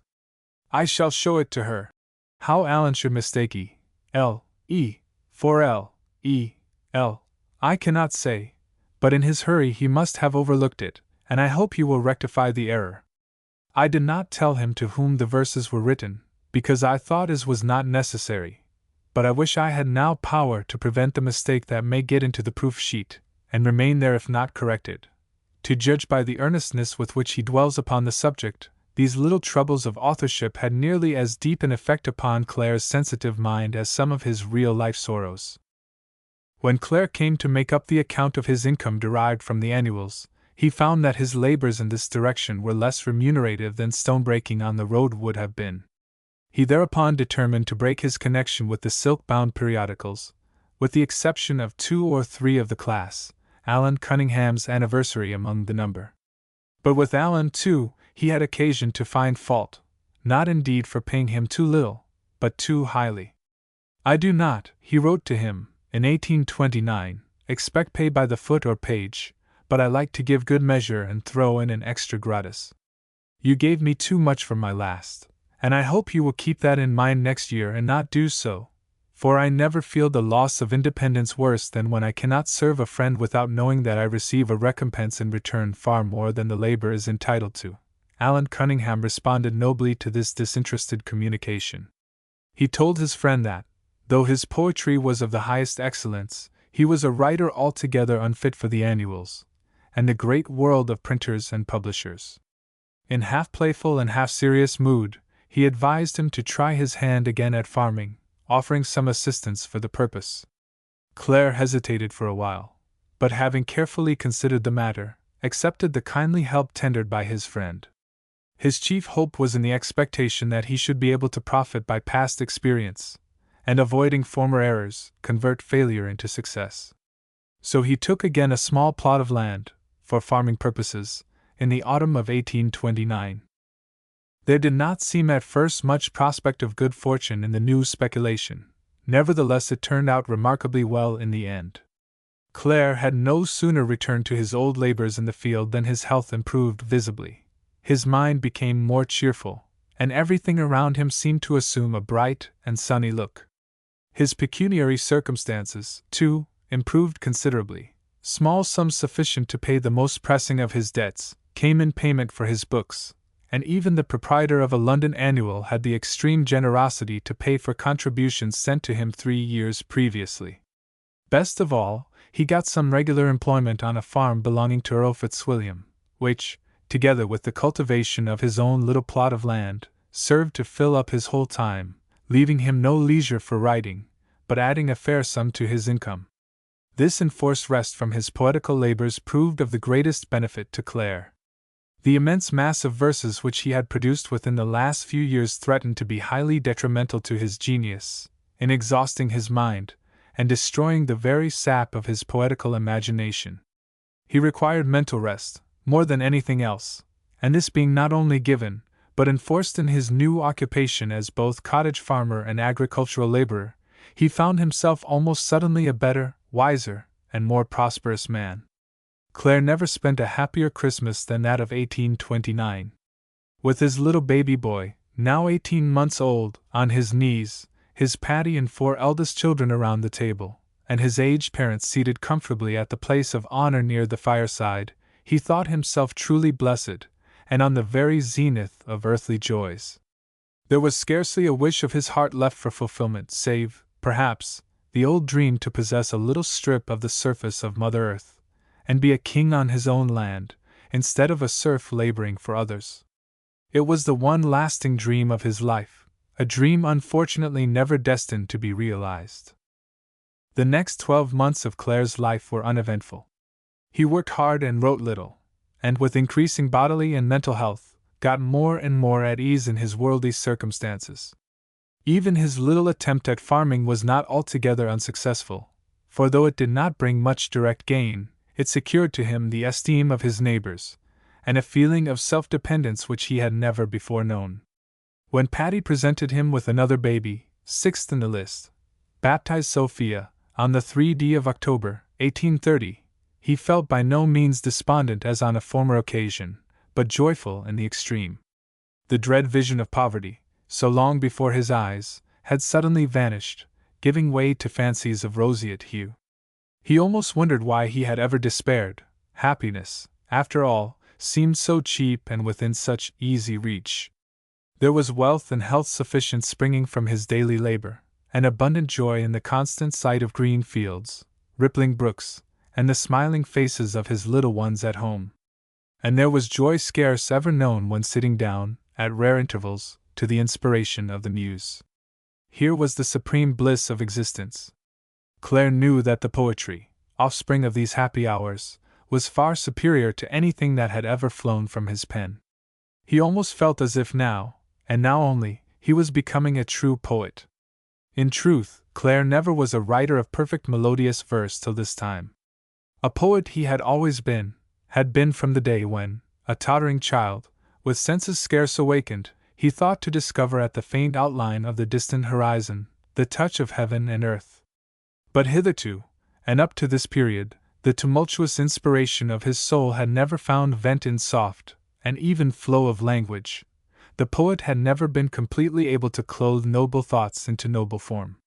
Want of early training, with grief and care, and unceasing mental agitation, had hemmed in on all sides the fair stream of his imagination, and the bright flash of genius was hidden under more or less rugged form. It was only now that, having nursed his mind at the source of the great masters of poetry, and enjoying harmonious peace and rest from cares in the calm life of labor, that the outward form came to be mastered by the inward spirit, as clay in the hands of the sculptor. The poet himself was surprised at this momentous change, which came upon him with a suddenness almost startling in its intensity.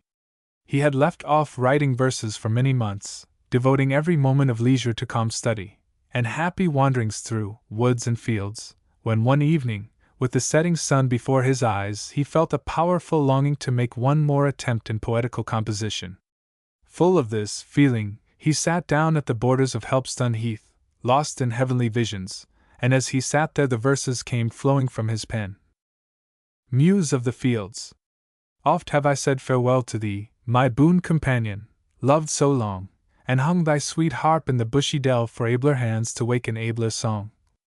I have heard thee in the summer wind, as if commanding what I sung to thee. I have seen thee on a cloud reclined, kindling my fancies into poesy. I saw thee smile, and took the praise to me. In beauties, past all beauty, thou wert drayest. I thought the very clouds around thee knelt. I saw the sun did linger in the west paying thee worship, and as eve did melt in dews, they seemed thy tears for sorrows I had felt. Sweeter than flowers on beauty's bosom hung, sweeter than dreams of happiness above, sweeter than themes by lips of beauty, sung, are the young fancies of a poet's love. When Clare had written his song to the rural muse, he went home and kissed his children, and it being full moon, kept working in his garden for another couple of hours. And the next day, and for days after, he kept on digging and planting, hoeing and plowing, without ever touching a pen. It was thus a great and noble poet grew out of the Northamptonshire peasant. Friends in need. The short summer was followed by a long winter. Again Clare fell ill, and with suffering and disease there came a train of misfortune completely overwhelming the frail life of the poet. The year 1831 proved very unfavorable to his farming operations, and having no capital whatever to fall back upon, he at once relapsed into his former state of indigence. It was in vain that he attempted to make up for his losses by increased exertions as a laborer. Working 15 and 16 hours a day during harvest time, and not unfrequently standing up to his knees in mud in the undrained fields, his health gave way before long, and then there was an end of all work. He was confined to his bed for longer than a month, and gaunt poverty now again made its appearance at the little hut. There were 10 persons to be clothed and fed, and no money incoming save the small quarterly stipend settled upon the poet, which was scarce sufficient to pay off the debts incurred by the unsuccessful farming of the year. When Clare saw that his children were wanting bread, his heart trembled in agony of despair. He rushed forth once more to labor in the fields, but had to be carried home by his fellow workmen, a mere look at his feverish ague-stricken frame being sufficient to show them that he was utterly unfit to be out of doors. So he had to lay his head again on his couch, happily unconscious for a time of what was passing around him. There was deep sorrow and lamentation in the little hut of the poet. When everything was at the worst, kind friends came to the rescue. The Rev. Mr. Mossop, vicar of Helpston, and his kind-hearted sister, who had often before assisted Clare and his family, gave once more active aid and succor, and from Milton Park, too, there came valuable presents of food and medicine. Thus, when the poet was able again to leave his bed, he found a much brighter outlook around him. Nevertheless, though there was no more absolute want of the necessaries of life, grim poverty was still standing at the threshold. The baker threatened to stop the supply of bread if his debt should long remain unpaid, and even the owner of the little ruinous dwelling, fourth part of a hut, in which Clare lived, hinted that the inmates would be driven out, unless the arrears of rent were discharged. This last menace almost drove the poet wild with excitement. Narrow and dark as it was, he dearly loved the little hut in which he was born, and the thought of leaving it, with, perhaps, the ultimate prospect of going to the workhouse for shelter, was to him blank despair. Agitated beyond measure, he ran to his friends at Milton Park, imploring aid and advice. Mr. Edward Artis was, as usual, away on his antiquarian rambles, intending to leave the service of Earl Fitzwilliam altogether, and devote himself to authorship on Durobridy and Roman pottery. But Henderson was at home, and to him Clare poured out his tale of woe. While talking in the garden, the Earl happened to come near, and kindly addressed Clare. The latter, in his excitement, found courage to speak of all his troubles, and his fear of having to quit his little home, with no place in the world where to lay his head. His lordship was struck with the intensity of feeling exhibited by the poet. He told him that he would attend to his wants, and provide a little cottage for him somewhere in the neighborhood. Clare was astonished. The offer seemed to him so excessively generous that he scarce knew how to express his thanks. Seeing his confusion, the Earl turned to other subjects, asking Clare whether he intended to bring out a new volume of poems, and being answered in the negative, earnestly advised him to do so. The counsel of the noble lord, no doubt, was well meant, but nevertheless very injudicious. The grant of a few acres of land, in a healthy district, and at a moderate rent, would have been more beneficial to him than all the fame he could ever hope to gain from bookmaking. Clare returned to his cottage with a joyful heart, brimful of pleasant visions of the future. The next day he was visited by Dr. Smith, a physician of Peterborough, who came in consequence of orders received from the noble owner of Milton Park. Earl Fitzwilliam, in his interview with Clare, perceived, or fancied he perceived, a certain wildness of looks about him, and not knowing what to think of it, was anxious to get the opinion of a medical man, well known for his successful treatment of mental diseases. The poet was not at all pleased with the visit of Dr. Smith.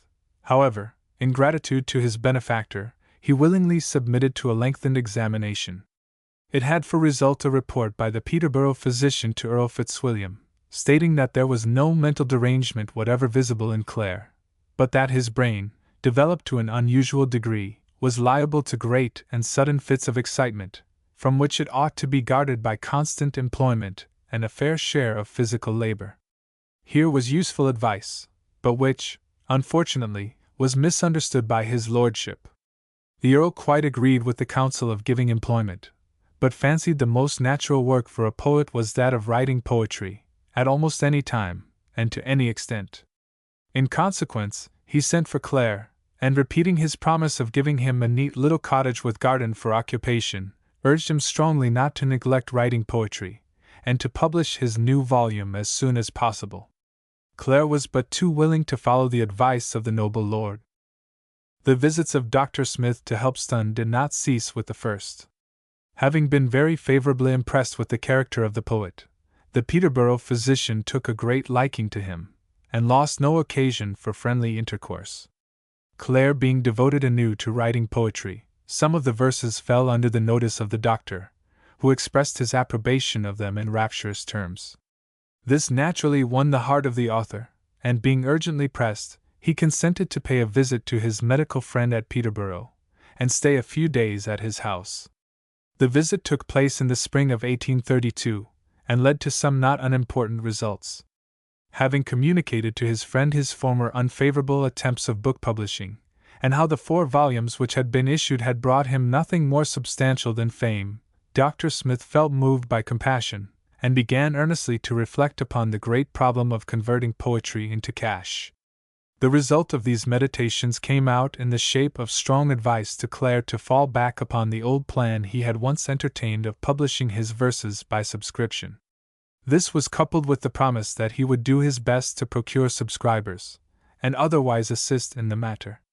Clare joyfully entered into the scheme, and before leaving Peterborough, made arrangements with a Mr. Nell, a bookseller, to be his local agent for getting subscriptions, as well as to make arrangements with a London publisher to bring out the new volume of poems as soon as sufficient subscribers had ensured the success of the work. Mr. Nell promised his most energetic support, and being on the point of undertaking a visit to the metropolis, Clare furnished him with the following note to his friend Alan Cunningham. Angel in Peterborough. My dear Alan, here is a friend of mine, a Mr. Nell, a very hearty fellow, and one who is very desirous of seeing you, a poet, and, as I have convinced him, as hearty a fellow as himself. Therefore I have taken the liberty of introducing a stranger without any apology, feeling that such an introduction was not needed. He will be particularly gratified in seeing what you can show him of the immortal specimens of Chantrey's genius, and any other matters that can interest a literary man, for his profession, that of a bookseller, is not his only recommendation, he being a man of no common taste, and also a great admirer of painting and sculpture, and a lover of the muses.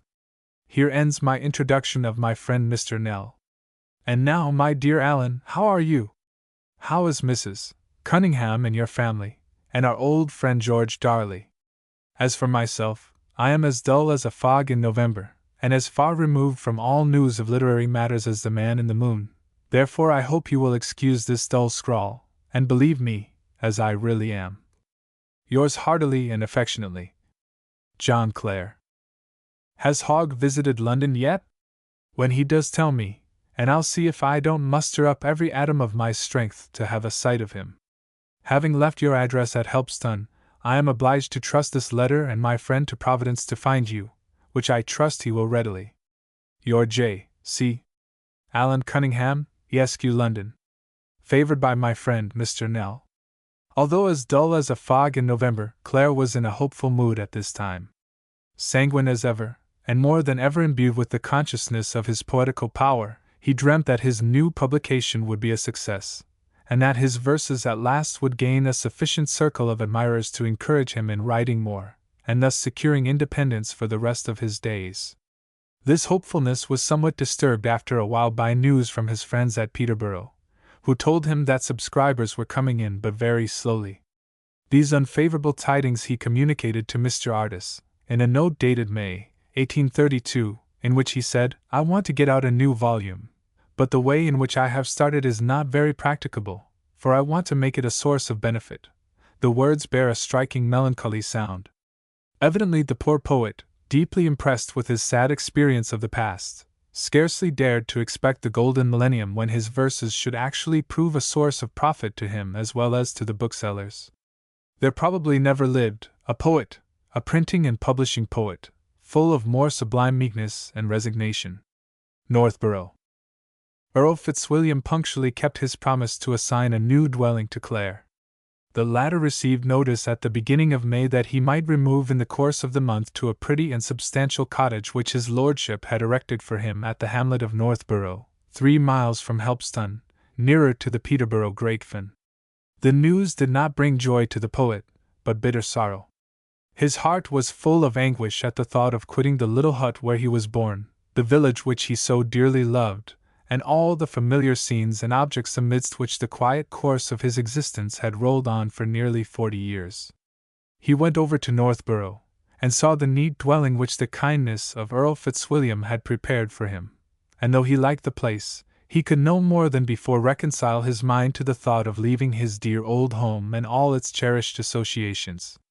The noble Earl had fixed upon Northborough as the residence of the poet on account of the thoroughly sylvan scenery all around, the little hamlet lying hidden in a very sea of flowers, trees, and evergreens. The spot indeed was beautiful enough, yet to Clare it did not appear half so beautiful as the bare and bleak environs of his native village. Here he knew every shrub and every inch of ground, and through many years' converse with nature, had come to look upon the most minute objects with intense feelings of love. Though strangers might see nothing but a barren landscape all around, to him it was a garden of Eden, animated with living thought, and full of soul-inspiring beauty. The mere thought of quitting this Eden filled his mind with terror. The terror increased when the time came near that he was actually to leave. More than once he was on the point of requesting an audience at Milton Park, for the purpose of imploring the noble Earl to take back his kind gift and leave him in his little hut. But his friends at Milton Park, Artis and Henderson, would not hear of this resolution, and got quite angry at the mere mentioning of the subject. They represented to Clare that it would be black ingratitude on his part not to accept the generous benefaction of his lordship, who had taken all along the greatest interest in his welfare, and in this very choice of a residence in the evergreen vale of Northborough had shown the most delicate taste and appreciation of his poetical genius.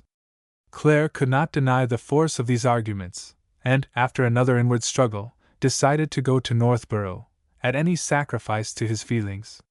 Yet, even after this firm determination of his mind, he could scarcely bring himself to the execution of the task. Patty, radiant with joy to get away from the miserable little hut into a beautiful roomy cottage, a palace in comparison with the old dwelling, had all things ready for moving at the beginning of June, yet could not persuade her husband to give his consent to the final start. Day after day he postponed it, offering no excuse save that he could not bear to part from his old home. Day after day he kept walking through fields and woods among his old haunts, with wild haggard look, muttering incoherent language. The people of the village began to whisper that he was going mad. At Milton Park they heard of it, and Artis and Henderson hurried to Helpston to look after their friend. They found him sitting on a moss-grown stone, at the end of the village nearest the heath. Gently they took him by the arm, and leading him back to the hut, told Mrs. Clare that it would be best to start at once to Northborough, the Earl being dissatisfied that the removal had not taken place. Patty's little caravan was soon ready, and the poet, guided by his friends, followed in the rear, walking mechanically, with eyes half shut, as if in a dream. His look brightened for a moment when entering his new dwelling place, a truly beautiful cottage, with thatched roof, casement windows, wild roses over the porch, and flowery hedges all around. Yet, before many hours were over, he fell back into deep melancholy, from which he was relieved only by a new burst of song. His feelings found vent in the verses. I've left my own old home of homes, green fields, and every pleasant place. The summer like a stranger comes, I pause, and hardly know her face. I miss the heath, its yellow furze, molehills and rabbit tracks, that lead through besom-ling and teasel burrs that spread a wilderness indeed, the woodland oaks, and all below that their white powdered branches shield, the mossy paths. The very crow croaks music in my native field. I sit me in my corner chair, that seems to feel itself alone. I hear fond music, here and there from hawthorn hedge and orchard come. I hear, but all is strange and new. I sat on my old bench last June, the sailing puddock's shrill Peeloo, or Royce would seem a sweeter tune. I walk adown the narrow close, the nightingale is singing now, but like to me she seems at loss for Royce wood and its shielding bough. I lean upon the window-sill, the trees in summer happy seem, green, sunny green they shine, but still my heart goes far away to dream of happiness, and thoughts arise with homebred pictures many a one, green lanes that shut out burning skies, and old crooked stiles to rest upon.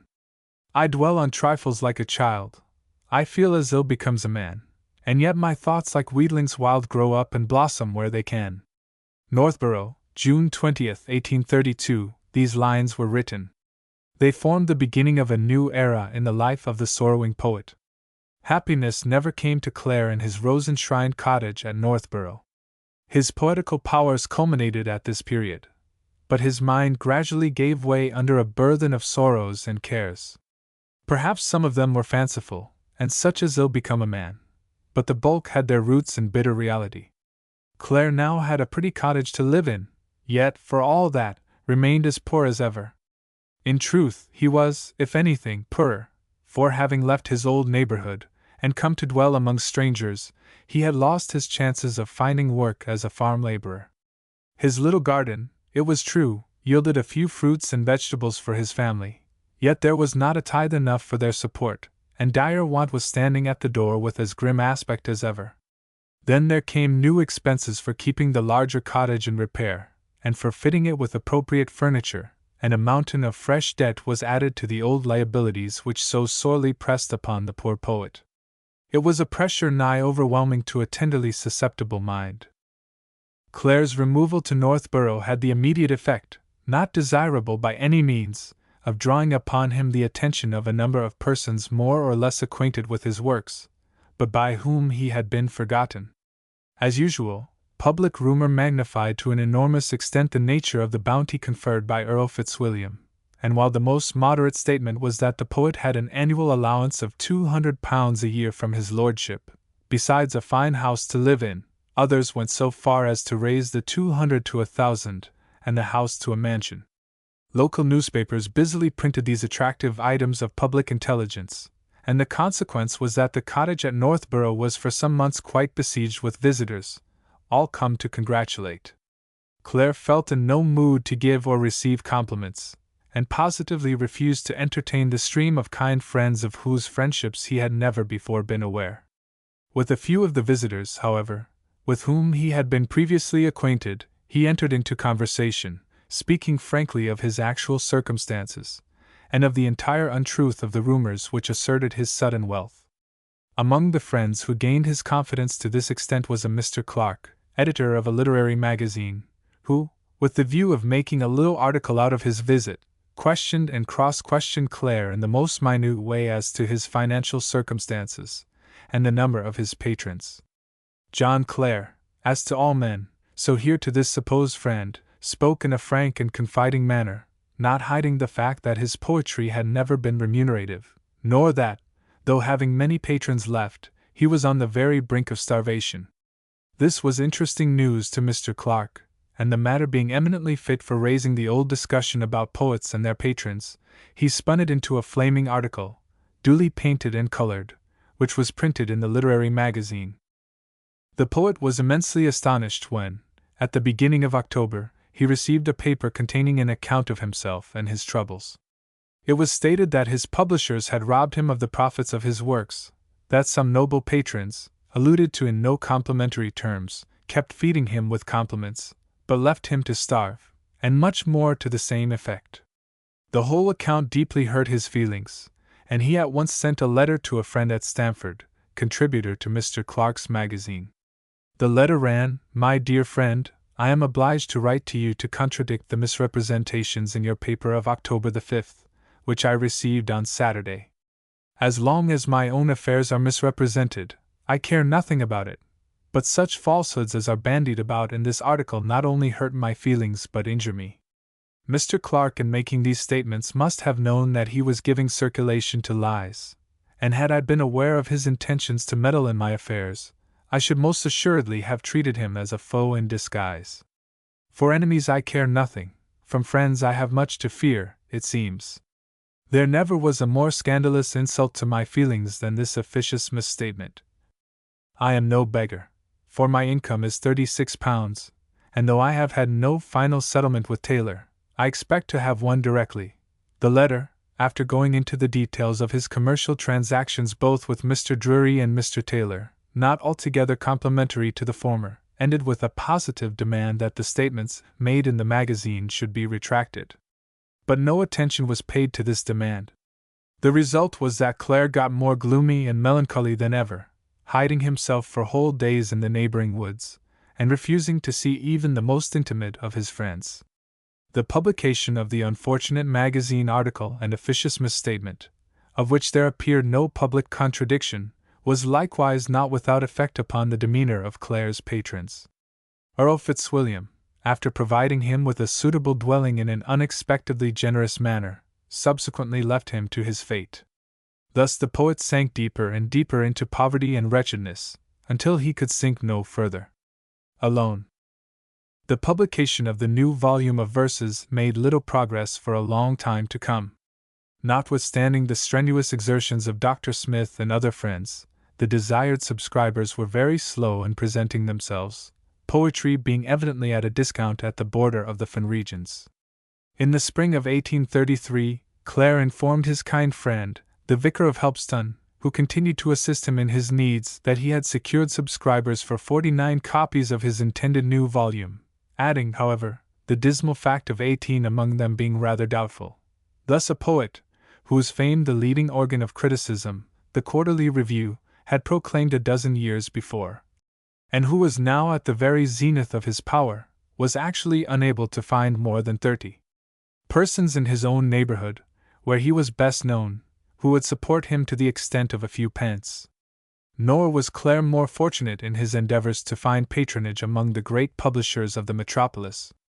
Although he sent specimens of some exquisite songs and ballads to many of the best-known dealers in poetical ware, they declined publishing them without having the previous signatures of a certain number of purchasers.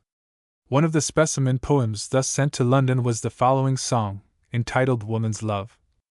Oh, the voice of woman's love! What a bosom-stirring word! Was a sweeter ever uttered, was a dearer ever heard, than woman's love? How it melts upon the ear! How it nourishes the heart!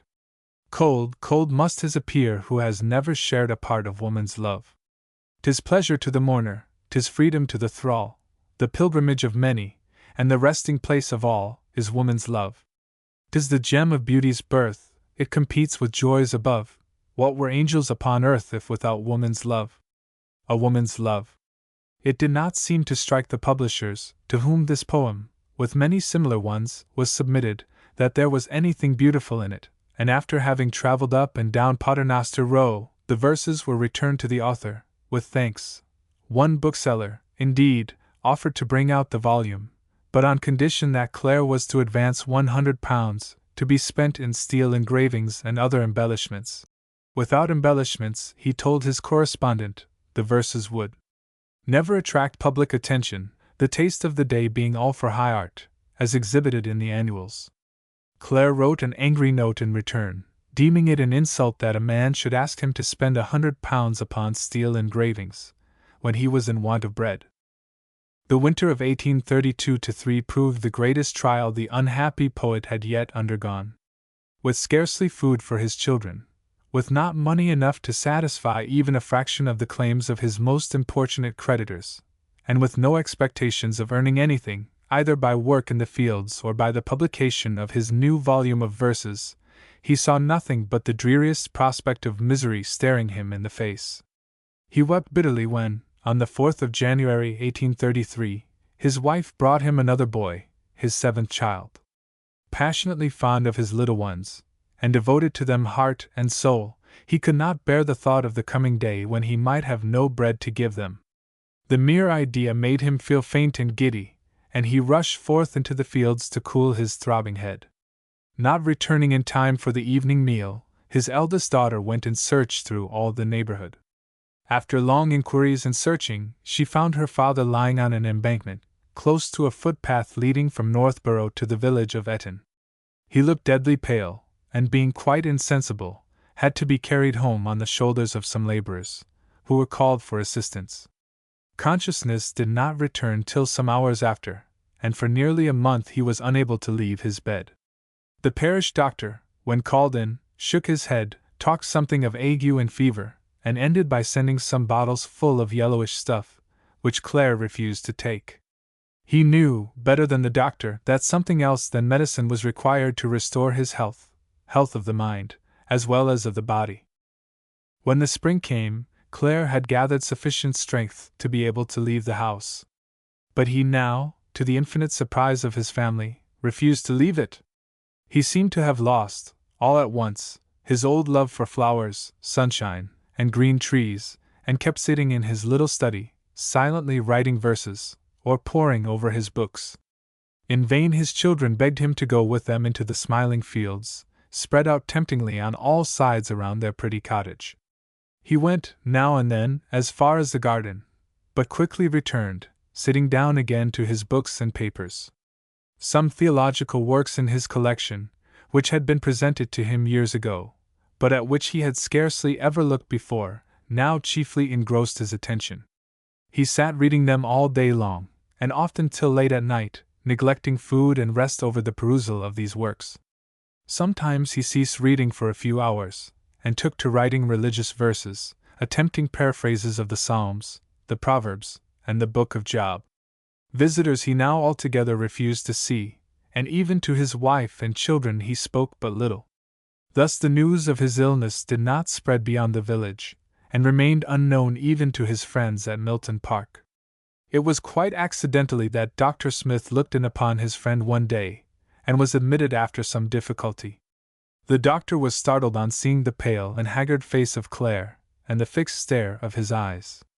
But a short examination of his friend went far to reassure the physician, for he found that Clare talked not only quite rationally, but with more than usual good sense and apparent firmness of purpose. He informed his visitor that, as his former productions had not been as favorably received as he hoped they would be, he had bethought himself of writing a volume of religious poetry, not controversial, but simple expositions of the truth proclaimed in the Bible. To show the work he was doing, Clare read 2 of his renderings of the Psalms, which pleased the doctor so much that he broke out into rapturous applause. He promised at the same time that he would leave no stone unturned to get subscribers both for the book of ballads and sonnets previously planned, and for the new volume of religious verse. The poet, usually so sensitive to words of kindness, received both the praise and the promise with great coldness. This again surprised the Peterborough physician. Dr. Smith kept word in regard to the beating up of subscribers. After indefatigable exertions, and by almost forcing his poor patients, lay and clerical, to take a poetical prospectus together with their pills, he succeeded in getting a couple of 100 names to the subscription list. He carried the paper in triumph to Northborough, but was again received in a cold and apathetic manner. Clare expressed no pleasure whatever on hearing that there was now a good prospect of bringing out his new volume. He scarcely listened to what the doctor said, and kept on interrupting him every minute with remarks of his own on biblical subjects. "Is not this book of Job a wonderful poem, one of the most wonderful elegies ever written?" he asked again and again. Dr. Smith was somewhat surprised. The man of science had never been thinking much about the book of Job, and perhaps knew it only by repute. He looked Clare steadfastly in the face, but the latter averted the glance, bonding over the papers before him. "Shall I read to you some of my verses?" he inquired after a pause. The doctor willingly consented, and Clare began declaiming his paraphrase of the 38th chapter of Job. Then God, half angered, answered Job aright, out of the whirlwind and the darkening storm. When he had finished reading, with tremulous voice, the last lines scarcely altered from the text. And who provides the raven with his food? His young ones cry to God, and wander forth for lack of meat. Clare burst out crying, hiding his face in his hands. The medical man got alarmed, and went out to see Mrs. Clare. He asked her whether she had observed anything unusual about her husband of late, in fact, words or doings betokening mental disorder. She replied that she had not noticed anything, except his being unusually silent and reserved, and utterly disinclined to leave the house. Thereupon both went into Clare's room, and found that he had overcome his sudden burst of grief, and was looking out of the window. He now entered freely into conversation with the doctor, betraying not the slightest sign of incoherent thought or reflection. Thanking his friend for all his kindness in getting subscribers for the intended volume of poems, he told him that he was going to write immediately to London, and make arrangements for the publication of the book. The doctor then left, promising to call again. He often called, and invariably met Clare in the same mood. Though somewhat reserved in manner, he was cheerful, and his talk completely rational, so that Dr. Smith almost reproached himself for having harbored suspicions about the mental condition of his friend. What dispelled the last remnant of these suspicions was the character of some of the poems which Clare was writing in his presence, and afterwards reading aloud. The doctor was a fair judge of verses, and he confessed to himself that those which his friend was now composing were more exquisite in form than any which had ever before come from his pen. When visiting Clare early one morning, he found him in a happier mood than usual, and learned that he had just written some lines in praise of an old sweetheart, whom he had seen the day before from his window, when she was walking along the road. The poet, being asked to do so, willingly read the verses to his friend. But his voice quivered with emotion when commencing. First love will with the heart remain when all its hopes are by, as frail rose blossoms still retain their fragrance when they die, and joy's first dreams will haunt the mind with shades from whence they sprung, as summer leaves the stems behind on which spring's blossoms hung. Mary, I dare not call thee dear, I've lost that right so long, yet once again I vex thine ear with memory's idle song. Had time and change not blotted out the love of former days, thou wert the last that I should doubt of pleasing with my praise. The doctor highly praised these and the following verses addressed to Mary, and on proffering the wish, was promised a copy of them. The poem seemed to him a convincing proof that, whatever Clare's sufferings had been, they had left no effect upon his mind. Had the man of science been aware of all the facts, he would have known that these very verses were indications of a partial disturbance of reason. Sweet Mary, to whom Clare's verses were addressed, and whom he fancied to have seen in the road the day before, had long been lying in her grave. The last struggle. Being under the impression that his friend was perfectly well, Dr. Smith soon discontinued his visits, and, not being called upon, never saw him again. But just at this time the poet's condition got rapidly worse, and the first tokens of insanity began to show themselves. Morbidly occupied with one set of thoughts, he had now lost the consciousness of his own identity, and addressed his wife and children as strangers. When the former first heard her husband speaking of John Clare as a third person, she became terribly frightened, but thinking he might recover from his mental aberration by being carefully nursed and kept as quiet as possible, she resolved to do her own duty independent of the world. She was successful, to some extent, for after a while the clouds began to disappear, and the poet again spoke in a rational manner. He seemed to feel as if awakening from a heavy, oppressive dream, his thoughts perfectly clear, yet with a conscious remembrance that his reason had been disturbed, and an infinite dread that the same calamity might happen again. Full of this apprehension, and in terrible anxiety to shield himself against the coming danger, he resolved to consult his friend, Mr. John Taylor, from whom he had not heard for a long time. He wrote a first note at the beginning of July, 1834, but, not getting an immediate reply, dispatched a second letter. It ran: Northborough, July 10, 1834. My dear Taylor, I am in such a state that I cannot help feeling some alarm that I may be as I have been.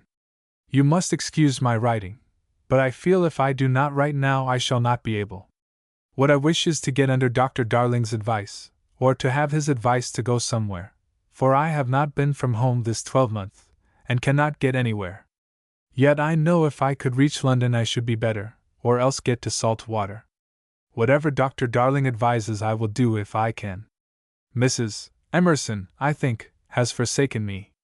I do not feel neglect now as I have done. I feel only very anxious to get better. I cannot describe my feelings. Perhaps in a day or two I shall not be able to do anything, or get anywhere. Write, dear Taylor, and believe me. Yours sincerely, John Clare. The reply to this note was an invitation to come to London at once, and consult Dr. Darling, who would be glad to see his old friend and patient. But the advice was easier than its execution. There was such dire poverty within the pretty cottage at Northborough, that many a day its inmates had to go without a dinner, and to raise the money for paying the journey to London and back seemed sheer impossibility. Clare had made arrangements, some time previous, for the printing of his new volume of poems, but this, too, had not yet proved a remunerative affair. The publishers who had undertaken the task, Messrs. Whitaker and Company of Ave Maria Lane, informed him that, before sending any remuneration for the book, they must see how it would sell, clearly hinting that, if not successful, there would be no payment. Thus the poor poet was again baffled in his endeavors to extricate himself from his dire misery by the want of a few pounds. Probably, could he but have raised at this moment sufficient money to pay for his journey to London and consult Dr. Darling, his life, and what was more than his life, might yet have been saved. But again and again, there was not a hand stretched forth from among the host of high friends and patrons to save a glorious soul from perdition. A last appeal for help and assistance issued forth from the cottage at Northborough at the beginning of August. Clare once more informed his friend Taylor that he felt terribly anxious to consult Dr. Darling, but could not undertake the journey for want of means. If I could but go to London, he wrote, I think I should get better. How would you advise me to come? I dare not come up by myself. Do you think one of my children might go with me? Write to me as soon as you can. God bless you. Excuse the short letter, for I am not able to say more. Thank God, my wife and children are all well. There was no answer to this note, nor to a final still more piercing cry for help. After that, all was quiet at the pretty cottage at Northborough. The last struggle was over. Months and months passed, and no change took place in the mental condition of the poet. He kept reading and writing all day long, spoke but little, and seemed averse to the society of even his wife and children. At times, and for long consecutive periods, his remarks to his family, and some few neighbors or visitors who were admitted to the house, were quite rational, but again at other times his language betrayed the sad aberration of a noble intellect. At such moments he always spoke of himself as a stranger, in the third person, alternately praising and condemning the sayings and doings of the man John Clare. He was fond, too, of appealing to some invisible Mary as his wife, quite ignoring the faithful spouse at his side, and treating her with utter indifference. Throughout, however, he was calm and quiet, never complaining of anything, nor possessing, to all appearance, any other desire than that of being left alone in his little room, among his books and papers. Thus the winter passed, and the spring made its appearance, the spring of 1835. At the approach of it the dark clouds seemed to vanish once more for a short time. Throughout March and April, he did not show the least sign of mental derangement, and on there coming a letter from his publishers, asking him to write a preface to his little book of poems, just on the point of being issued, he did so without hesitation. This preface, dated Northborough, May 9, 1835, containing nothing remarkable, except a melancholy allusion to old friends long vanished from the scene, and to ill health, which had left the writer incapable of doing anything, was duly issued with the new book in the month of June. The book was entitled The Rural Muse, and, by desire of the publishers, was dedicated to Earl Fitzwilliam. It was but a small volume of 175 pages, comprising some 44 ballads and songs, together with 86 sonnets. Messrs. Whitaker and Company, fearful of risking money in printing too large a quantity of rural verse, so much out of fashion for the time, had picked these short pieces from about 5 times as many poems furnished to them by the author. The pieces, however, were well chosen, and were likewise tastefully printed, besides being illustrated with the inevitable steel engravings, pictures of Clare's cottage and of the church at Northborough. Short as most of the poems were, it was on the whole a splendid collection of exquisite verse, such as had not been published for many a day. The Rural Muse, compared to Clare's first book, The Poems of Rural Life, was as much higher in thought as the works of the master are to those of the apprentice, and as much more beautiful in outward form as the butterfly is to the chrysalis. Nevertheless, the new volume, so far from passing, like the first, through 4 editions, and being praised by quarterly reviews and other high organs of criticism, proved thoroughly unsuccessful. The reviewers refused to notice, and the public to buy, The Rural Muse. There was no critic in all England to say one word in its recommendation, nor one of all the old friends and patrons who sent a cheering note of praise to the author. Of the ill success of his book Clare, however, heard soon enough.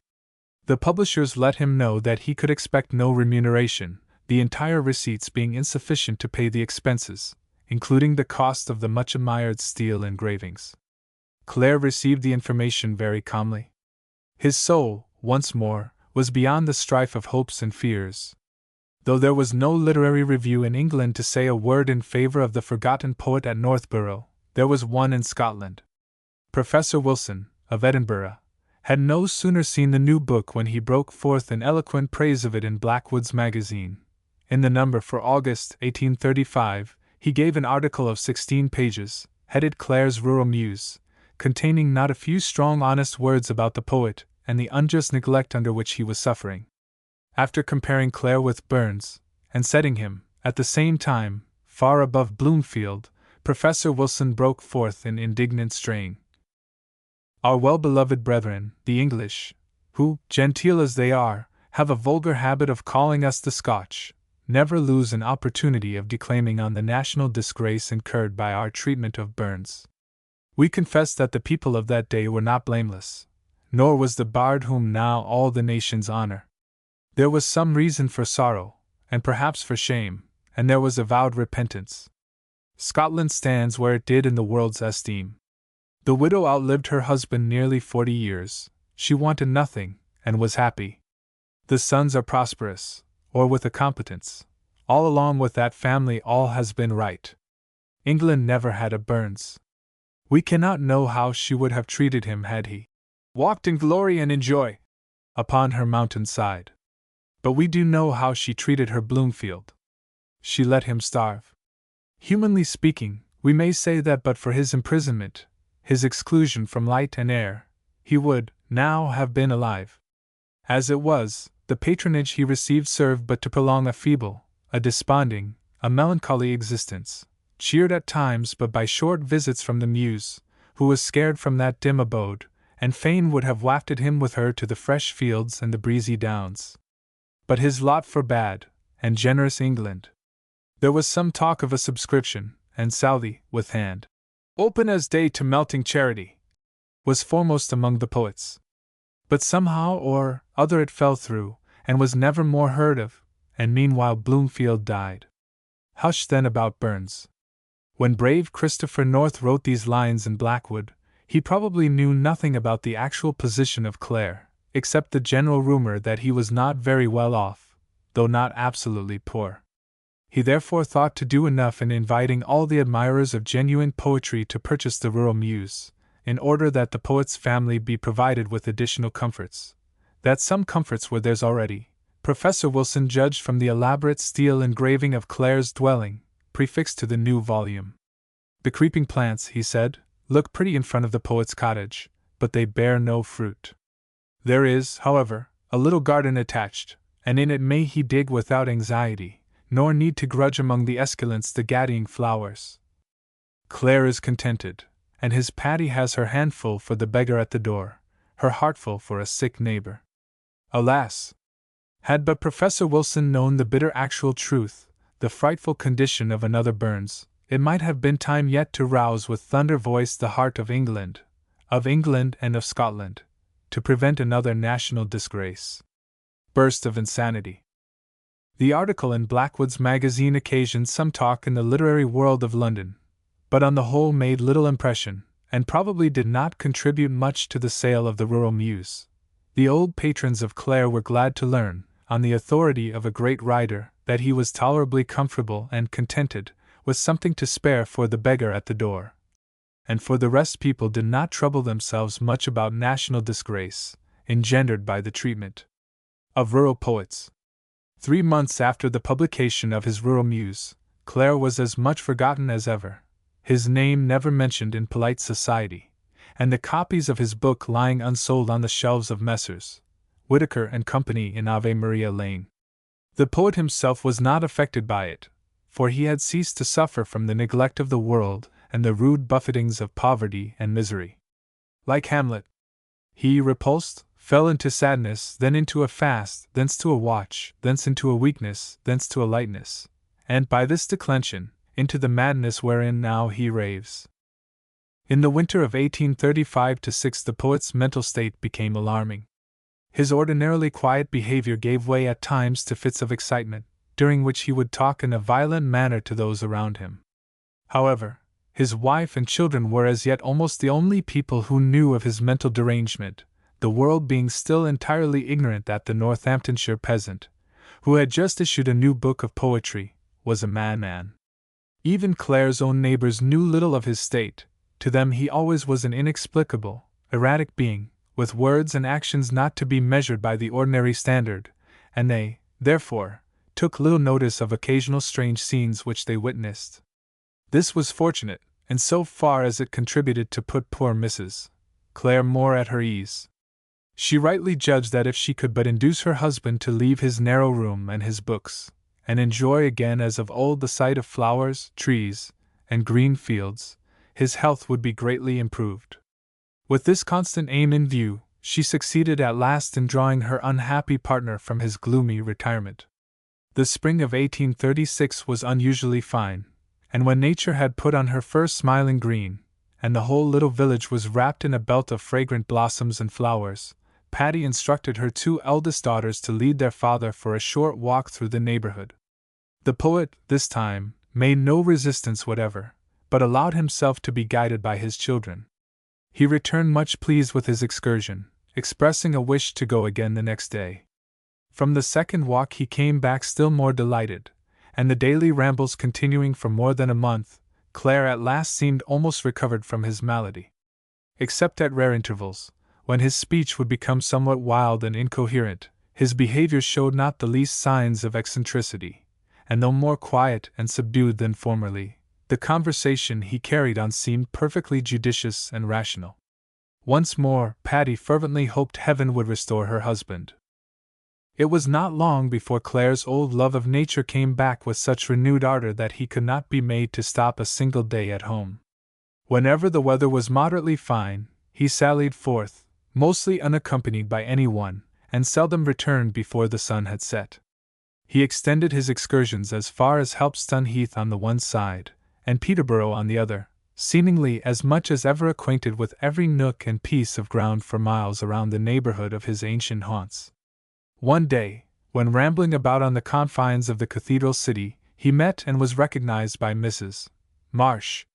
The good old lady was delighted to see her poet again, and insisted that he should make up for his former neglect by accompanying her at once, and staying a few days at the episcopal mansion. Clare said he was expected home by his wife, and could not go the same day, but promised to pay a visit to Peterborough in the course of a week. He kept his word, and on the appointed time presented himself before Mrs. Marsh. She was exceedingly pleased, and to prevent her poet from running away again, kept him constantly in her company. Conversing with him on all subjects, Mrs. Marsh at times thought his remarks rather singular, while his sudden swerving from one topic to another often astonished her not a little. But all this the good lady held to be perfectly natural in a poet and a man of genius. To her a poet was nothing if not eccentric. Clare remained for several days a guest at the residence of the bishop, and on the last evening of his visit was taken by Mrs. Marsh to the theatre. A select band of roving tragedians had taken possession of the Peterborough stage, converted, by a more prosaic living generation, into a corn exchange, and were delighting the inhabitants of the episcopal city with Shakespeare and the latest French melodramas. On the evening when Clare went to the theatre in company with Mrs. Marsh, The Merchant of Venice was performed. Clare sat and listened quietly while the first 3 acts were being played, not even replying to the questions as to how he liked the piece, addressed to him by Mrs. Marsh. But at the commencement of the 4th act, he got restless and evidently excited, and in the scene where Portia delivered judgment, he suddenly sprang up on his seat, and began addressing the actor who performed the part of Shylock. Great was the astonishment of all the good citizens of Peterborough, when a shrill voice, coming from the box reserved to the wife of the Lord Bishop, exclaimed, "You villain, you murderous villain!" Such an utter breach of decorum was never heard of within the walls of the episcopal city. It was in vain that those nearest to Clare tried to keep him on his seat and induce him to be quiet. He kept shouting, louder than ever, and ended by making attempts to get upon the stage. At last the performance had to be suspended, and Mrs. Marsh, after some difficulty, got away with her guest. The old lady, in her innocence, even now did not apprehend the real cause of the exciting scene which she had witnessed, but, as before, attributed the behavior of her unfortunate visitor to poetic eccentricity. But she began thinking that he was almost too eccentric. The next morning, Clare went back to Northborough, having received an intimation from Mrs. Marsh that it would be best he should go home at once. He wandered forth from the city in a dreamy mood, and lost his way before he had gone far. Some acquaintances found him sitting in a meadow, near the hamlet of Gutthorpe, and seeing his wild haggard looks and strange manners, they took him by the arm, and led him back to Peterborough, delivering him over to the porter at the episcopal mansion. Mrs. Marsh, on hearing that her poet had again made his appearance, was somewhat alarmed. Her guest had ceased to be ornamental to her establishment, and her chief object now was to get rid of him as soon as possible. She therefore ordered a servant to take charge of Clare and deliver him up to his wife, with instructions not to let him go, under any pretense, to Peterborough. The order was duly obeyed, and the poet soon found himself in his little cottage. Patty was frightened to see what a sad change the few days' absence had wrought in her husband. He no longer talked sensibly as before, but addressed her and the children in an abrupt manner, asking for his Mary, and complaining that all his friends had left him. The poor wife soothed him as best she could, and after some effort succeeded in calming his mind. At the end of a few days, Clare seemed again sufficiently well to leave the house, and renewed his daily walks in company with one or the other of his children. The inhabitants of the village, together with most of his acquaintances in the neighborhood, were still ignorant that the poet whom they saw daily roving through the fields was at Mannan. The ignorance was so general as to be shared by most of Clare's friends and patrons. One of the latter, the Rev. Mr. Mossop, vicar of Helpston, had frequent occasions of seeing him, but never detected the slightest sign of mental derangement. Thus one morning, soon after the poet's return from Peterborough, he invited him to his house, to meet a friend who wished to make the acquaintance of the author of the Rural Muse. Mrs. Clare was rather unwilling to let her husband depart, but had not the courage to detain him, remembering the exceeding kindness always shown to her family by the vicar and his sister. The poet accordingly made his appearance at Mr. Mossop's house, but had not been long there before he showed unmistakable signs of a wandering intellect. In the midst of an animated conversation, he suddenly broke off, and pointing to the ceiling, cried that he saw figures moving up and down. Surprised as the host and hostess were at this exclamation, they at once perceived the real condition of their unhappy visitor. The reverend gentleman, without loss of time, hurried off to get medical assistance, while his sister, Miss Jane Mossop, did her best to quiet the poet by conversing with him on his favorite topics, and drawing his attention to the plants and flowers in the garden. It was not long before a surgeon arrived, in the person of a Mr. Scrimshaw, resident at Market Deeping. He pronounced at once, what, indeed, was obvious to all the persons in the house, that the poor poet was a lunatic. The kind-hearted vicar thereupon had Clare carefully conveyed back to his own home, making further arrangements for his comfort and safety. Through Mr. Mossop, the Earl Fitzwilliam and other patrons of Clare were made acquainted with the mental state of the poet, of which they had been so long ignorant. The Earl at once proposed to send the poet to the county lunatic asylum at Northampton, where he would be kept under safe restraint, but this scheme met with some opposition on the part of Mrs. Clare, who thought that her husband might yet recover by being left quietly at home. For a short time, indeed, it seemed as if this was the case. During the next 4 or 5 months, and up to the spring of 1837, the cottage at Northborough bore as quiet an aspect as if disease and misery had never entered it. Clare kept working in his garden, and reading in his little study, week after week, speaking to his family in the most rational manner, and occasionally writing verses as sweet and beautiful as any that had ever come from his pen. But with the warm days of summer, his mind seemed again to get distracted, and the report reaching Milton Park, imprisonment at the Northampton Asylum was once more advised, or ordered. By desire of the noble Earl, negotiations were entered into with the authorities at the county establishment to receive Clare, against payment of a small weekly sum, at a somewhat better footing than the ordinary paupers. But while these were pending, there came letters from London offering to do a little more for the unhappy poet. Mr. John Taylor, and other old friends and patrons, having now become fully acquainted with the condition of Clare, proposed to place him in a private lunatic asylum, near the metropolis, discharging all the expenses of his maintenance there.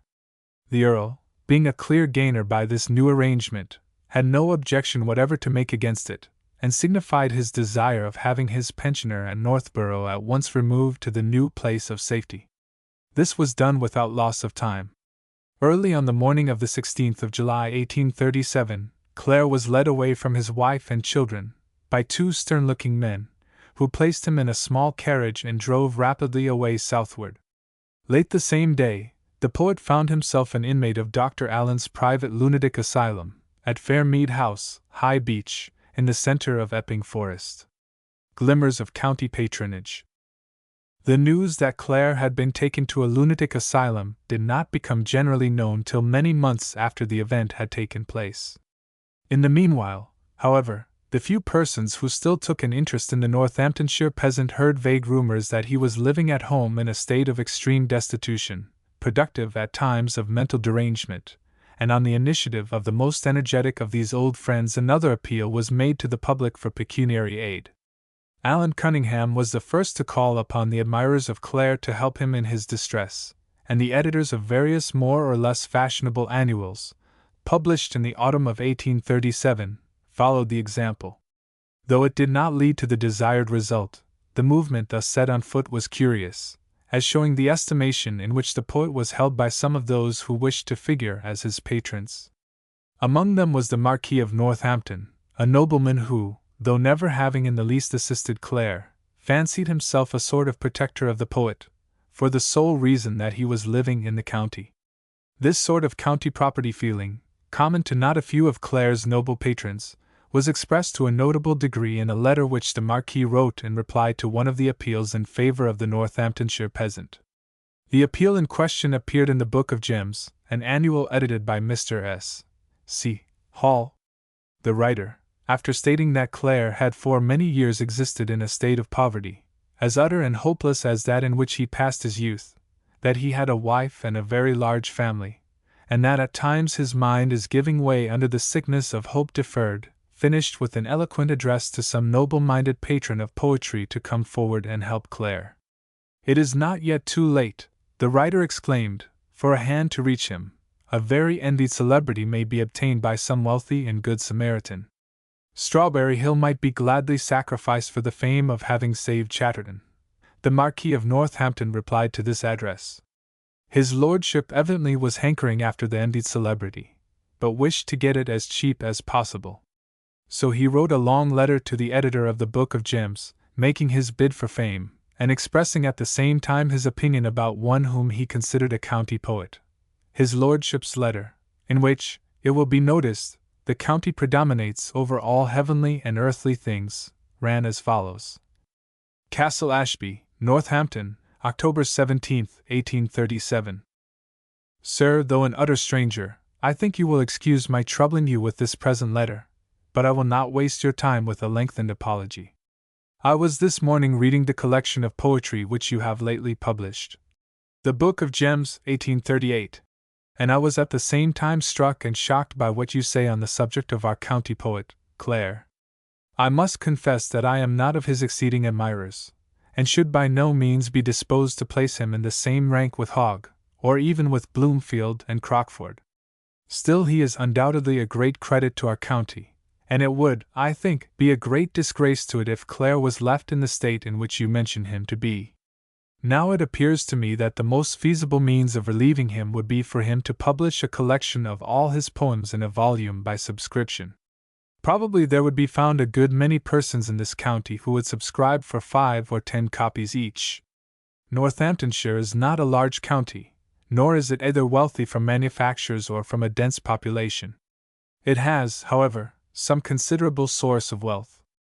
Many of its resident nobility and gentry have considerable properties elsewhere, as for instance the Dukes of Buccleuch and Grafton, and Lords Spencer, Fitzwilliam, Winchelsea, and you will see that the resources of the county are really in that sense larger than they appear.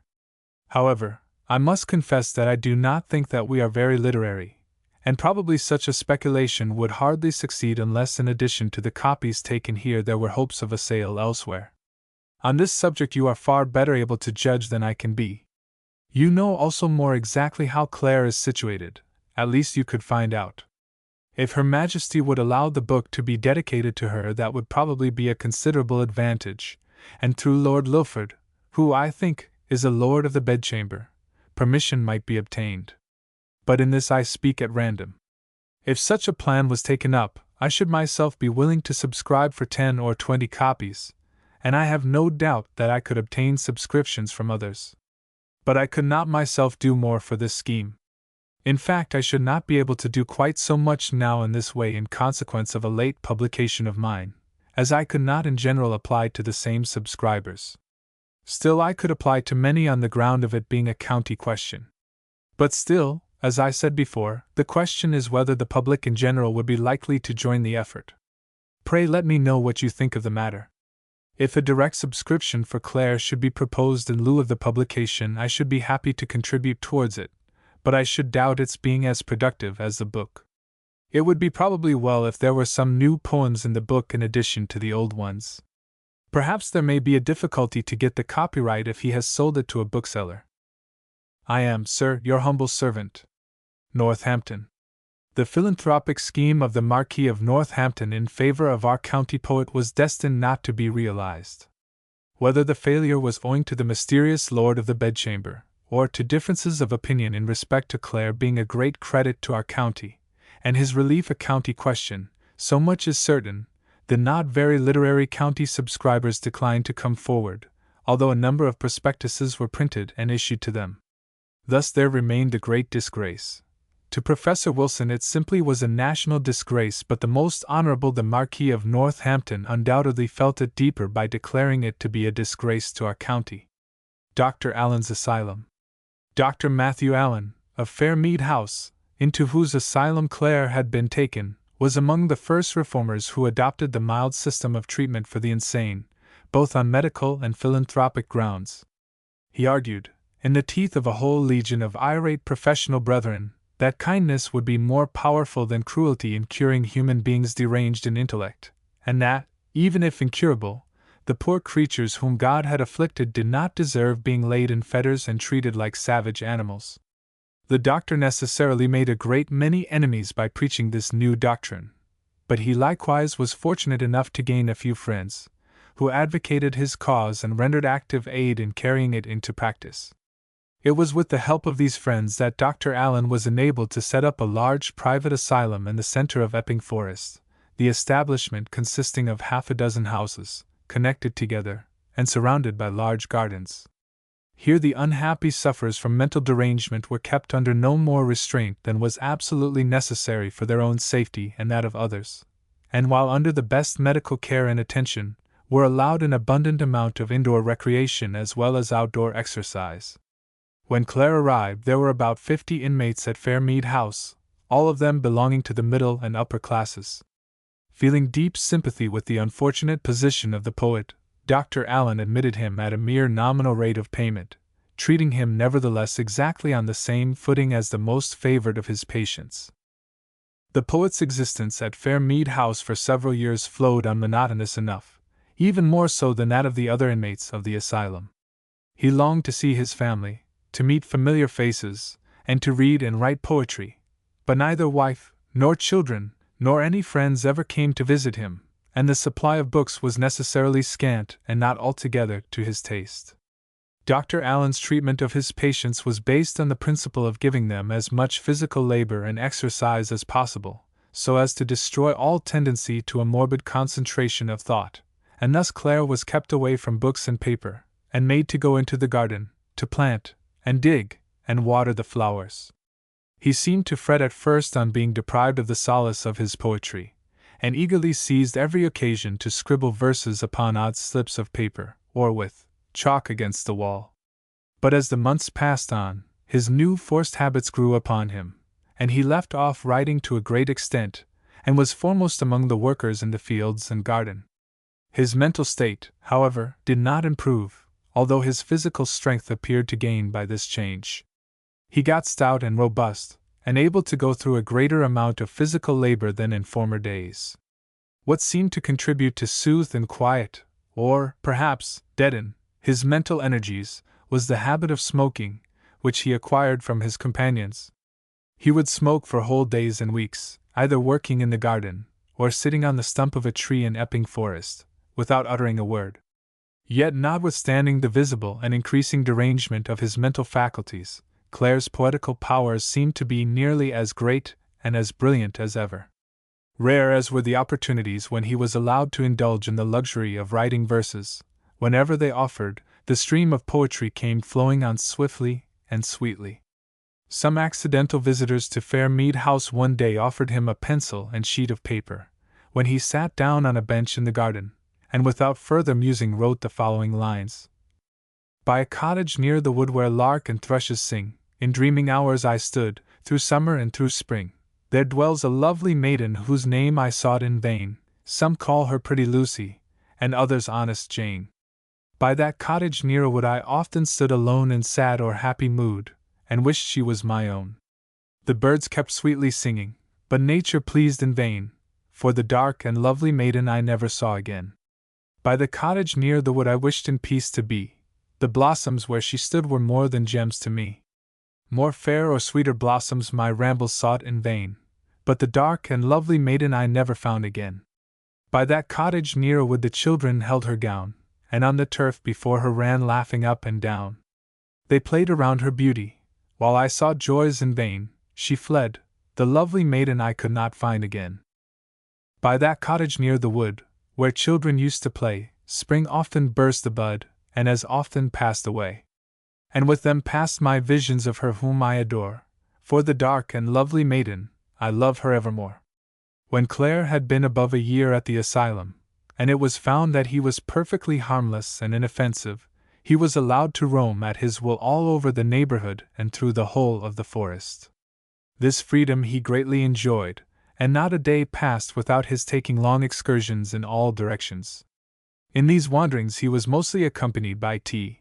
Campbell, the only son of the author of The Pleasures of Hope, with whom he had come to form an intimate acquaintance. Clare wrote a sketch of his forest promenades in a sonnet which he handed to Dr. Allen. It ran: I love the forest and its airy hounds, where friendly Campbell takes his daily rounds. I love the breakneck hills, that headlong go, and leave me high, and half the world below. I love to see the beech hill mounting high, the brook without a bridge, and nearly dry.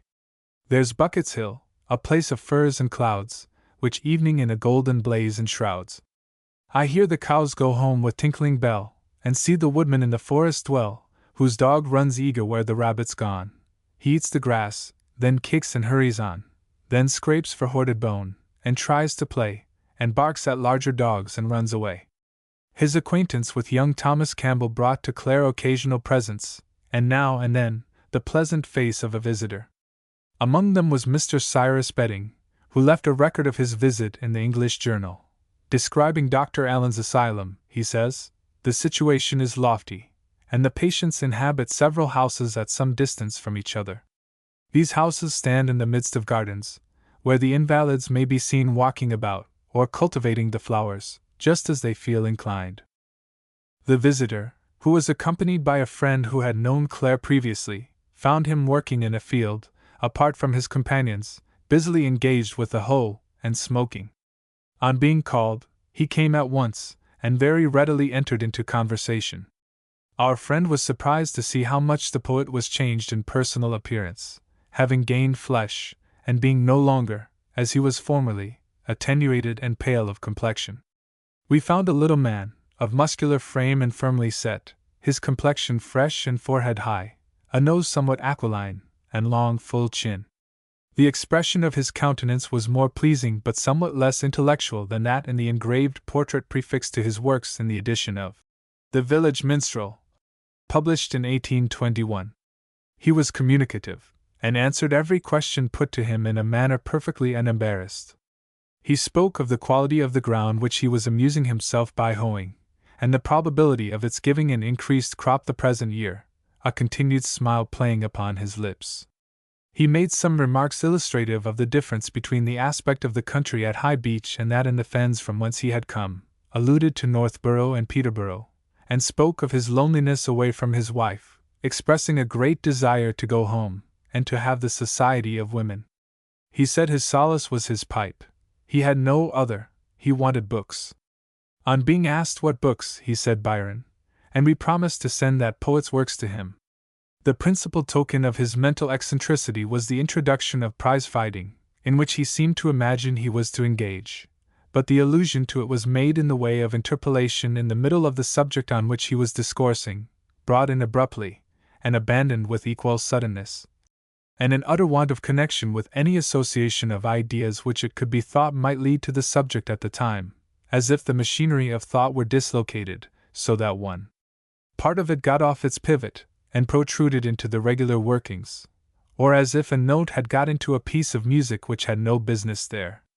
This was the only symptom of aberration of mind we observed about Clare, though, being strangers to him, there might be something else in his manner which those who knew him well could have pointed out.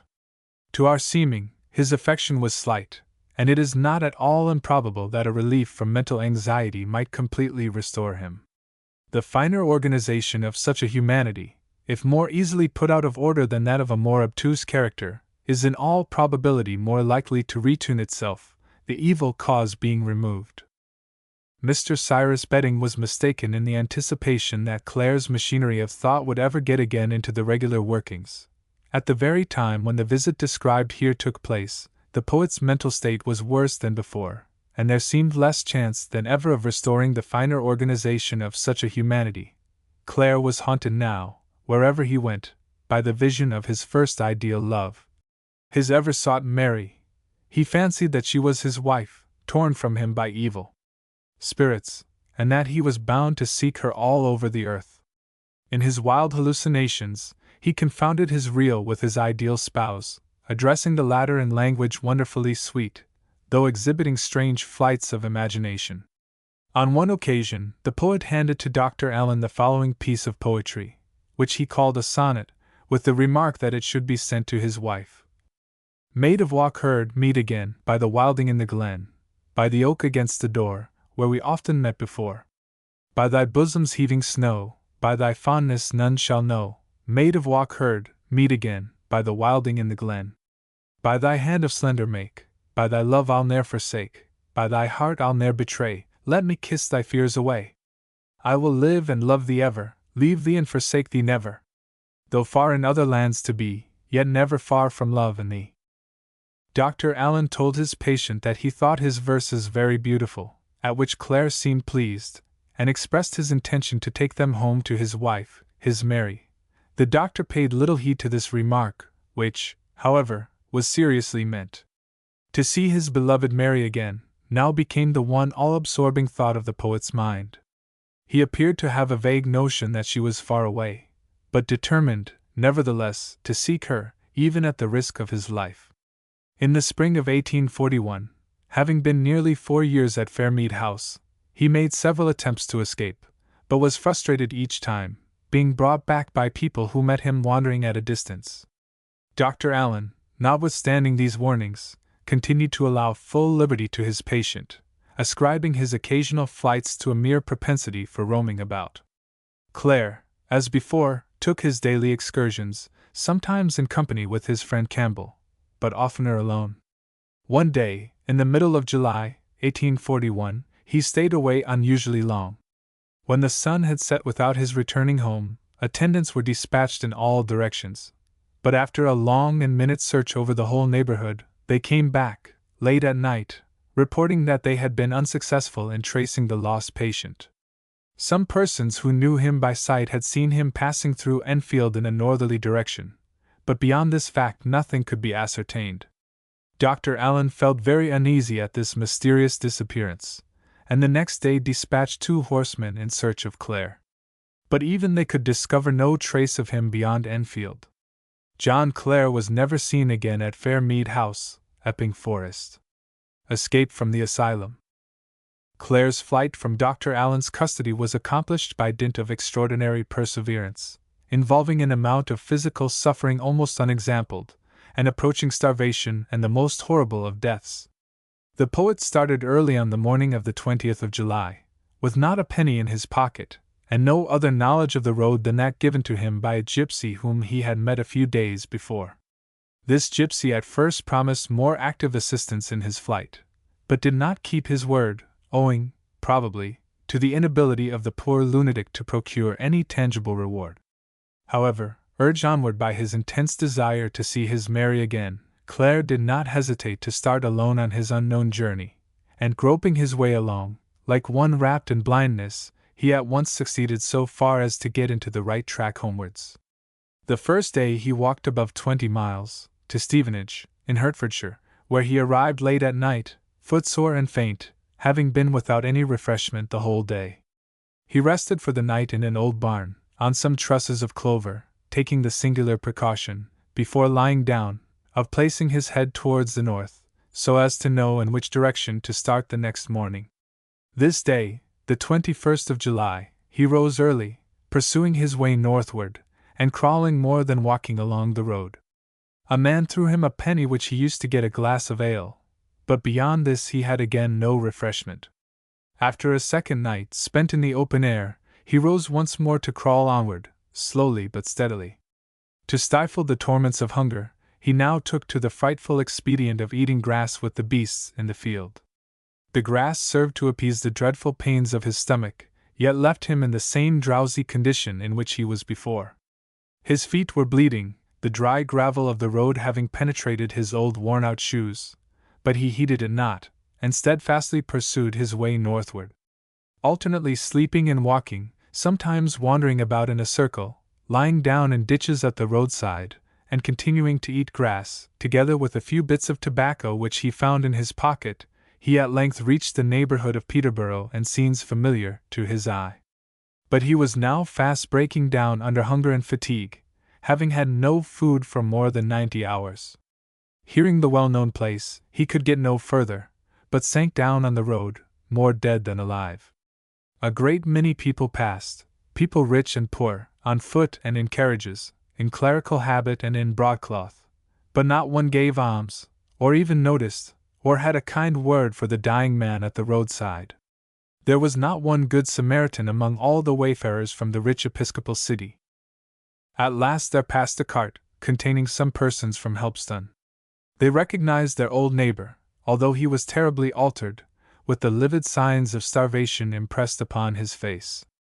The wanderer, in a faint voice, told those friends his tale of woe, but even they were not Christians enough to lift him into their vehicle and take him home.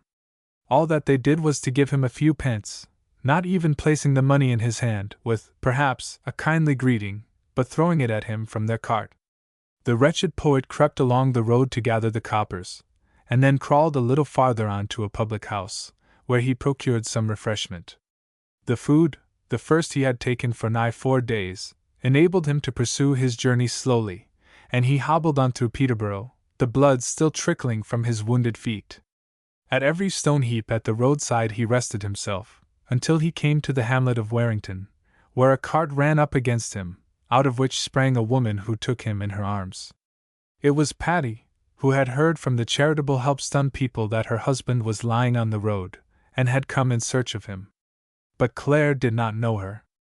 He refused even to take a seat at her side, until he was told that she was his second wife. Then he allowed himself to be taken to Northborough, where he arrived in the evening of the 23rd of July, utterly exhausted, and in a state bordering upon delirium. But already the next day he felt considerably better, and at once asked for writing materials. Having obtained pen and ink, together with an old blank ledger, in which he formerly entered his poems, he sat down to write an account of his journey from Essex. Such another account, probably, was never written before. Here it stands, unaltered from the original, save in slight attempts at punctuation. The paper commences. July 24, 1841. Returned home out of Essex, and found no Mary. Her and her family are nothing to me now, though she herself was once the dearest of all. And how can I forget? After this entry begins what is headed the journal. July 18, 1841, Sunday. Felt very melancholy. Went for a walk in the forest in the afternoon. Fell in with some gypsies, one of whom offered to assist in my escape from the madhouse by hiding me in his camp, to which I almost agreed. But I told him I had no money to start with, but if he would do so, I would promise him £50, and he agreed to do so before Saturday. On Friday I went again, but he did not seem so willing, so I said little about it. On Sunday I went and they were all gone. An old wide-awake hat and an old straw bonnet, of the plum-pudding sort, was left behind, and I put the hat in my pocket, thinking it might be useful for another opportunity. As good luck would have it, it turned out to be so. July 19th, Monday. Did nothing. July 20th, Tuesday. Reconnoitered the road the gypsy had taken, and found it a legible one to make a movement, and having only honest courage and myself and my army, I led the way and my troops soon followed. But being careless and mapping down the road as the gypsy told me, I missed the lane to Enfield town, and was going down Enfield highway, till I passed the Labor in Vain public house, where a person who came out of the door told me the way. I walked down the lane gently, and was soon in Enfield town, and by on the Great York Road, where it was all plain sailing. Steering ahead, meeting no enemy and fearing none, I reached Stevenage, where, being night, I got over a gate, and crossed the corner of a green paddock. Seeing a pond or hollow in the corner, I was forced to stay off a respectable distance to keep from falling into it. My legs were nearly knocked up and began to stagger. I scaled over some old rotten palings into the yard, and then had higher palings to clamber over, to get into the shed or hovel, which I did with difficulty, being rather weak. To my good luck, I found some trusses of clover piled up, about 6 or more feet square, which I gladly mounted and slept on. There were some drags in the hovel, on which I could have reposed had I not found a better bed. I slept soundly, but had a very uneasy dream. I thought my first wife lay on my left arm, and somebody took her away from my side, which made me wake up rather unhappy. I thought as I awoke somebody said, "Mary," but nobody was near. I lay down with my head towards the north, to show myself the steering point in the morning. July 21st. Daylight was looking in on every side, and fearing my garrison might be taken by storm, and myself be made prisoner, I left my lodging by the way I got in, and thanked God for his kindness in procuring it. For anything in a famine is better than nothing, and any place that giveth the weary rest is a blessing. I gained the north road again, and steered due north. On the left-hand side, the road under the bank was like a cave. I saw a man and boy coiled up asleep, whom I hailed, and they awoke to tell me the name of the next village.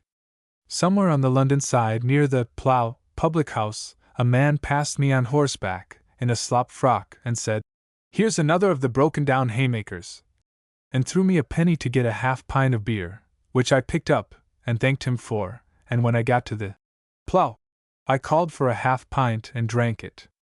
I got a rest, and escaped a very heavy shower in the bargain, by having a shelter till it was over. Afterwards I would have begged a penny of 2 drovers, but they were very saucy, so I begged no more of anybody. Having passed a lodge on the left hand, within 1.5 miles, or less, of a town, I think it might be St. Ives, or it was St. Neots, but I forget the name, I sat down to rest on a flint heap, for half an hour or more. While sitting here, I saw a tall gypsy come out of the lodge gate and make down the road to where I was. When she got up to me, I saw she was a young woman, with an honest-looking countenance, and rather handsome. I spoke to her, and asked her a few questions, which she answered readily and with evident good humor. So I got up, and went on to the next town with her.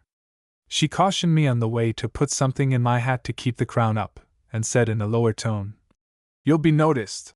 But not knowing at what she hinted, I took no notice and made no reply.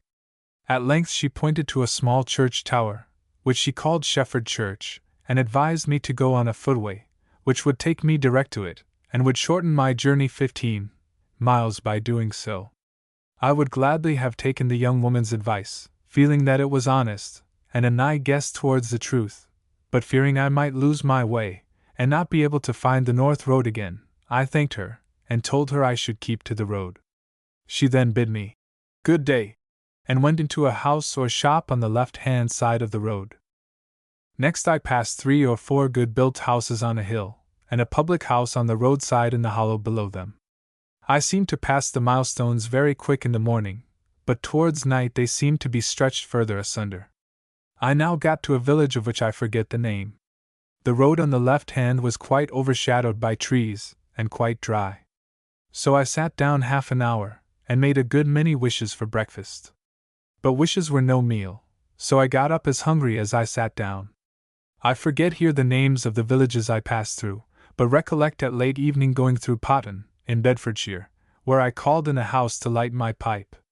There was a civil old woman, and a country wench making lace on a cushion as round as a globe, and a young fellow, all civil people. I asked them a few questions as to the way, and where the clergyman and overseer lived, but they scarcely heard me, and gave no answer. I then went through Potton, and happened to meet with a kind talking countryman, who told me the parson lived a good way from where I was. So I went on hopping with a crippled foot, for the gravel had got into my old shoes, one of which had now nearly lost the sole. Had I found the overseer's house at hand, or the parson's, I should have given my name, and begged for a shilling to carry me home, but I was forced to brush on penniless, and be thankful I had a leg to move on. I then asked him whether he could tell me of a farmyard anywhere on the road, where I could find a shed and some dry straw, and he said, "Yes, if you will go with me, I will show you the place. It is a public house on the left-hand side of the road, at the sign of the Ram." But seeing a stone heap, I longed to rest, as one of my feet was very painful. So I thanked him for his kindness, and bid him go on. But the good-natured fellow lingered a while, as if wishing to conduct me, but suddenly recollecting that he had a hamper on his shoulder, and a lock-up bag in his hand, to meet the coach, he started hastily, and was soon out of sight. I followed, looking in vain for the countryman's straw bed. Not being able to find it, I laid down by the wayside, under some elm trees. Between the wall and the trees there was a thick row, planted some 5 or 6 feet from the buildings. I laid there and tried to sleep, but the wind came in between the trees so cold that I quaked like having the ague, and I quitted this lodging to seek another at the Ram, which I scarcely hoped to find. It now began to grow dark apace, and the odd houses on the road began to light up, and show the inside lot very comfortable, and my outside lot very uncomfortable and wretched. Still I hobbled forward as well as I could, and at last came the Ram. The shutters were not closed, and the lighted window looked very cheering, but I had no money, and did not like to go in. There was a sort of shed, or gig-house, at the end, but I did not like to lie there, as the people were up, so I still travelled on. The road was very lonely and dark, being overshaded with trees. At length I came to a place where the road branched off into 2 turnpikes, one to the right about, and the other straight forward. On going by, I saw a milestone standing under the hedge, and I turned back to read it, to see where the other road led to. I found it led to London. I then suddenly forgot which was north or south, and though I narrowly examined both ways, I could see no tree, or bush, or stone heap that I could recollect having passed. I went on mile after mile, almost convinced I was going the same way I had come. These thoughts were so strong upon me, and doubts and hopelessness made me turn so feeble, that I was scarcely able to walk, yet I could not sit down or give up, but shuffled along till I saw a lamp shining as bright as the moon, which, on nearing, I found was suspended over a toll gate. Before I got through, the man came out with a candle, and eyed me narrowly, but having no fear I stopped to ask him whether I was going northward. He said, "When you get through the gate you are." I thanked him, and went through to the other side, and gathered my old strength as my doubts vanished. I soon cheered up, and hummed the air of Highland Mary as I went on. I at length came to an odd house, all alone, near a wood, but I could not see what the sign was, though it seemed to stand, oddly enough, in a sort of trough, or spout. There was a large porch over the door, and being weary I crept in, and was glad enough to find I could lie with my legs straight. The inmates were all gone to rest, for I could hear them turn over in bed, while I lay at full length on the stones in the porch. I slept here till daylight, and felt very much refreshed. I blessed my 2 wives and both their families when I lay down, and when I got up in the morning. I have but a slight recollection of my journey between here and Stilton, for I was knocked up, and noticed little or nothing. One night I laid in a dyke bottom, sheltered from the wind, and went asleep for half an hour. When I awoke, I found one side wet through from the water, so I got out and went on. I remember going down a very dark road, hung over on both sides with thick trees. It seemed to extend a mile or 2. I then entered a town, where some of the chamber windows had lights shining in them. I felt so weak here that I was forced to sit on the ground to rest myself, and while I sat here a coach that seemed heavily laden came rattling up, and splashing the mud in my face wakened me from a doze.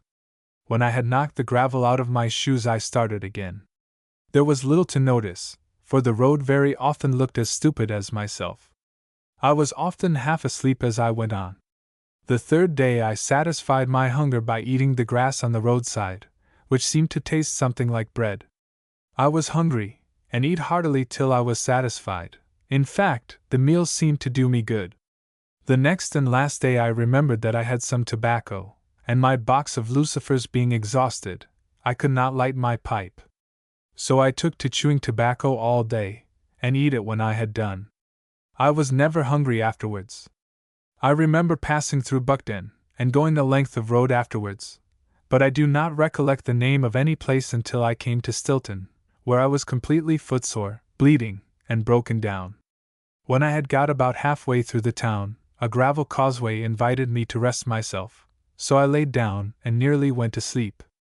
A young woman, as I guessed by the voice, came out of a house and said, "Poor creature!" and another more elderly said, "Oh, he shams," but when I got up the latter said, "Oh no, he don't," as I hobbled along very lame.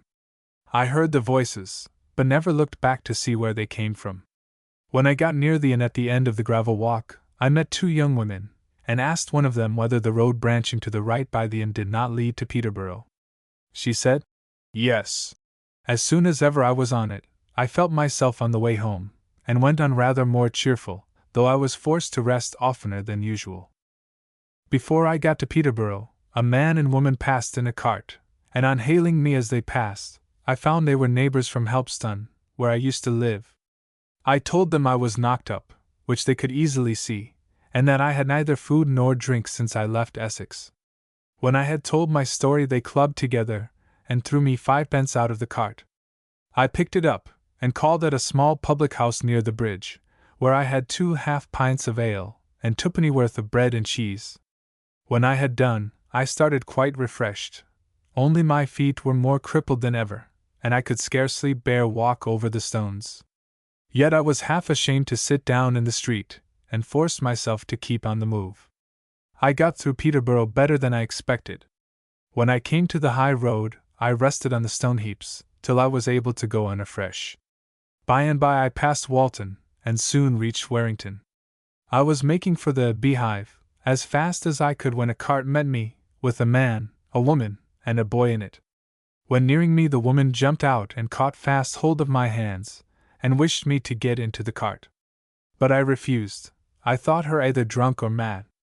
But when I was told it was my second wife, Patty, I got in, and was soon at Northborough. But Mary was not there, either could I get any information about her further than the old story of her having died 6 years ago. But I took no notice of the lie, having seen her myself 12 months ago, alive and well, and as young as ever. So here I am hopeless at home. This wonderfully graphic narrative, extraordinary compound of facts and dreams, illuminated by the lurid flame of a marvelous imagination, Clare accompanied by a letter to his visionary spouse. The letter, addressed to Mary Clare, Glinton, and dated Northborough, July 27, 1841, ran as follows. My dear wife, I have written an account of my journey, or rather escape, from Essex, for your amusement. I hope it may divert your leisure hours. I would have told you before that I got here to Northborough last Friday night, but not being able to see you, or to hear where you were, I soon began to feel homeless at home, and shall by and by be nearly hopeless.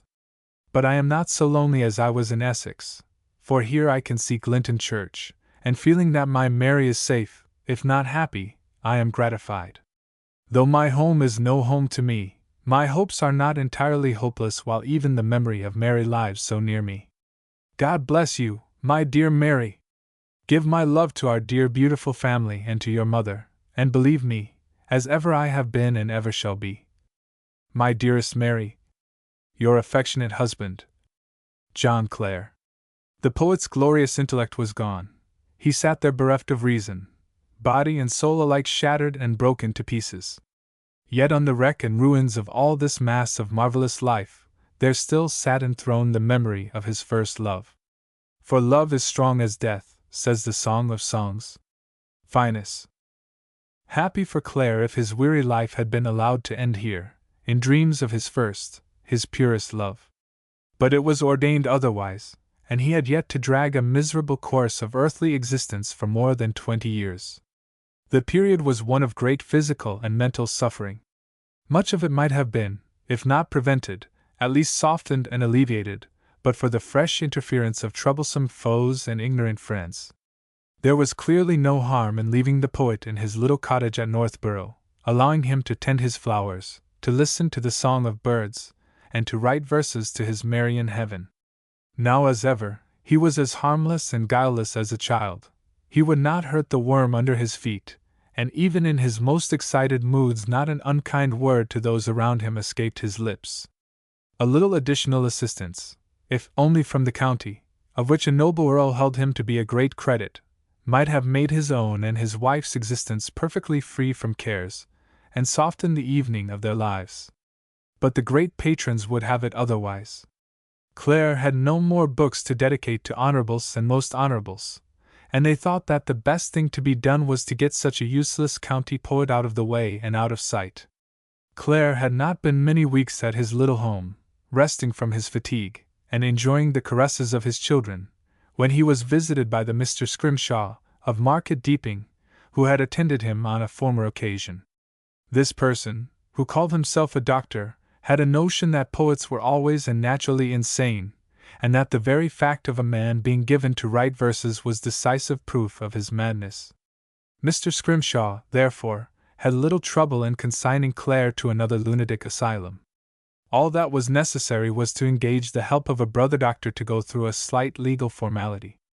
This was soon done, and Fenwick Scrimshaw, together with William Page, both of Market Deeping, signed the due certificate that John Clare was to be kept under restraint at a madhouse, for the definitely stated reason of having written poetry, or, as literally given by the doctors, after years addicted to poetical prosings. On the ground of this new crime, punishable, according to the wise men of Market Deeping, with lifelong imprisonment, Clare was torn away from his wife and children, and carried off to the madhouse.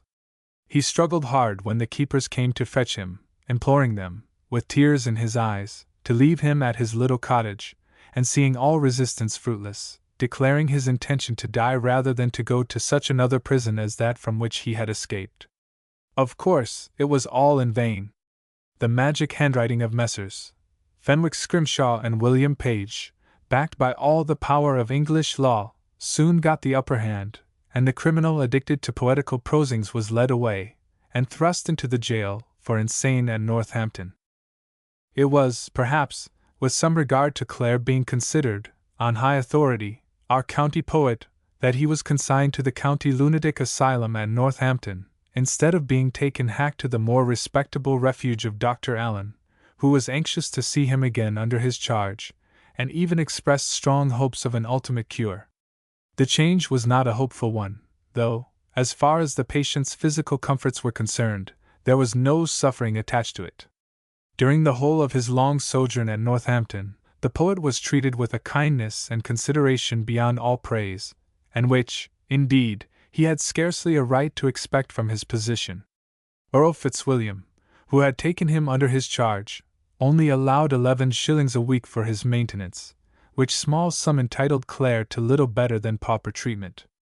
Nevertheless, the authorities at Northampton, with a noble disregard for conventionalities, placed Clare in the best ward, among the private patients, paying honor to him as well as themselves by recognizing the poet even in the pauper. The Northampton General Lunatic Asylum stands at a little distance from the town, on the brow of a hill, in a very beautiful position, overlooking the smiling plain traversed by the river Nene. It is a large establishment, containing, on the average, some 400 patients, the great majority of them paupers. The private patients have to themselves a large sitting room, somewhat similar to a gentleman's library, the windows of which overlook the front garden, the valley of the Nene, and the town of Northampton. In the recess of one of these windows, Clare spent the greater part of his time during the 22 years that he was an inmate of the asylum. Very melancholy at first, and ever yearning after his Mary, he became gradually resigned to his fate, and after that never a murmur escaped his lips. He saw that the world had left him, and was quite prepared himself to leave the world.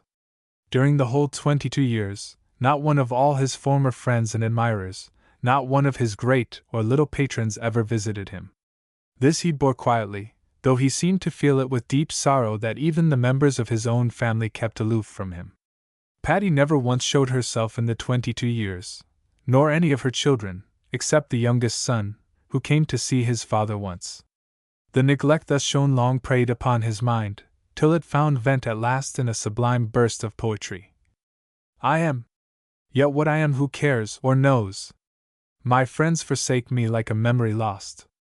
I am the self-consumer of my woes, they rise and vanish, an oblivious host, shadows of life, whose very soul is lost.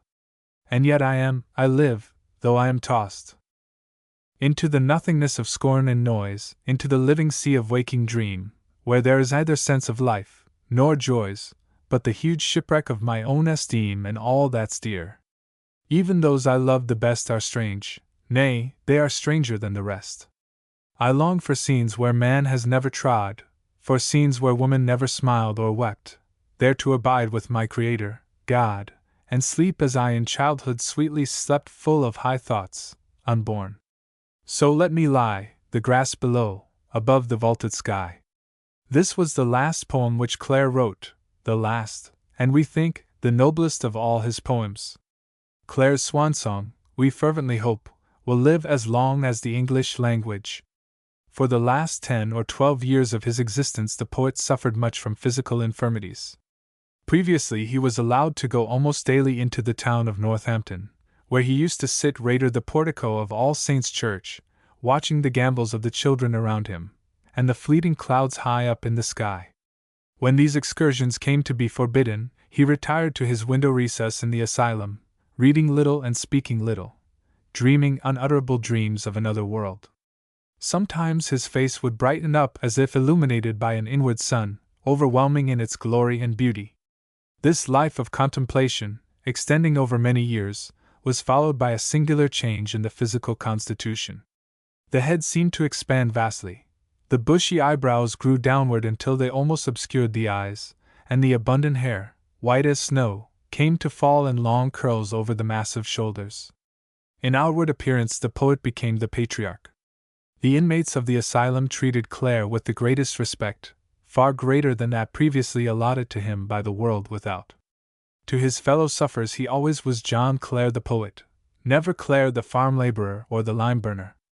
An artist among the patients was indefatigable in painting his portrait, in all possible attitudes. Others never wearied of waiting upon him, or rendering him some slight service. The poet accepted the homage thus rendered, quietly and unaffectedly, as a king would that of his subjects. He gave little utterance to his thoughts, or dreams, whatever they were, and only smiled upon his companions now and then. When he became very weak and infirm, they put him into a chair, and wheeled him about in the garden. The last day he was thus taken out, and enjoyed the fresh air and the golden sunshine, was on Good Friday, 1864. He was too helpless to be moved afterwards, yet would still creep, now and then, from his bed to the window, looking down upon the ever-beautiful world, which he knew he was leaving now, and which he was not loath to leave, though he loved it so much. Towards noon on the 20th of May, the poet closed his eyes forever. His last words were, "I want to go home." So gentle was his end that the bystanders scarcely knew when he had ceased to breathe. God took his soul away without a struggle. Clare had always expressed a wish to sleep his last sleep in the churchyard of his native village, close to his own old home of homes. In the very first poem of his earliest published book of verses, he summed up all his aspirations in the one that he should, as reward for countless troubles past, find one hope true, to die at home at last. Accordingly, when the poet's spirit had fled, the superintendent of the Northampton Asylum wrote to his patron, Earl Fitzwilliam, asking for a grant of the small sum necessary to carry the wish of the deceased into effect. The noble patron replied by a refusal, advising the burial of the poet as a pauper at Northampton. But this lasting disgrace, fortunately, was not to be. Through the active exertions of some true Christian souls, real friends of poetry, the requisite burial fund was raised in a few days, and the poet's body, having been conveyed to Helpston, was reverently interred there on Wednesday, the 25th of May 1864. There now lies, under the shade of a sycamore tree, with nothing above but the green grass and the eternal vault of heaven, all that earth has to keep of John Clare, one of the sweetest singers of nature ever born within the fair realm of dear old England, so proud of its galaxy of noble poets, and so wasteful of their lives. Allen, Dr. Matthew, of Fairmead House. Anniversary Annual, edited by Allen Cunningham. Artist, Edward, friend of Clare. Bachelor's Hall, Helpston, meeting at. Baines, Granny, cowherd of Helpston. Baring, Sir Thomas, patron of Clare. Bedford, Duke of, patron of Clare. Benz, Henry, sculptor, makes a bust of Clare, spends an evening with. Bell, doctor, makes Clare's acquaintance, defends his friend, threatens him with the canister of the Blue Devils. Bellamy, Mr. Councillor of Wisbeach. Benyon, Tom, head porter of Messrs. Taylor and Hesse, teaches political economy. Billings, John and James of Bachelor's Hall. Blackwood's Magazine on Clare. Bloomfield, Robert, letter from death. Book of Job, Clare's rendering of. Boston, Clare's visit to the mayor of. Boswell, King of the Gypsies. Bowles, Rev. W.M. L., editor of Pope, quarrel with Mr. Gilchrist. Bridge, Casterton, Clare working at. Bullimore, Mrs., schoolmistress. Burley Park, Clare's first visit to, working as gardener at, received as visitor. Burkhart, her, watchmaker of the Strand. Burns and Clare, compared by Professor Wilson. Byron, Lord Funeral of. Campbell, Mr. at Dr. Allen's Asylum. Cardigan, Earl, patron of Clare. Gary, Rev. H. T., receives Clare at his home, at the London Magazine dinner. Chiswick, Clare's residence at. Clare, John, birth, parents, in search of other worlds, at the Dame School, first pleasures of song, learns threshing, is attacked by the ague, goes to Mr. Marishaw's school, studies algebra, travels to Wisbeach, interview with Mr. Councillor Bellamy, fails in becoming a lawyer's clerk, promoted to be papa at the Blue Bell, growing love of nature, takes to reading fairy tales, first love, meets with Thomson's Seasons, efforts to obtain the book, the first poem, attempts to learn a trade. Apprentice to the head gardener at Burley Park, dissipation, flight from Burley Park, returns home, poetical aspirations, verses wanting fire, consults a rural critic, becomes conscious of terrible ignorance, devours Low's spelling book, unable to master quarticutes and quinticutes, in search of a patron, visits Bachelor's Hall, enlists in the militia, swears fidelity to King George, is taught the goose step, returns to Helpston. Love and the Apocalypse, turns gypsy under king. Boswell, lime burning, zeal in writing verses, first meeting with Patty, narrow escape from being drowned, attempts to publish a book, writes a prospectus, issues an address to the public, quarrels with his mistress, bids farewell to Patty, enlists in the Royal Artillery, determines to quit Helpston, meets with a patron, makes arrangements for printing his poems, gets intimate with Mr. Drury, meeting with Mr. John Taylor. First interview with Mr. Gilchrist, hears of the success of his poems of rural life, visit to Holywell Park, romance of fugitive love, patronized by Viscount Milton, by Earl Fitzwilliam, by the Marquis of Exeter, marries Patty, first visit to London, troubles of fame, defends himself against patronage, has an annuity settled upon him, ignored by Sir Walter Scott, publication of the Village Minstrel, correspondence with Bloomfield, visited by Mr. John Taylor. Second trip to London, adventure in a hackney coach, short stay at Chiswick, visit to Charles Lamb, attempts to purchase a freehold, falls very ill, third visit to London, Fleet Street philosophy, is present at a meeting of Lions, returns to Helpston, fails in getting work as a laborer, great poverty, takes to farming, publication of the Shepherd's Calendar, writes for the annuals, platonic love, last visit to London, turns peddler, journey to Boston, glimpse of happiness, removal to Northborough, mental alienation, cry for help, publication of the Rural Muse, excitement at the Peterborough Theatre, burst of delirium, is taken to Dr. Allen's asylum, escape from the madhouse, writes the diary of his escape, taken to Northampton Asylum, his last poem, physical changes, death. Clare, Parker, birth, marriage, poverty and sufferings, dependent upon alms, accompanies his son to Burghley Park, reproves John for writing verses, struck down by illness. Clark, Mr. Editor of a literary magazine. Coleridge, Samuel Taylor, at a soiree. Cottage near the wood, Clare's poem of County Poet, R. and County Patronage. Crouch, Mr. issues Clare's poems. Cunningham, Alan, at Mr. Taylor's house, letter to, from Clare, interview with, attempts to assist him. Dahlia, Mademoiselle, of the Regency Theatre. Darley, George, meeting with Clare. Darling, doctor attends Clare in illness, acts as his guide. De Quincey, Thomas, at the London Magazine dinner. Deville, Mr. Professor of Phrenology. Devonshire, Duke of, patron of Clare. Drury, Mr. Edward, first meeting with Clare, offers to print his book, inspects the misses, submits them to a critic, intimacy with Clare. Durobrivi, Roman Station. Elton, Charles, makes Clare's acquaintance. Emerson, Mrs. First interview with Clare, receives Clare at her house, renews her acquaintance, acts as hostess. Eton, village near Helpston. Exeter, Marquis of, first interview with Clare, visits the poet at home, finds Clare unfit for patronage.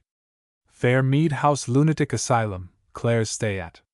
Payne, lady, visit to Clare. Farrow, Jim, cobbler of Helpston. Field, Baron, literary country gentleman. First love, Clare's poem of Fitzwilliam, Earl, becomes a patron of Clare, presents him with £100, gives him a cottage, maintains him at the asylum, advises to bury him as a pauper. Gentleman's Magazine, on Clare's poems. Guilford, William, interview with Clare.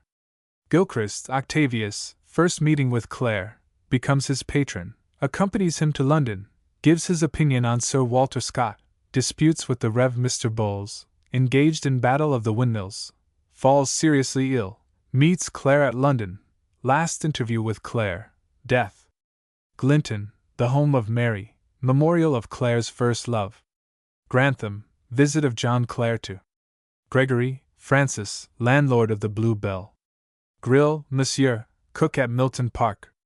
Hall, Mr. S. C., editor of the Book of Gems. Hazlitt, William, at Mr. Taylor's house. Helpo, founder of Helpston, mystic stipendiary knight. Helpston, origin of, the parish clerk patronizes Clare, removal of Clare from. Henderson, Mr. Friend of Clare.